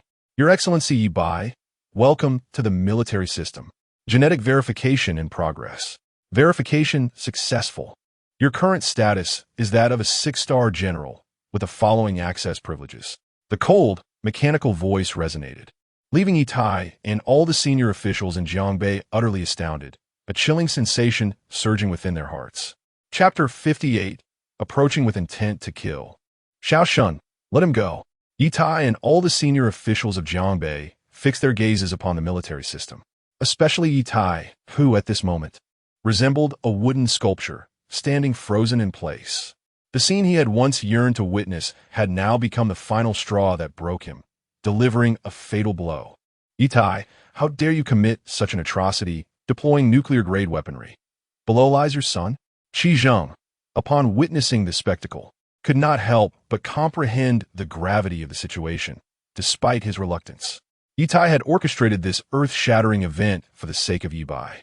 He remained rooted in place, speechless for an extended period. Qi Zheng cast a cold glance, striding away, plunging the entire conference room into silence. The matter was irrevocably exposed, and they braced for the wrath of the military. In the capital, at the military headquarters, Qi Zheng promptly reported the events transpiring in Jiangbei. This ignited Xiao Shun's fury. He immediately commanded that Qi Zheng bring Ye Tai to the capital. Additionally, an announcement was to be made. After all, given the magnitude of the incident in Jiangbei, a city and the pride of the military had vanished. There must be an explanation. Once these two orders were issued, Xiao Shun sat silently in his seat. The loss of such a military prodigy weighed heavily on his heart. The military announcement was released, triggering nationwide shock and outrage. All news outlets and martial artist forums erupted. I can't believe it. A 6-star general in his 20s, personally appointed by the marshal. The pride of the military was actually struck down by nuclear-grade weaponry. Ye Tai's heartlessness is beyond comprehension. Ye Linyuan is his son. How could he possibly bear to do this? I previously thought Ye Tai was noble, sacrificing his son for the survival of a nation, only to discover that his actions were motivated by the desire for his younger son to claim the glory of victory. My heavens! This event has utterly shaken me for an entire year. The youngest general in the military, perhaps humanity's hope, has been destroyed by his own hand. Execute Ye Tai. Ejijute Ye Tai. Ye Tai. As the announcement spread, the nation erupted in turmoil. Following the adaptation of nuclear-grade weaponry, it captivated everyone's attention. According to the earlier announcement from Jiangbei, many believed Ye Tai to be altruistic, sacrificing his son for the sake of millions. However, the revelation that he ordered the use of nuclear-grade weaponry solely to have his younger son take credit for his elder brother's achievements incited even greater fury, especially after Ye Linyuan's identity was fully disclosed. He was a general in the military, a beacon of hope for humanity, and he was thus destroyed by Ye Tai. The uproar was not confined to martial artists. The news, daily reports, and television were all broadcasting this shocking revelation. Within a mere half hour, the news had spread across the entire nation, igniting extreme outrage. Many demanded the execution of Ye Tai, their voices resounding incessantly. Meanwhile, a domestic news segment is currently broadcasting the latest developments in Lingwu City. The focus is on nuclear-grade weaponry and the military pride embodied by Ye Linyuan. Even as Lingwu City lies in ruins, its story remains worthy of coverage. Below us is the devastated Lingwu City, now entirely reduced to rubble. Tragically, the battle that erupted in Lingwu City has claimed thousands of lives, with even the casualties among the grandmasters reaching over 100. Notably, one of the youngest six-star generals, personally appointed by Marshal Shaoshan, has also perished. This news segment has garnered significant attention. The magnitude of the events in Lingwu City has reverberated throughout the nation, making it nearly impossible to ignore.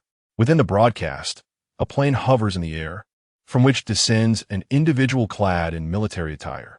Among them is Ye Dingjun. In this era of martial arts, the genetic locks of warriors have been shattered, resulting in profound changes to their physical constitution. The effects of a nuclear-grade weapon strikes hold little consequence for these warriors. Ye Dingjunalites, flanked by several Eastern military officers and a girl who appears to be around 18 or 19 years old. Commander He, the coordinates have been confirmed. We are approximately 500 meters from the original location of the underground cavern, one officer states, holding a tablet and gesturing ahead.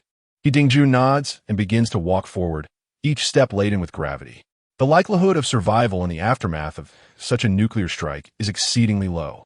Yet, Ye Dingjun clings to a flicker of hope, believing that Ye Linyuan may still be alive. Witnessing this, several officers follow suit. This poignant scene is captured by the news cameras, plunging many viewers into silence. They recognize Ye Dingjun as the Eastern commander. Seeing his profound sorrow resonates deeply with those watching the broadcast. It becomes evident that Ye Dingjun bears the heaviest heart in this tragedy. Indeed, General Ye has served for 3 years in the Eastern forces and has been a beacon of light. Ye Dingjun surely held him in high regard. The Ye family has shown their true colors. After 3 years of fierce combat, General Ye returns only to face such disgrace. It's infuriating. Moreover, I have heard that General Ye has never been favored within the Ye family, as if Ye Tai never regarded him as a son. The crowd is filled with both anger and lamentation. Alas, what has transpired cannot be undone, and speaking of it serves no purpose. The only course of action left may be to penalize those responsible. On site, Ye Dingjun stands at the edge of the massive cavern's entrance, gazing downwards. A wave of sorrow envelopes him as he stares intently into the abyss. Commander, the underground cavern has completely collapsed. It is unlikely that anyone could survive. One officer hesitantly remarks. Upon hearing this, Ye Dingjun's form sways, as though he might collapse at any moment. The girl standing behind him instinctively covers her mouth, her eyes brimming with tears. Upon becoming an officer, one gains various privileges within the military. For instance, the house, salary subsidies, daily necessities, and so forth. The young girl before us is entrusted with the responsibility of attending to Ye Linyuan's daily needs. Hizwa, it is time to return, someone gently reminded. Ye Dingjun stood rooted to the spot for what felt like an eternity before he finally took a step back. Is this how the radiant sun of the East meets its end? Ye Dingjun questioned, his spirits profoundly dampened. The officer behind him sighed, unable to respond compassionately. Suddenly, a thunderous noise erupted from the depths of the underground cavern. A formidable surge of energy emanated from below, as if something were about to burst forth from the earth. In that instant, Ye Dingjun, the news broadcast, satellite images from the Jiangbei military headquarters, and even Kyoto were all engulfed in a frenzy. How could there still be energy fluctuations after a nuclear-level strike on the cavern? The entire underground realm trembled violently. The intensity of that energy grew ever stronger and alarmingly closer, raising the tension in the hearts of all present to a near breaking point. Chapter 59. The Grand Reckoning. Blade, fury strikes the defiant father. What on earth has transpired? Could it be that the fissure beneath the earth has widened, heralding the arrival of more formidable beasts or foreign entities? Impossible. Based on historical precedents regarding the deployment of nuclear-grade weaponry, the establishment of a new battlefield would require at least 6 months. So what is unfolding? Is there truly something about to emerge from below? Could it be that powerful foreign beings have evaded the onslaught of nuclear-grade armaments? Foolishness. Beneath the onslaught of nuclear-grade weaponry, a city has been reduced to ruins. Who could possibly survive such devastation? At this moment, those observing the news broadcast were profoundly shaken. This scenario is unprecedented. The formation of a new battlefield following the use of nuclear-grade weapons typically necessitates a year or at least half a year. It cannot happen so swiftly. Not only the news segment, but even the satellite surveillance images from various military departments captured this anomaly. In Kyoto, at the general headquarters, Marshal, a general rushed in urgently, finding Xiao Shun still seated, engulfed in sorrow. What is it? Hearing the call, Xiao Shun gradually regained his composure and inquired with a steady tone. There is unusual activity reported from the Jiangbei underground. It seems something is about to emerge. The messenger reported immediately. Upon hearing this, Xiao Shun sprang to his feet, swiftly departing the room. Moments later, he appeared in the command center of the military. He understood that following the deployment of nuclear-grade weaponry, no beast could survive, nor could a new battlefield evolve so rapidly. Otherwise, the very purpose of nuclear-grade weapons would be rendered moot. Thus, the disturbance emanating from below might provide me with the clearest and most direct view. Xiao Shun commanded, his voice laced with excitement. He had contemplated a possibility. Were it anyone else, he would doubt, but this was Ye Linyuan, the pride of their military, a paragon who ascended to the rank of 6-star general in merely 3 years. What could possibly be beyond reach? In Jiangbei, at the Eastern Military Headquarters. After reporting to the General Headquarters, Qi Zheng returned to the conference room. As per military directives, he was to bring Ye Tai back to Kyoto for thorough interrogation. However, at that moment, the satellite imagery suddenly revealed an anomaly. It captivated his attention, as well as that of the Jiangbei High Command and Ye Tai. At the sight of the underground, the earth trembled, the energy intensifying. Under the gaze of all, the underground suddenly erupted. Boom! Debris, soil, and the remnants of beasts shattered by nuclear-grade weaponry flew forth. It was at this instant that the onlookers discerned a blade of light. A radiant beam, infused with hurricane winds, thunder, flames, and more, coalesced into a blade stretching dozens of meters, breaking through the earth. The brilliance of this blade was blinding, immense, slicing toward the heavens, as if to rend the very sky asunder. All held their breath, their gazes fixed intently on the screen, striving to comprehend the unfolding spectacle. In the aftermath of soil, rubble, and remnants of bodies scattered across the ground, a figure leaped forth from the depths of the earth. Clad in tattered garments that barely concealed his vital parts, he revealed a physique sculpted with robust muscles. Indeed, it was a man, a living being, astonishingly surviving the onslaught of nuclear weaponry. Who could he possibly be? My goodness, he was strikingly handsome, emerging like a flash of steel, and with that leap. Could it be that he is the illustrious 6-star general from the military? The news reporters were utterly stunned, a collective shock reverberating throughout the nation. After the nuclear strike, someone had emerged unscathed. Yet, that was not the crux of the matter. The vital question remained, was this man indeed the unparalleled star of the military spoken of by the authorities? If so, it would elucidate their claims of him being the future hope of humanity. To withstand such devastation and emerge alive, surely even the martial saints would falter in such a scenario. He-jun, upon recognizing the figure, felt a surge of elation as his eyes sparkled with joy. He had survived. He always knew he would. The relentless son of the East could not so easily extinguish his life. Commander, Ye Linyuan acknowledged with a calm nod, his expression inscrutable. He cast a glance at the young girl beside him, who, with gleeful eyes, presented him with a pristine military uniform adorned with 6 gleaming insignias upon his shoulders. Ye Linyuan's demeanor transformed. He was now a 6-star general, a true leader of the military. "Commander, I know what you wish to convey, but presently I have matters of greater importance to attend to." Ye Linyuan spoke with serene determination. He would descend into the depths of sorrow for those fallen members of the Demon Suppression Army, their names and final echoes resonating in his mind like an ominous melody. His gaze shifted toward the eastern city, a tempest of murderous intent brewing within his eyes. Ye Jun paused momentarily, then comprehended the gravity of the situation. He stepped aside, urging him onward. No matter the outcome, the East would forever stand resolutely behind him. Ye Linyuan nodded and, with a powerful leap, vanished from sight. At the Jiangbei military headquarters, the satellite imagery revealed the overwhelming malice in Ye Linyuan's gaze. Even through the screen, its intensity was palpable. The senior officials at Jiangbei were struck dumb, as if thunderstruck. He had not only survived, but approached with a fierce bloodlust. In that moment, fear gripped them. They would rather face immediate interrogation by the military than confront the wrath of Ye Linyuan. Likewise, when Ye Tai laid eyes on Ye Linyuan, a similar dread washed over him. He had wished for Ye Linyuan's demise to pave the way for Ye Bai to claim glory, initially believing everything would unfold as planned. Ye Linyuan's true identity blindsided him. Now, it was evident that even without the military's backing, his intent to eliminate Ye Linyuan with nuclear might was destined to fail. The realization of his actions and the piercing gaze of Ye Linyuan instilled a profound fear within Ye Tai, one he had never felt before. It emanates from the depths of the soul, a fear rooted in the very marrow. "General Qi," he approaches with murderous intent.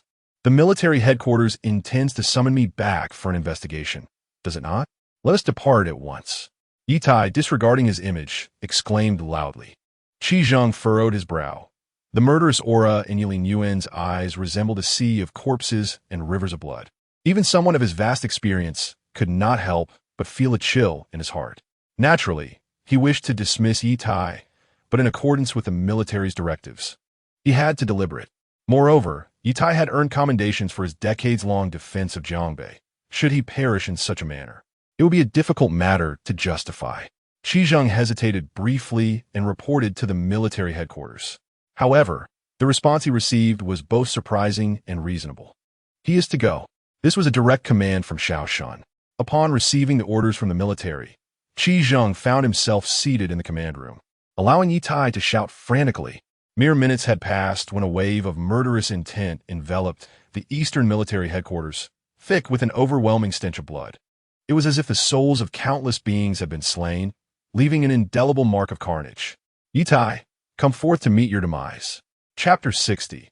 The manipulator behind the scenes. Young people should not be overzealous in the cavern. Ye Linyuan's departure stirred a wave of astonishment. Those who witnessed the news broadcast were utterly intimidated by his piercing gaze. Simultaneously, they became aware of his true identity. Indeed, he was the star general spoken of by the military. My heavens, he survived. How monstrous! To endure beneath a nuclear-grade weapon and emerge unscathed. Jiangbei is on the verge of transformation. That gaze sent chills down my spine. It was terrifying. The fleeting image of Ye Linyuan left them profoundly shaken. Although the news report could not penetrate the military's inner workings, they gleaned enough from Ye Linyuan's expression to surmise significant truths. Jiangbei is on the brink of upheaval. At the eastern city military headquarters, a thunderous voice echoed from afar. "Ye Tai, come out and face your doom." The murderous intent emanating from the sound sent shivers down the spines of those standing outside the military headquarters. As realization struck, they were enveloped in unparalleled shock. This was the military headquarters, and Ye Tai was a 1-star general, even with the knowledge of his intention to wield nuclear-grade weaponry. The sheer ferocity of his arrival at the eastern city military headquarters was unsettling. Instinctively, they turned to behold a young man descending with agility, clutching a blue long sword. His aura was drenched in murderous intent, and his eyes reflected a sea of corpses and blood. Furthermore, the military insignia adorning his uniform rendered all present momentarily speechless. This was a star general, a 6-star general, and, judging by his age, he was merely in his early 20s. In that instant, everyone was utterly astounded. for they had encountered Ye Linyuan prior. He had been appointed as the commanding officer by the military. Although many had speculated about his identity before, and even after the military's announcement, they had come to understand who he was. Yet, when he appeared clad in military attire, exuding an aura of sharpness, they comprehended the gravity of the situation. This young star general was enraged. Moreover, the residents of Lingwu City, who had been standing outside the military headquarters, were equally frozen in place upon witnessing Ye Linyuan at this moment. Ye Linyuan stared vacantly at Ye Linyuan, the dazzling military insignia on his shoulder piercing her vision. He, truly, is a military commander. Ye Linyuan murmured softly, her previously expressionless face finally revealing a flicker of emotion. Since her last visit to seek Ye Linyuan, an indelible mark had been etched into her mind. She often envisioned a scene, even during daylight, depicting Ye Linyuan battling on the battlefield. It was also the moment he was awarded his rank. She had always doubted that the filthy little boy, the brother she had looked down upon, could ascend to the position of a military general, could become the pride of the military. Yet, here and now, that youthful figure, brimming with fervor and clad in a crisp military uniform, exuded an unparalleled charisma, utterly shattering the engravings of doubt in her mind. She believed it. Her elder brother, a 6-star general in the military, was meant to be the pride of the family. Ye Linyuan gazed at Ye Linyuan, her eyes reflecting an intricate tapestry of emotions. As Ye Linyuan approached her, he regarded her as a stranger. She reminisced about the days when that filthy little boy had just returned to the Ye family, yearning to belong. He had shown her such tolerance and affection, not just toward her, but also to Su Yuhan, who stood a short distance away, experiencing similar sentiments. She looked at Ye Linyuan, clad in military attire, her gaze filled with desolation and bittersweetness. If only she could have set aside her so-called pride that day. Perhaps they could have remained friends by now. Su Juqing's face turned a deep shade of ashen, his expression a blend of fury and shock, which ultimately culminated in a heavy sigh. Ye Linyuan's arrival left many in attendance utterly stunned. Although his identity had been revealed at that time, everyone believed him to be dead. The shock was palpable, yet overshadowed by a sense of regret. Now, witnessing Ye Linyuan's true return was overwhelming. The voice resonated through the military headquarters. Ye Tai stood in the command room, his eyes nearly bulging as he beheld Ye Linyuan on the screen. He was here. How could this be? He had survived. Ye Tai was struck as if by lightning, momentarily losing his composure. Under the threat of nuclear weapons, survival was impossible. Yet he had emerged unscathed, without even a trace of injury. This was a devil, a demon risen from the depths of hell. Even within the military, he could sense Ye Linyuan's murderous intent. General Qi, let us go. Isn't the military supposed to take me to the capital? Hurry. Ye Tai shouted frantically, turning to Qi Zheng, who sat there impassively. Qi Zheng replied coolly, if I seek you out, you better step outside. I want to have blood staining the military. Cleaning up afterward would be a troublesome affair. Qi Zheng had hesitated initially because Ye Tai was a general with commendable achievements. In such cases, even the gravest mistakes required military intervention, especially since Ye Linyuan himself was a member of the Demon Suppression Army. However, with Xiao Shun personally intervening, Qi Zheng felt no obligation to intervene further, for he, too, wished to see Ye Tai meet his end. What? I'm a general, guarding Jiangbei for over 20 years with countless merits. Even if there is to be a trial, it must be conducted by the military. Ye Tai exclaimed in disbelief, his voice rising sharply as he stared at Qi Zheng. Yet, he received only a cold, indifferent glance in return. Do you need me to personally escort you out? Outside the military headquarters, Ye Tai and the senior officials of Jiangbei stepped forward, one hesitant step at a time. Ye Linyuan coldly surveyed the scene ahead and spoke with chilling detachment. Ye Tai, do you remember what I told you? Ye Tai stood frozen, trapped in silence. Su Qianlong. Ye Linyuan shouted, and Su Qianlong, standing among the ranks of the Demon Suppression Army, immediately stepped forward, exclaiming, Present, Commander. Please repeat my words. Should you dare to wield nuclear-grade weaponry, await my emergence, for I shall seek your life. Su Qianlong felt a torrent of blood surging within him, his entire being ablaze with fervor. Ye Tai's deployment of nuclear-grade arms not only obliterated Lingwu City, but also claimed countless lives among the demon suppression army. His intent was solely to have Ye Tai usurp the merits of the battle. Such actions provoke the wrath of both gods and men. Linyuan, must you truly persist in this manner? After all, we are bound by blood. Ye Tai gradually regained his composure, speaking as if in despair.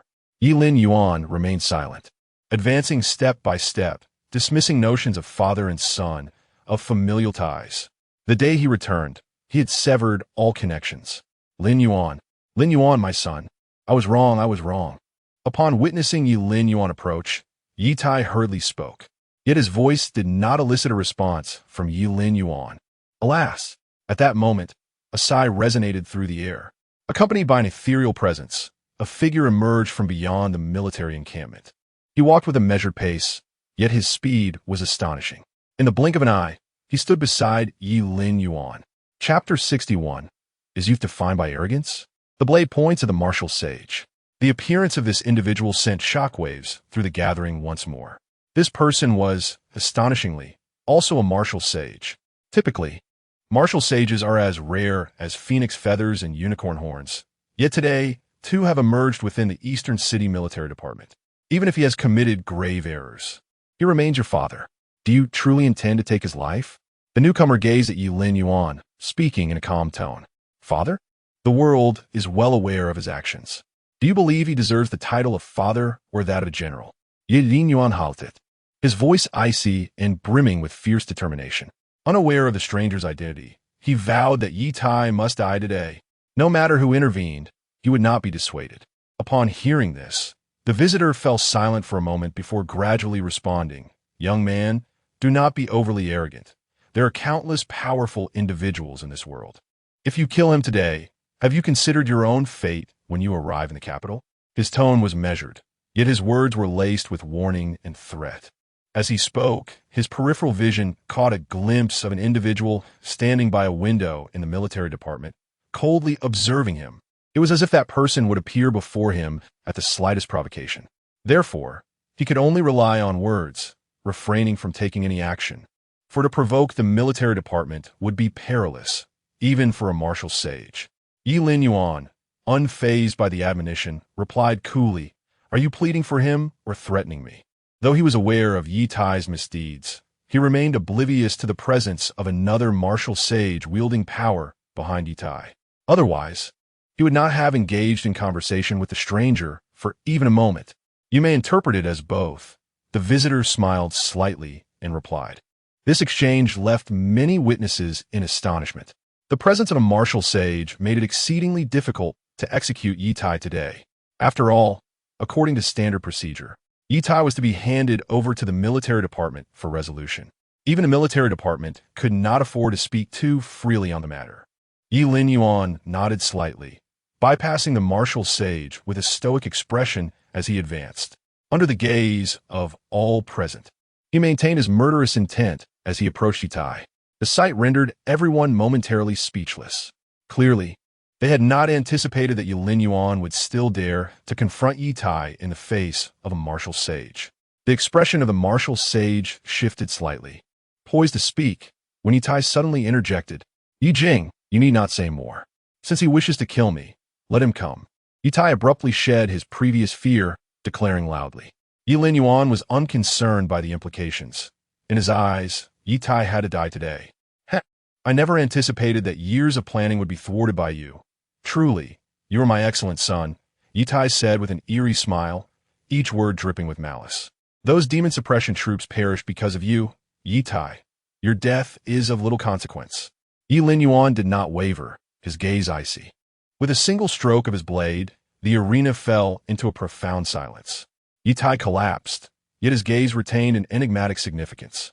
In that moment, everyone stood transfixed, their eyes brimming with fervor and admiration, even in the presence of a martial saint. Ye Linyuan remained undaunted, having slain Ye Tai.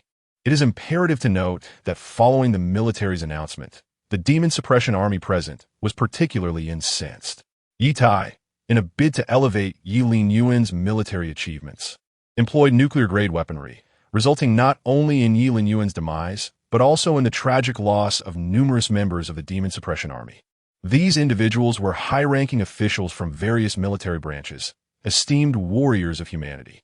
In light of such circumstances, Ye Tai, driven by his own schemes, resolutely resorted to nuclear-grade weaponry, reaching a state of madness that incited the fury of many. Yet, they all understood that, according to military regulations, he would be taken away for accountability. As the atmosphere thickened with frustration and helplessness, Ye Linyuan emerged. The commander of Jiangbei, for over 2 decades, had met such a fate, marking the demise of the Ye family in Jiangbei. This audacious young man was indeed a paragon of military brilliance, deserving of his position as their leader. Those who had perished in the demon suppression army could finally find peace. Isn't it said that youth is impetuous? Ye Linyuan turned to Ye Jing, his blade pointed at the martial saint. Arrogance. Do you truly believe that being favored by Xiao Shan grants you the liberty to act with such impunity? This world is far grander than you can fathom. Upon witnessing this, Ye Jing's tone turned cold, a palpable aura of menace enveloping the air. My tolerance has reached its limit. If you do not depart, I shall ensure you remain here, believe it or not. At that moment, Qi Zheng stepped forth and spoke calmly. Ye Jing's expression shifted, a disdainful snort escaping him as he chose silence and withdrew indifferently. After all, this was the military. Ye Tai's actions had enraged Xiao Shan, and any further provocation could lead to dire consequences for him. As the martial saint departed, the high-ranking officials of Jiangbei collapsed in fear, cold sweat beading on their foreheads, their expressions reflecting sheer terror as they gazed upon Ye Linyuan. Qi Zheng cast a glance at them and addressed Ye Linyuan. The marshal has commanded me to allow you to proceed as you wish. However, I believe these are members of the demon suppression army. Should you choose to eliminate them all, I shall not hinder you, though it will undoubtedly stir considerable unrest. Alternatively, you may entrust them to me, and the military will provide you with a satisfactory resolution. Ye Linyuan surveyed the individuals before him, ultimately refraining from bloodshed. Very well, he nodded, responding calmly. Qi Zheng gestured with his hand, and soon, soldiers moved to apprehend the individuals. Jiangbei has witnessed too much turmoil. I hope you remain unaffected. As for Ye Tai, his death is inconsequential. The grand military competition is imminent. Once you have settled matters in Jiangbei, make your way to Kyoto. Qi Zheng continued, and Ye Linyuan nodded in agreement before inquiring, who is that martial saint? I find the appearance of such a figure rather peculiar. Qi Zheng fell into a momentary silence, refraining from responding immediately. After a brief pause, he finally spoke. Let us first proceed to Kyoto. If the marshal wishes to convey something to you, he will do so in person. Thus, this martial sage does not belong to Kyoto. The sea was calm and tranquil. A plane surged overhead, accompanied by a heart-wrenching cry. Put me down, you beast, Ye Linyuan. I will kill him. Why did my father insist on bringing him back all those years ago? It is all his fault, all his fault. When Ye Linyuan struck down Ye Tai, Ye Bai was present at the scene. That moment inflicted an immense and profound blow upon him. At this juncture, Ye Bai's fury towards Ye Linyuan had reached its zenith. Meanwhile, Ye Jing sat calmly beside him, remaining silent. Chapter 62. The Martial Sage Beyond the Borders, Kyoto. Here I come. In the military headquarters of Kyoto, a multitude of individuals sat within the conference room. Upon learning that Ye Linyuan had survived, Xiao Shan felt a significant alleviation in his mood. However, this did not imply that the events that had transpired would go unexamined. For in his view, Ye Tai's rank was utterly insufficient for him to manipulate the military's genetic system. Thus, there were 2 possibilities. Either someone from Kyoto had interfered in the battle at Jiangbei's underground, or there existed a traitor within the military ranks. Yet, under Xiao Shan's vigilant gaze, who would dare to engage in such covert operations within military? Therefore, the conclusion remained singular. Someone in Kyoto had meddled in the underground conflict at Jiangbei, with the straightforward intention of ensuring Ye Linyuan's demise. The martial sage families of Kyoto were embroiled in discord over matters of power, all hoping the military would take a stand. With the upcoming Grand Star competition of the military looming, this event would determine the successor to the military marshal. Ye Linyuan was the individual he held in the highest regard. Many high-ranking officials within the military were aware that Ye Linyuan was the most likely candidate to inherit the position of marshal. Xiao Shan's gaze grew increasingly frigid. The reach of these martial sage families was extending ever further. Martial, the military has sustained significant losses in the Jiangbei underground battle.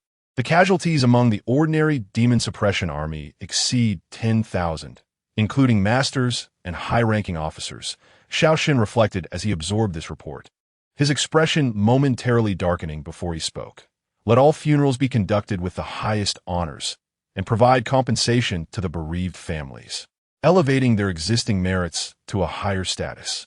The deaths of these demon suppression soldiers were, in essence, a tragic misfortune, largely attributable to Ye Tai, a one-star general of Jiangbei. Understood, came the response. Is the martial sage who appeared in Jiangbei traceable? Xiaoxin inquired. Reporting to the marshal, according to General Qi Zheng, that individual is believed to be a martial sage from the Whale Sea beyond the borders, replied a general. Upon hearing this, Xiaoxin's brow furrowed tightly, his expression suddenly grave. So, it follows that in addition to interference from Kyoto in this underground battle at Jiangbei, those individuals have also emerged? The martial sages from beyond the borders have resurfaced. Marshal, the intelligence from General Qi Zheng is reliable. The Yi family of Jiangbei likely has a complex relationship with those individuals. The atmosphere in the conference room grew tense at the mention of the martial sage from beyond the borders. Xiaoxin stated, let us temporarily set aside matters beyond the borders. Focus on unearthing those who have intervened from Kyoto. Our military personnel are not to be trifled with. In Jiangbei, East City, the death of Ye Tai left many in shock, yet others felt a sense of satisfaction. As the details of the incident were fully unveiled, it became apparent to many that Ye Tai was a one-star general of the military, having contributed significantly to the defense of Jiangbei, even if he had committed grave errors. Accountability would first fall to the military before any actions were taken.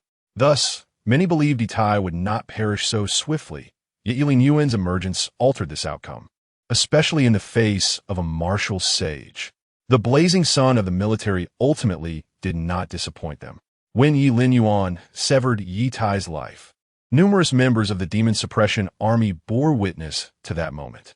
The indomitable youth left an indelible impression on them, making many realize just how formidable this pride of the military truly was. As for the Eastern City military, Ye Linyuan's decision not to execute all the high-ranking officials of the Jiangbei military was not without reason. These individuals were, after all, the upper echelons of the demon suppression army. Although their ranks may have been somewhat inflated due to Ye Tai's influence, had he truly slain so many, it would have undoubtedly stirred considerable unrest, and their fate would have been no different from death. The recent subterranean battle in Jiangbei had thoroughly provoked the capital. In a tranquil grove within the eastern city, Ye Linyuan stood before a stone monument, enveloped in silence. The monument bore a multitude of names: Chun Siming, Hong Beixiao, Shen Li. These were the valiant members of the demon suppression army who had accompanied him into the abyss. Ye Linyuan was unable to bring them back. The strike from a nuclear-grade weapon had been catastrophic. Had it not been for the ancient body-refining techniques that the system had unveiled, he too might have been reduced to mere fragments, without even a chance to activate the great sect technique, regeneration. Standing there, Ye Linyuan was overwhelmed with mixed emotions. Perhaps had he been more resolute at that moment, he could have altered this tragic outcome.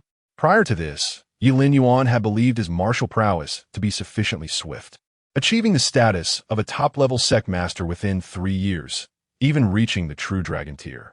Yet, it was only in the face of genuine threats and the specter of death that he comprehended the true significance of power. Yizhuo.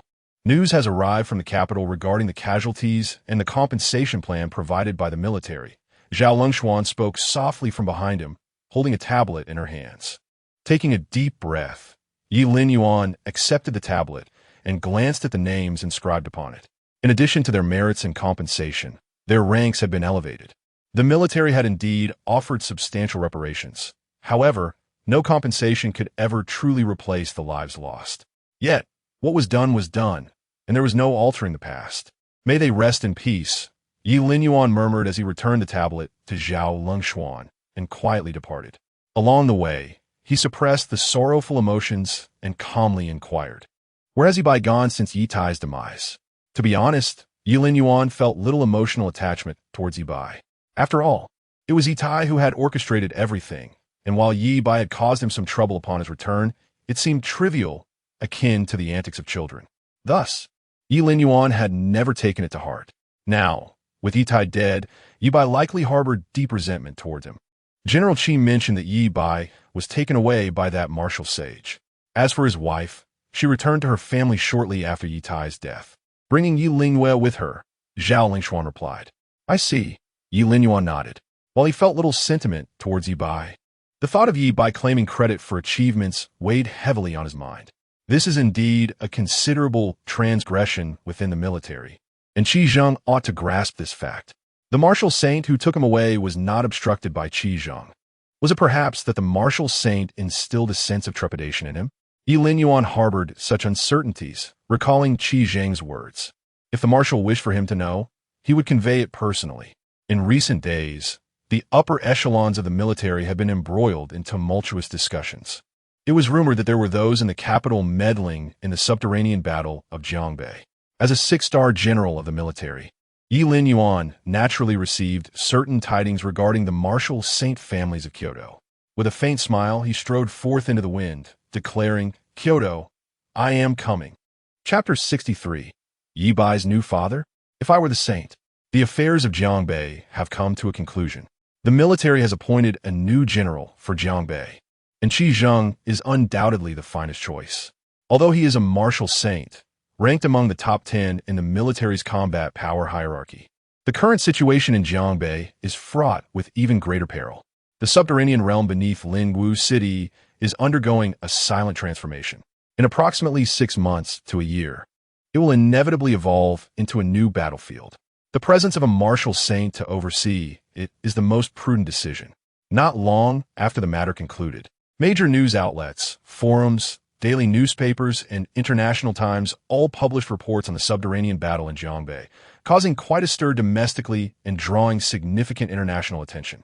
In the following days, it was evident that the hottest topic in the country, widely discussed, was undoubtedly Ye Linyuan. Moreover, the international reaction was no less fervent. The deployment of nuclear-grade weapons in Jiangbei had already captured global interest. The sudden usage of a weapon that is largely prohibited was impossible to overlook, compounded by Ye Linyuan's emergence from the subterranean realm and his decisive execution of General Ye Tai at the military headquarters, which further incited international uproar. This rising star of the military is astonishingly young. The audacity to directly execute a general within the military, seemingly sanctioned by the higher-ups, raises questions about his true identity. Consequently, the international times were inundated with reports concerning Ye Linyuan. Prominent newspapers published photographs of Ye Linyuan wielding a blade as he arrived at the military headquarters in Yi City, accompanied by an array of sensational headlines, leaving some international dignitaries utterly bewildered and astonished. After all, prior to this, information about Ye Linyuan was scant, and they possessed virtually no knowledge about him. Now, his sudden appearance and the execution of a general, coupled with the military's tacit approval, was bound to provoke shockwaves. As news spread internationally, it prompted some high-ranking officials to begin investigating Ye Linyuan's background. However, the details about Ye Linyuan are now public and easily accessible. They will soon uncover that he is the military's unparalleled star, the pride of the armed forces, a 6-star general in his early 20s. Surrounded by dense black mist, the low growls of strange beasts and the voices of otherworldly beings can be heard. Through the fog, a fortified stronghold made of steel comes into view, standing resolutely ahead. Beyond the stronghold lies a massive base city prominently situated. Yi Jing, accompanied by Ye Bai, stands before a training room, where a voice filled with astonishment emerges. Ye Tai is dead? A middle-aged man steps out, his gaze settling upon Ye Bai, scrutinizing him from head to toe. Observing this, Yi Jing instinctively adopts a more respectful demeanor. Indeed, Ye Linyuan has spent 3 years within the military and has ascended to the rank of a 6-star general, having survived even the onslaught of nuclear-grade weaponry. Now, the path for Jiangbei has been irrevocably severed. Yi Jing nods, responding with deference. Upon hearing this, the middle-aged man's gaze finally shifted away from Ye Bai, and he spoke with an ambiguous tone, after lying low in the interior for decades. You are unable to manage even this minor task. Do you have any notion of the effort I have invested in Jiangbei? I have truly had my fill of the outside world. Yi Jing felt a shiver run down his spine, instantly breaking into a cold sweat. Ye Shuai, you cannot entirely blame me. My identity does not permit me to make an appearance in the interior. The information provided by those martial aristocratic families in Kyoto is exceedingly scarce, and I never anticipated that Ye Linyuan would ascend to the rank of a 6-star general in the military in just 3 years. Yi Jing hastily offered an explanation. Ye Zhanyun cast a nonchalant glance at him, devoid of anger, yet his tone rose slightly. Ye Linyuan. One could say he is somewhat akin to my son. No, Ye Ying daret not respond. After a moment of contemplation, Ye Zhanyun quietly remarked, the military competition is about to commence. What is the attitude of those martial aristocratic families in Kyoto? Upon hearing this, Yi Jing replied, it should pose no issue. However, they are expected to ensure victory in the military competition to secure the qualification for the next martial heir. To this, Ye Zhanyun chuckled softly. He desired to return to the interior and reclaim authority over the military, while those martial aristocratic families aspired to become the current power holders. Yet, due to their comparable strength, a clear victor had yet to emerge after many years. If a descendant from one of those martial aristocratic families were to obtain the qualification for the military martial heir, it would equate to aligning the military with their faction, leading to an unbalanced situation. Ye Zhanyun was acutely aware that those martial aristocratic families from Kyoto would not refuse such a cooperative arrangement. That old fellow, Xiao Shun, I shall eventually see him ousted from his position. As this thought crossed his mind, Ye Zhanyun could not help but emit a cold snort. Ye Bai stood in silence nearby, listening to their conversation, though it was shrouded in ambiguity. Nonetheless, a tumultuous wave surged within him, for he sensed a profoundly familiar aura emanating from Ye Zhanyun. Meanwhile, in Kyoto, within the military headquarters, Ye Linyuan, clad in a crisp military uniform, entered the premises, drawing the attention of many. The Jiangbei campaign had unequivocally unveiled Ye Linyuan's identity, establishing him as a prominent figure within the military. Along his path, numerous individuals saluted him. Ye Linyuan had previously visited the military headquarters in Kyoto upon receiving his rank. Though not entirely familiar, he at least recognized the way. Shortly thereafter, he arrived at Xiao Shen's office. Marshal, commander of the 21st Division of the Eastern Theater, Ye Linyuan, reporting for duty. He announced outside the door in a solemn voice. No sooner had his words echoed than the door swung open abruptly, revealing Xiao Shen with a broad smile. Well done, young man. You've performed admirably. The military leadership in Jiangbei will promptly address this matter, providing the public with an account. As he ushered Ye Linyuan inside, Xiao Shen sighed, expressing a sense of guilt. The subterranean battle in Jiangbei was poorly considered by the military, causing you much hardship. Having spoken, Xiao Shen reassured, rest assured. Such an incident will never occur again. Ye Linyuan nodded slightly, his expression calm as he remarked, Marshal, I have heard that some martial saint families from the capital have also participated in this battle in Jiangbei. Indeed, Xiao Shen acknowledged, then added earnestly, Linyuan, the situation in the capital is quite intricate. The military is conducting a thorough investigation into this matter. However, you must understand that those individuals are martial saints. Even if the truth is unearthed and the military holds them accountable, there will inevitably be scapegoats. After all, they are martial saints, and their significance to humanity is profound. You should comprehend this. As Xiao Shen spoke, his gaze remained fixed on Ye Linyuan, seemingly assessing his reaction. Martial saints.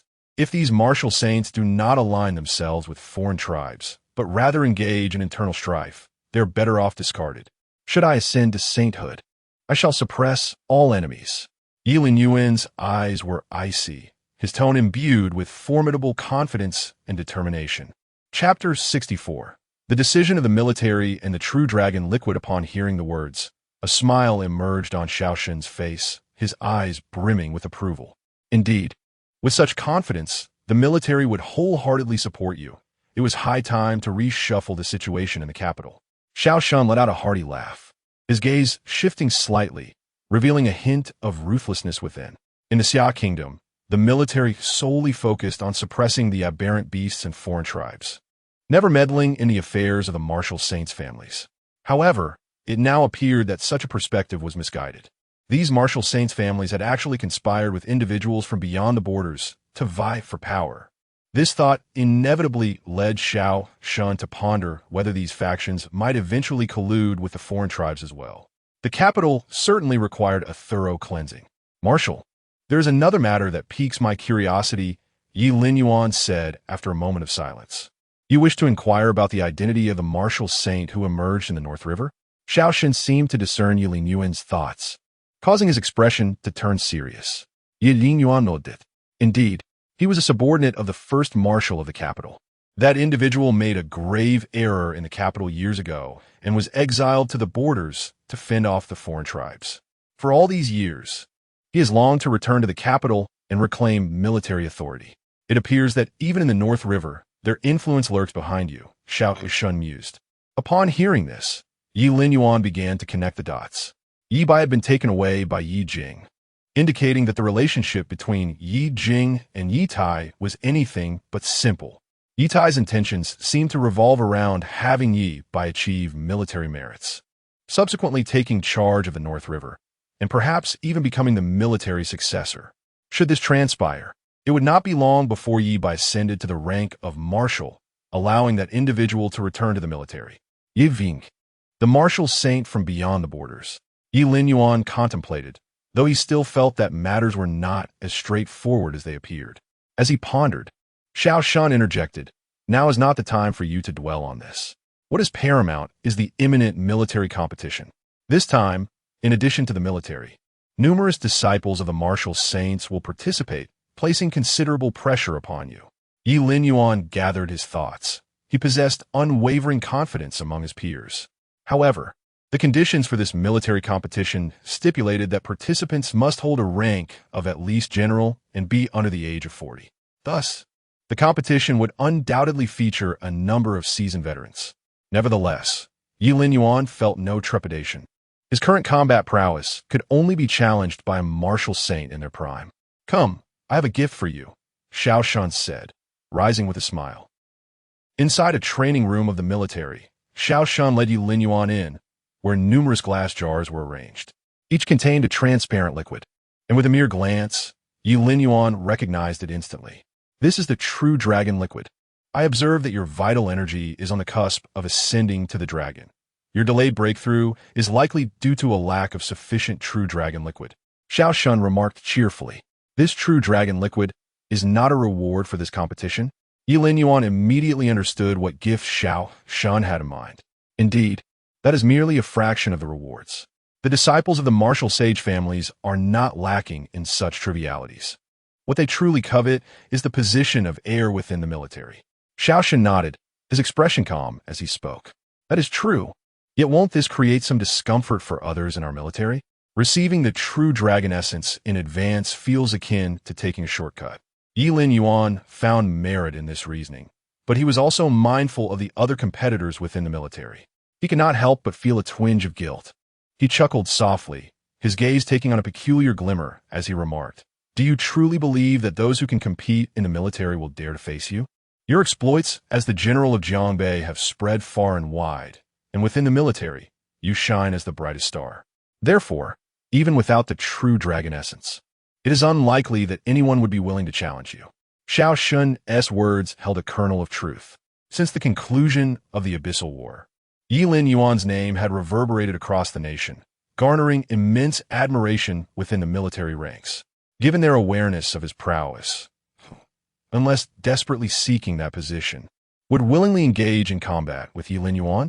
Xiao Shun's intentions were, in fact, to safeguard against those martial sage families. After all, this military competition was not merely a contest of skill. It was a genuine foray into the battlefield of myriad races. Having witnessed the shamelessness of individuals from the martial sage families once, Xiao Shun had no desire to encounter it again. Upon hearing this, Ye Linyuan's expression grew peculiar, and he remained silent. "What troubles you?"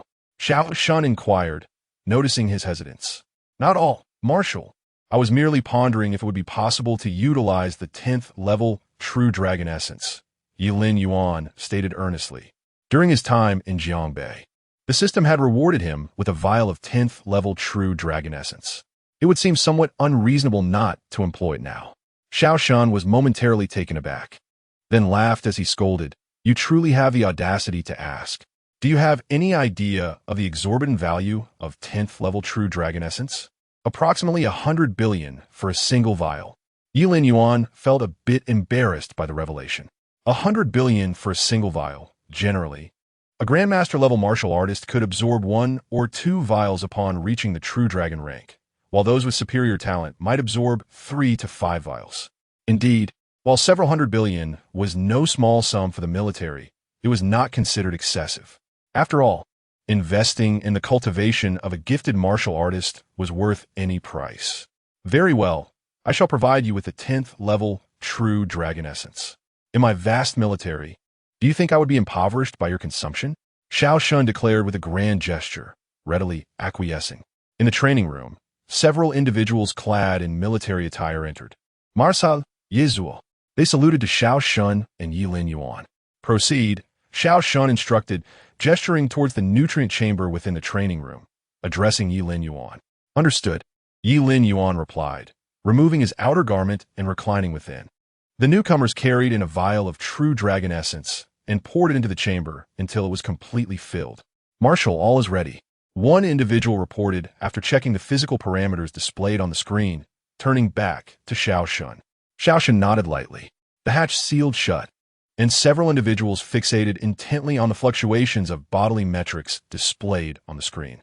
The 10th level true dragon essence, while replete with benefits, is a strain that the average person finds arduous to endure. After all, it necessitates the development of muscular and skeletal cells. With each absorption, pain resonates through the body as if it were being cleaved apart. Initially, the consumption of the true dragon essence proceeded at a rather conventional pace. However, it soon accelerated dramatically. Typically, a single vial would take 1 to 2 hours to deplete. Yet Ye Linyuan accomplished this feat in mere minutes. He continued to imbibe, pushing forward until he could no longer take in any more.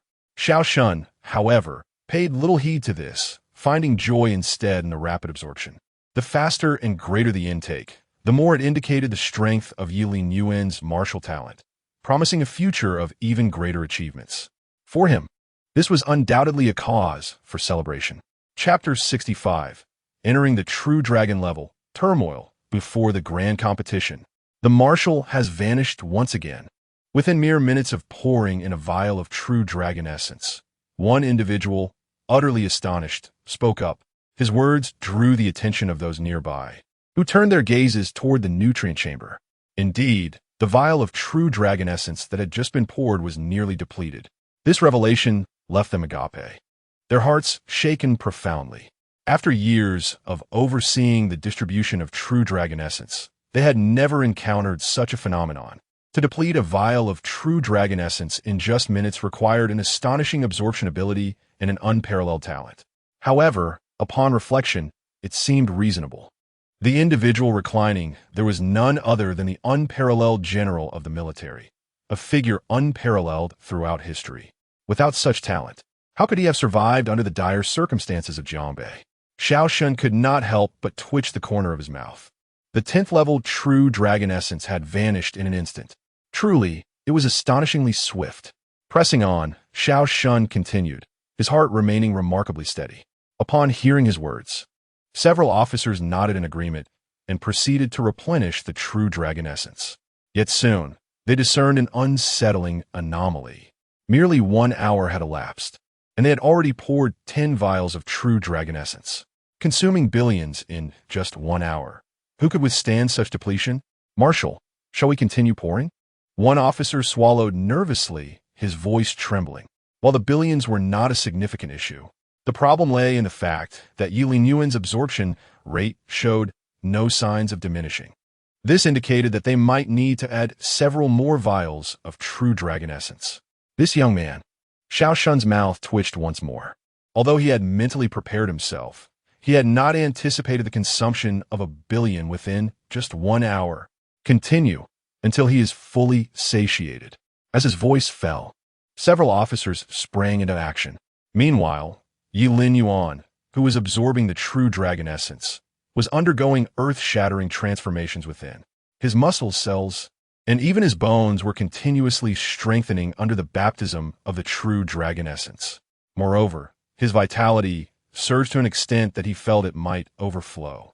Realizing this, Ye Linyuan began to compress the excess vitality within his cells, a technique he had previously unleashed while slaying the beasts in the underground caverns, the undying cell cultivation method. Furthermore, it was a martial skill of the true dragon level. According to the system's description, the cultivation of the undying cell required the powerful vitality to be compressed within the cells. Upon successful cultivation, the cells would thrive like stars, perpetually flourishing and eternally indestructible. Not only that, but the undying cell also enhanced combat prowess. Once activated, it would release the compressed vitality from the cells, unleashing a stellar-level power. One could only imagine how terrifying such combat strength would be. As time ticked by, a voice echoed within the cultivation chamber. "Marshal, the consumption rate has slowed. It seems that around 10 more vials should suffice." An officer spoke softly. Xiao Shen cast a glance at Ye Linyuan and inquired, "How much true dragon essence has he consumed?" 35 vials, expected to finish around 45, the officer replied. Upon hearing this, Xiao Shen's expression tightened slightly.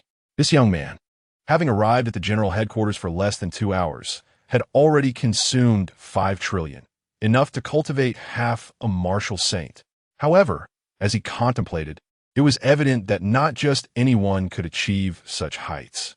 After all, becoming a martial saint requires innate talent. Observing Ye Linyuan stabilize and his vitality steadily rise, Xiao Shen nodded in reassurance, instructing, "You all remain here. Provide whatever he needs until he awakens." With that directive, Xiao Shen departed, mindful that the grand competition at the military department was about to commence. Previously delayed due to the Jiangbei underground battle, the selected participants from various military districts were now all in Kyoto. It was merely a matter of awaiting the military's announcement to commence.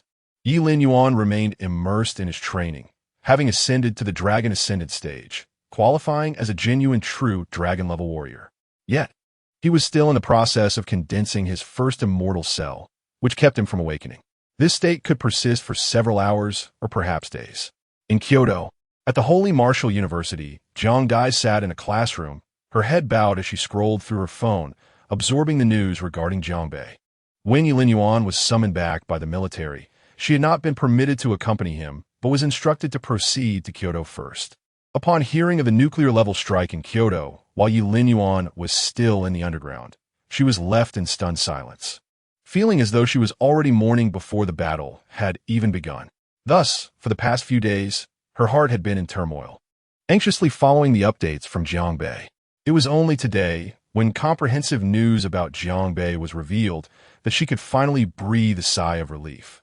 Yet, this revelation left her profoundly shaken.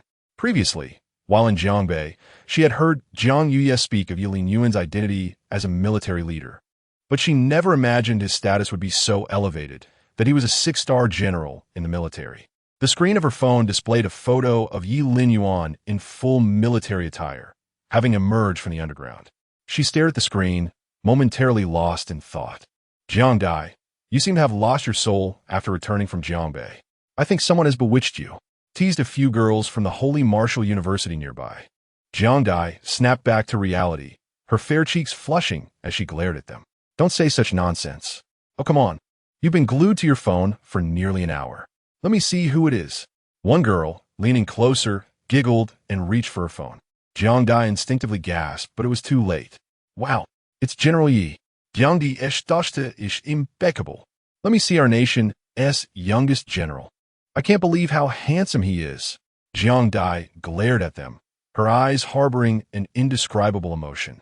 The events that transpired within the Jiang family are known to but a few. Consequently, these individuals remain unaware of the relationship between Ye Linyuan and Jiang Dai, leading to a flurry of playful banter among them. Just as the commotion reached its peak, an abrupt silence enveloped the classroom, with nearly every gaze directed towards the entrance.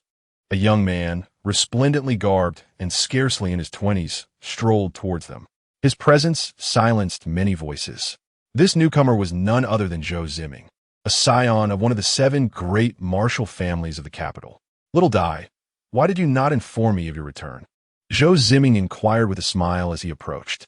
Jiang Dai's expression hardened slightly, and in a tone that suggested a desire for solitude, she replied, "Apologies, but I must take my leave." She retrieved her phone from a few girls and turned it apart. Witnessing this scene, Zhou Ziming's demeanor shifted, his eyes growing colder. He spoke sharply, "Stop right there." Chapter 66. A Million Combat Power, Zhao Zai. Within the hallowed halls of Shengwu University, the tone of Zhou Ziming caused many faces to shift in apprehension. After all, Zhou Ziming was an heir of a martial aristocracy, and it would not be an exaggeration to refer to him as the princeling of the capital. Even in a city as influential as Kyoto, few dared to provoke him. Moreover, it was common knowledge among those present that Zhou Ziming had long harbored affections for Jiang Dai, having pursued her since the inception of their studies. Regrettably, Jiang Dai had shown little interest, scarcely exchanging a few words with him. Yet, Zhou Ziming had consistently demonstrated remarkable patience. What had prompted this sudden change in demeanor? However, Jiang Dai wished to avoid entanglements with him and sought to depart hastily. Jiang Di, do not assume an air of superiority. I have heard you returned to Jiangbei and became involved with someone else. Is it true or not? Zhou Ziming's expression grew colder as he called out to her. His words momentarily stunned many, their expressions shifting to one of intrigue. The rationale was simple. Few could rival Zhou Ziming's standing and attributes within the country. Jiang Di, indifferent to his provocation, remained unperturbed. My affairs are of no concern to you, she replied calmly, pursing her lips. Observing Jiang Dai's silence, Zhou Ziming's countenance darkened further. It appears to be true. A surge of anger welled within him. The goddess he had venerated for so long had seemingly moved on to someone else. How could he possibly remain composed? He had thought her virtue was genuine, only to discover it was mere pretense. With a derisive laugh, Zhou Ziming taunted, "What did he offer you? Speak, and I shall give you tenfold." But, at this point, his gaze appraised Jiang Dai with an insidious intent. "Isartelido nodmin." As his words echoed in the classroom, a heavy silence fell over the onlookers. Zhou Ziming had clearly intended to humiliate Jiang Dai. Despite the numerous admirers Jiang Dai had at Shengwu University, none dared approach her in the presence of a scion from a martial aristocracy. The martial saints were beyond mere mortals, and their families embodied the pinnacle of human achievement. Jiang Dai regarded him with icy disdain, ultimately choosing silence as she turned to leave. Zhou Ziming's cold gaze followed her retreat, his expression darkening. Although the minor commotion at Shengwu University had subsided, the repercussions were far from over. Zhou Ziming, seething with indignation upon learning the news, felt powerless to retaliate against Jiang Dai. After all, she was backed by a master of spiritual cultivation, a major in the military. In light of the current political climate in Kyoto, all martial aristocracies had their eyes fixed on the military, awaiting their turn. Zhou Ziming would not dare to antagonize a major of the military. Nevertheless, the ensuing days saw an unceasing cascade of rumors within Shengwu University, all centered around Jiang Dai. While the students were privy to the truth, the whispers persisted, fueled by Zhou Ziming's machinations. Furthermore, in the days that followed, no female student dared to associate closely with Jiang Dai. It can be said that she was utterly isolated. After all, no one wishes to offend a scion of a martial saint family. 2 days later, at the military headquarters in Kyoto, before the combat power testing apparatus, a tremendous roar reverberated throughout the venue. As the dust settled, the figure of Ye Linyuan gradually emerged. Combat power rating, 100,400,000. The instrument emitted a cold mechanical sound, momentarily bewildering several officers. A combat power of 100 million is a standard only achievable by a first-level martial saint. Yet, Ye Linyuan, having merely entered the true dragon stage, could already be compared to a first-level martial saint. Upon witnessing this scene, Xiao Shun's spirits soared. Excellent. Truly, he is the unparalleled star of the military. Those 50 jars of true dragon essence were not wasted on you, my boy. Xiao Shun couldn't help but chuckle heartily. The combat power of a true dragon-level warrior is comparable to that of a martial saint. If Ye Linyuan were to advance to the rank of martial saint, what terrifying power would he possess? At that time, even a ninth-level martial saint would have to think twice about themselves. Ye Linyuan averted his gaze from the apparatus, maintaining a calm demeanor. Though this punch represented all his strength, he had not utilized the immortal cell. Prior to his retreat, he had already condensed one. If he were to employ it, his combat power would be at least on par with a third or fourth-level martial saint. Marshal, have you gleaned any insights regarding the martial saint families that participated in Jiangbei on that day? Ye Linyuan inquired calmly as he approached. Xiao Shan pondered for a moment before responding. I have some leads, but according to the information received by the military, there is more than one martial saint involved. Ye Linyuan nodded slightly, refraining from further questions. Your immediate priority is to participate in the grand competition. I will investigate and address these martial saint families. Xiao Shan, gazing intently at Ye Linyuan's expression, cautioned after a while. This military grand competition is of great significance. The martial saint families are tacitly aware that if someone among them were to secure the position of military heir, it could spell disaster for both the military and humanity in the future. After all, the military is the first line of defense against foreign tribes and entities. It is not merely a tool for their power struggles. Hence, Xiao Shan regarded this competition with utmost seriousness. While he held unwavering confidence in Ye Linyuan's strength, he feared covert actions from these martial saint families. I understand, Ye Linyuan nodded, smiling. Very well, you should rest. The competition begins in 2 days. Xiao Shan said. Upon hearing this, Ye Linyuan prepared to return to his quarters when a soldier approached him. Master Ye, the soldier saluted. What is it? Ye Linyuan inquired. A representative from the martial saint family has arrived, Zhao Zai of the Zhao family, who wishes to meet with you, the soldier reported. Ye Linyuan nodded and gestured for him to lead the way. Outside the military headquarters, a luxury vehicle awaited not far away. Zhao Zai leaned casually against the car, maintaining an air of nonchalance. However, upon seeing Ye Linyuan, he adopted a slightly more serious demeanor. Master Yi, Zhao Zai gestured towards Ye Linyuan with excitement, inquiring, What brings you to me? Ye Linyuan approached and asked, What is it that you desire? I have been thinking of you, Master Yi. Ever since our parting in Jiangbei, I sensed your extraordinary status, yet I never imagined you to be a 6-star general in the military. Zhao Zai chuckled, his tone laced with a hint of flattery. If anyone else were to witness this, they would surely be taken aback. A scion of a martial sage family displaying such demeanor is quite astonishing. Enough with the pleasantries. Be direct, Ye Linyuan interjected, furrowing his brow. Indeed, Master Yi, as you're new to the capital, you might not be fully aware of the current affairs. I learned in Jiangbei that old Master Jiang intends to match you with Miss Jiangdai. Furthermore, I heard from old Master Jiang that the progress is quite favorable, and there is something I believe you ought to be informed about. Chapter 67. If someone bullies you, remember to tell me outside the military headquarters. Ye Linyuan listened intently to Zhao Zai's words, his expression disturbingly serene. What Zhao Zai recounted was undoubtedly related to the events that transpired at the Sacred Martial Academy. As he spoke, he keenly observed the subtle shifts in Ye Linyuan's demeanor. Is Zhou Ziming from family of martial saints? Ye Linyuan inquired. Indeed, he is a direct descendant of the Zhou family, one of the martial saint families in the capital, Zhao Zai affirmed with a nod. Ye Linyuan gazed deeply at him before posing another question. Is there also a Zhou family among the martial saints in Jiangbei? Upon hearing this, Zhao Zai instinctively tempered his expression, glancing around cautiously.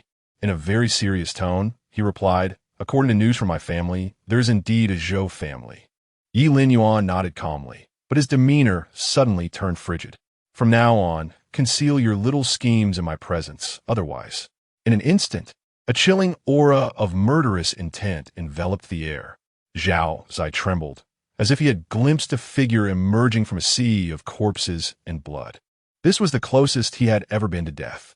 After an indeterminate period, Zhao Zai regained his composure, collapsing to the ground, his eyes wide with terror. He felt that Ye Linyuan had genuinely intended to kill him. After sitting on the ground for a considerable time, Zhao Zai finally rose and departed in his vehicle. Meanwhile, within the military headquarters, a military vehicle rolled out, with Ye Linyuan seated inside. Following the revelation of his identity, he garnered significant attention, with many observing him. However, Compared to the matters concerning Jiangbei and the battle in the abyss, as well as the beheading of General Ye Tai, these trivialities paled in comparison. Such mundane affairs would escape the notice of those individuals. The swift communication of the martial saint families, in such an unclear manner, could only be attributed to Zhao Zai's overestimation of his own cleverness, attempting to manipulate Ye Linyuan as a pawn. Nevertheless, since Zhao Zai audaciously admitted to the Zhou family's involvement in Jiangbei, it indicated that the Zhao family had not participated. Otherwise, it would equate to self-disclosure. Thus, Ye Linyuan spared his life. At the Sacred Martial Academy in the capital, Ye Linyuan disembarked from the vehicle, flanked by 2 guards. A standard accompaniment for military leaders. Both guards were masters and officers. "Sir, what brings you here?" 2 security personnel at the entrance, half asleep, suddenly awoke with alarm. The military insignia on his shoulder was too conspicuous. Even the principal would break into a cold sweat at such a sight. "Where can I find Jiangbei?" Ye Linyuan inquired. The 2 security personnel exchanged thoughtful glances before responding. "She should be in the 6th Martial Arts Hall, attending class." Ye Linyuan proceeded inside, followed closely by the 2 guards. The elderly guards promptly began making phone calls. At the 6th Martial Arts Hall, Ye Linyuan halted, his gaze settling on a figure within. In a secluded corner, Jiangbei sat forlornly, her small face devoid of expression as she attentively observed a teacher imparting knowledge about martial arts. Suddenly, a realization struck her: 6 military insignias. My heavens! A general from the military at such a tender age. Yet somehow he seemed familiar. It was Ye Linyuan, General Ye. Indeed, I cannot believe I am witnessing him in person. The unparalleled star of the military. He embodies my aspirations. The presence of Ye Linyuan quickly captivated the attention of those around him. After all, the military insignias adorning his uniform were impossible to overlook. Before long, the instructor above noticed the commotion among the students. Just as he was about to admonish them, his gaze caught sight of Ye Linyuan. His eyes widened in astonishment. "General Ye." A formal military salute was rendered by the instructor, who was a high-ranking officer in the military. Ye Linyuan nodded slightly. "General Ye, are you looking for someone?" The instructor inquired with curiosity as he stepped forward. "Yes, I'm looking for Jiangbei. Please allow her to step outside," Ye Linyuan replied in a calm demeanor, neither pleased nor displeased. "Jiangbei, someone is looking for you outside," the instructor announced. Upon hearing his voice, Jiangbei lifted her face, and, upon seeing Ye Linyuan at the entrance, froze momentarily. Then, with a smile, she rose and walked out. This scene piqued the curiosity of many. "General Ye, why are you seeking out the illustrious Jiang? It feels like there's a juicy story unfolding. Jiang has been receiving some unfavorable reviews lately. Why would General Ye want to speak with her?" Someone whispered. "That must be because of Zhou. Never mind. Let us refrain from speculation. It could lead to trouble if we attract his attention. It seems Jiang and General Yi share a unique connection." Inside the martial arts hall, a flurry of voices erupted. "Ahem, please quiet down and focus on the lesson," the instructor commanded sternly, restoring order to the classroom. Outside, Jiangbei gazed at Ye Linyuan with surprise, her face glowing with joy. "What brings you here?" she asked. Ye Linyuan fixed his gaze upon her for a moment and asked, "Don't you have anything to say to me?" Jiangbei shook her head, her expression peculiar. Not really. She felt somewhat self-conscious under his intense gaze and dared not meet his eyes, not wanting to burden him with any troubles, especially given his esteemed lineage. "If anyone bothers you, remember to tell me," Ye Linyuan added. Jiangbei shook her head once more, her eyes glistening with unshed tears. Ye Linyuan said nothing further, merely stating, "All right, you may return." The conversation outside resonated within the classroom, causing many to widen their eyes and stare intently at the scene unfolding outside. There is definitely something noteworthy happening. In the 3rd Martial Arts Hall, a group clad in martial uniforms was engaged in their lessons when suddenly a voice rang out. "Who is Zhou Ziming?" The crowd turned to see a young man in military attire, his demeanor stern, entering the room, flanked by 2 soldiers. Most notably, the 6 military insignias on his shoulders caught everyone's attention. A stir arose among the crowd. Following the Jiangbei campaign, Nearly everyone had seen Ye Linyuan on television, and thus recognized him immediately upon first glance. I am. Zhou Ziming was still somewhat perplexed by the situation, yet he was well aware of Ye Linyuan's identity. Noticing the unfriendly expression on his face, Zhou Ziming could not help but feel a surge of anxiety. Ye Linyuan's gaze fell upon him, and with an air of indifference, he spoke. You, the one who bullied Jiangbei? This statement momentarily stunned everyone present. They were all aware of the rumors circulating in the Sacred Martial Academy over the past few days, and they understood that Zhou Ziming had been fanning the flames. Could it be that this military star had some special connection with Jiangbei? Zhou Ziming was taken aback and was about to respond when a sudden sensation of suffocation enveloped him. Immediately following, a sharp, cracking sound echoed through the air. Crack! The sound startled everyone, as it signaled an impending act of violence, and from none other than a family of martial saints. Chapter 68. The martial saint's dignity is not to be disregarded. Do not weep. I shall not soothe you. Yizhua. Zhou Ziming's face flushed crimson as he struggled to speak. He felt as though he were suspended in midair, an invisible hand gripping his throat, threatening to crush him. Ye. Yizhua, have I offended you in any manner? Ye Linyuan's current status was widely recognized, and Zhou Ziming was no exception. He could acutely sense that Ye Linyuan was intent on taking his life. Not only Zhou Ziming, but the students present in the martial arts hall were equally taken aback by this scene. The youngest prodigy of the military was poised to kill a scion of the martial saint family. It is crucial to note that Zhou Ziming had the backing of a martial saint. Even the highest-ranking officials in the military would hesitate to threaten him so openly, for the wrath of a martial saint is not easily withstood. Ye Linyuan regarded him with indifference and spoke coolly. Do you require me to inform you that Jiangbei is my girlfriend? Upon hearing this, many around them were jolted, their expressions shifting dramatically. They were all aware of the recent events transpiring at Tsinghua University, and they understood that Zhou Ziming was at the heart of it all. Moreover, his actions in the classroom had been undeniably egregious, leaving them furious yet voiceless. Little did they know, Jiangbei was the girlfriend of the military's unparalleled star. Gasp! Within the martial arts hall, numerous individuals inhaled sharply. They now comprehended why Ye Linyuan had personally come to Tsinghua University to confront Zhou Ziming. It turned out that the campus belle, Jiangbei, was the girlfriend of a military leader. Yizhua, I was unaware that Jiangbei was your girlfriend. Had I known, even with tenfold courage, I would not have dared.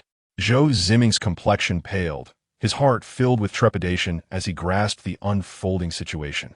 Ye Linyuan had, after all, ruthlessly slain a general in Jiangbei, and even the military had turned a blind eye.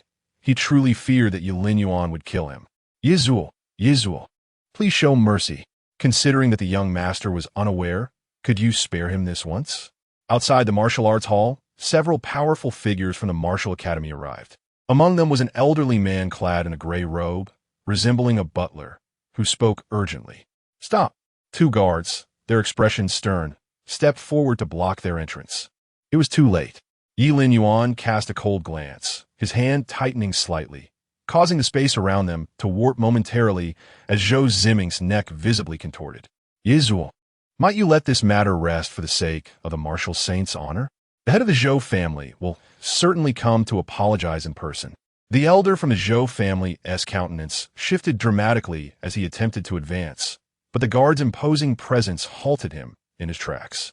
Upon hearing this, everyone understood that this seemingly simple statement was, in fact, a reminder to Ye Linyuan that should he truly kill Zhou Ziming, the martial saint would not easily let the matter rest.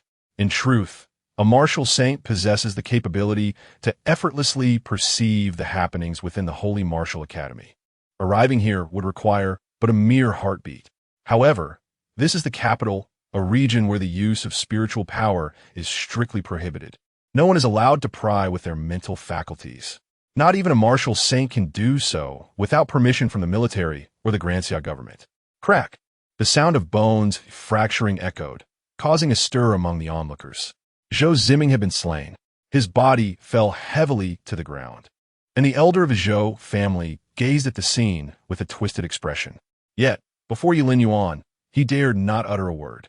Having completed his task, Ye Linyuan turned to leave, and by this time, a multitude had gathered around. Jiangbei is my girlfriend. Should anyone dare to leverage their family power to bully her again, this shall be their fate, Ye Linyuan stated calmly. After all, Jiangbei is the belle of the Holy Martial Academy, with many suitors vying for her affection. This decisive action was also to permanently resolve this minor nuisance. Otherwise, if such an incident were to recur in his absence from the capital, he would inevitably face grievances once more. With that, Ye Linyuan departed. The onlookers from the Holy Martial Academy took a considerable time to recover from their astonishment. Ye, how impressive! A descendant of a martial saint who kills at will. Truly the pride of the military. I aspire to be like Ye in the future. Just look at his boyfriend.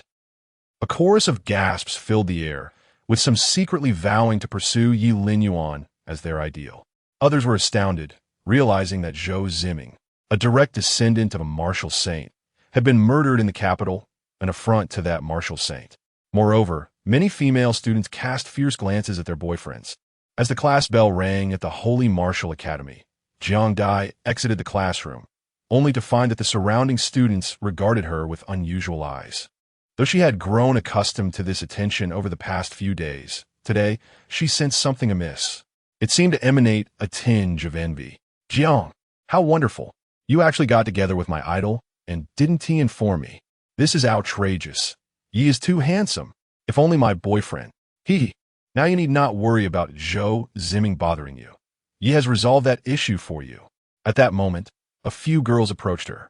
Hearing their remarks, Jiangbei was momentarily taken aback before realizing the implications.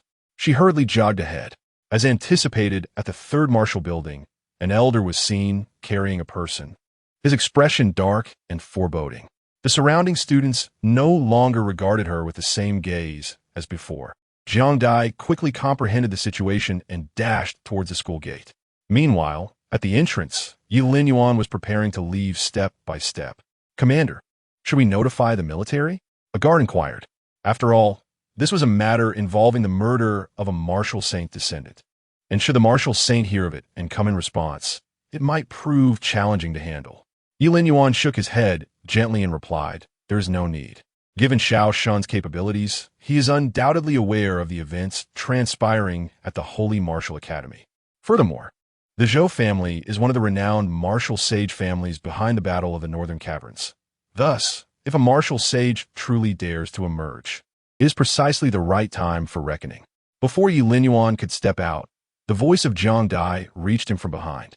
With a subtle gesture, he signaled the two guards, who promptly withdrew a respectful distance. Jiangbei approached Ye Linyuan, her eyes slightly reddened. Although she had feigned indifference in recent days, her heart was heavy with grievance. Nevertheless, she wished to avoid burdening Ye Linyuan with her troubles. Additionally, since the revelations surrounding the events in the north, Ye Linyuan's identity had been fully unveiled. A young six-star general from the military department, known as the Radiant Son of the military. Such brilliance was truly overwhelming. Chapter 69. The martial sage of the Zhou family is stunned. Must he endure after being slapped in the face? Jiang Di approached Ye Linyuan, standing there for a considerable time before uttering a simple, thank you. Ye Linyuan gazed at her and inquired, then, why did you not tell me? Jiangbei pressed her lips together and murmured softly, I thought you no longer wanted me. The events surrounding the Jiang family had unfolded with startling rapidity. Coupled with Ye Linyuan's illustrious status, he had not sought her out upon arriving in the capital, which led to a semblance of unfounded speculation. Moreover, Zhou Ziming was backed by the martial sage. You are my girlfriend. If we were to part ways, I would inform you in advance. Ye Linyuan replied with a smile. Jiangbei raised her delicate face, her eyes shimmering with tears. Then can we not break up? Two guards stepped back slightly, while two elderly gentlemen at the entrance leaned eagerly against the window, afraid to miss any vital information. In the capital, at the Zhou family, the elder of the Zhou family returned with Zhou Ziming's lifeless body. The entire hall fell into an oppressive silence. The members of the Zhou family gazed at the corpse on the ground, their eyes reflecting anger, shock, and confusion. In the capital, no, within the Xia kingdom, Who dared to harm a member of the Zhou family, especially a direct descendant? As the hall remained enveloped in silence, two figures burst in, a man and a woman, both of middle age. How dare that wretch lay a hand on my son? He must pay with his life. No, his entire family must pay. The two cried out in anguish, their voices filled with fury. Hearing this, the head of the Zhou family, Zhou Hao, slammed his hand on the table, his gaze fixed on the elder. Who dares to harm a member of my Zhou family? The elder trembled, hastily responding. It was the military personnel, the unparalleled general from Jiangbei, Ye Linyuan. He swiftly recounted the events that transpired. The mere mention of this name plunged the entire Zhou family into a profound silence. Ye Linyuan, the unrivaled general of the military, was the most valued individual by Shaoshun. According to the elder's account, the root of this incident lay entirely with Zhou Ziming. However, given the Zhou family's stature, many astute individuals soon conjectured that someone had orchestrated this in the shadows to manipulate Ye Linyuan as a pawn, thereby inciting conflict between the Zhou family and the military. Yet, such considerations were now of little consequence. What mattered was that a life had been extinguished. Moreover, this death occurred in the capital, witnessed by many, and the face of the martial sage clan had been resoundingly slapped. Head of the family, elder brother, this is your own nephew. You must take responsibility for him. At this moment, seeing the hall steeped in silence, the man who had been weeping on the ground rose and spoke out loudly. Zhou Hao furrowed his brow, his expression complex. Ye Linyuan's current position was not to be trifled with. To provoke him would likely mean crossing paths with the military, a formidable hurdle. If it were an ordinary officer, it might be manageable. I shall report this matter to father first. For Ye Linyuan is currently the most esteemed individual in the military. Even if we were to approach, the military may not heed our concerns. Zhou Hao gazed at his brother's despondent visage and sighed deeply. Concerning the military, even as the head of the family, he found himself unable to steer the broader course of events. Very well, let our father intervene, he declared. That wretched scoundrel, Ye Linyuan, has gone too far. He has slain my son, and I demand retribution. The man spoke fiercely. Observing this, Zhou Hao strode purposefully out.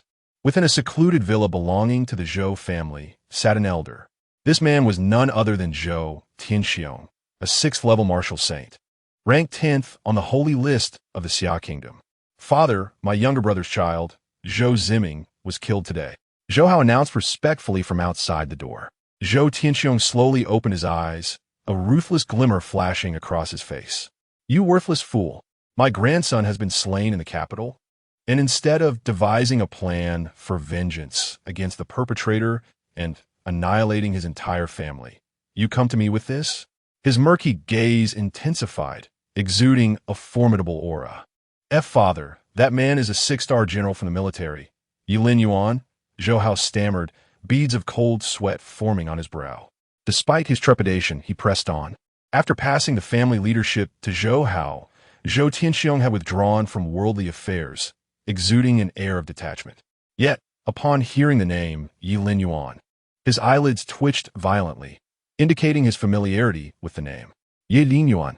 How did that wretch provoke Ye Linyuan? Zhou Tianxiong's tone suddenly turned icy. Even in the presence of family, his eyes and voice often betrayed a chilling intensity. Zhou Hao recounted the events in detail, and Zhou Tianxiong's complexion darkened ominously. He knew that past interventions in Jiangbei had already raised suspicions within the military, which was now conducting thorough investigations into the matter. Recently, he had specifically instructed his family to act discreetly to avoid attracting military scrutiny. Any exposure could provoke Shaoshun's wrath, which he could scarcely withstand. Little did he anticipate that they would incur the ire of Ye Linyuan. Father, how shall we proceed? Zhou Hao inquired. Nothing must occur. Zhou Tianxiong coldly retorted, then continued. Remember, for the coming days, ensure the family remains low-key in their endeavors. Avoid any encounters with Ye Linyuan. Should anyone from the Zhou family seek vengeance on their own accord, do not expect my compassion. Zhou Tianxiong was acutely aware that now was not the time to provoke the military, at least not until the upcoming grand competition had concluded. Furthermore, he hoped that the marshal beyond the borders would eliminate the persistent threat posed by Shaoshun. Otherwise, should Shaoshun unleash his fury, Even he would be hard-pressed to endure such might. Xiao Shun's prowess was unmatched, holding the top rank on the holy list of martial saints in the Xia Kingdom, having ventured into the cosmos and returned unscathed. Even martial saints would bow their heads in his presence. "Yes, father," Zhou Hao replied, yet he was profoundly astonished. How had his father become so accommodating? Even in the face of his grandson's murder, he insisted on restraint? Was Ye Linyuan truly that formidable? Zhou Hao's mind was reeling with shock, but he dared not disregard Zhou Tianxiong's commands. Unbeknownst to him, Zhou Tianxiong's caution stemmed from the unresolved turmoil in Jiangbei. It is essential to understand that the turmoil in Jiangbei is exceedingly severe. It is not merely about the demise of the demon suppression army. It implicates individuals colluding with those from beyond the borders and even engaging with foreign races. If Xiao Shun were to discover this, would he easily let them off the hook?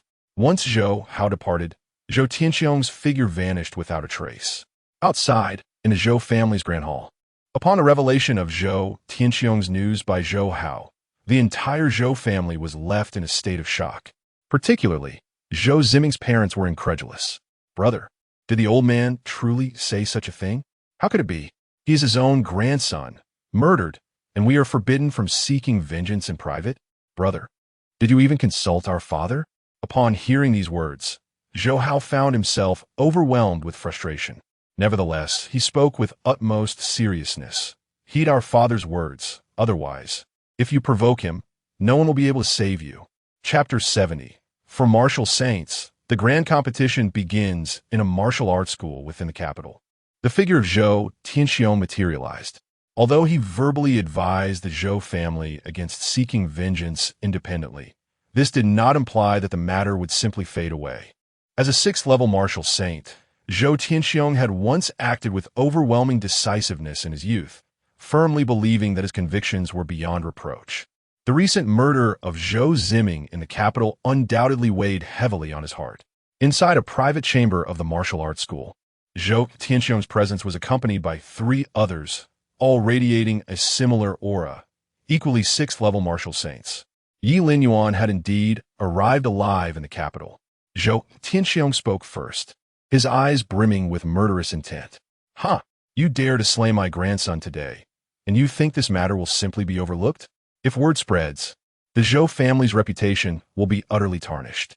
Upon hearing his words, one of the martial saints beside him let out a faint smile before responding.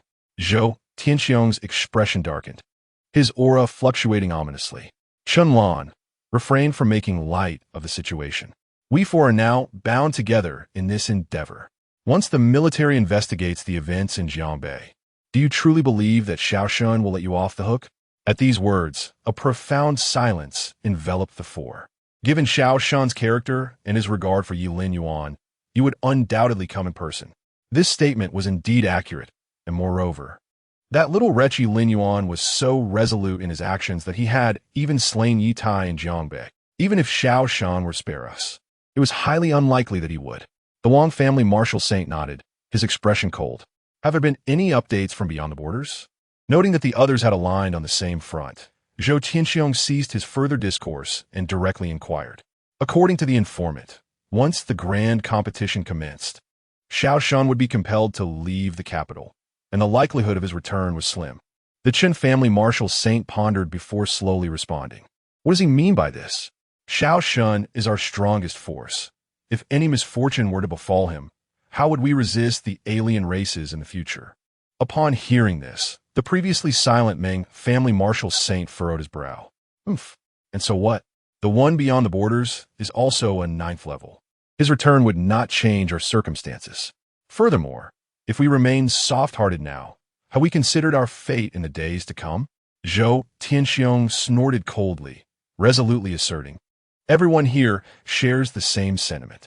The others nodded in agreement, and the Wang family martial saint then queried, "What of Ye Linyuan in the battlefield?" Currently, it seems no one participating in the competition could stand against him. The Chen family martial saint chuckled lightly. "Worry not. Preparations have already been made to counter Ye Linyuan. This individual is presently in my household." Upon hearing this, the others nodded in acknowledgement. Ye Linyuan emerged from the Sacred Martial Academy and returned to the military headquarters. Xiao Shun did not dwell on the fact that he had killed members of the Zhou family. The investigations conducted by the military in recent days had yielded some insights. Thus, the deaths of the Zhou family members were deemed inconsequential. Moreover, in recent years, the families of martial saints have vied for power, leaving the venerable martial saint of the Great Xia Prefecture overwhelmed and forced to turn a blind eye. This has resulted in some descendants of martial saint families behaving arrogantly in the capital. We are still in an era of martial arts, where the martial artist reigns supreme.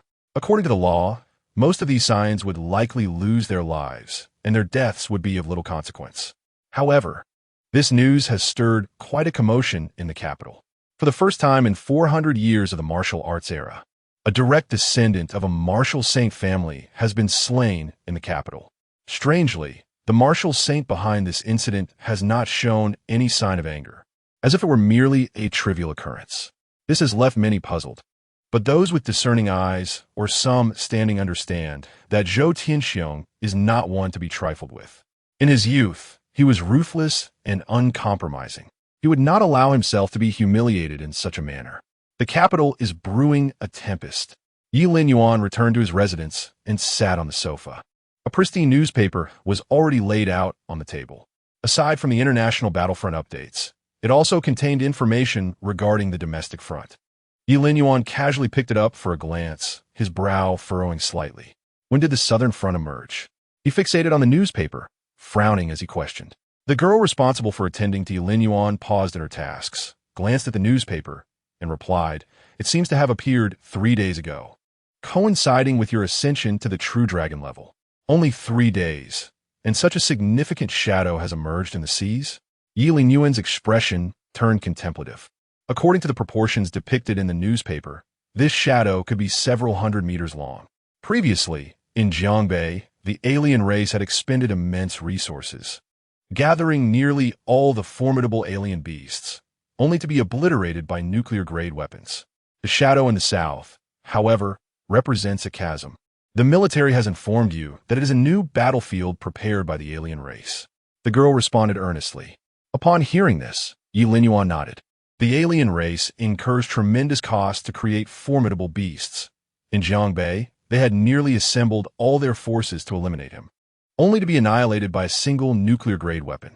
Thus, the opening of a new front in the south seems reasonable for the alien race. Yet, Ye Linyuan still sensed something amiss. After all, the alien race had suffered considerable losses in Jiangbei. It seems rather hasty to initiate a new front so soon. In just a few days, they might not even have had time to create cannon fodder beasts. After a moment of contemplation, Ye Linyuan rose, stating, "Fetch my clothes." The girl nodded and retrieved a coat for him to wear. In a military conference room, a general spoke gravely. "Marshal, the southern front has opened too swiftly. It is quite peculiar." Ye Linyuan pointed at the images on the screen, his tone serious. "We have already dispatched personnel for reconnaissance. The alien race has expended considerable resources to establish a new teleportation space." Xiao Shun nodded, then smiled reassuringly. "You need not worry about this matter. The military will handle it." As Ye Linyuan was about to speak, Xiao Shun raised his hand to interrupt him. "Ye Linyuan, you must remember that this grand competition of the military department is of utmost importance, surpassing all else. Therefore, I hope you will give it your all." "Yes, Marshal." With that, Ye Linyuan reluctantly swallowed his subsequent words. Once Ye Linyuan departed, Xiao Shun rose to his feet, gazing silently at the battlefront. The military competition was not overly complicated. It was divided into 2 segments, assessing combat prowess, evaluating realms, and measuring vitality. The other segment required participants to enter the battlefield of myriad races, established by martial saints and foreign tribes. It was a contest of slaying foes and earning merit.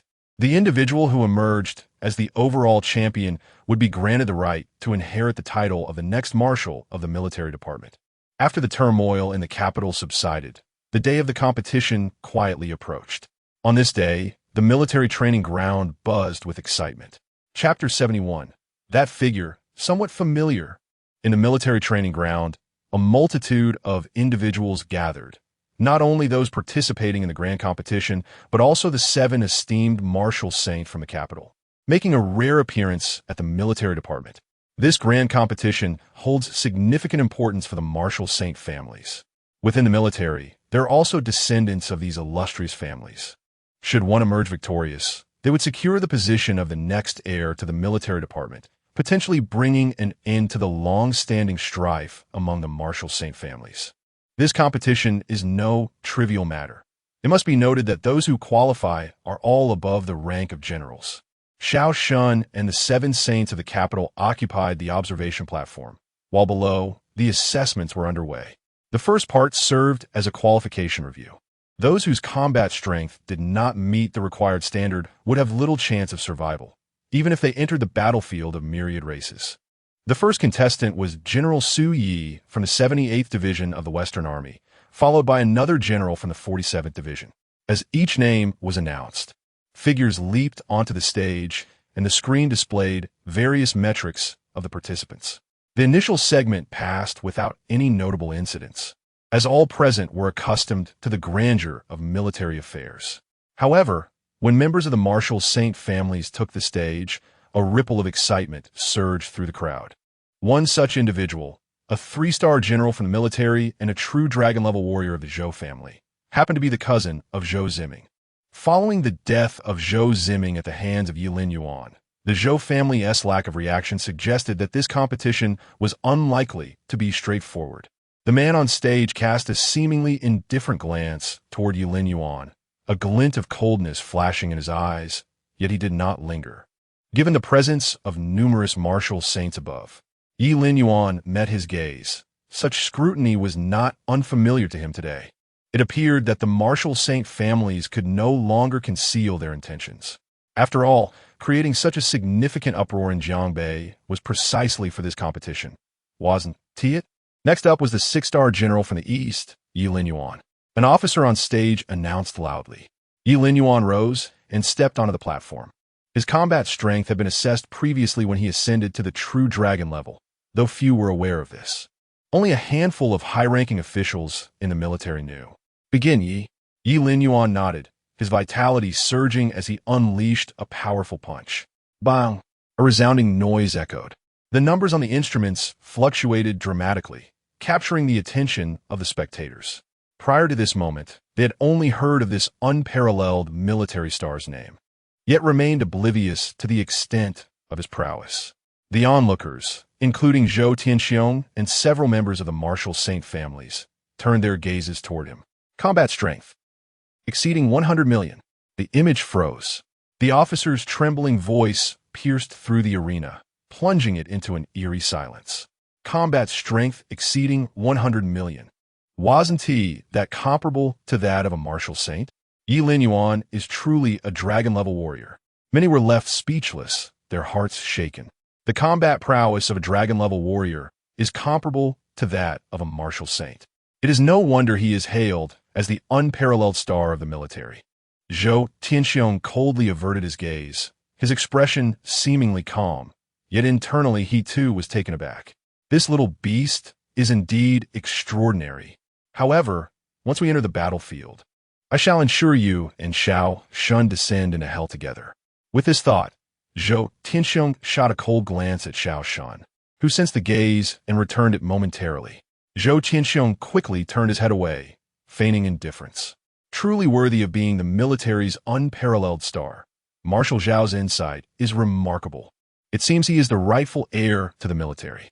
Witnessing this scene, 2 martial saints spoke in succession. Xiao Shan waved his hand, his tone placid. This military pride nearly met his demise at the hands of others in Jiangbei. A chill swept through the air. Zhou Tianxiong and the other 3 martial saints felt a surge of trepidation. Xiao Shun's words were laden with meaning. Alas, it is indeed shameful. My grandson bears some responsibility for the affairs of the Zhou family. His own cleverness has led to this predicament. I hope the marshal does not overthink this. My Zhao family had no involvement in the matters of Jiangbei. The Zhao family martial saint, upon witnessing this, hastily assured.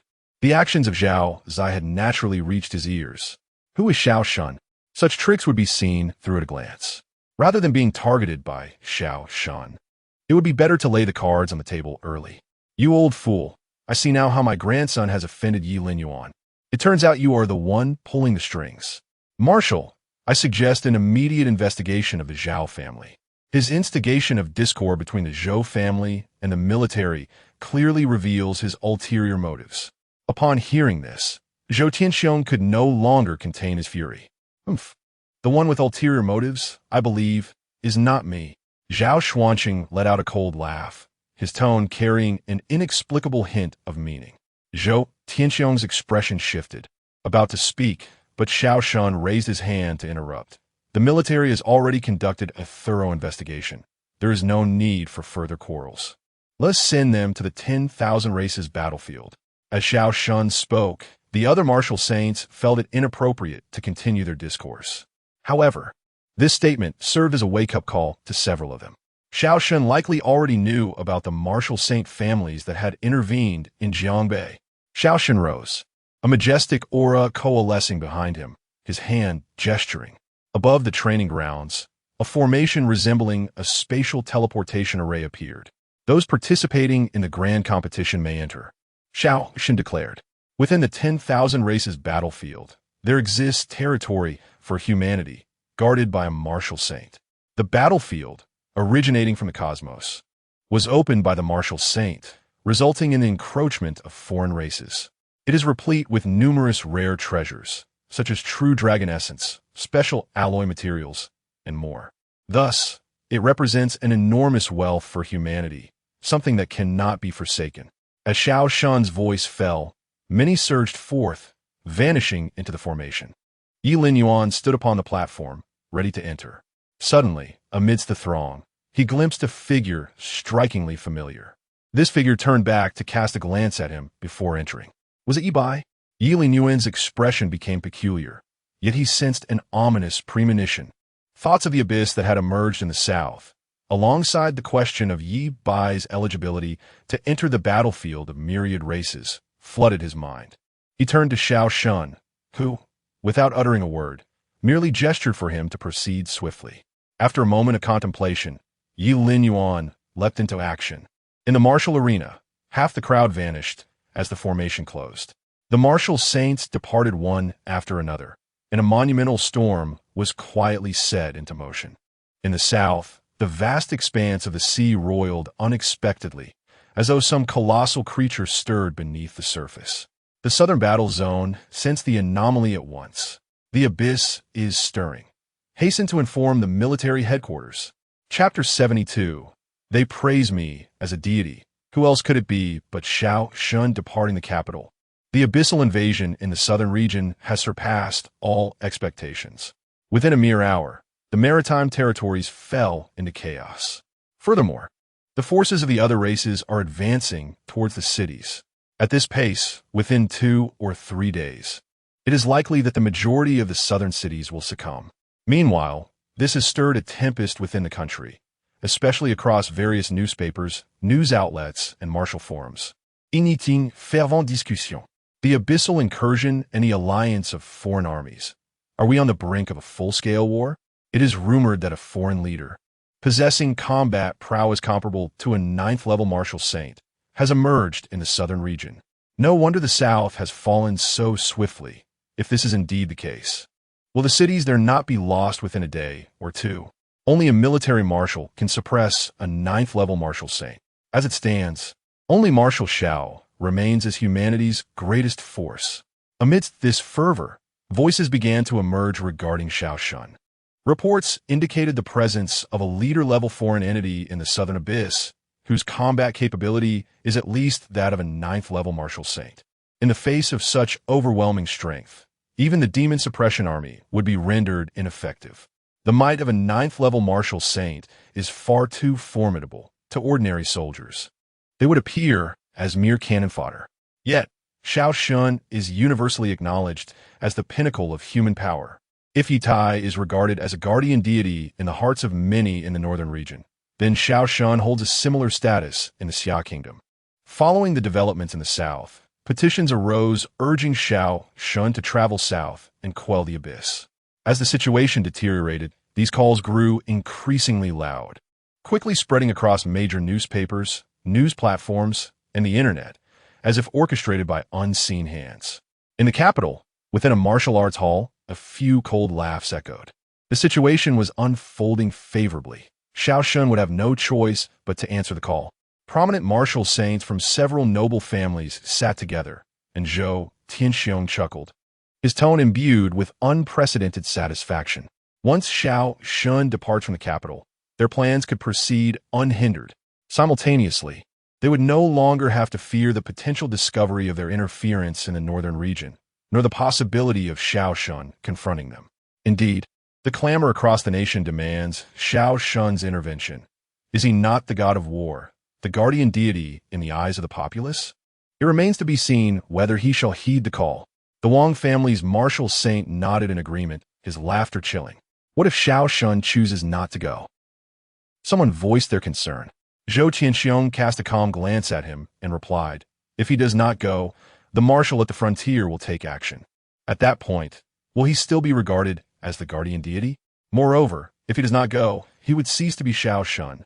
Upon hearing this, the martial saints nodded in agreement, their approval evident. The military received the news promptly and convened a meeting. At this moment, the stellar contest had just commenced, and the emergence of the abyssal invasion raised suspicions among many within the military. Marshal, the situation in the south may be the most severe we have ever encountered. In the conference room, a high-ranking officer stood before the screen, conducting an analysis. Within a mere hour, the maritime region had succumbed entirely, and the battlefield swiftly extended into the cities. At this pace, it would not be long before a significant portion of the southern cities fell. Upon hearing this, someone in the conference room furrowed their brow and inquired, given our current forces, how long will it take to suppress this? The officer shook his head and sighed. It appears daunting. This time, the abyss does not harbor aberrant beasts, but rather an army composed of foreign races. Reports from the south indicate the presence of a leader among them. These words plunged the entire conference room into a profound silence. For 400 years, the martial path had seen humanity's warriors engage extensively with these foreign races, whose leaders rivaled the 9th-level martial saints. If such a being existed within the abyss, our previous analyses may have been overly conservative. Moreover, there was a palpable unrest within the country, prompting many in the military to sense something amiss. As if someone were orchestrating events behind the scenes. The intention seemed to be to compel Xiao Shun to venture into the abyss. However, under the current circumstances, only Xiao Shun would be suitably equipped to act. Even dispatching a few martial saints would likely pale in comparison to such a formidable foreign leader, potentially exacerbating casualties. Marshal, I suggest you refrain from venturing forth for the time being. Perhaps we should send a few martial saints from the military to ascertain the situation first, proposed one individual. What purpose would it serve to send martial saints into the abyss where a foreign leader resides? Would it not merely increase our losses? Xiao Shun, seated at the head, spoke calmly. But you are the very soul of the military. Should anything happen to you, the entire organization. Indeed, Marshal, the domestic outcry clearly indicates someone is manipulating events from behind the curtain, effectively attempting to coerce you, another chimed in. It was evident that something nefarious lurked within this situation. After Xiao Shun spoke, many in the conference room fell silent. Although the abyssal threat was formidable, it was also abruptly and strangely timed, seemingly tailored for a specific purpose. This was why the military personnel harbored concerns. With the South facing such calamity, the lives of millions hanging in the balance, they deify me as a god. Who else could take on this mantle but myself? Xiao Shun remarked with a faint smile, as if he had not heard the insinuations of manipulation. Upon hearing this, many in the military remained contemplative. Given the circumstances emerging from the abyss, it was indeed Xiao Shun who represented the optimal choice. Yet, what if unforeseen complications arose? What then would become of the military? A high-ranking officer hesitated before speaking again. Isn't the heir to the military already chosen? It would be prudent to pass this position to him as soon as possible, thus fulfilling my duty. Xiao Shun slowly rose to his feet, a subtle smile gracing his lips, his words imbued with profound significance. Marshal, since you are determined to proceed, we shall not impede your decision. However, This matter undoubtedly pertains to those martial aristocratic families that intervened in Jiangbei. The military has already conducted a preliminary investigation. Marshal, do you not intend to personally take action to rectify the situation? Observing Xiao Shun's resolute intent, the others refrained from further comment. Yet, the martial aristocratic families in the capital eagerly anticipated Xiao Shun's efforts to cleanse the ranks before his departure. After all, if this issue indeed related to those families, it could very well be the prelude to a brewing conspiracy. No need, should I fail to return. Ye Linyuan shall assume the mantle of the next marshal of the military. Chapter 73. The former martial sage emerges. You seek your own demise. The battlefield of the myriad clans is a place shrouded in mystery, vast and reminiscent of a hidden realm. Within this expanse, a mere shovel of soil can fetch hundreds of thousands, if not millions, in the outside world. The treasures contained in this space are unparalleled.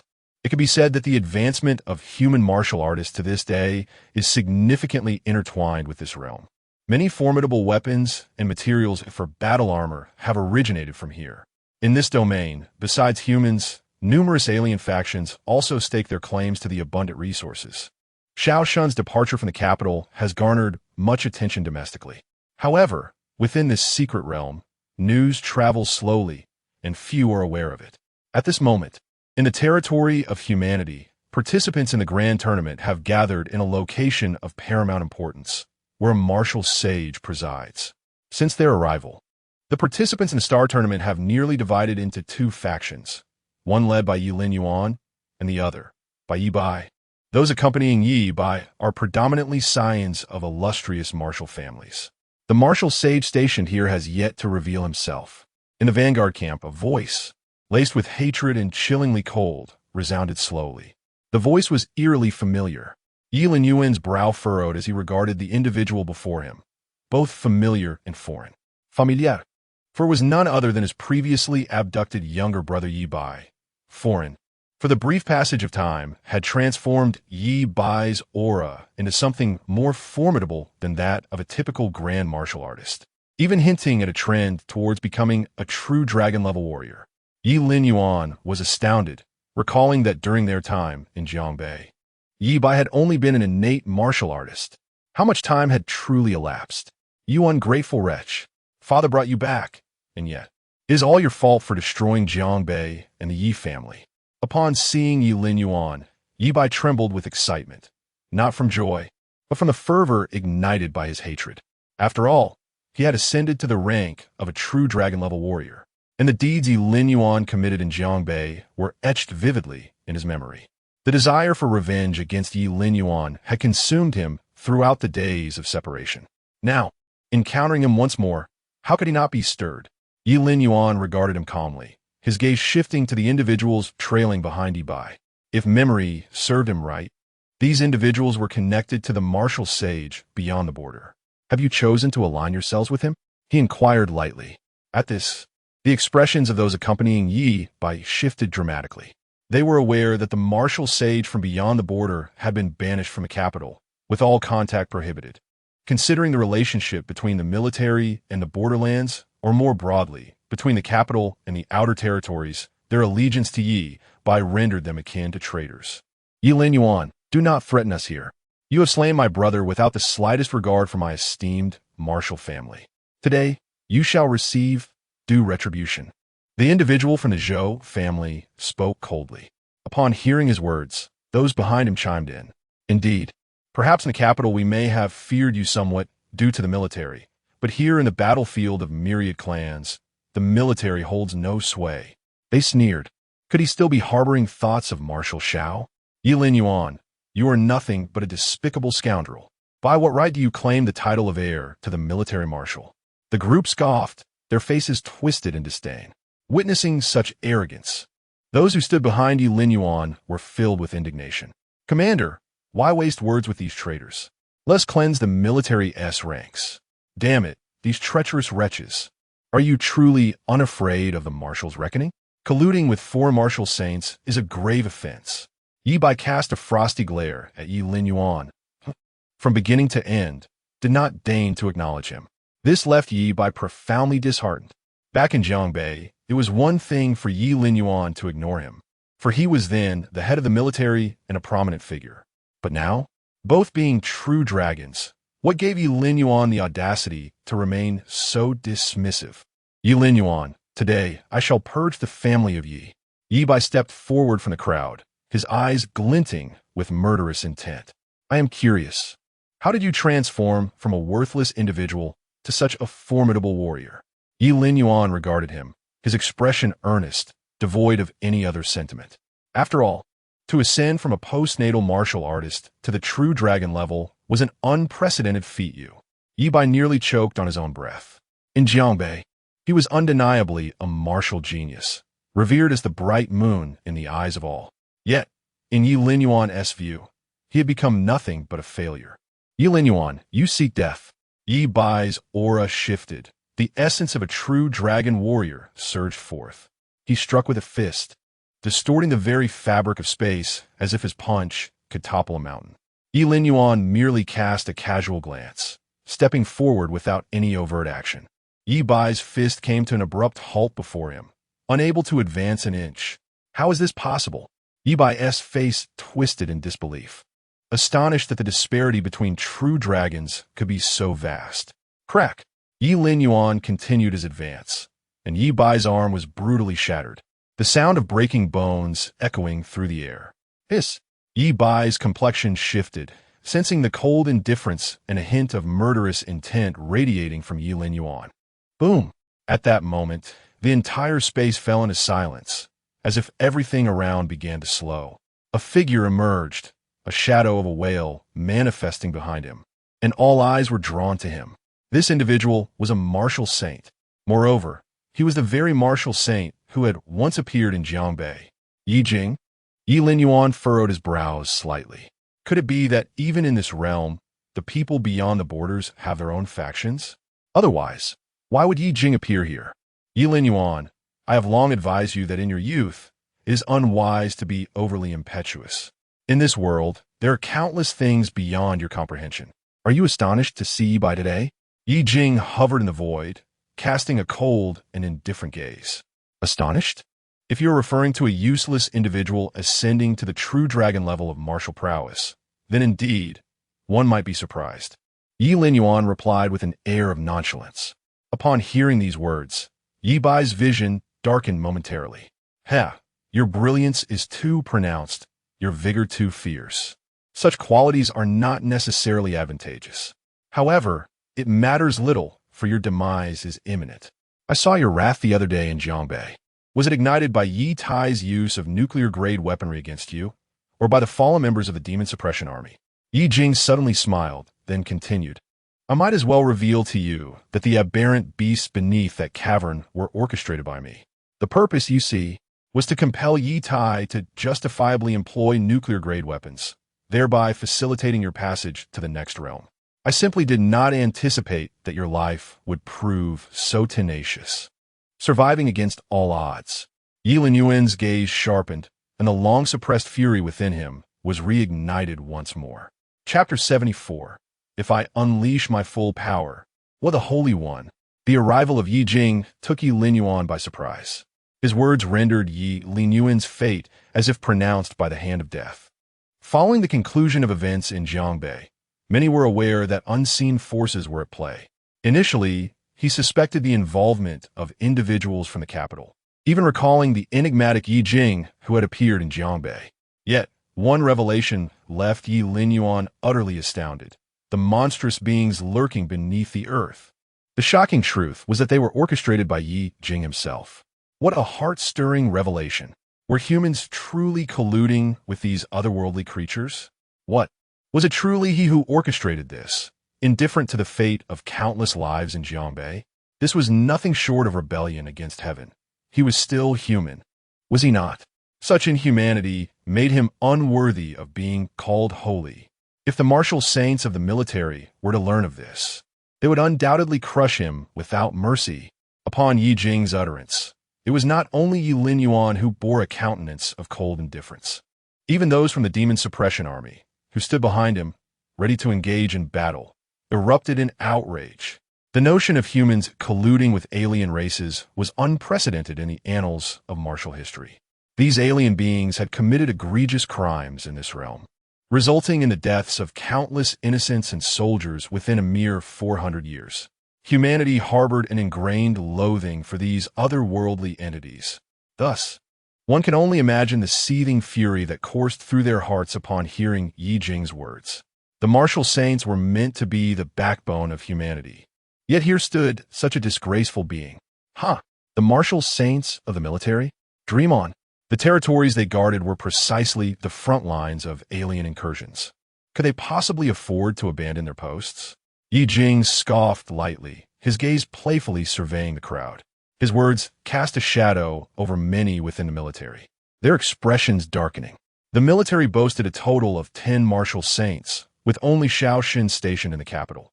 The rest were dispersed across vital locations nationwide. Each of these positions was of utmost importance and urgency. Should a martial saint depart, the alien forces might seize the opportunity to invade, unless commanded otherwise from the capital. Yet, such a decree seemed unlikely. After all, the moment a martial saint departed, turmoil would inevitably ensue along the front lines. Despicable and shameless. How could such a disgrace exist among humanity? Old villain, do not be so arrogant. Within this battlefield, our military also boasts a martial saint, second in strength. After a brief silence, someone boldly spoke up. Ye Jing's expression shifted slightly, his gaze instinctively drifting toward the distance as he remarked, "If he were to come, I would not have appeared." Ye Jing paid little heed to the verbal jabs, nor did he intend to unleash a massacre upon the military personnel. After all, they too had to return to their ranks. Moreover, his earlier assertions held truth. In this moment of alien invasion, resisting the otherworldly threat was paramount.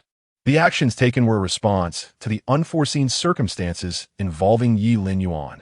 Otherwise, those stationed at the borders should have been able to return to the military without issue, uniting in their efforts against external foes. Meanwhile, in the battlefield of myriad races, at the location of humanity, a middle-aged man clad in military attire, his face resolute, stood suspended in the void. Before him stood several alien races, each possessing strengths comparable to that of a martial sage. These beings had remained here after the fragmentation of the myriad races battlefield.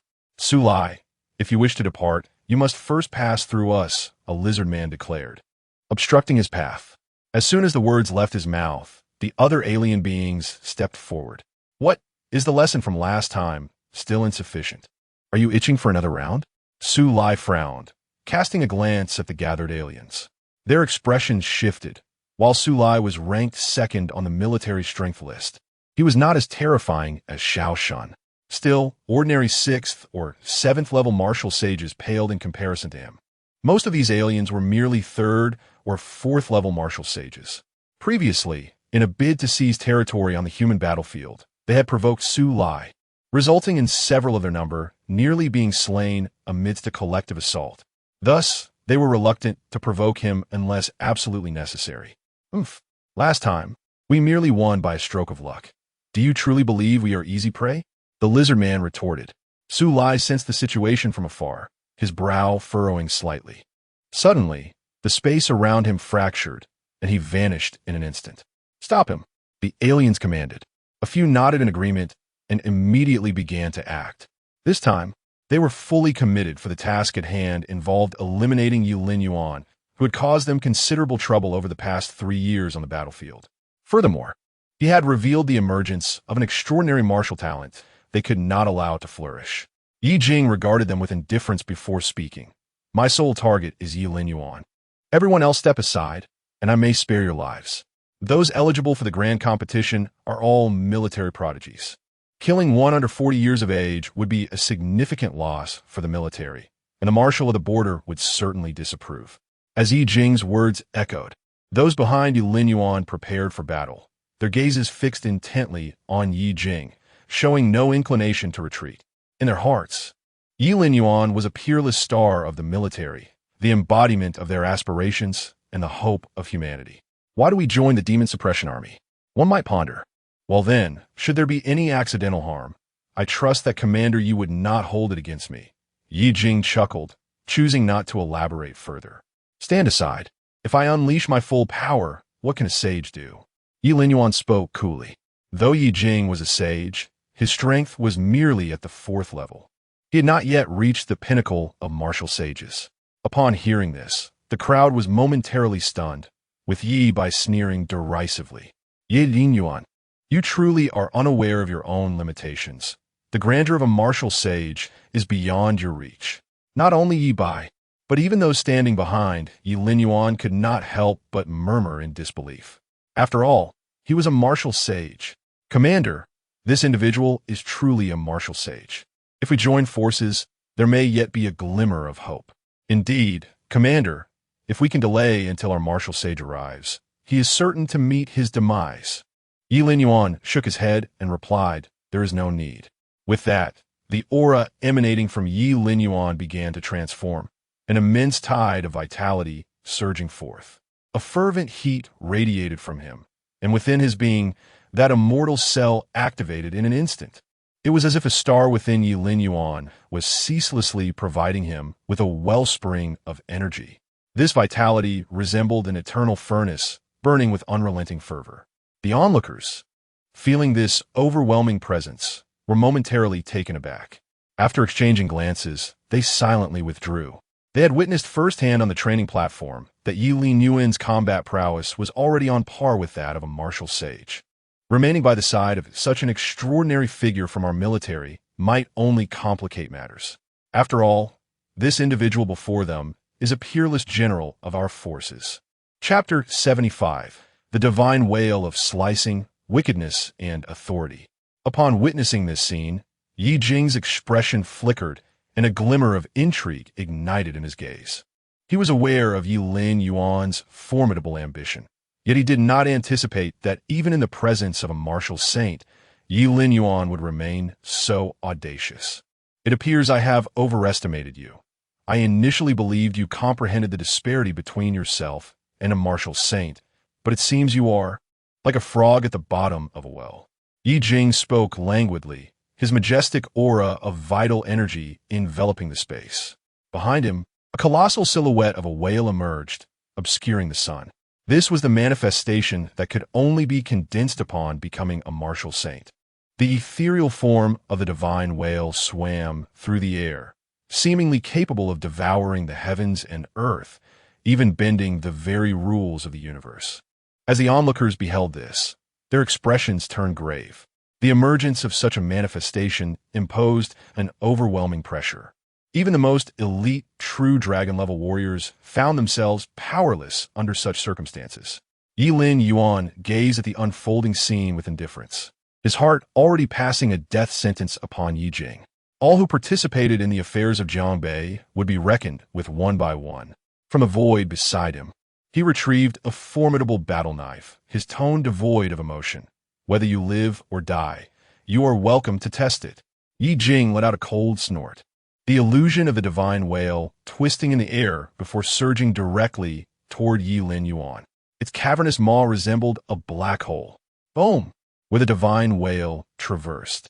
The space warped and shattered, creating immense pressure that rendered weaker warriors unable to stand. In the blink of an eye, the gaping maw lunged at Ye Linyuan. Another thunderous sound erupted. As the whale's illusion ascended once more, the spectators turned their gaze, revealing a vast crater in its wake. This indentation could easily accommodate a mountain. Had the whale consumed an entire mountain? Commander!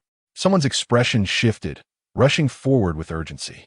However, beneath the crater lay nothing but the faint traces of seawater. Witnessing this, a sense of despair settled over the crowd. Was the power and prowess of a martial saint truly so formidable? Good. A fitting end. The ungrateful wretch Ye Linyuan has finally met his demise. Yi Bai's eyes were aflame with excitement as he shouted. His hatred for Ye Linyuan remained undiminished, even intensifying over the days. Were it not for his lack of strength, he would delight in torturing Ye Linyuan mercilessly. Had it not been for Ye Linyuan, he would still be the celebrated prodigy of Jiangbei, and the Yi family would continue to reign supreme in the region.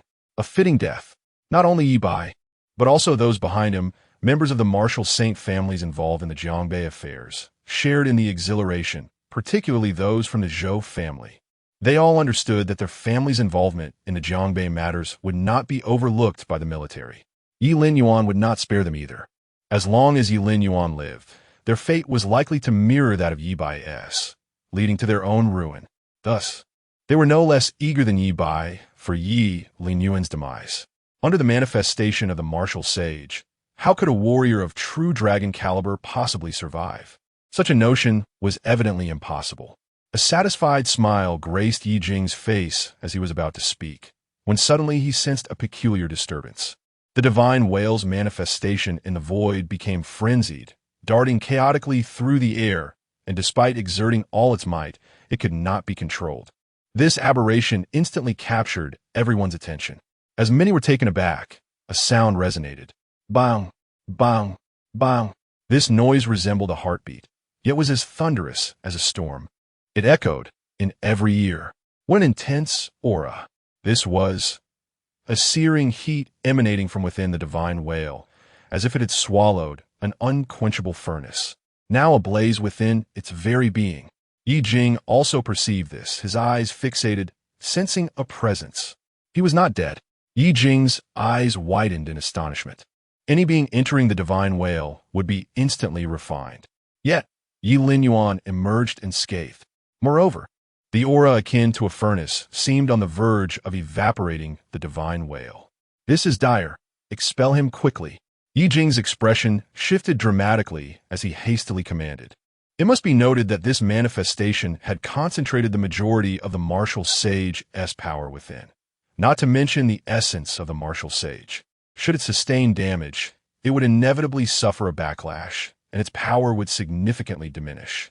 As if understanding, the divine whale expelled Ye Linyuan, along with the boiling seawater from its interior. Once Ye Linyuan emerged, Yi Jing's gaze fell upon him, revealing a golden glowing object at Ye Linyuan's chest. What could that be? It radiated such immense energy. Yi Jing's expression suddenly turned grave, realizing that the anomaly within the divine whale was likely caused by this object. After Ye Linyuan emerged, he sensed an incredibly terrifying energy emanating from Ye Linyuan's chest, a sensation akin to a star pressing down upon him. I wield a blade. May the sage meet his demise. Ye Linyuan stood in the void, his aura intensifying, and the immortal cell within him pulsating ever more rapidly. The energy was continuously fueling Ye Linyuan. If at this moment there existed an instrument to measure combat power, it would undoubtedly reveal that Ye Linyuan's strength was soaring beyond 1 billion, rising in a straight line. Such power would be off the charts. Little beast, how truly uncanny. Even Yi Jing felt the weight of pressure emanating from Ye Linyuan. He dared not underestimate the situation and immediately commanded the divine whale. The divine whale expanded once more, spanning the sky, its movements now resembling a river in flow. In mere seconds, this space transformed into a vast lake.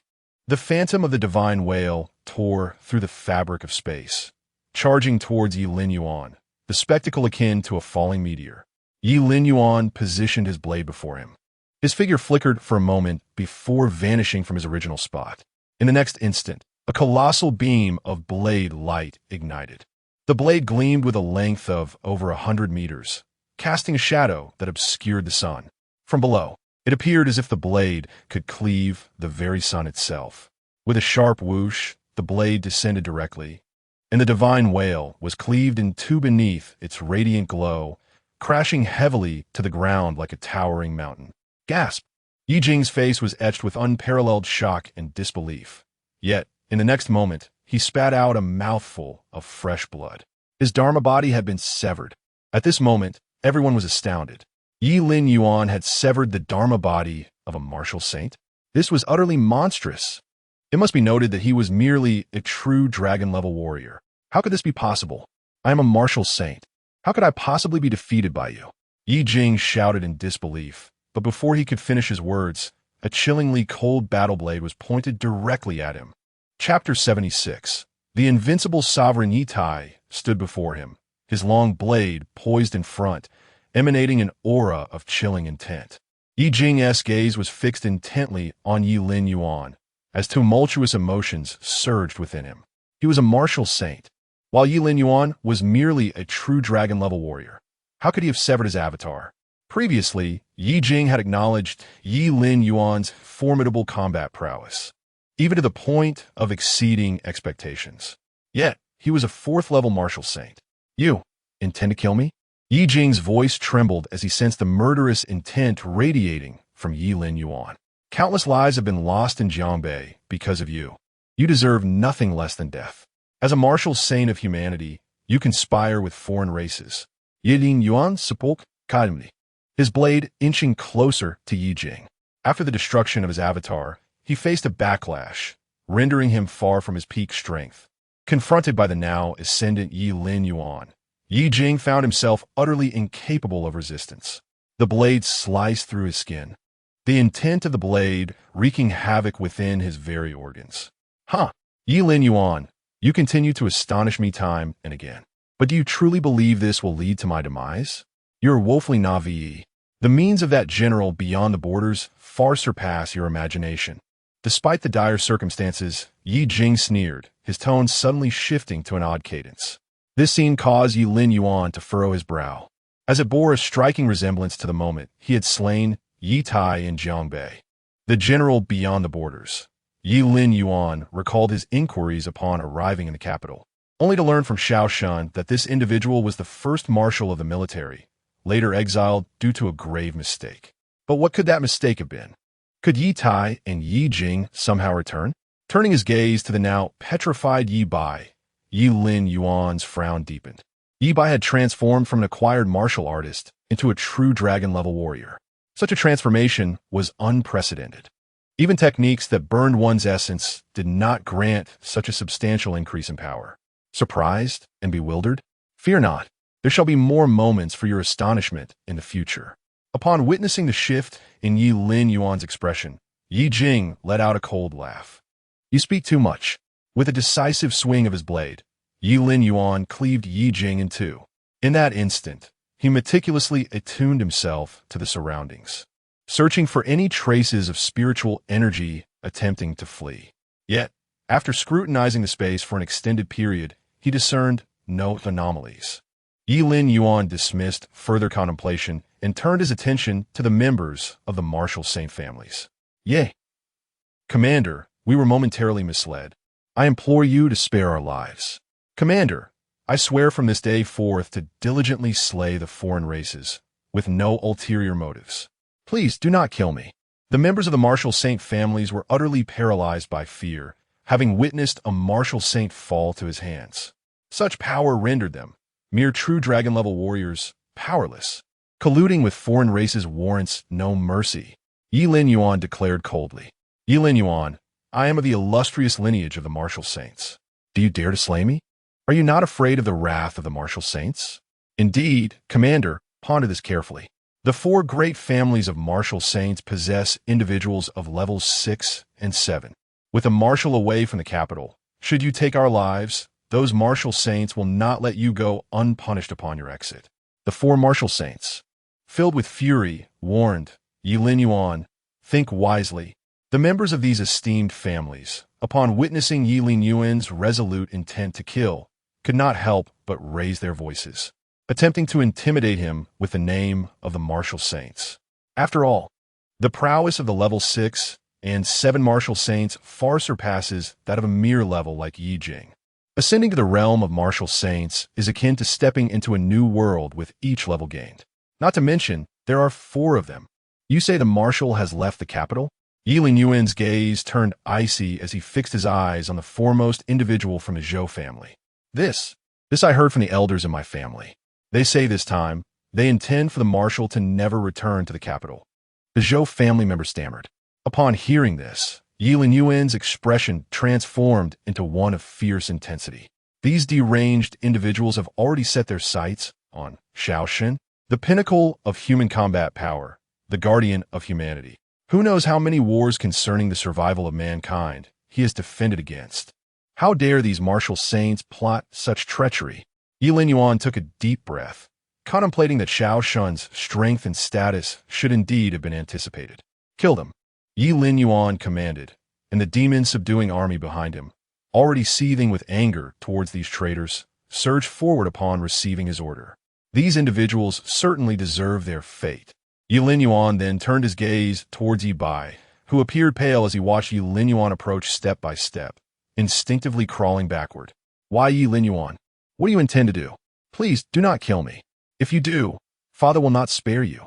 Ye Bai trembled as he spoke, retreating further. Oh! Ye Linyuan paused upon hearing this. Father is not dead. Father is not dead. At that moment, before the formidable iron gates, a figure crossed the border and stepped inside. The instant he entered, the air trembled as if some force of law sought to suppress him. Old fool, after hundreds of years, you still guard against me. But this is merely a projection, not my true self. Ye Linyuan snorted coldly, and with his words, the descending force of law weakened slightly, allowing the projection to tear through space and vanish from sight. On the battlefield of the myriad races, Ye Linyuan's expression turned grave upon hearing Ye Bai's words. Can a person truly return from death? Is such a notion possible? Do they truly believe this is a fantastical world where reincarnation exists? Just then, as Ye Linyuan pondered, the space around him suddenly quaked, and a projection appeared before him. The towering figure emanated an aura that felt profoundly familiar to Ye Linyuan. His gaze instantly froze, and he instinctively blurted out, Ye Tai? The figure of the Dharma manifestation paused in the void, and upon seeing Ye Linyuan, a playful smile emerged on his face. Good son, we meet again. Ye Linyuan's pupils trembled as he fixated intently on the silhouette in the void. Though somewhat incredulous, he was undeniably present before him. Surprised, are you? The entity you vanquished in Jiangbei was merely one of my Dharma manifestations. I never anticipated that years of scheming would be thwarted by your hands. Ye Linyuan remarked with a sense of lament, yet his smile remained intact. In the past, to facilitate the seamless integration of his power into the upper echelons of the military, he had severed one of his Dharma manifestations and sent it to Jiangbei. He even brought along his wife and children, but he never expected the emergence of Ye Linyuan as a complication, resulting in the collapse of all his plans. So that's it. So, you're the one orchestrating everything from the shadows? Ye Linyuan was indeed taken aback. To think that a martial saint could cultivate two Dharma manifestations, and yet Ye Tai exhibited no trace of a Dharma manifestation. He appeared indistinguishable from a real person. The individual before him was exceedingly enigmatic. Chapter 77. Follow me, their plans have failed, and next. You may perceive it this way as well. Ye Linyuan smiled slightly and continued, I admit that I chose the wrong person at that time, but there was no other choice, was there? After all, you were retrieved later. We share the bond of father and son, and I still hope you can come to the borders with me to pursue our grand ambitions together. Ye Linyuan gazed at him coldly, asking himself whether colluding with foreign tribes and harming one's own people constituted a grand ambition. Ye Linyuan calmly replied, You must remember, victors write history. The chapters are inscribed by those who prevail. If I return to the military, these matters will naturally be erased. Moreover, I shall find a better vessel for those who have perished, allowing them to become my most loyal warriors. His words were horrifying, reminiscent of those sinister cults that deceive and mislead in a post-apocalyptic world. The sole difference being that the former appears capable of achieving such feats, while the latter is genuinely duplicitous. Ye Linyuan fell silent, as the presence of this man conjured images of the first marshal of the military that Xiao Shun had mentioned. This individual was remarkably cold-hearted, treating lives as mere tools. He could almost discern why this man had been exiled to the outskirts, malevolent and ruthless, valuing lives as mere trifles. Follow me, and I shall grant you eternal life. After all, we are still bound by blood, are we not? In the void, the man spread his arms, suddenly exuding a sense of sanctity. He was no different from those heretics. I am indeed your father. Ye Linyuan remained silent for a long while before finally speaking. The connection of this man to Ye Tai made him feel nauseated, and the incessant reference to good son was utterly intolerable. Ye Linyuan paused momentarily, his expression shifting slightly, and said blandly, Indeed, a rebellious son, impossible to educate. He cast a deep glance at Ye Linyuan, then waved his hand, lifting you by. You will soon realize that your choice today was utterly erroneous. When I return to the military, do not regret it. Ye Linyuan spoke calmly, and his figure immediately vanished. Ye Linyuan stared into the depths of the void, connecting the man's words with those of the martial saint's offspring from earlier. He sensed that something monumental was about to unfold. Commander, all of them have been eliminated. At that moment, someone finally spoke. Let us proceed to the military. In the capital, several martial saints sat together. Zhou Tianxiong withdrew his gaze from a shimmering screen, his expression chillingly fierce. This wretched creature possesses such terrifying battle prowess, capable of slaying even martial saints. News from the battlefield of myriad tribes had already returned. Infuriating. So many prodigies from the Wang family have perished. The martial saints of the Wang family were also enraged. Ye Linyuan has annihilated all members of the 4 great martial saint families in the myriad tribes battlefield. Such actions exhibit a complete disregard for the consequences, as if they hold no regard for the holy martial families. They seem to believe that with Xiao Shun overseeing the capital, they can act with impunity. It appears that it is time to impart a lesson upon them, spoke the holy marshal of the Chen family. With Xiao Shun absent from the capital, the authority lies with the 4 great holy martial families.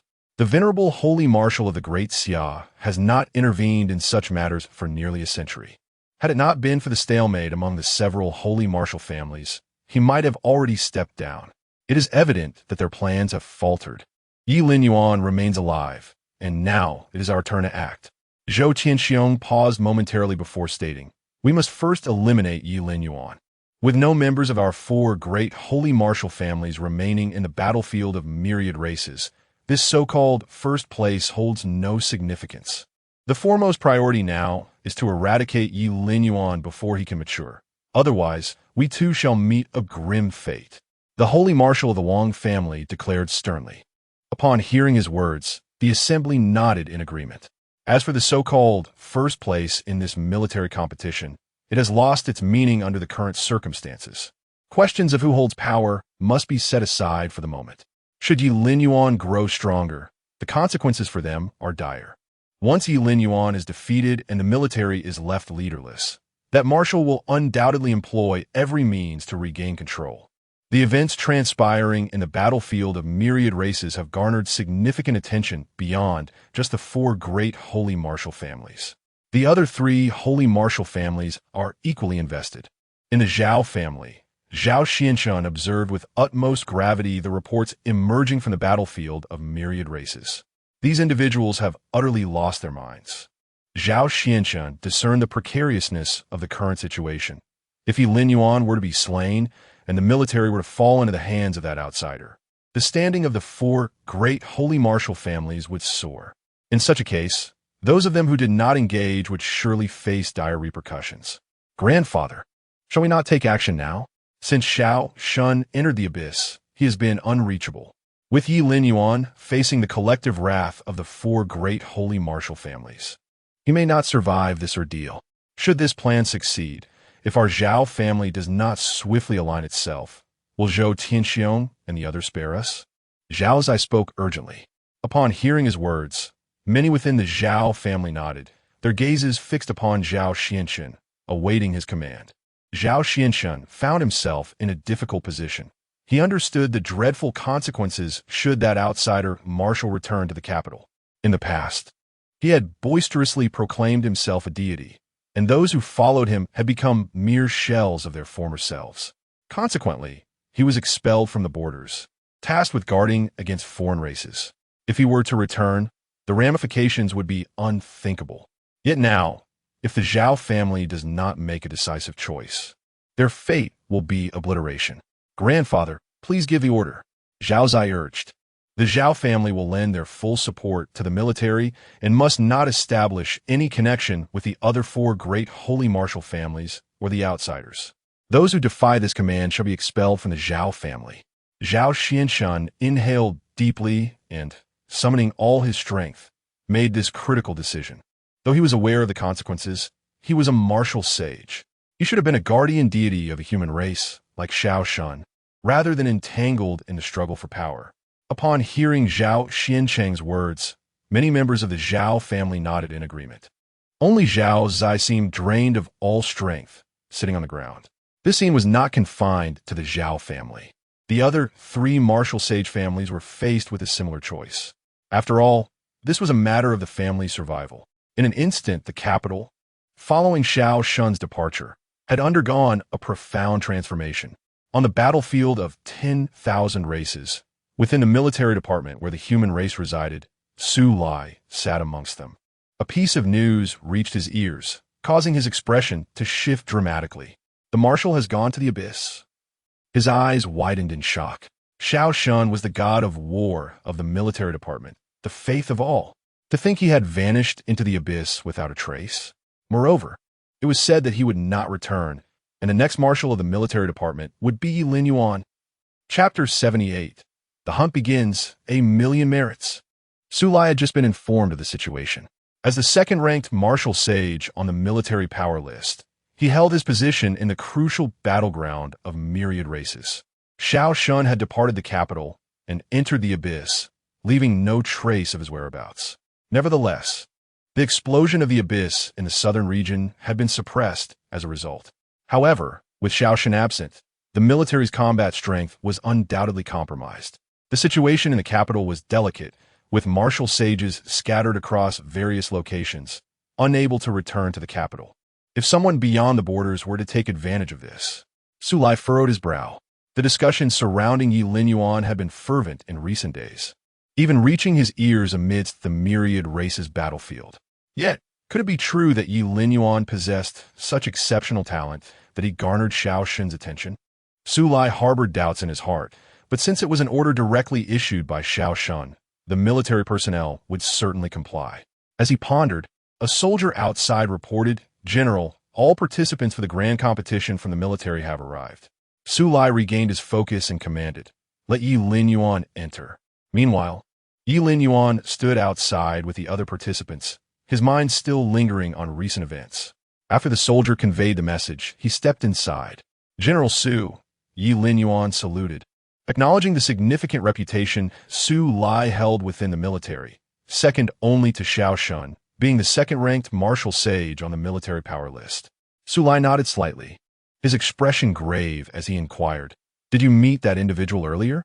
Ye Linyuan nodded, his heart filled with confusion, and then asked, "Yes, General Su." "Who exactly is that person? Why did he claim that the martial manifestation I defeated in Jiangbei was his?" "To my knowledge, it has never been recorded that a martial sage could condense 2 martial manifestations."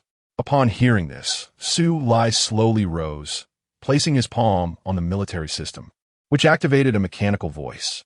"Welcome to the military system, Lord Su Lai. Querying information regarding Ye Linyuan. Currently conducting your query." Ye Linyuan turned his gaze towards the screen. Aware that the military hierarchy was strict and matters involving military secrets were closely guarded. Even though he was now a 6-star general, he could not access information about Ye Linyuan. Ye Linyuan, born in the year 121 of martial path in Jiangbei, possesses exceptional martial talent, achieving martial sage status within a century, and subsequently became the marshal of the military in year 271 of martial path. Soon, detailed information about Ye Linyuan began to unfold, including the incident where those devoted to him had become mere shells of themselves. After becoming a martial sage and succeeding in the military, he relentlessly pursued the pinnacle of martial arts, engaging in secretive experiments on various races, conducting genetic research, and even modifying himself. Su Lai stared at the screen and slowly spoke. Modifying oneself with alien genes? Ye Linyuan was momentarily taken aback, finding it hard to believe. After all, this was undeniably a shocking matter. Su Lai nodded and continued. Eventually, he did achieve some results, utilizing alien genes to surpass the 9th level of martial sage. Yet, the distance to divinity remains insurmountable. To bridge this chasm, he forged an alliance with the alien races, acquiring their methods of augmenting strength through plunder. By seizing the spiritual essence and lifespan of others, he sought to enhance his own power. Once those individuals became mere husks, he would partition his spirit within them, transforming them into his most devoted acolytes. Ye Linyuan furrowed his brow, This method bore an uncanny resemblance to the abilities of the undead. And what of Ye Tai? What exactly is he? Sulai shook his head and replied, I do not know, but to gain entry into the military and hold the position of general, one must undergo rigorous scrutiny. However, it cannot be denied that his close ties with the alien races may bestow upon him certain unique powers.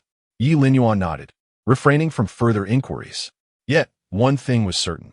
Ye Linyuan had no genuine connection with the Ye family. Otherwise, given the transgressions of that individual beyond the borders, Xiao Shan would not have so resolutely declared that if he did not return, he would become the next marshal of the military. Many in the capital now cast their gaze upon you. Ye Linyuan, your burden is not light. Sulai regarded him solemnly. Ye Linyuan comprehended the gravity of the situation, understanding the machinations of those martial aristocratic families that conspired with the alien races and the forces beyond the borders. If these individuals were not purged, the future of humanity would be bleak. I understand, Ye Linyuan stated. Upon hearing this, Sulai ceased further discussion, simply saying, prepare yourself. The battlefield is about to commence. You have only 3 days. The battlefield of myriad races. For those participating in the grand competition, the hope of claiming the first position had all but evaporated. They were acutely aware of the presence of a prodigy like Ye Linyuan. With even a martial saint slain, what could they possibly do to contend for the top spot? Yet, on the battlefield, slaying enemies could yield military accomplishments, significantly aiding future promotions. Moreover, all participants would receive rewards from the military. In the desolate mountains, the bodies of various alien beasts fell, their lifeblood staining the earth as blades flashed through the air. Clad in military attire, Ye Linyuan's countenance was stern. Concurrently, a series of system notifications resonated in his mind. Ding! Congratulations, host, for slaying a true dragon-level alien. Reward: 1 year of vitality. Ding! Congratulations, host, for slaying a true dragon-level alien. Reward: true dragon-level martial arts. As these notifications resonated continuously, Ye Linyuan felt his vitality and cultivation steadily solidifying and enhancing. Even the martial techniques he acquired were gradually perfected with the system's assistance. Within just 1 day, his cultivation had reached the mid-stage of true dragon level. Ye Linyuan ponderit silently. This battlefield of true dragon level was teeming with true dragon level aliens. The rewards for their defeat were particularly bountiful. At this rate, within 3 days, he would cleanse this battlefield of its alien presence. By that time, his cultivation would surely reach the late stage of true dragon level. At that point, he would be but a step away from becoming a martial saint. Ye Linyuan pondered for a moment before casting aside his hesitation, wielding his long blade towards the alien adversaries in this realm. Within the military headquarters, Sulai sat attentively. On the screen above, Ye Linyuan's merit points were steadily accumulating. In just 1 day's time, his total merit had exceeded 10 million. The discerning eyes of the general and the marshal remained as sharp as ever. At this rate, after vanquishing the dragon-class aliens, his total merit could potentially reach 20 to 30 million. Such merit would undoubtedly warrant a promotion to the 7-star rank. Moreover, considering his overall combat prowess and current level of strength, the 12-star rank was not out of the question. 12 stars, was that not the pinnacle of achievement? Within the military, many were left in awe. It is essential to note that this star rating merely serves as an evaluation, not a true reflection of military rank. To ascend in rank, one must also account for actual battle accomplishments. Sulai withdrew his gaze, coming to understand the reasoning behind Xiao Shen's decisions. However, what did Xiao Shen mean by entrusting the military department to Ye Linyuan, thus completing his mission? Sulai scrutinized Ye Linyuan's profile, lost in contemplation. After all, Ye Linyuan was not the biological son of the Ye family. Chapter 79. The Kyoto Initiative Alien Prodigies. In the face of an urgent situation, each passing day brings about tumultuous changes. Within the battleground of myriad races, the actions of Ye Linyuan have astonished the alien leaders. For the True Dragon clan has suffered significant losses. Those slain were the elite of their lineage. Yet, they dare not intervene directly, for should they do so, Sulai would undoubtedly retaliate fiercely. Angering Su Lai would render the lives of the alien factions on the battleground quite unbearable. This predicament has caused great anxiety among the alien leaders. They cannot simply stand by and watch as their finest warriors are mercilessly cut down by Ye Linyuan. In Kyoto, the major martial families have been exceptionally ostentatious in recent days. Following Xiao Shun's departure, the atmosphere in Kyoto has dramatically shifted. The military has also received intelligence indicating an influx of foreigners into the city. The origins of these visitors have been thoroughly investigated by the military. Consequently, many within the Kyoto military are beset by a profound sense of foreboding. It seems this grand competition is truly aimed at replacing the marshal of the military. I have heard that Ye Linyuan has instilled dread among the alien factions on the battleground, causing them to tremble in fear. This situation cannot persist. The four great martial families have convened. When the battleground of myriad races first emerged, the aliens sought to establish dominion, leading to a monumental conflict. Subsequently, to foster peace and recuperation, a negotiation was held within the borders, resulting in a treaty stipulating that while the aliens could claim territory, their numbers and strength would be stringently regulated. Given Ye Linyuan's prowess, coupled with Su Lai's imposing presence, it is only natural that he appears invincible on the battlefield. The Wang family martial sage sighed, his expression a mix of resignation and gravity. Upon hearing this, the others furrowed their brows. Zhou Tianxiong let out a cold chuckle and spoke nonchalantly. We certainly cannot reveal ourselves, but why not open a passage to allow the aliens to dispatch even greater forces to eliminate Ye Linyuan? At his words, the three other martial sages present turned pale. Are you suggesting we violate the treaty? The Chun family martial sage was visibly shocked. The treaty was established through the direct intervention of an obscure martial lineage, infused with the power of rules. Should the aliens attempt to breach it, they would be met with severe repercussions. This includes Ye Linyuan outside the borders, who is equally bound by these regulations. Should he attempt to enter the inner territory, he would be instantly subdued. This is the very reason the battleground of myriad races has been able to maintain order. Without such constraints, the aliens would enter at will, disregarding any treaty. However, humans are not subject to this treaty's restrictions and can indeed open a passage. With the strength of these martial sages, such an act is feasible. This cannot be allowed, someone exclaimed in shock. The resources of the battleground of myriad races are exceedingly precious, representing the greatest treasure for human martial artists. The treaty is designed to limit the aliens, preventing them from seizing more territory and resources. If we were to violate the treaty and open the passage, permitting even stronger alien forces to enter, the situation is far from simple. The elimination of Ye Linyuan is imperative. However, it bears a striking resemblance to opening the gates and inviting wolves into one's own home. If word of this were to get out, it would be akin to treason. The consequences would be even more dire. Should the myriad races' battlefield spiral out of control, the ramifications would be severe. Zhou Tianxiong's expression turned notably colder, his demeanor eerily calm. If he does not perish, it is we who will meet our demise. Let's not forget that the military harbors 10 martial saints, though they are stationed across various regions and cannot extricate themselves. Once Ye Linyuan truly inherits that position, those martial saints will undoubtedly heed his command. Zhou Tianxiong's words rendered the assembly silent. At this juncture, the four great martial saint families have aligned themselves on the same vessel. Indeed, as Zhou Tianxiong articulated, their peace of mind is contingent upon Ye Linyuan's survival. Very well, let it be so. The marshal from beyond the borders will surely return and take matters into his own hands to reclaim him. Thus it shall be done. The several martial saints reached a consensus. Previously, the great martial saint families had little to no connection with the alien races. However, after their engagement with the individual from beyond the borders, they have inevitably become somewhat entangled. Consequently, shortly after their decision was made, Zhou Tianxiong and the other 3 martial saints found themselves at the border, accompanied by a significant number of alien entities. To their astonishment, the long-coveted myriad races battlefield has indeed been opened by you humans. Among the undead, A figure emanating an aura of death stepped forth, laughing heartily. As his words hung in the air, the surrounding aliens joined in mockery. They had long sought to dominate the myriad races' battlefield, but had found themselves thwarted by existing regulations.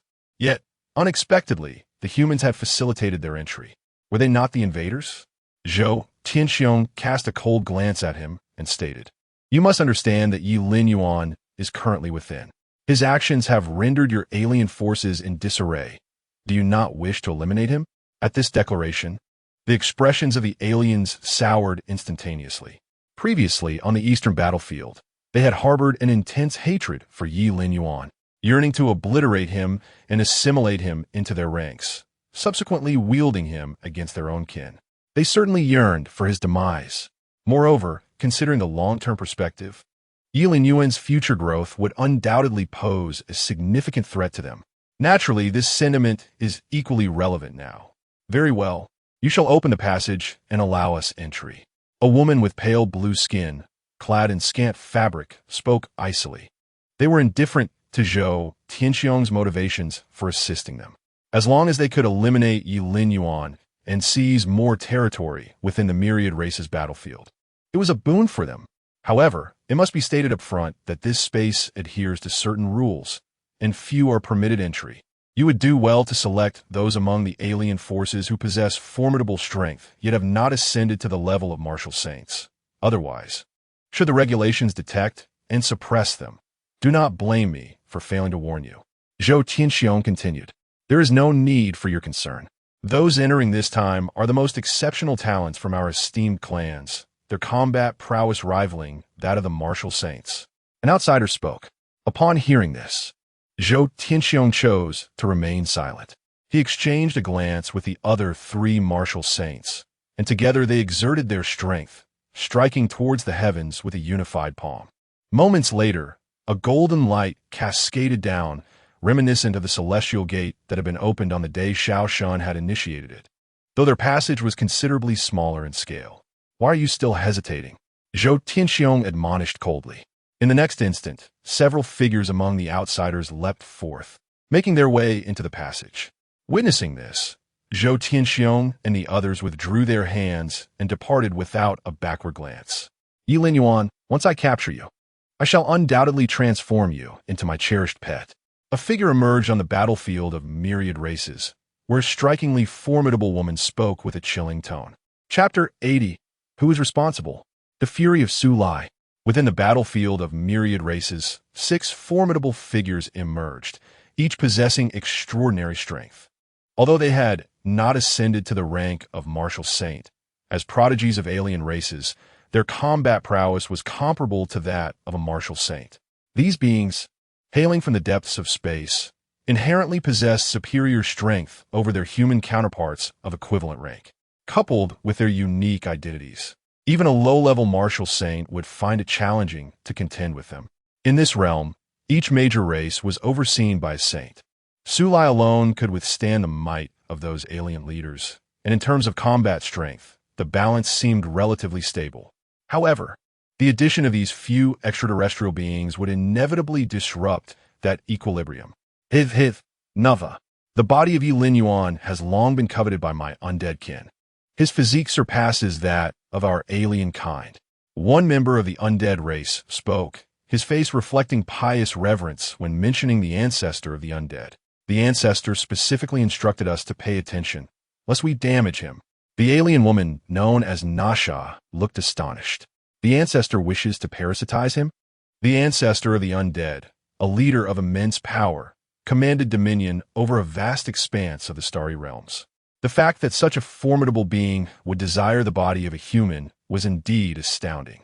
This is not the time for such discussions, you fan. What your undead race desires is of no concern to me. We must unite our efforts to eliminate Ye Linyuan first. Another alien prodigy interjected calmly.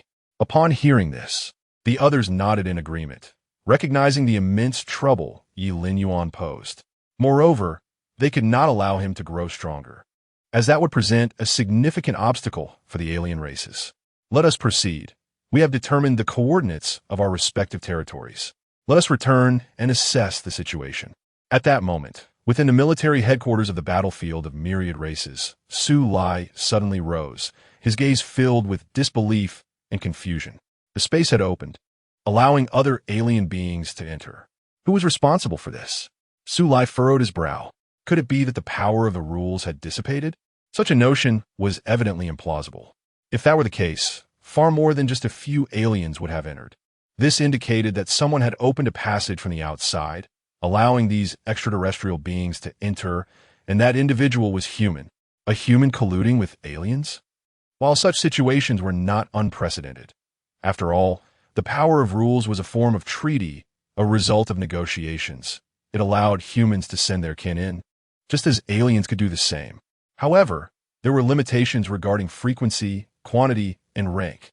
The aliens had already reinforced their ranks during the previous competition, and this occurrence blatantly violated the established rules. Su Lai was instantly engulfed in rage. He was already aware of certain actions taken by several prominent martial saint families from the information relayed from the capital. The opening of a passage from the outside was likely connected to these individuals. Those traitorous beings dared to interfere even in this battlefield. Su Lai slammed his fist onto the table with great force. The entire military headquarters trembled, for the battlefield of myriad races was the most significant resource for martial practitioners, which was precisely why Su Lai had been dispatched to oversee it. The purpose is to ensure that the myriad races on the battlefield cannot carve out more territory for themselves. Now, with the appearance of these foreign beings, the balance of power has been instantly disrupted. With Su Lai's mental acuity, he sensed the prowess of these entities the moment they stepped into the fray. After a brief moment of contemplation, Su Lai's figure flickered and vanished from his original position. He intended to eliminate these foreign beings. He would not allow those capable of disrupting the equilibrium to persist within this realm. Situated on the battlefield of myriad races, near the territory claimed by the foreign beings, Su Lai's avatar surged forth without holding back his strength. The immense force caused the earth to quake and the very fabric of space to shatter. Su Lai. The six figures of the foreign beings paused in midair, their hairs standing on end at the sight of that avatar.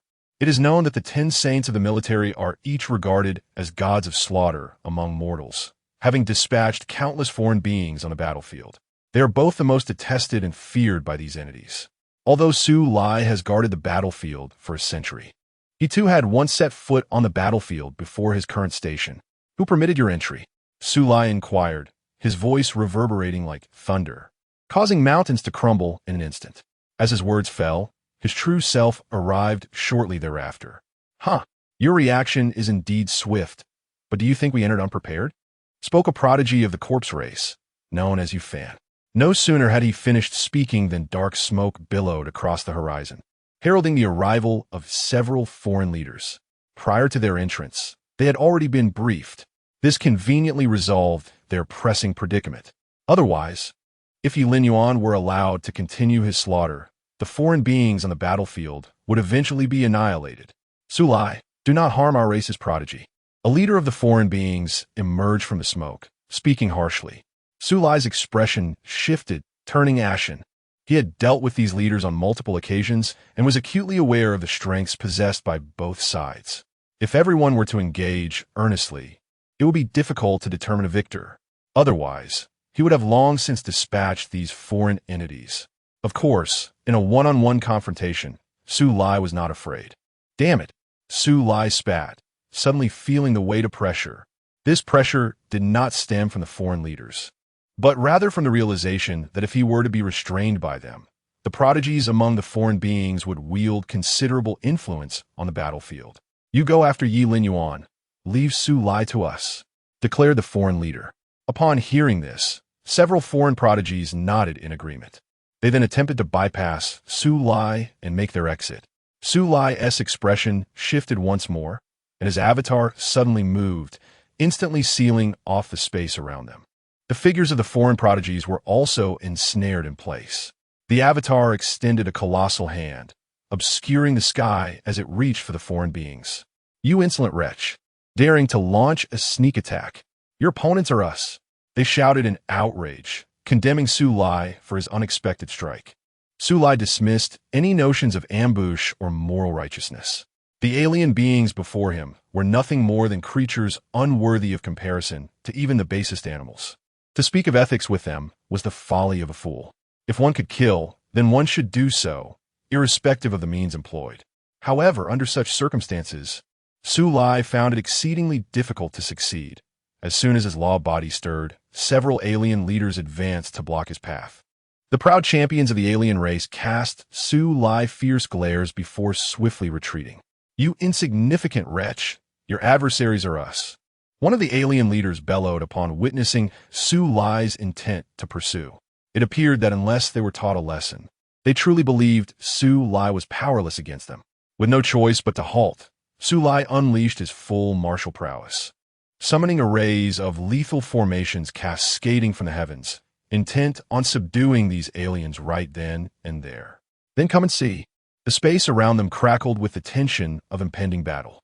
Yet, it was evident that both sides, having maintained their rivalry for many years, had established a clear balance of power, making a decisive victory in this conflict seem unlikely.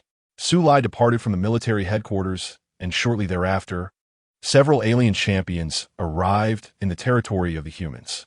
Ye Linyuan stepped forth. Chapter 81. This is yours again, the fragmented territory.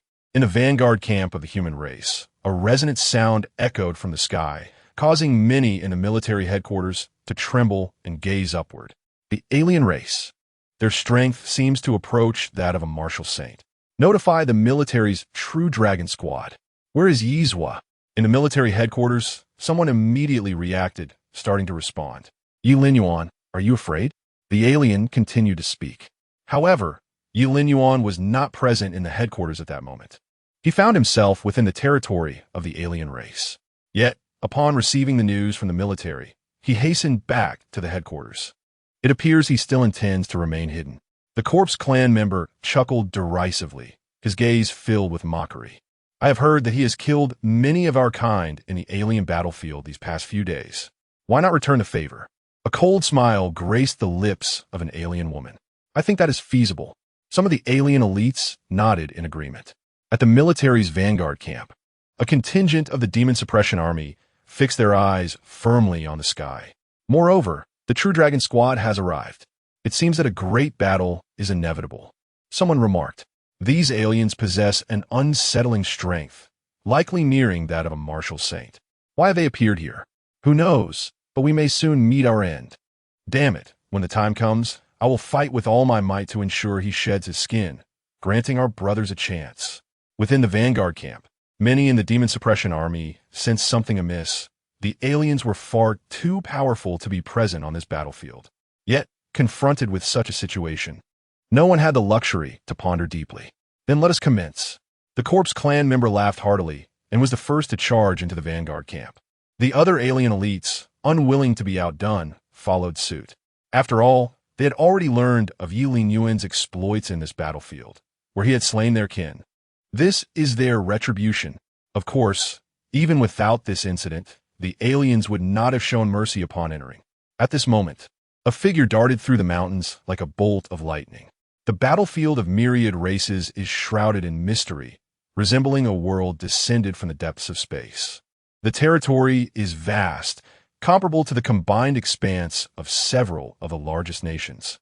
Therefore, even if Ye Linyuan sought to return at the utmost speed, it would take some time, approximately 10 minutes. The vanguard camp had descended into a deathly silence. No sounds emerged, and the air was thick with the stench of blood, littered with countless corpses. When Ye Linyuan arrived, the scene was already in such disarray, and he had made the return journey in just 10 minutes. Witnessing this sight, Ye Linyuan's blood surged, his eyes turning crimson. What on earth transpired?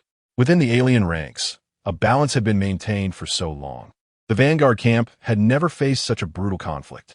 It was as if no one had survived, the vanguard camp utterly decimated. Ye Linyuan took a deep breath and strode forward resolutely. Commander, a faint voice emerged from the mountain of corpses. Ye Linyuan hastened over, clearing the pile, revealing a grievously wounded member of the demon's subduing army, clinging to life. Do not speak. Focus on your recovery, he urged, administering the elixir he carried. Commander, the alien tribes have ventured deeper. Their strength is overwhelming. Su Zhuo is currently restrained by their leader and cannot extricate himself. If this continues, our military will suffer devastating losses. The man continued. Ye Linyuan no dit in aknodit. Understand. Rest well. He positioned the soldier carefully before sprinting towards the depths with utmost speed. Meanwhile, within the human territory, news of the vanguard camp's annihilation had spread, prompting the demons' subduing army to swiftly establish a second line of defense. 6 alien prodigies hovered in the air, their eyes glinting with mockery as they observed the scene. According to the rules of the battlefield, without Su Lai, they were the most formidable force present. Can he truly endure this? Why does he not show himself? One alien chuckled. If he remains hidden, we shall force him out. Let us see how long he can evade us. An alien woman boldly charged into the fray. Faced with the might of these 7, the second line of defense was soon thrown into disarray.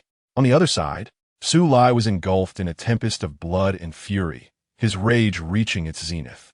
Each of his punches ignited his vitality, as he sought to resolve the battle with utmost swiftness. Ha ha ha! Su Lai, do you see? Do you sense it? Your entire vanguard camp has perished, and soon, all within the second line of defense shall meet the same fate. An alien leader cackled maniacally. What is the matter, Su Lai? Do you wish to flee? I assure you, that is impossible. Another alien leader chimed in. Su Lai's eyes blazed crimson. Those soldiers, those members of the demons' subduing army, were all under his command. Some had even fought alongside him from the outskirts of the battlefield. Yet now, despite expending every ounce of his strength, he found himself unable to conclude this conflict or return to the military. Su Lai, the solution to saving them is simple. Relinquish your human territory. Each of the 7 alien tribes requires merely one city. If you acquiesce, I shall order their immediate withdrawal. One of the alien leaders stated coolly, intent on exterminating the humans on this battlefield and seizing all territory. While they could not achieve total annihilation, the opportunity to carve out more dominion was still within reach. The resources here were irresistible even to the alien tribes. Otherwise, they would not have instigated the Great War to claim a share of the multitude's battlefield. Although a ceasefire had ultimately been reached, the territories acquired by the aliens remained insufficient and desolate. Upon hearing these words, Su Lai trembled violently. Even a stalwart man could not remain unscathed in the face of such a harrowing situation, as his heart ached with the pain of witnessing so many lives extinguished before his eyes. Protecting them was their sacred duty, yet he was powerless to prevent their demise.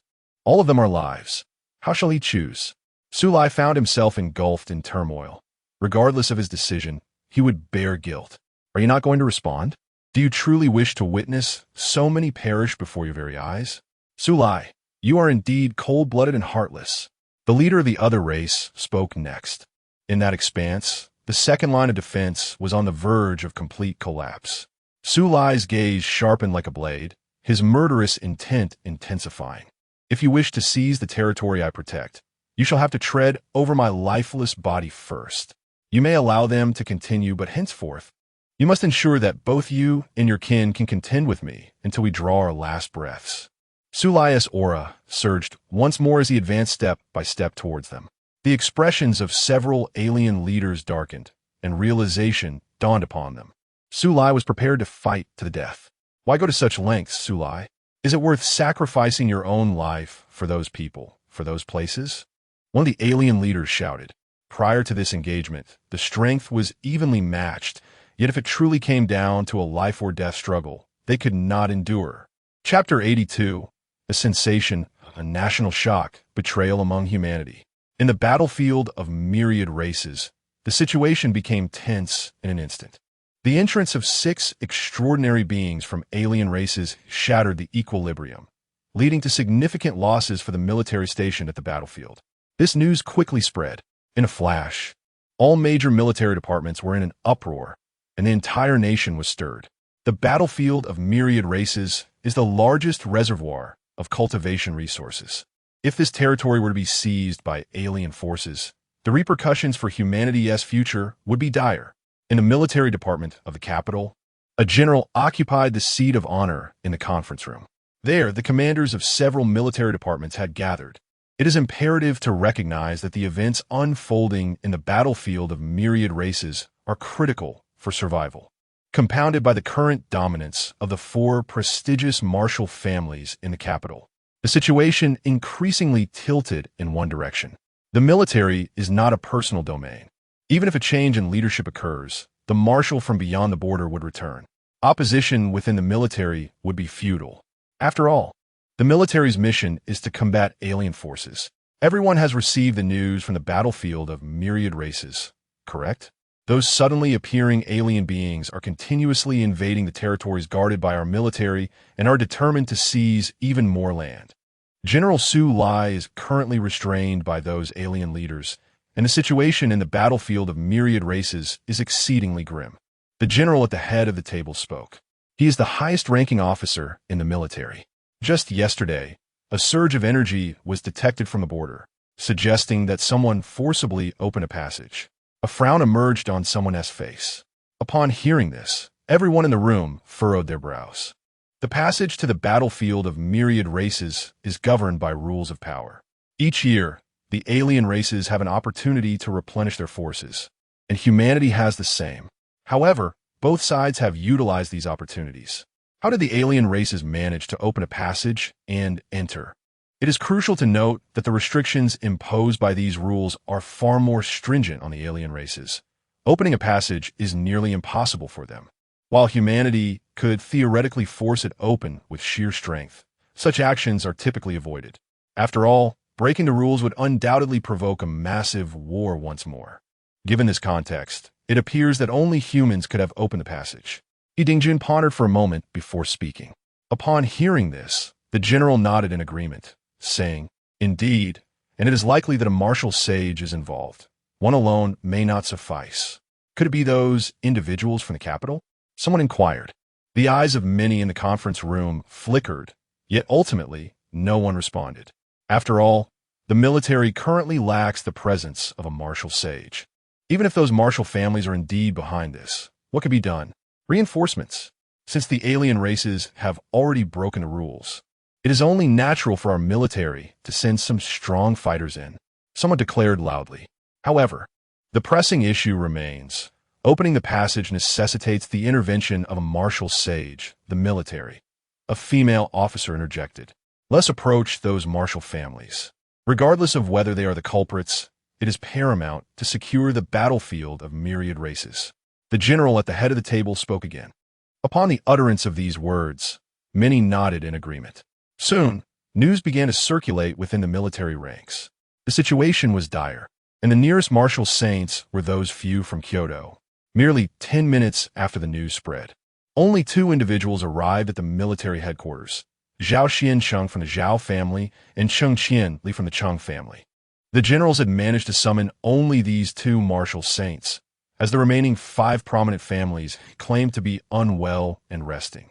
Upon hearing this, the expressions of the high-ranking officials in the military turned a shade of ashen. They had all become martial saints. What ailment could they possibly suffer from? Even if they were ill, it was unreasonable for all to declare themselves unfit for duty. Clearly, this matter must be intertwined with these families of martial saints. The timing of their ailments suggested a reluctance to intervene.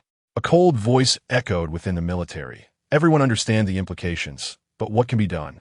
With only 2 martial saints available, it will be a challenge to breach the barriers of understanding.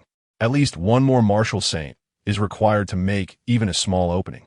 Zhao Xiancheng had already grasped the unfolding events and felt a mix of anger and helplessness. The situation in Kyoto was deteriorating rapidly. The 5 of them stood united, while those from beyond the borders seemed poised to seize control of the military in the coming days. Is there any news from the marshal? Shen Qianli Siga. His face etched with worry. Like Zhao Xiancheng, he had refrained from joining Zhou Tianxiong and his faction at this critical juncture. Yet, the current circumstances were evident to any discerning eye. It was only a matter of time before the military was taken over.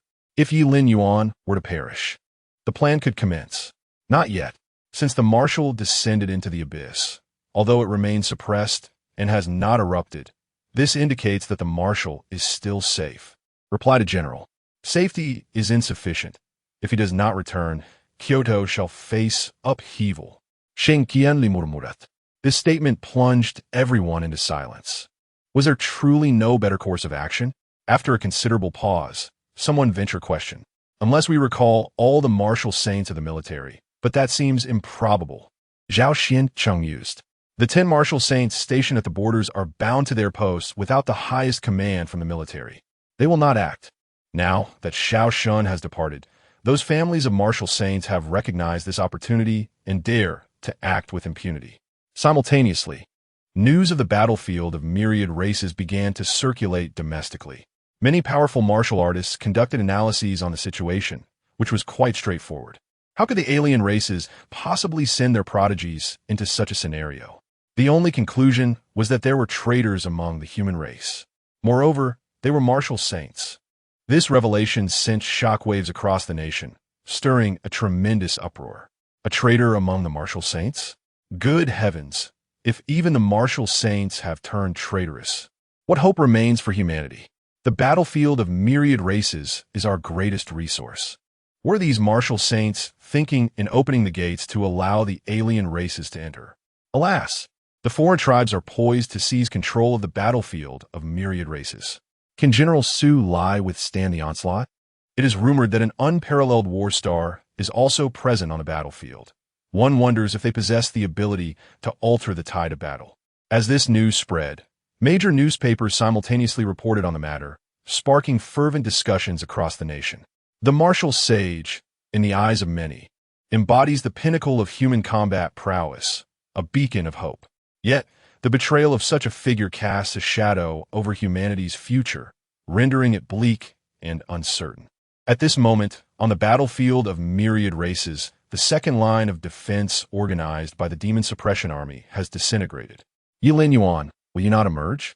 A cold, icy voice declared, belonging to a foreign woman. A few foreign prodigies stood together, observing the beleaguered Demon Suppression Army as they continued to resist fiercely, their lips curling into sinister smiles. Eliminate them.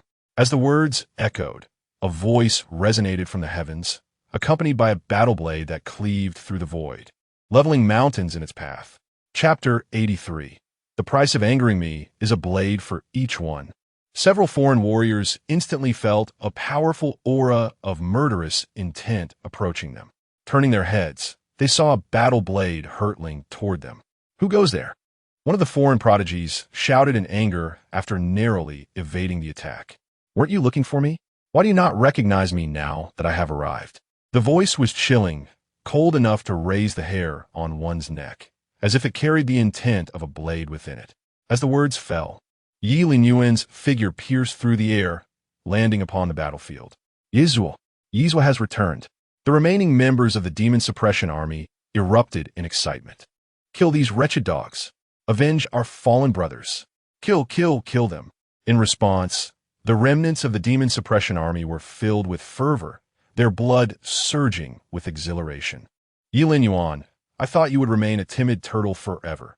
It's about time you showed yourself. One member of the Corpse clan laughed heartily. Their mission was to eliminate Ye Linyuan. What do you think, Ye Linyuan? The Vanguard Corps and the second line of defense have suffered such losses. All of your kind, haha. Do you like the gift we have prepared for you? The foreign woman chuckled, her laughter echoed by her companions, who regarded Ye Linyuan with mocking eyes. Corpse clan, Insect clan, have you succeeded in inciting my wrath? Well done.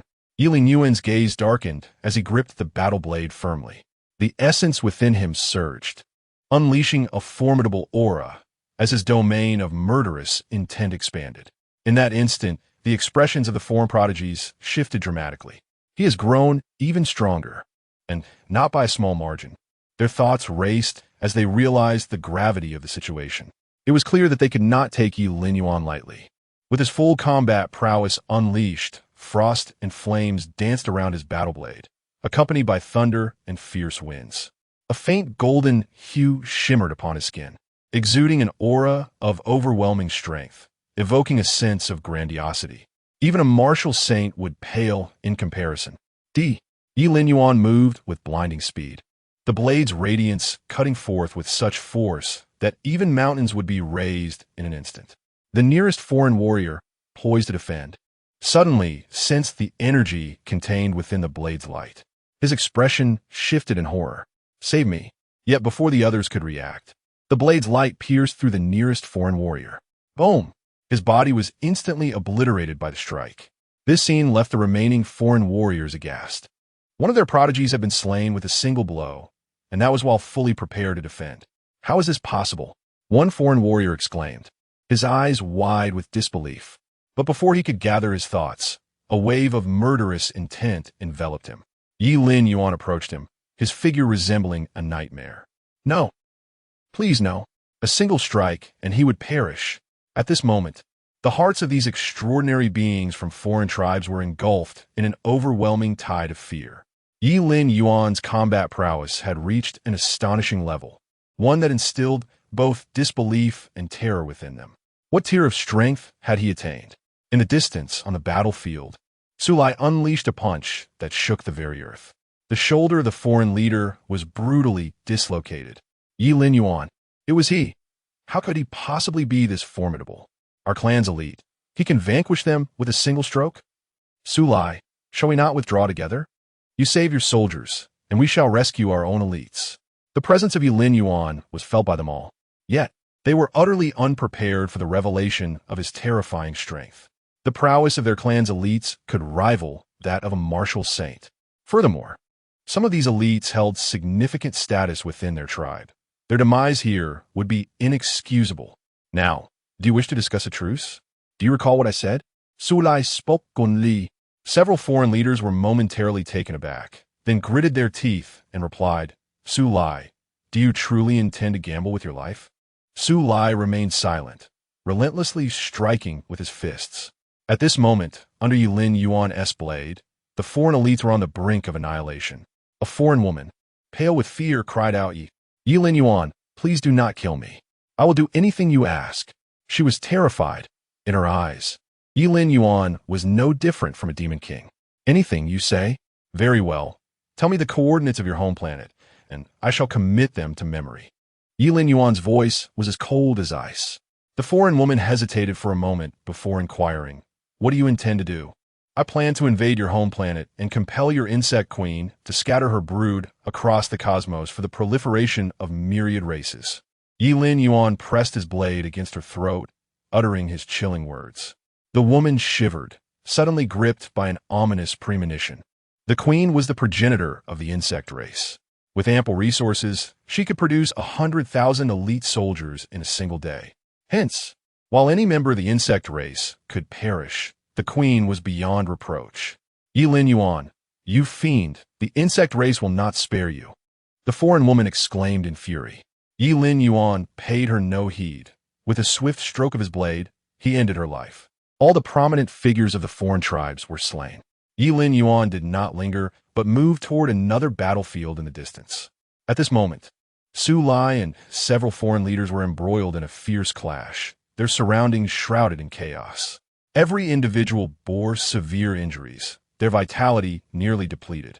Their attacks lacked the vigor of earlier encounters. Ye Linyuan, how dare he slay our clan's elites? He must pay. The foreign leader realized this and let out a roar of fury. You would do well to concern yourself with your own fate first. With that, the echoes of battle continued to unfold. Ye Linyuan soared through the air, his gaze as cold as ice. The current state of the several leaders was far inferior to their peak moments. If one were to assess their strength, it would likely be only at the level of a 4th or 5th rank martial saint. "Ye Linyuan, do you still dare to approach?" spoke one of the alien leaders, his eyes sharp and voice resounding. "I not only dare to come, but I also intend to slay you." Ye Linyuan replied, his demeanor indifferent, the aura and killing intent emanating from him no jest. This caused the expressions of several alien leaders to shift. "Ye Linyuan, do you truly intend to kill us? Are you aware of your actions?" One alien leader exclaimed sternly, "The rules have long been established. If you were to kill us, our race would never let you go. Do you not fear igniting a second great war between our peoples? The death of an alien leader would signify the loss of territory occupied within the myriad races' battlefield. Thus, What would become of the large-scale wars fought for the sake of territorial claims if such a treaty were rendered void? Would it not become meaningless? Consequently, the power dynamics within the myriad races battlefield remained balanced. Even Sulai could not eliminate these alien leaders entirely. Otherwise, the aliens would surely go mad. I care not for your wars or treaties. You are invaders by nature. If I do not slay you, will there be no war? Ye Linyuan coldly retorted, and in the next instant, his figure abruptly appeared before them. Sulai, witnessing this, felt a stir within him, yet ultimately remained silent. Chapter 84. The action begins. A change in military leadership. Ye Linyuan approached the leaders of the alien tribes. After the fierce battle with Sulai, these leaders had suffered considerable depletion, and their strength had significantly waned. Faced with Ye Linyuan unleashing his full combat prowess, all the alien leaders were struck with astonishment. The murderous intent emanating from Ye Linyuan was no jest. Sulai, why do you not intervene? As Ye Linyuan's eyes gleamed with a fierce determination. Any pleas for restraint fell on deaf ears. The alien leaders were left with no choice but to place their hopes on Sulai, for in their eyes, Ye Linyuan was far too young and unable to discern the gravity of the situation. They understood that should they perish, the alien tribes would surely unleash an even greater war, for the resources of the myriad races battlefield had come at an exorbitant cost. How could they simply relinquish it? Sulai watched intently. He was acutely aware of the consequences should these alien leaders fall. Yet, he remained silent, making no attempt to intervene. These aliens deserve their fate, as did those from the martial families colluding with them. Sulai, have you lost your mind? The alien leaders, witnessing Ye Linyuan's relentless advance while Sulai remained unmoved, could not help but cry out in despair. Now, they trembled in fear, having never anticipated their dire fate when they ventured into this star domain. A chilling voice echoed in their ears. Ye Linyuan was drawing near, the coldness of his blade piercing and radiant. Swish! As the blade flashed, several alien leaders attempted to resist, but they were now merely at the level of third or fourth-tier martial saints. Confronting Ye Linyuan in his current state was an insurmountable challenge. Simultaneously, the voice of the system resonated within Ye Linyuan's mind. Several alien prodigies, several alien leaders. These were significant catches for him, and the rewards promised were exceptionally bountiful. At the early stage of true dragon level, coupled with these rewards, a breakthrough to martial saint would be but a step away. However, Ye Linyuan did not allow his excitement to take hold. Instead, he turned to Sulai. General, are you unscathed? Sulai shook his head and replied, I am fine, merely fatigued from excessive blood loss. A period of rest will suffice. After a moment of silence, Sulai continued, with the alien leaders' deaths in the myriad races battlefield, the aliens will not relent. You must leave quickly. The military needs someone to oversee the situation. If we can locate the marshal, that would be ideal. Upon hearing this, Ye Linyuan nodded. He was well aware of what killing these alien leaders signified. But could mere acquiescence and allowing the aliens to dominate the myriad races battlefield bring about peace? Would lives be spared? Clearly, that was impossible. I understand. In the capital, news of the myriad races battlefield had yet to fully circulate. The major martial families remained fixated on the moment the alien prodigies entered the battlefield.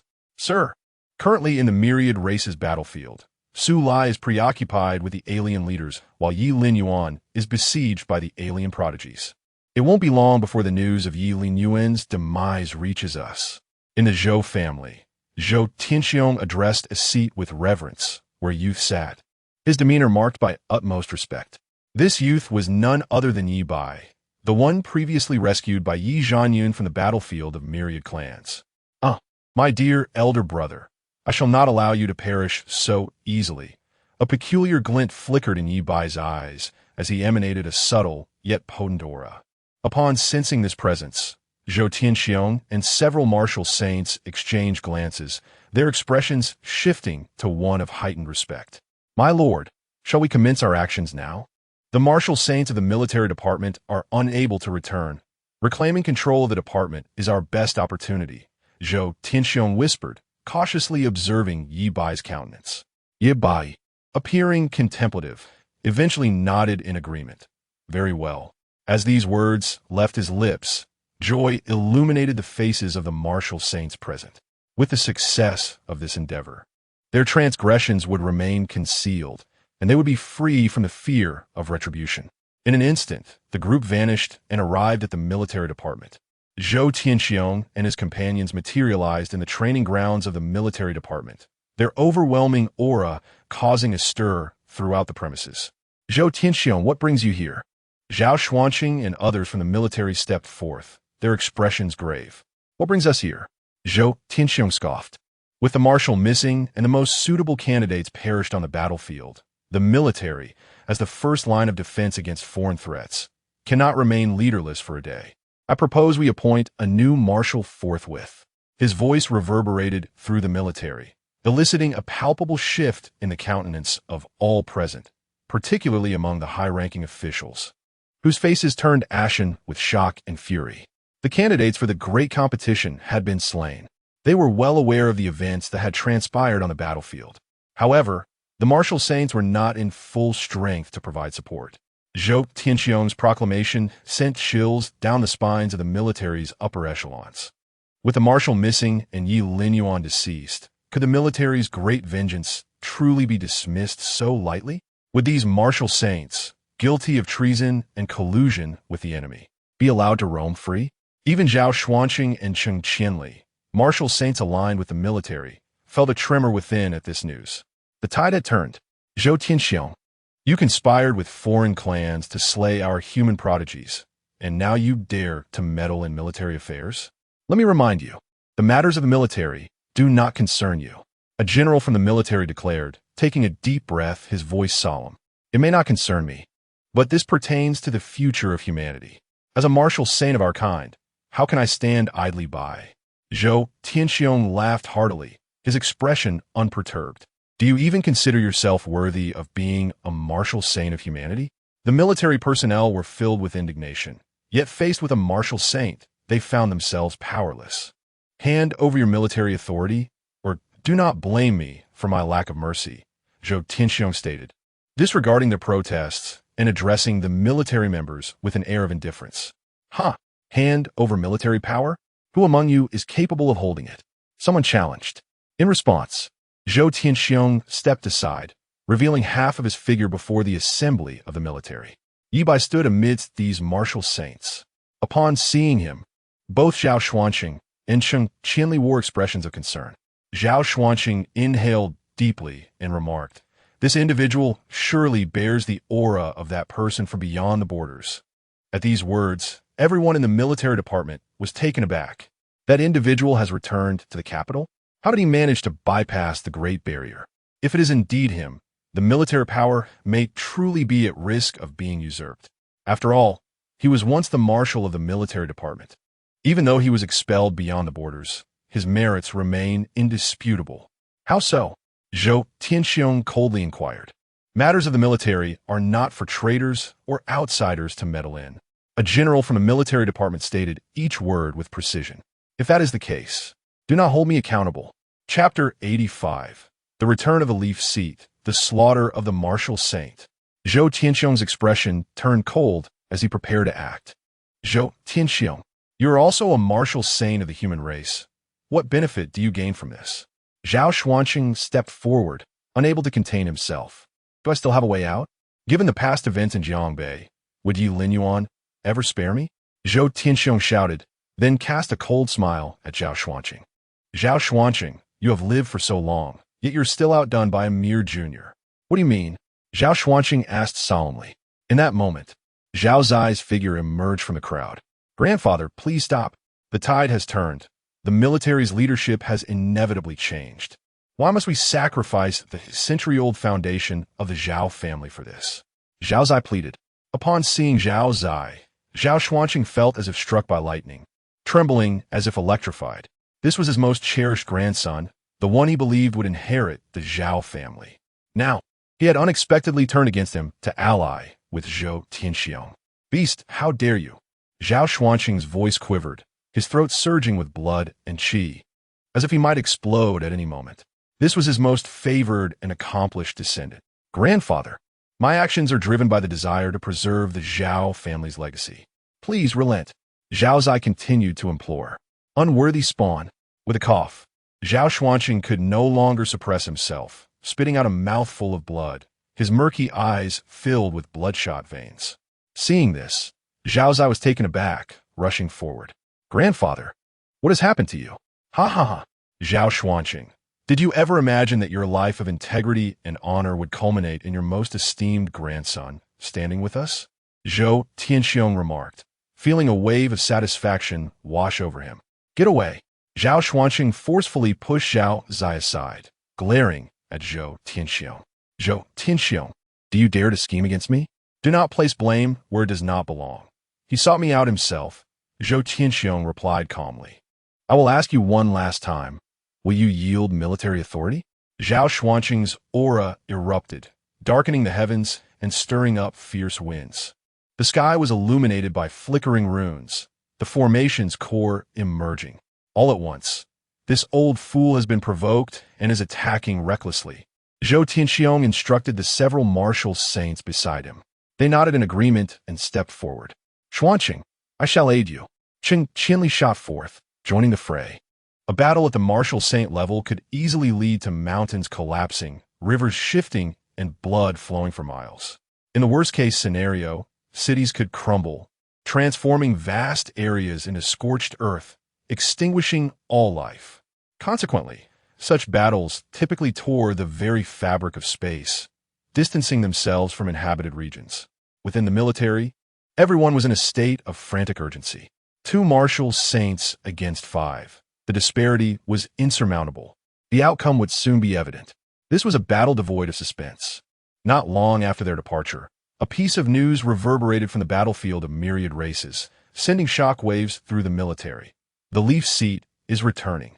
Simultaneously, the news reached the ears of several renowned martial saints. Upon exiting the spatial realm, the expressions of Zhou Tianxiong and the other martial saints shifted dramatically. That beast, astonishingly, had survived. Zhou Tianxiong was enveloped in disbelief. How could he have emerged alive amidst the onslaught of several exceptional beings from other races? This was utterly remarkable. Yet, it was precisely this resilience that deepened the worries and fears of Zhou Tianxiong and the other martial saints. If he were to mature further, what chaos would ensue? Let us not concern ourselves with those 2 for the moment. Our priority is to eliminate Ye Linyuan. Zhou Tianxiong disregarded Zhao Xuanqing and Cheng Qianli. In comparison, Ye Linyuan posed a far greater threat. Should he return to take command of the military, all their plans would be in jeopardy. Agreed. The assembly of saints nodded in unison and hastened towards the battlefield's exit. Zhao Xuanqing and Cheng Qianli, witnessing this, promptly followed suit. As the space trembled, a rift opened. Ye Linyuan emerged from within, entirely unaware of the current turmoil in the capital. However, he recognized the urgency of returning to the military headquarters. Just as he prepared to depart, an overwhelming murder intent permeated the air, and a colossal hand descended from the heavens. The sheer force of it flattened the surrounding mountains upon contact. Ye Linyuan was caught off guard by this sudden attack, and evading it had become nearly impossible. Boom! The handprint struck down, obliterating the mountains and creating a vast pit in the earth. Although Ye Linyuan unleashed his full combat prowess, comparable to a level 4 or 5 martial saint, Zhou Tianxiong and his ilk were all at level 6 or above. Moreover, Ye Linyuan had yet to assimilate the numerous rewards acquired from the battlefield. Consequently, he was struck by this blow, his mind swirling and ears ringing, with blood trickling from the corner of his mouth. You little wretch, prepare to die. Zhou Tianxiong was the first to appear in this space, launching lethal attacks without hesitation. Zhou Tianxiong, the old beast, has fear finally taken hold of you? Have you no shame, striking at a true dragon martial artist? Ye Linyuan wiped the blood from his mouth, sneering. Your words are bolder than your strength. Even at death's door, you dare to boast. As Zhou Tianxiong's palm came crashing down, this lethal strike could obliterate a small asteroid even in the vast cosmos. Not only that, but the martial saints from the Chen family also arrived, fully aware of Ye Linyuan's unusual strength. Thus, they approached with utmost caution. Two level 6 martial saints were determined to ensure his demise. The Chen family martial saint similarly unleashed a strike, equally formidable as Zhou Tianxiong's. With both martial saints activating their domains, Ye Linyuan found himself completely immobilized, unable to budge an inch. "This is bad, quickly evade." In the distance, Zhao Xuanqing and Cheng Qianli, though anxious, found their path obstructed by the remaining 3 martial saints. They were unable to assist. "You little wretch, die!" Zhou Tianxiong taunted coldly. "You esteemed martial families truly exude authority." A voice echoed from the exit of the battlefield. Following that, a foot stepped through the rift, and then a formidable figure descended. "Su Lai, without the command of the military, how dare you emerge? Are you not afraid that those from the other races will seize the opportunity to invade?" Upon witnessing this, Zhou Tianxiong's expression changed dramatically. Su Lai is a 7th level martial saint. The reason he has been so reckless in the capital these past few days is that he knows the martial saints of the military cannot mobilize without orders. Yet, he did not anticipate that Su Lai would appear at this moment. Su Lai's avatar faced the domains of the 2 adversaries as if traversing an uninhabited realm. Protecting Ye Linyuan. When the 2 attacks struck Su Lai's avatar, he could not help but emit a muffled groan. After the previous battle, his vitality had not yet replenished. He was injured.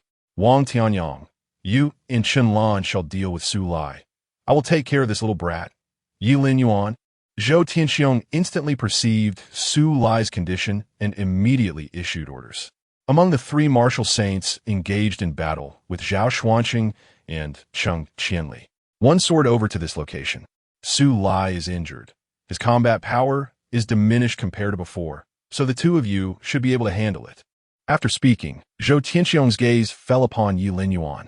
"Little brat, let us see how you escape this time." Chapter 86. The Self-Destructing Dharma Image. He dares to invite foreign tribes into the capital. As Zhou Tianxiong's words fell, the situation became crystal clear. Zhao Xuanqing and Cheng Qianli were restrained by 2 martial saints, while Su Lai, despite his formidable strength, had recently endured a fierce battle on the battlefield of myriad tribes. His vitality had yet to be replenished, and his injuries were not fully healed. Thus, facing 2 martial saints proved to be quite a challenge for him at this moment. However, as a member of the military, Zhou Tianxiong's willingness to act openly signified his intent to sever ties. Moreover, he bore a lethal intention toward Ye Linyuan. "Now, let us see who can aid you." "Ye Linyuan." Zhou Tianxiong chuckled darkly. He then extended his massive hand directly toward Ye Linyuan. As a 6th level martial saint, Zhou Tianxiong was formidable, and even in his fully unleashed state, Ye Linyuan could only match the strength of a 3rd or 4th level martial saint. Facing a 6th level martial saint was undeniably daunting. Yet, escaping from such a powerful assault was nearly impossible. Ye Linyuan, cautious and alert, fully unleashed his power, his body enveloped in a faint golden hue. It was this very physical prowess that had allowed him to survive in the abyss. Clang! As the massive hand collided with his body, a sound akin to metal striking metal reverberated through the air, accompanied by the faint sound of cracking. A tiny fissure appeared upon Ye Linyuan's skin. Such a resilient physique. "It's no wonder you managed to survive the abyss. Had I known, I would have thrown in a few more bombs to ensure your demise down there." Zhou Tianxiong's expression revealed surprise. He was acutely aware of the power behind his strike. Any ordinary true dragon-level warrior would have been reduced to ashes in an instant. Even a low-level martial saint would be gravely injured. To his astonishment, Ye Linyuan had managed to withstand it. "Zhou Tianxiong, if you fail to kill me today, I shall annihilate your entire family." Blood trickled from the corner of Ye Linyuan's mouth. This strike had wounded him. If this continued, it was only a matter of time before he could no longer endure. Su Lai cast a sidelong glance at Ye Linyuan's condition, his gaze icy as he regarded the 2 martial saints before him. "What audacity you possess to strike at me." Su Lai Uta Gun Li. Previously, these powerful martial saint families had treated him with utmost respect. They wouldn't dare to act against him, let alone speak loudly in his presence. Simultaneously, Su Lai recognized that Ye Linyuan could not hold out much longer. He needed to resolve this predicament swiftly. After a moment of contemplation, Su Lai's vitality surged dramatically. The Dharma image towering into the sky radiated an ever-growing brilliance. Su Liyu, have you lost your mind? You are risking half your strength with this Dharma image. Should you self-destruct, your power will plummet to that of a true dragon. The two martial saints suddenly changed their expressions and exclaimed loudly. Upon hearing this, everyone halted, including Zhou Tianxiong. No one had anticipated that Su Lai would choose to self-destruct his Dharma image. That was the very foundation of becoming a martial saint. Retreat. The martial saints, sensing the gravity of the situation, did not hesitate for an instant and quickly retreated. However, the avatar of the martial sage moved with astonishing speed, capturing the two martial sages effortlessly. The explosion of the martial sage's avatar wielded destructive power comparable to that of a nuclear weapon. Zhou Tianxiong's expression shifted, a flicker of panic creeping in his heart. If Su Lai was determined to keep him here, his life would be in jeopardy. Casting a glance at Ye Linyuan, Zhou Tianxiong hesitated for a moment before retreating hastily. Zhao Xuanqing and Cheng Qianli, confronted by their own martial sages, also fled, swiftly bringing Ye Linyuan away with them. Bang! Shortly after their departure, a massive explosion rocked the space. Su Lai, by detonating his avatar, eliminated the two martial sages and simultaneously resolved the immediate threat. In Kyoto, Zhou Tianxiong was acutely aware that he had squandered his final opportunity to slay Ye Linyuan. Once one returned to the military headquarters, matters would become exceedingly complicated. As long as the military did not hand him over, he would truly be at a loss. Given Ye Linyuan's prodigious talent, the military would undoubtedly hold him in high esteem. Even in the face of martial sages, there would be others willing to step forward. Moreover, Zhou Tianxiong had his own reservations. To kill someone from the military? One or two might be manageable, but could he really eliminate so many high-ranking officials? It should be noted that the military is humanity's guardian spirit. It serves as the first line of defense against foreign tribes and beasts. If he were to unleash a massacre within the military, he would be pitted against the entire nation. My lord, the situation has become quite precarious. Su Lai's self-detonation has spared Ye Linyuan's life. Now that he is within the military, we find ourselves at a disadvantage, Zhou Tianxiong respectfully informed Ye Bai. Upon hearing this, Ye Bai could not help but smile lightly. Those two martial sages outside the borders are still within your Zhou family, are they not? Since you are unable to act, allow us to take care of it. With Su Lai's avatar shattered and his realm diminished, there are only two martial sages left in the military, Zhao Xuanqing and Cheng Qianli. The two martial sages outside the borders will suffice to handle the situation. At that time, you need not engage the high-ranking officials of the military. Simply turn the military upside down and locate Ye Linyuan to eliminate him. Surely, this task should be easy for you? Ye Bai continued. Zhou Tianxiong and the other two martial sages exchanged troubled glances. Was this not essentially compelling them to act? Rest assured, this matter will remain under wraps. And you have no choice in the matter. Ye Bai pressed on. Hearing this, Zhou Tianxiong reflected on his circumstances. Having come this far, did he truly have a way out? Very well. At the military headquarters, a group moved back and forth. Jiang Ye had been summoned by the military overnight and was personally received by Zhao Xuanqing. The martial sage made the round trip in under an hour. Soon, Jiang Ye emerged from his room, and military officials approached him. General Su's avatar is fractured, and he previously suffered from a depletion of vital energy, which has harmed his martial foundation. While I have managed to preserve his life, it will be exceedingly difficult for him to advance in martial arts in the future. Moreover, his vitality will continue to wane, inevitably leading him to become a frail old man. Jiang Ye sighed. The explosion of the avatar and the preservation of life was already a miracle. Zhou Tianxiong, this wretched creature dared to lay a hand on our military personnel. Among the high-ranking officials of the military, fury surged. Su Lai, as the second most formidable force of the military, faces a devastating blow if his realm and vitality continue to decline. This represents a significant weakening for the military. Although the high-ranking officials are seething with anger, the foremost combatant has vanished, and the second has been rendered incapacitated. The military has suffered its most considerable losses in nearly a century, and astonishingly, not due to an external enemy. General, The pressing concern now is how to respond, for Zhou Tianxiong will not rest until he seizes control of the military. Someone spoke up. The high-ranking officials nodded in agreement, and one inquired, "Where's Commander Yi? What is his current location?" It is vital to remember that when Xiao Shun departed, he declared that if he did not return, Ye Linyuan would become the next marshal of the military. Chapter 87. Request from Marshal Yi, Ascension of the Eight Saints. Ye Linyuan sat with an icy demeanor in a conference room of the military headquarters, reflecting on the recent chaos caused by Su Lai's self-detonation and Xiao Shun's disappearance. All of this was intricately tied to that old dog, Zhou Tianxiong. If only he had a few more days to assimilate the gains from the myriad clan's battlefield and ascend to martial sage, he would be more than capable of eliminating Zhou Tianxiong. However, the urgency of the situation left no room for delay. Zhou Tianxiong could strike at any moment. He dared not immerse himself in cultivation. Bang! The door burst open.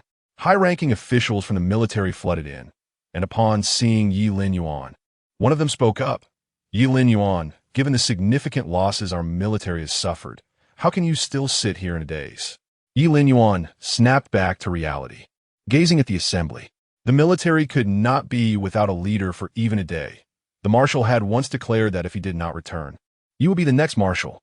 Ye Linyuan, the crowd exclaimed in unison. With a resolute leader, the military would have a fighting chance. If Zhou Tianxiong were to learn of Ye Linyuan's status as marshal, he would think twice before making a move. "Please, Ye Linyuan, assume the mantle of marshal." "Please, Ye Linyuan, assume the mantle of marshal." "Please, Ye Linyuan, assume the mantle of marshal." The chorus of high-ranking officials echoed throughout the room. Although Ye Linyuan's achievements and power were somewhat lacking for the role of marshal, his martial talent and potential extended far beyond mere marshaldom. Ye Linyuan's eyes flickered. The military was fraught with peril, and now was not the time for him to decline. Someone must step forward to bear the weight. "Very well." Ye Linyuan nodded, no longer hesitating. Upon his affirmation, the military system instantly recorded his information. It seemed Xiao Shun had anticipated this departure and had prepared accordingly. The moment Ye Linyuan agreed, the military system would automatically register his identity and announce it to the entire army. The first military order. The martial sage of the military is to return to the capital immediately.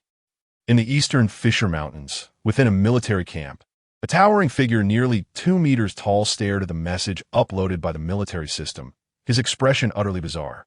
"General, the military has dispatched orders for you to return to the capital immediately," a star general reported loudly. The burly man scoffed. "So that young brat has become marshal, and now he dares to command me? I want to go, I refuse."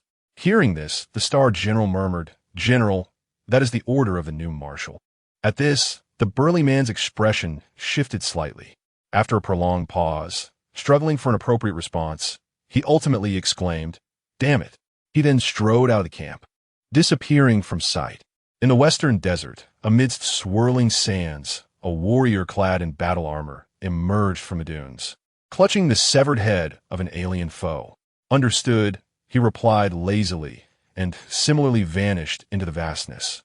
In the northern ice field, in a vast expanse of the sea, countless otherworldly beasts surged forth like a relentless tide, drawn to this realm. A flash of azure blade sliced through the air, imbued with a chilling essence. In an instant, this oceanic domain was encased in icy stillness, trapping the beast within its frozen grasp. A woman clad in pale blue battle armor descended upon the icy plain, sheathing her long blade. Her gaze fell upon the military system, and a fleeting look of astonishment crossed her exquisite features, quickly replaced by a smile before she vanished without a trace. The military command echoed through the ranks. All the martial saints stationed outside received the news and hurried back at once. That night, the military faced a grave threat.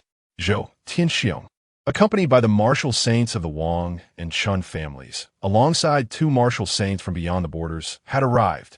"Surrender, Ye Linyuan, and you shall be spared from slaughter," Zhou Tianxiong proclaimed from above the military stronghold, his voice resonating with authority.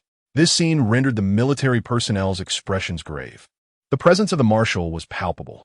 Who would dare to stand above the military? Yet, What unfolded next shocked the military, as well as Zhao Xuanqing and Cheng Qinli even more. Two martial saints had suddenly appeared. These individuals were clearly not from the capital nor from the Xia nation. They hailed from beyond the borders. This revelation caught the military, Zhao Xuanqing and Cheng Qinli off guard. They had believed that with Ye Linyuan's ascension to marshal, Zhou Tianxiong would not dare to act. Even the military personnel were assumed to be safe, given the unique stature of their institution. Yet unexpectedly, Zhou Tianxiong had invited foreign martial saints into the capital. Zhou Tianxiong, the crimes you have committed cannot be atoned for by you alone. Zhao Xuanqing exclaimed in shock. The victor writes history. Who will remember today's events? When the marshal ascends, you shall be the true criminals. Zhou Tianxiong scoffed dismissively. Why waste words? If you're not inclined to publish, then surrender him to me. One of the foreign martial saints stepped forward, speaking with a calm demeanor. Upon hearing this, Zhou Tianxiong ceased his chatter. Very well. The two foreign martial saints descended swiftly, their eyes fixed upon the upper echelons of the military. As they brandished their weapons, Zhao Xuanqing and Cheng Qinli stepped forward with grave expressions. Meanwhile, Zhou Tianxiong scanned the scene, searching for Ye Linyuan's presence. I thought you were hiding in fear. This is better. It spares me the trouble. Soon, Zhou Tianxiong's gaze locked onto Ye Linyuan, his expression darkening. Ye Linyuan observed the unfolding scene with a cold stare. Remaining silent, Zhou Tianxiong, too eager to engage in idle chatter, was consumed with the desire to eliminate Ye Linyuan, a thought that haunted his dreams. He lunged toward Ye Linyuan without hesitation. A battle in the military was imminent. In the capital, all eyes were raised towards the military stronghold, their faces etched with astonishment. Shortly thereafter, a thunderous roar echoed from within the military. Who dares to wreak havoc within the stronghold? An overwhelming presence surged forth, accompanied by a long spear on the training grounds, prompting everyone to instinctively turn around. A figure radiating with divine light emerged from the shadows, akin to a sun traversing the night sky. A saint, yet another saint. Indeed, it is Zhang San from the military. How could he have suddenly returned to the capital? Zhou Tianxiong's expression shifted, for the military's martial saint typically remains stationed in a critical location, and abandoning one's post could lead to severe repercussions. Yet, what is merely one martial saint to fear? Remarked the martial saint from beyond the borders. Zhou Tianxiong nodded. At this juncture, it was kill or be killed. There was no avenue for retreat. However, before he could finish his thought, an overwhelming aura surged forth. The countenance of Zhou Tianxiong and the other martial saints transformed. They turned towards the source of the ominous energy, only to sense something amiss and shifted their gaze in another direction. Yet soon they realized front, back, left, and right, no. From all directions, the presence of martial saints was encroaching upon them. Each formidable figure, like a blazing sun, hastened towards the military headquarters with astonishing speed. In an instant, 8 saints appeared in the sky. Chapter 88. The banner rises, the reckoning begins. In the skies above the military department, the 8 sages manifested, akin to colossal suns bearing down, causing a tremor in the hearts of all present. Among the 10 sages of the military, 8 had now appeared. To be precise, it should be 9, as Su Lai was still recuperating after losing his physical form, while Xiao Shun had vanished after entering the abyss. Zhang Shani, Su Paofeng, how could you suddenly return? Zhou Tianxiong felt an unsettling shift within him upon witnessing this scene. It is crucial to note that the audacity with which he had flaunted his presence in the capital, disregarding the military, stemmed from 2 factors: the backing of that martial saint from beyond the border and the military's martial saints guarding the strongholds, who could not act without orders. Otherwise, the foreign tribes could exploit the opportunity, leading to the fall of cities. Zhou Tianxiong, I once advised the marshal to expel your Zhou family, but he, considering you a martial saint, believed you would contribute to humanity. Who could have foreseen you would betray us, colluding with outsiders and foreign tribes? Daring to strike against the military now? The burly man hovered in the air, his voice reverberating powerfully. Zhang Yu, do not cast aspersions upon me. You guard the human strongholds, yet now abandon your posts, unafraid of foreign incursions? What are the cities behind the strongholds? What are the humans who dwell there? Zhou Tianxiong's complexion turned ashen. The appearance of the 8 sages had disrupted his plans. Gentlemen, there is no need for further discourse. Execute the traitors. Ye Linyuan stated coolly. Upon hearing this, a general from a military hesitated and replied, Commander Yi, while these individuals have committed heinous crimes, their combat prowess is formidable. Would it not be better to send them to the front lines to slay enemies? The 7 great martial saint families of the capital, though not representative of humanity's pinnacle strength, were nonetheless martial saints. Given the current situation, every loss of a martial saint would significantly impact humanity. Thus, his logic was straightforward. Allow Zhou Tianxiong and the others to expend their remaining strength. If they dared to conspire with outsiders and foreign tribes today, what if they turned against us when placed at the front lines? Ye Linyuan replied coldly. Upon hearing this, Zhou Tianxiong could not help but interject, Ye Linyuan, do not incite discord. We, as martial saints of humanity, would never betray. As long as you spare our lives, we shall bravely fight at the front, and we can at least serve as guardians of a region. The situation was now set. The 8 martial saints of the military had personally descended, and their combined strength far surpassed Zhou Tianxiong and his compatriots, who numbered merely 5. Moreover, the military's martial saints had forged their strength through battle, making them far superior in combat capability. Even with equal numbers, Zhou Tianxiong's chances of victory were slim. Kill. Ye Linyuan commanded immediately. Upon hearing these words, the military's martial saints nodded in agreement, and in an instant, 8 terrifying auras descended upon them, draining the color from Zhou Tianxiong and the other martial saints' faces. The odds against 8 martial saints were effectively non-existent. Damn it, this little wretch clearly intends for us not to survive. Fight our way out. Zhou Tianxiong shouted in desperation. In the present circumstances, a desperate struggle may still offer a glimmer of hope. To surrender without resistance is to invite certain death. With a resounding crash, Zhou Tianxiong and the formidable martial saints by his side manifested their avatars, illuminating half the night sky. The 8 martial saints from the military maintained an unruffled demeanor.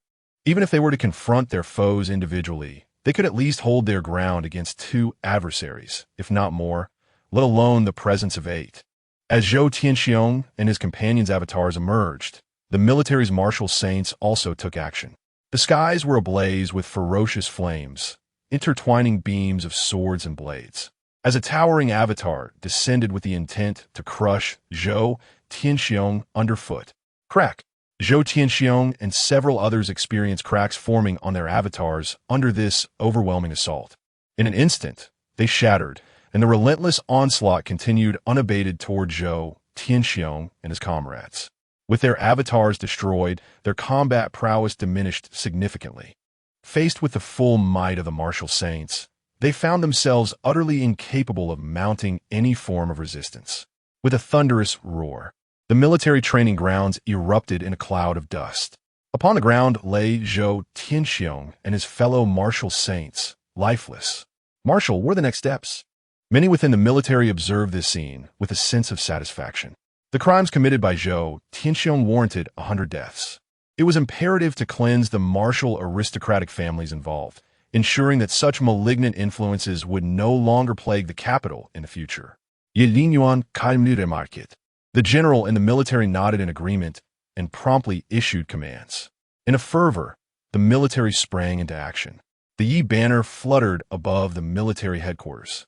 As numerous strong warriors emerged, their destination set on the martial aristocratic families. Within the military, after the 8 martial saints dealt with Zhou Tianxiong, they bid farewell to Ye Linyuan.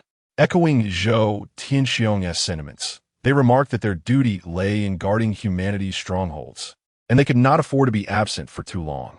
Even this brief interlude might have alerted the alien forces, who would soon organize an attack. In the training grounds, Cheng Qianli and Zhao Xuanqing breathed a sigh of relief. They felt a surge of gratitude that they had not aligned themselves with Zhou Tianxiong. Had they done so, they too might have faced eradication today. Come here, Zhao Xuanqing bellowed, his voice low and filled with fury as he recalled something. Among the Zhao family, someone brought Zhao Zai forward. Zhao Xuanqing was particularly incensed by Zhao Zai's betrayal of the family and disregard for his wishes. Yet he was painfully aware that Zhao Zai was his own grandson. Under normal circumstances, he would have merely reprimanded him, perhaps stripping him of his status as heir. However, the situation was dire, and with the military on the brink of peril, Zhao Xuanqing could not offer forgiveness for such treachery, especially having witnessed Ye Linyuan's methods firsthand. Trembling, Zhao Zai knelt and stammered, "Grandfather, I was wrong. Please forgive me this once. From now on, I will heed your words." Zhao Xuanqing felt an ache in his heart. After all, Zhao Zai was not only a favored heir, but also his beloved grandson. Nevertheless, he knew he had to make a decision. Zhao Xiancheng waved his hand weakly and said, "Erase Zhao Zai from the family genealogy and assign him to the front lines." He found it impossible to directly execute Zhao Zai, yet this punishment was akin to a death sentence. To be removed from the genealogy signified that Zhao Zai would no longer be considered a member of the illustrious martial family. The perils of the front lines were all too evident, fraught with the likelihood of death. For one who had grown up in the esteemed martial family, this was a fate nearly equivalent to obliteration. "Grandfather, please, I beg you," Zhao Zai exclaimed, his expression shifting to one of sheer panic as he pleaded with Zhao Xiancheng. Noticing the lack of response from him, Zhao Zai then turned his gaze towards Ye Linyuan. "General Yi, I am sorry. It was my mistake. I implore you, spare me this once." Ye Linyuan regarded him with a calm gaze, remaining silent. He was already aware of Zhao Zai's transgressions and held no sympathy for one so self-serving and fickle. Chapter 89. United we stand after this night. Overnight, the landscape of the capital shifted dramatically. A change in military leadership saw the Yi banner flying high above the Ministry of War. 5 prominent martial families were purged, while venerable martial saints, long detached from conflicts, took to the field themselves. Such monumental events in the capital could not remain concealed. Hence, the nation erupted in fervor and astonishment the following morning.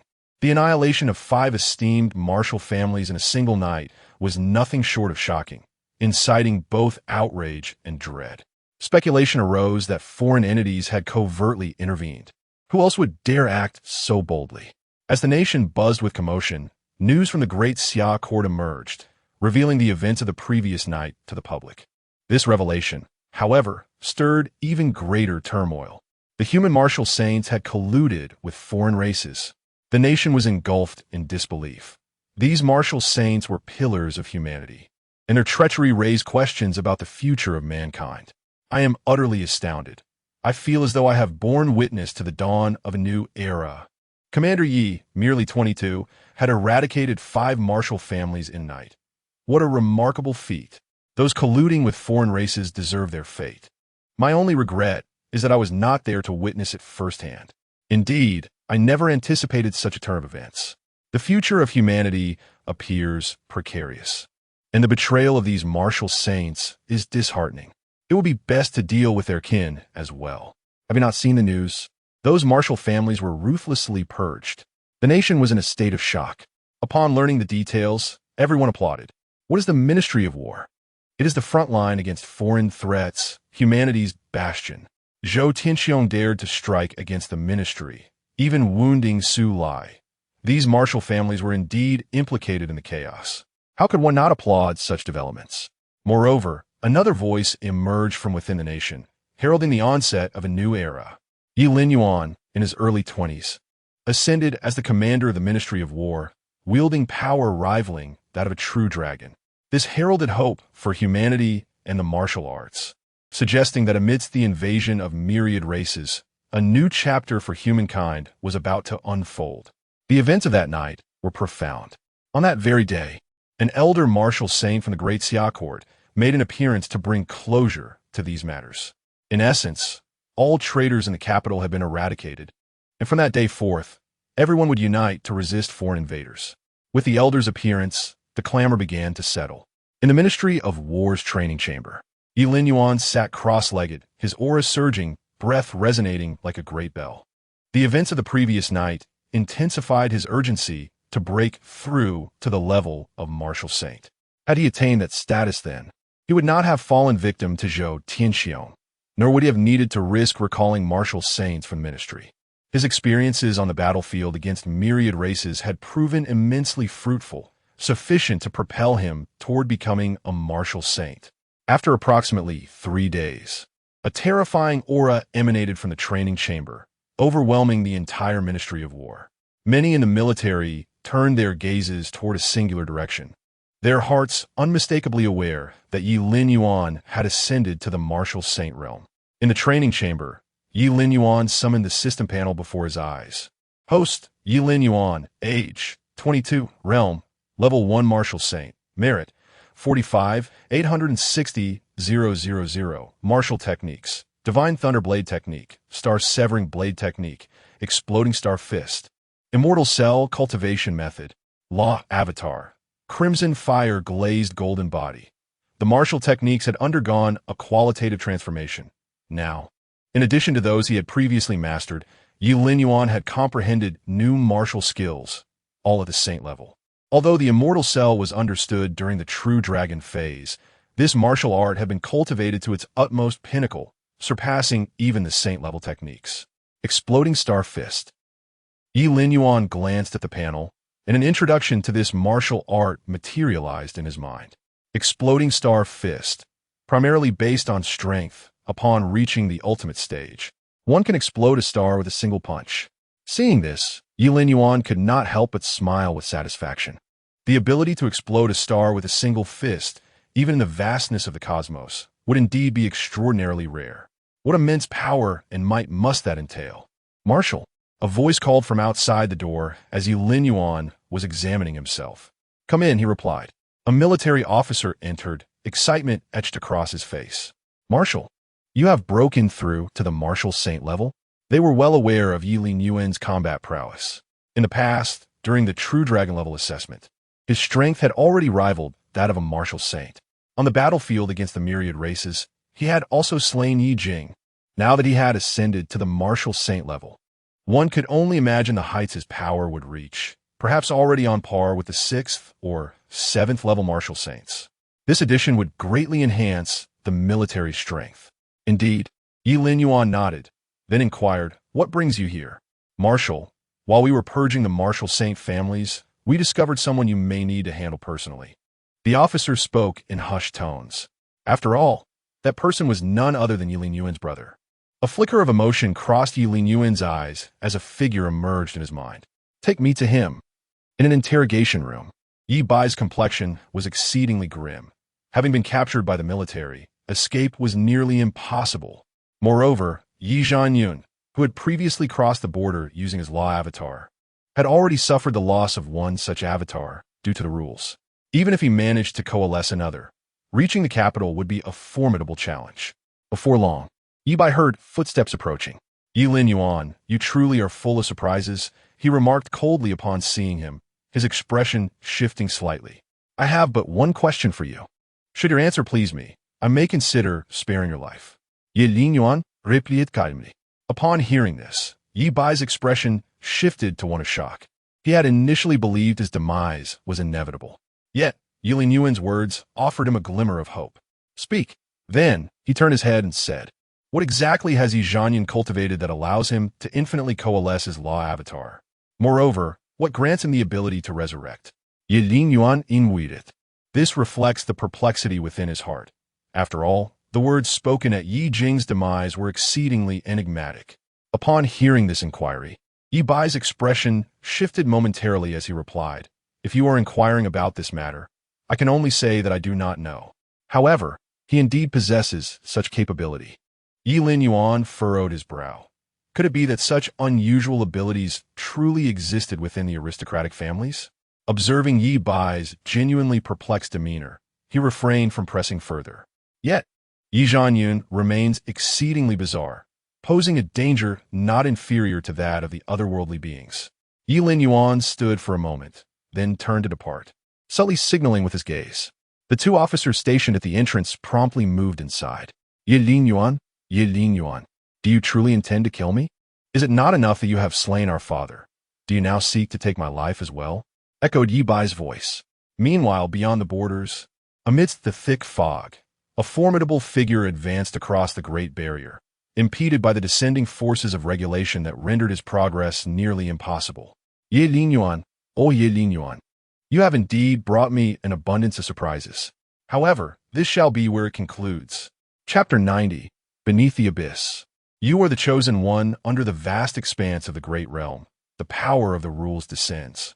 Although Ye Linyuan is not physically present, he remains a formidable 9th-level martial saint.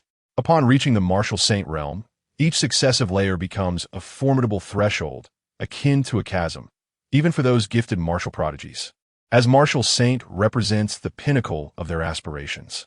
Each level attained after becoming a martial saint resembles a formidable barrier.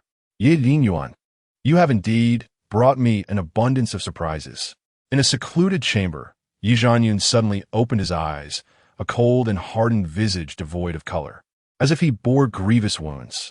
It is not difficult to surmise that the Dharma body is the cornerstone of a martial saint. Logically, each martial saint can cultivate only one Dharma body. Yet, in stark contrast, Ye Linyuan has long surpassed that number.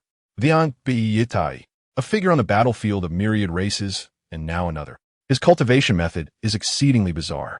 Nonetheless, the successive loss of so many Dharma bodies has not come without significant repercussions for him.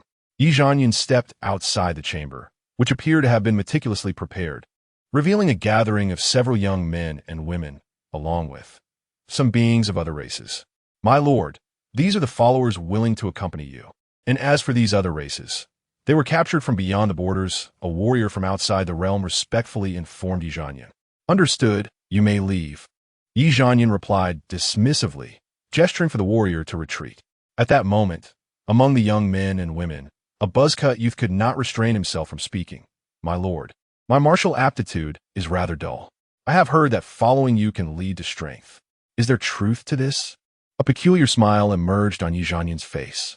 Indeed, you all aspire to become stronger? The assembly of young men and women nodded in unison. Meanwhile, the beings of other races observed with cold indifference. One of them angrily retorted, Ye Linyuan, our collaboration has come to an end. Why do you not allow us to depart? Indeed, the collaboration has ended, but it has also failed. However, I still require your assistance. Ye Linyuan replied with a soft chuckle, his words slow and deliberate. The beings exchanged glances, their confusion evident regarding Ye Linyuan's intentions. Yet in the next moment, he extended his palm, and a formation suddenly materialized outside the chamber, enveloping the young people and the beings of other races within its confines. A terrifying force of attraction emanated from the formation, as if it sought to extract the very blood from their veins. Ah! The young men and women screamed in agony. In the next instant, a substance resembling essence manifested above their heads. Witnessing this, Ye Linyuan opened his mouth and inhaled it.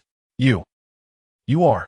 One of the beings of other races appeared to recognize him, eyes brimming with incredulity and shock, even fear. Yet before he could finish his sentence, a similar essence materialized above his head. As Ye Linyuan absorbed it, those individuals and beings of other races became akin to soulless husks, their pupils vacant and devoid of life. Until Ye Linyuan infused a thread of spiritual energy, they finally reacted. Vitrao, Ye Linyuan spoke calmly. Yes, my lord. They respectfully bowed and then silently retreated. This peculiar method of control bore some resemblance to the tactics of the spectral tiger, yet was entirely distinct. The fact that the alien race recognized it indicated that Ye Linyuan was likely connected to them. After absorbing these essence souls, Ye Linyuan's complexion significantly improved, and he narrowed his eyes. What if I had become the marshal of the military department? That was originally mine. Dare to annihilate the alien race amidst the myriad tribes? Prepare to face their onslaught. With Shaoshan absent, await your pleas for my assistance. In the south, within a colossal mountain range, a vast chasm extended for hundreds of meters. Viewed from above, this abyss appeared unfathomable, shrouded in swirling mists, dark as a deep pool. Below lay the abyss itself. As one delved deeper, a magnificent Dharma body emerged, surrounded by swirling nebulae and fragments of stone, pressing downward. Beneath this Dharma body were countless corpses of the alien race. Within this divine form, Shaoshan glanced at the military department's messages, a smile gracing his face. My task is accomplished. Currently, the most formidable leaders of the alien race resided in the abyss. Their intent quite simple: to lure Xiao Shun away from the capital and incite a great battle within it. This was a result of Ye Zhanyun's collusion with the alien race, orchestrating this turmoil. However, what no one anticipated was the failure of this power struggle. Ye Linyuan summoned the 8 saints of the military department to cleanse the cancer of the capital. In the capital, Zhou Tianxiong and those from the martial saint families initially sought to seize power. After plotting a significant scheme in Jiangbei, they were ensnared in this vortex and failed to halt their advance in time. Upon reflection, it was understandable. They were esteemed martial saints, and Ye Linyuan was merely a prominent clan, a true dragon. What was there to fear? This very overconfidence led them to such a dire conclusion. Even at the final moment, when the 8 saints of the military department gathered, their thoughts were focused on drawing that individual from beyond the pass into the capital to become the new marshal of the military department. Thus, what crime had they committed? Perhaps they were not the true offenders, but had they launched a massacre within the military department, the situation would have been entirely different. The military department did not belong to any personal faction. It was the foremost line of defense against the alien race. Once violence erupted, even if Ye Zhanyun returned to the capital, he would find no sanctuary. In fact, it could be said that while Ye Zhanyun might tolerate it, the nation would not. Therefore, slaying members of the military department brought no advantage to Zhou Tianxiong and the others. News arrived from their clan that scoundrel Ye Linyuan has reclaimed all our territories in the myriad race's battlefield. What? He dares to act so boldly, clearly disregarding us of the alien race. Gather the armies, commence the second war. This time, we will seize more territory. We will not relent. Indeed, they violated the rules first. Even if that person becomes aware, we have our justification. What pretense is he putting on? If we were to summon our ancestors, they would crush him in an instant. From the depths of the abyss, voices reverberated. Then someone shouted, "Xiao Shun, since you dare to seize our territory, prepare for the onslaught of our mighty army. We shall not entertain you any longer." Below in the abyss, these leaders of the other races merely sought to restrain Xiao Shun. To eliminate him would be an arduous task. After all, he was the foremost champion on the sacred list. Thus, lingering here served no purpose. Their objective was to swiftly depart and rally their forces to reclaim the territories of the myriad races on the battlefield. You summon me here, yet wish to leave so easily? Is such fortune truly possible? Xiao Shun laughed heartily, and with a stride, his manifestation stepped forward, once again pressing down into the abyss for several dozen meters. Chapter 91. The epic of greatness begins, poisoning Ye Linyuan within the depths of the southern abyss. The voice of Xiao Shun resonated from below. Although he did not explicitly articulate his understanding of the matters concerning the alien races and the martial aristocratic families of the capital, it was evident that he possessed sufficient insight to surmise the general situation. The leaders of these alien factions had gone to great lengths, expending considerable resources to forge a chasm in the south. Their intent was to compel him to depart from the capital, thereby allowing a certain individual from beyond the borders to return, an opportunity that the alien races could hardly refuse. After all, this was a chance to eliminate the elite of the military, as well as Ye Linyuan and even Xiao Shun himself. However, as the plan faltered and the territories of the myriad races were claimed by Ye Linyuan, these alien leaders naturally became reluctant to prolong their confrontation with Xiao Shun. Continuing this stalemate offered them no advantages. It is worth noting that in a mere few months, their losses had been substantial.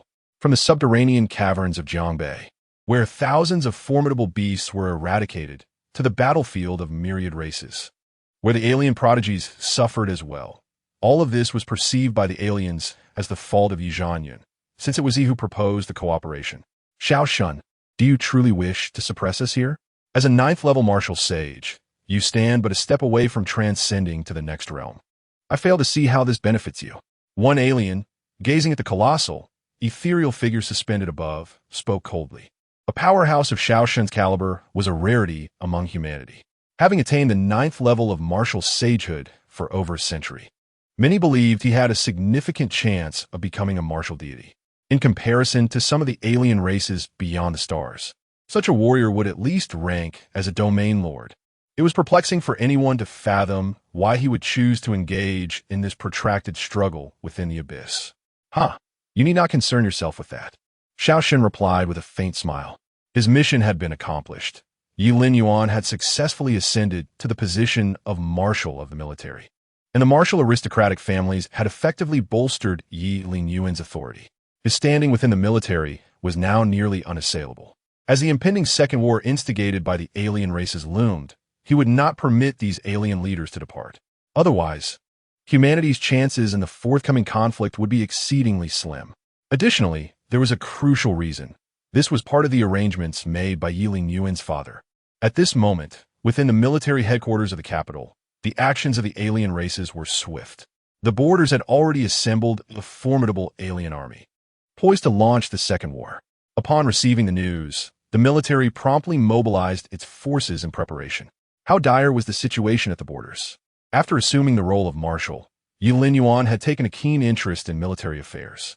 Furthermore, given that the alien races were instigating a war, it was unlikely they would relent easily. He needed to be thoroughly prepared. Marshal Yi, the situation is not as grave as it appears. In the southern abyss, although there has been no word from the old marshal, the strongest forces of the alien races are indeed present. As long as these forces remain inactive, based on our years of understanding of the aliens, we may not necessarily face defeat in this battle, spoke a general within the military. Ye Linyuan nodded slightly and inquired, "What is the current situation of the marshal?" The response was uncertain. However, if anything were to happen to the marshal, the southern region would undoubtedly receive news. After hearing this, Ye Linyuan exhaled in relief. Yet, continuing down this path was not a viable solution. Xiao Shun remained trapped in the abyss, which undoubtedly had repercussions for both him and the military. It was imperative to find an opportunity to rescue Xiao Shun. This was Ye Linyuan's personal thought, oblivious to the fact that Xiao Shun was unwilling to leave the abyss as he sought to suppress the formidable forces of the foreign tribes. Nevertheless, it must be acknowledged that the enemy Xiao Shun faced possessed combat prowess comparable to levels 8 and 9, given the current condition of either himself or the military. Extricating Xiao Shun would prove to be quite challenging. Commander Yi, before the old marshal departed, he instructed that should you successfully ascend to the position of marshal of the military, you should personally visit the Yi family martial arts school, a general interjected. Ye Linyuan furrowed his brow, asking with an air of curiosity, "The Yi family martial arts school, is it related to Ye Zhangyun?" His immediate association was indeed with Ye Zhangyun,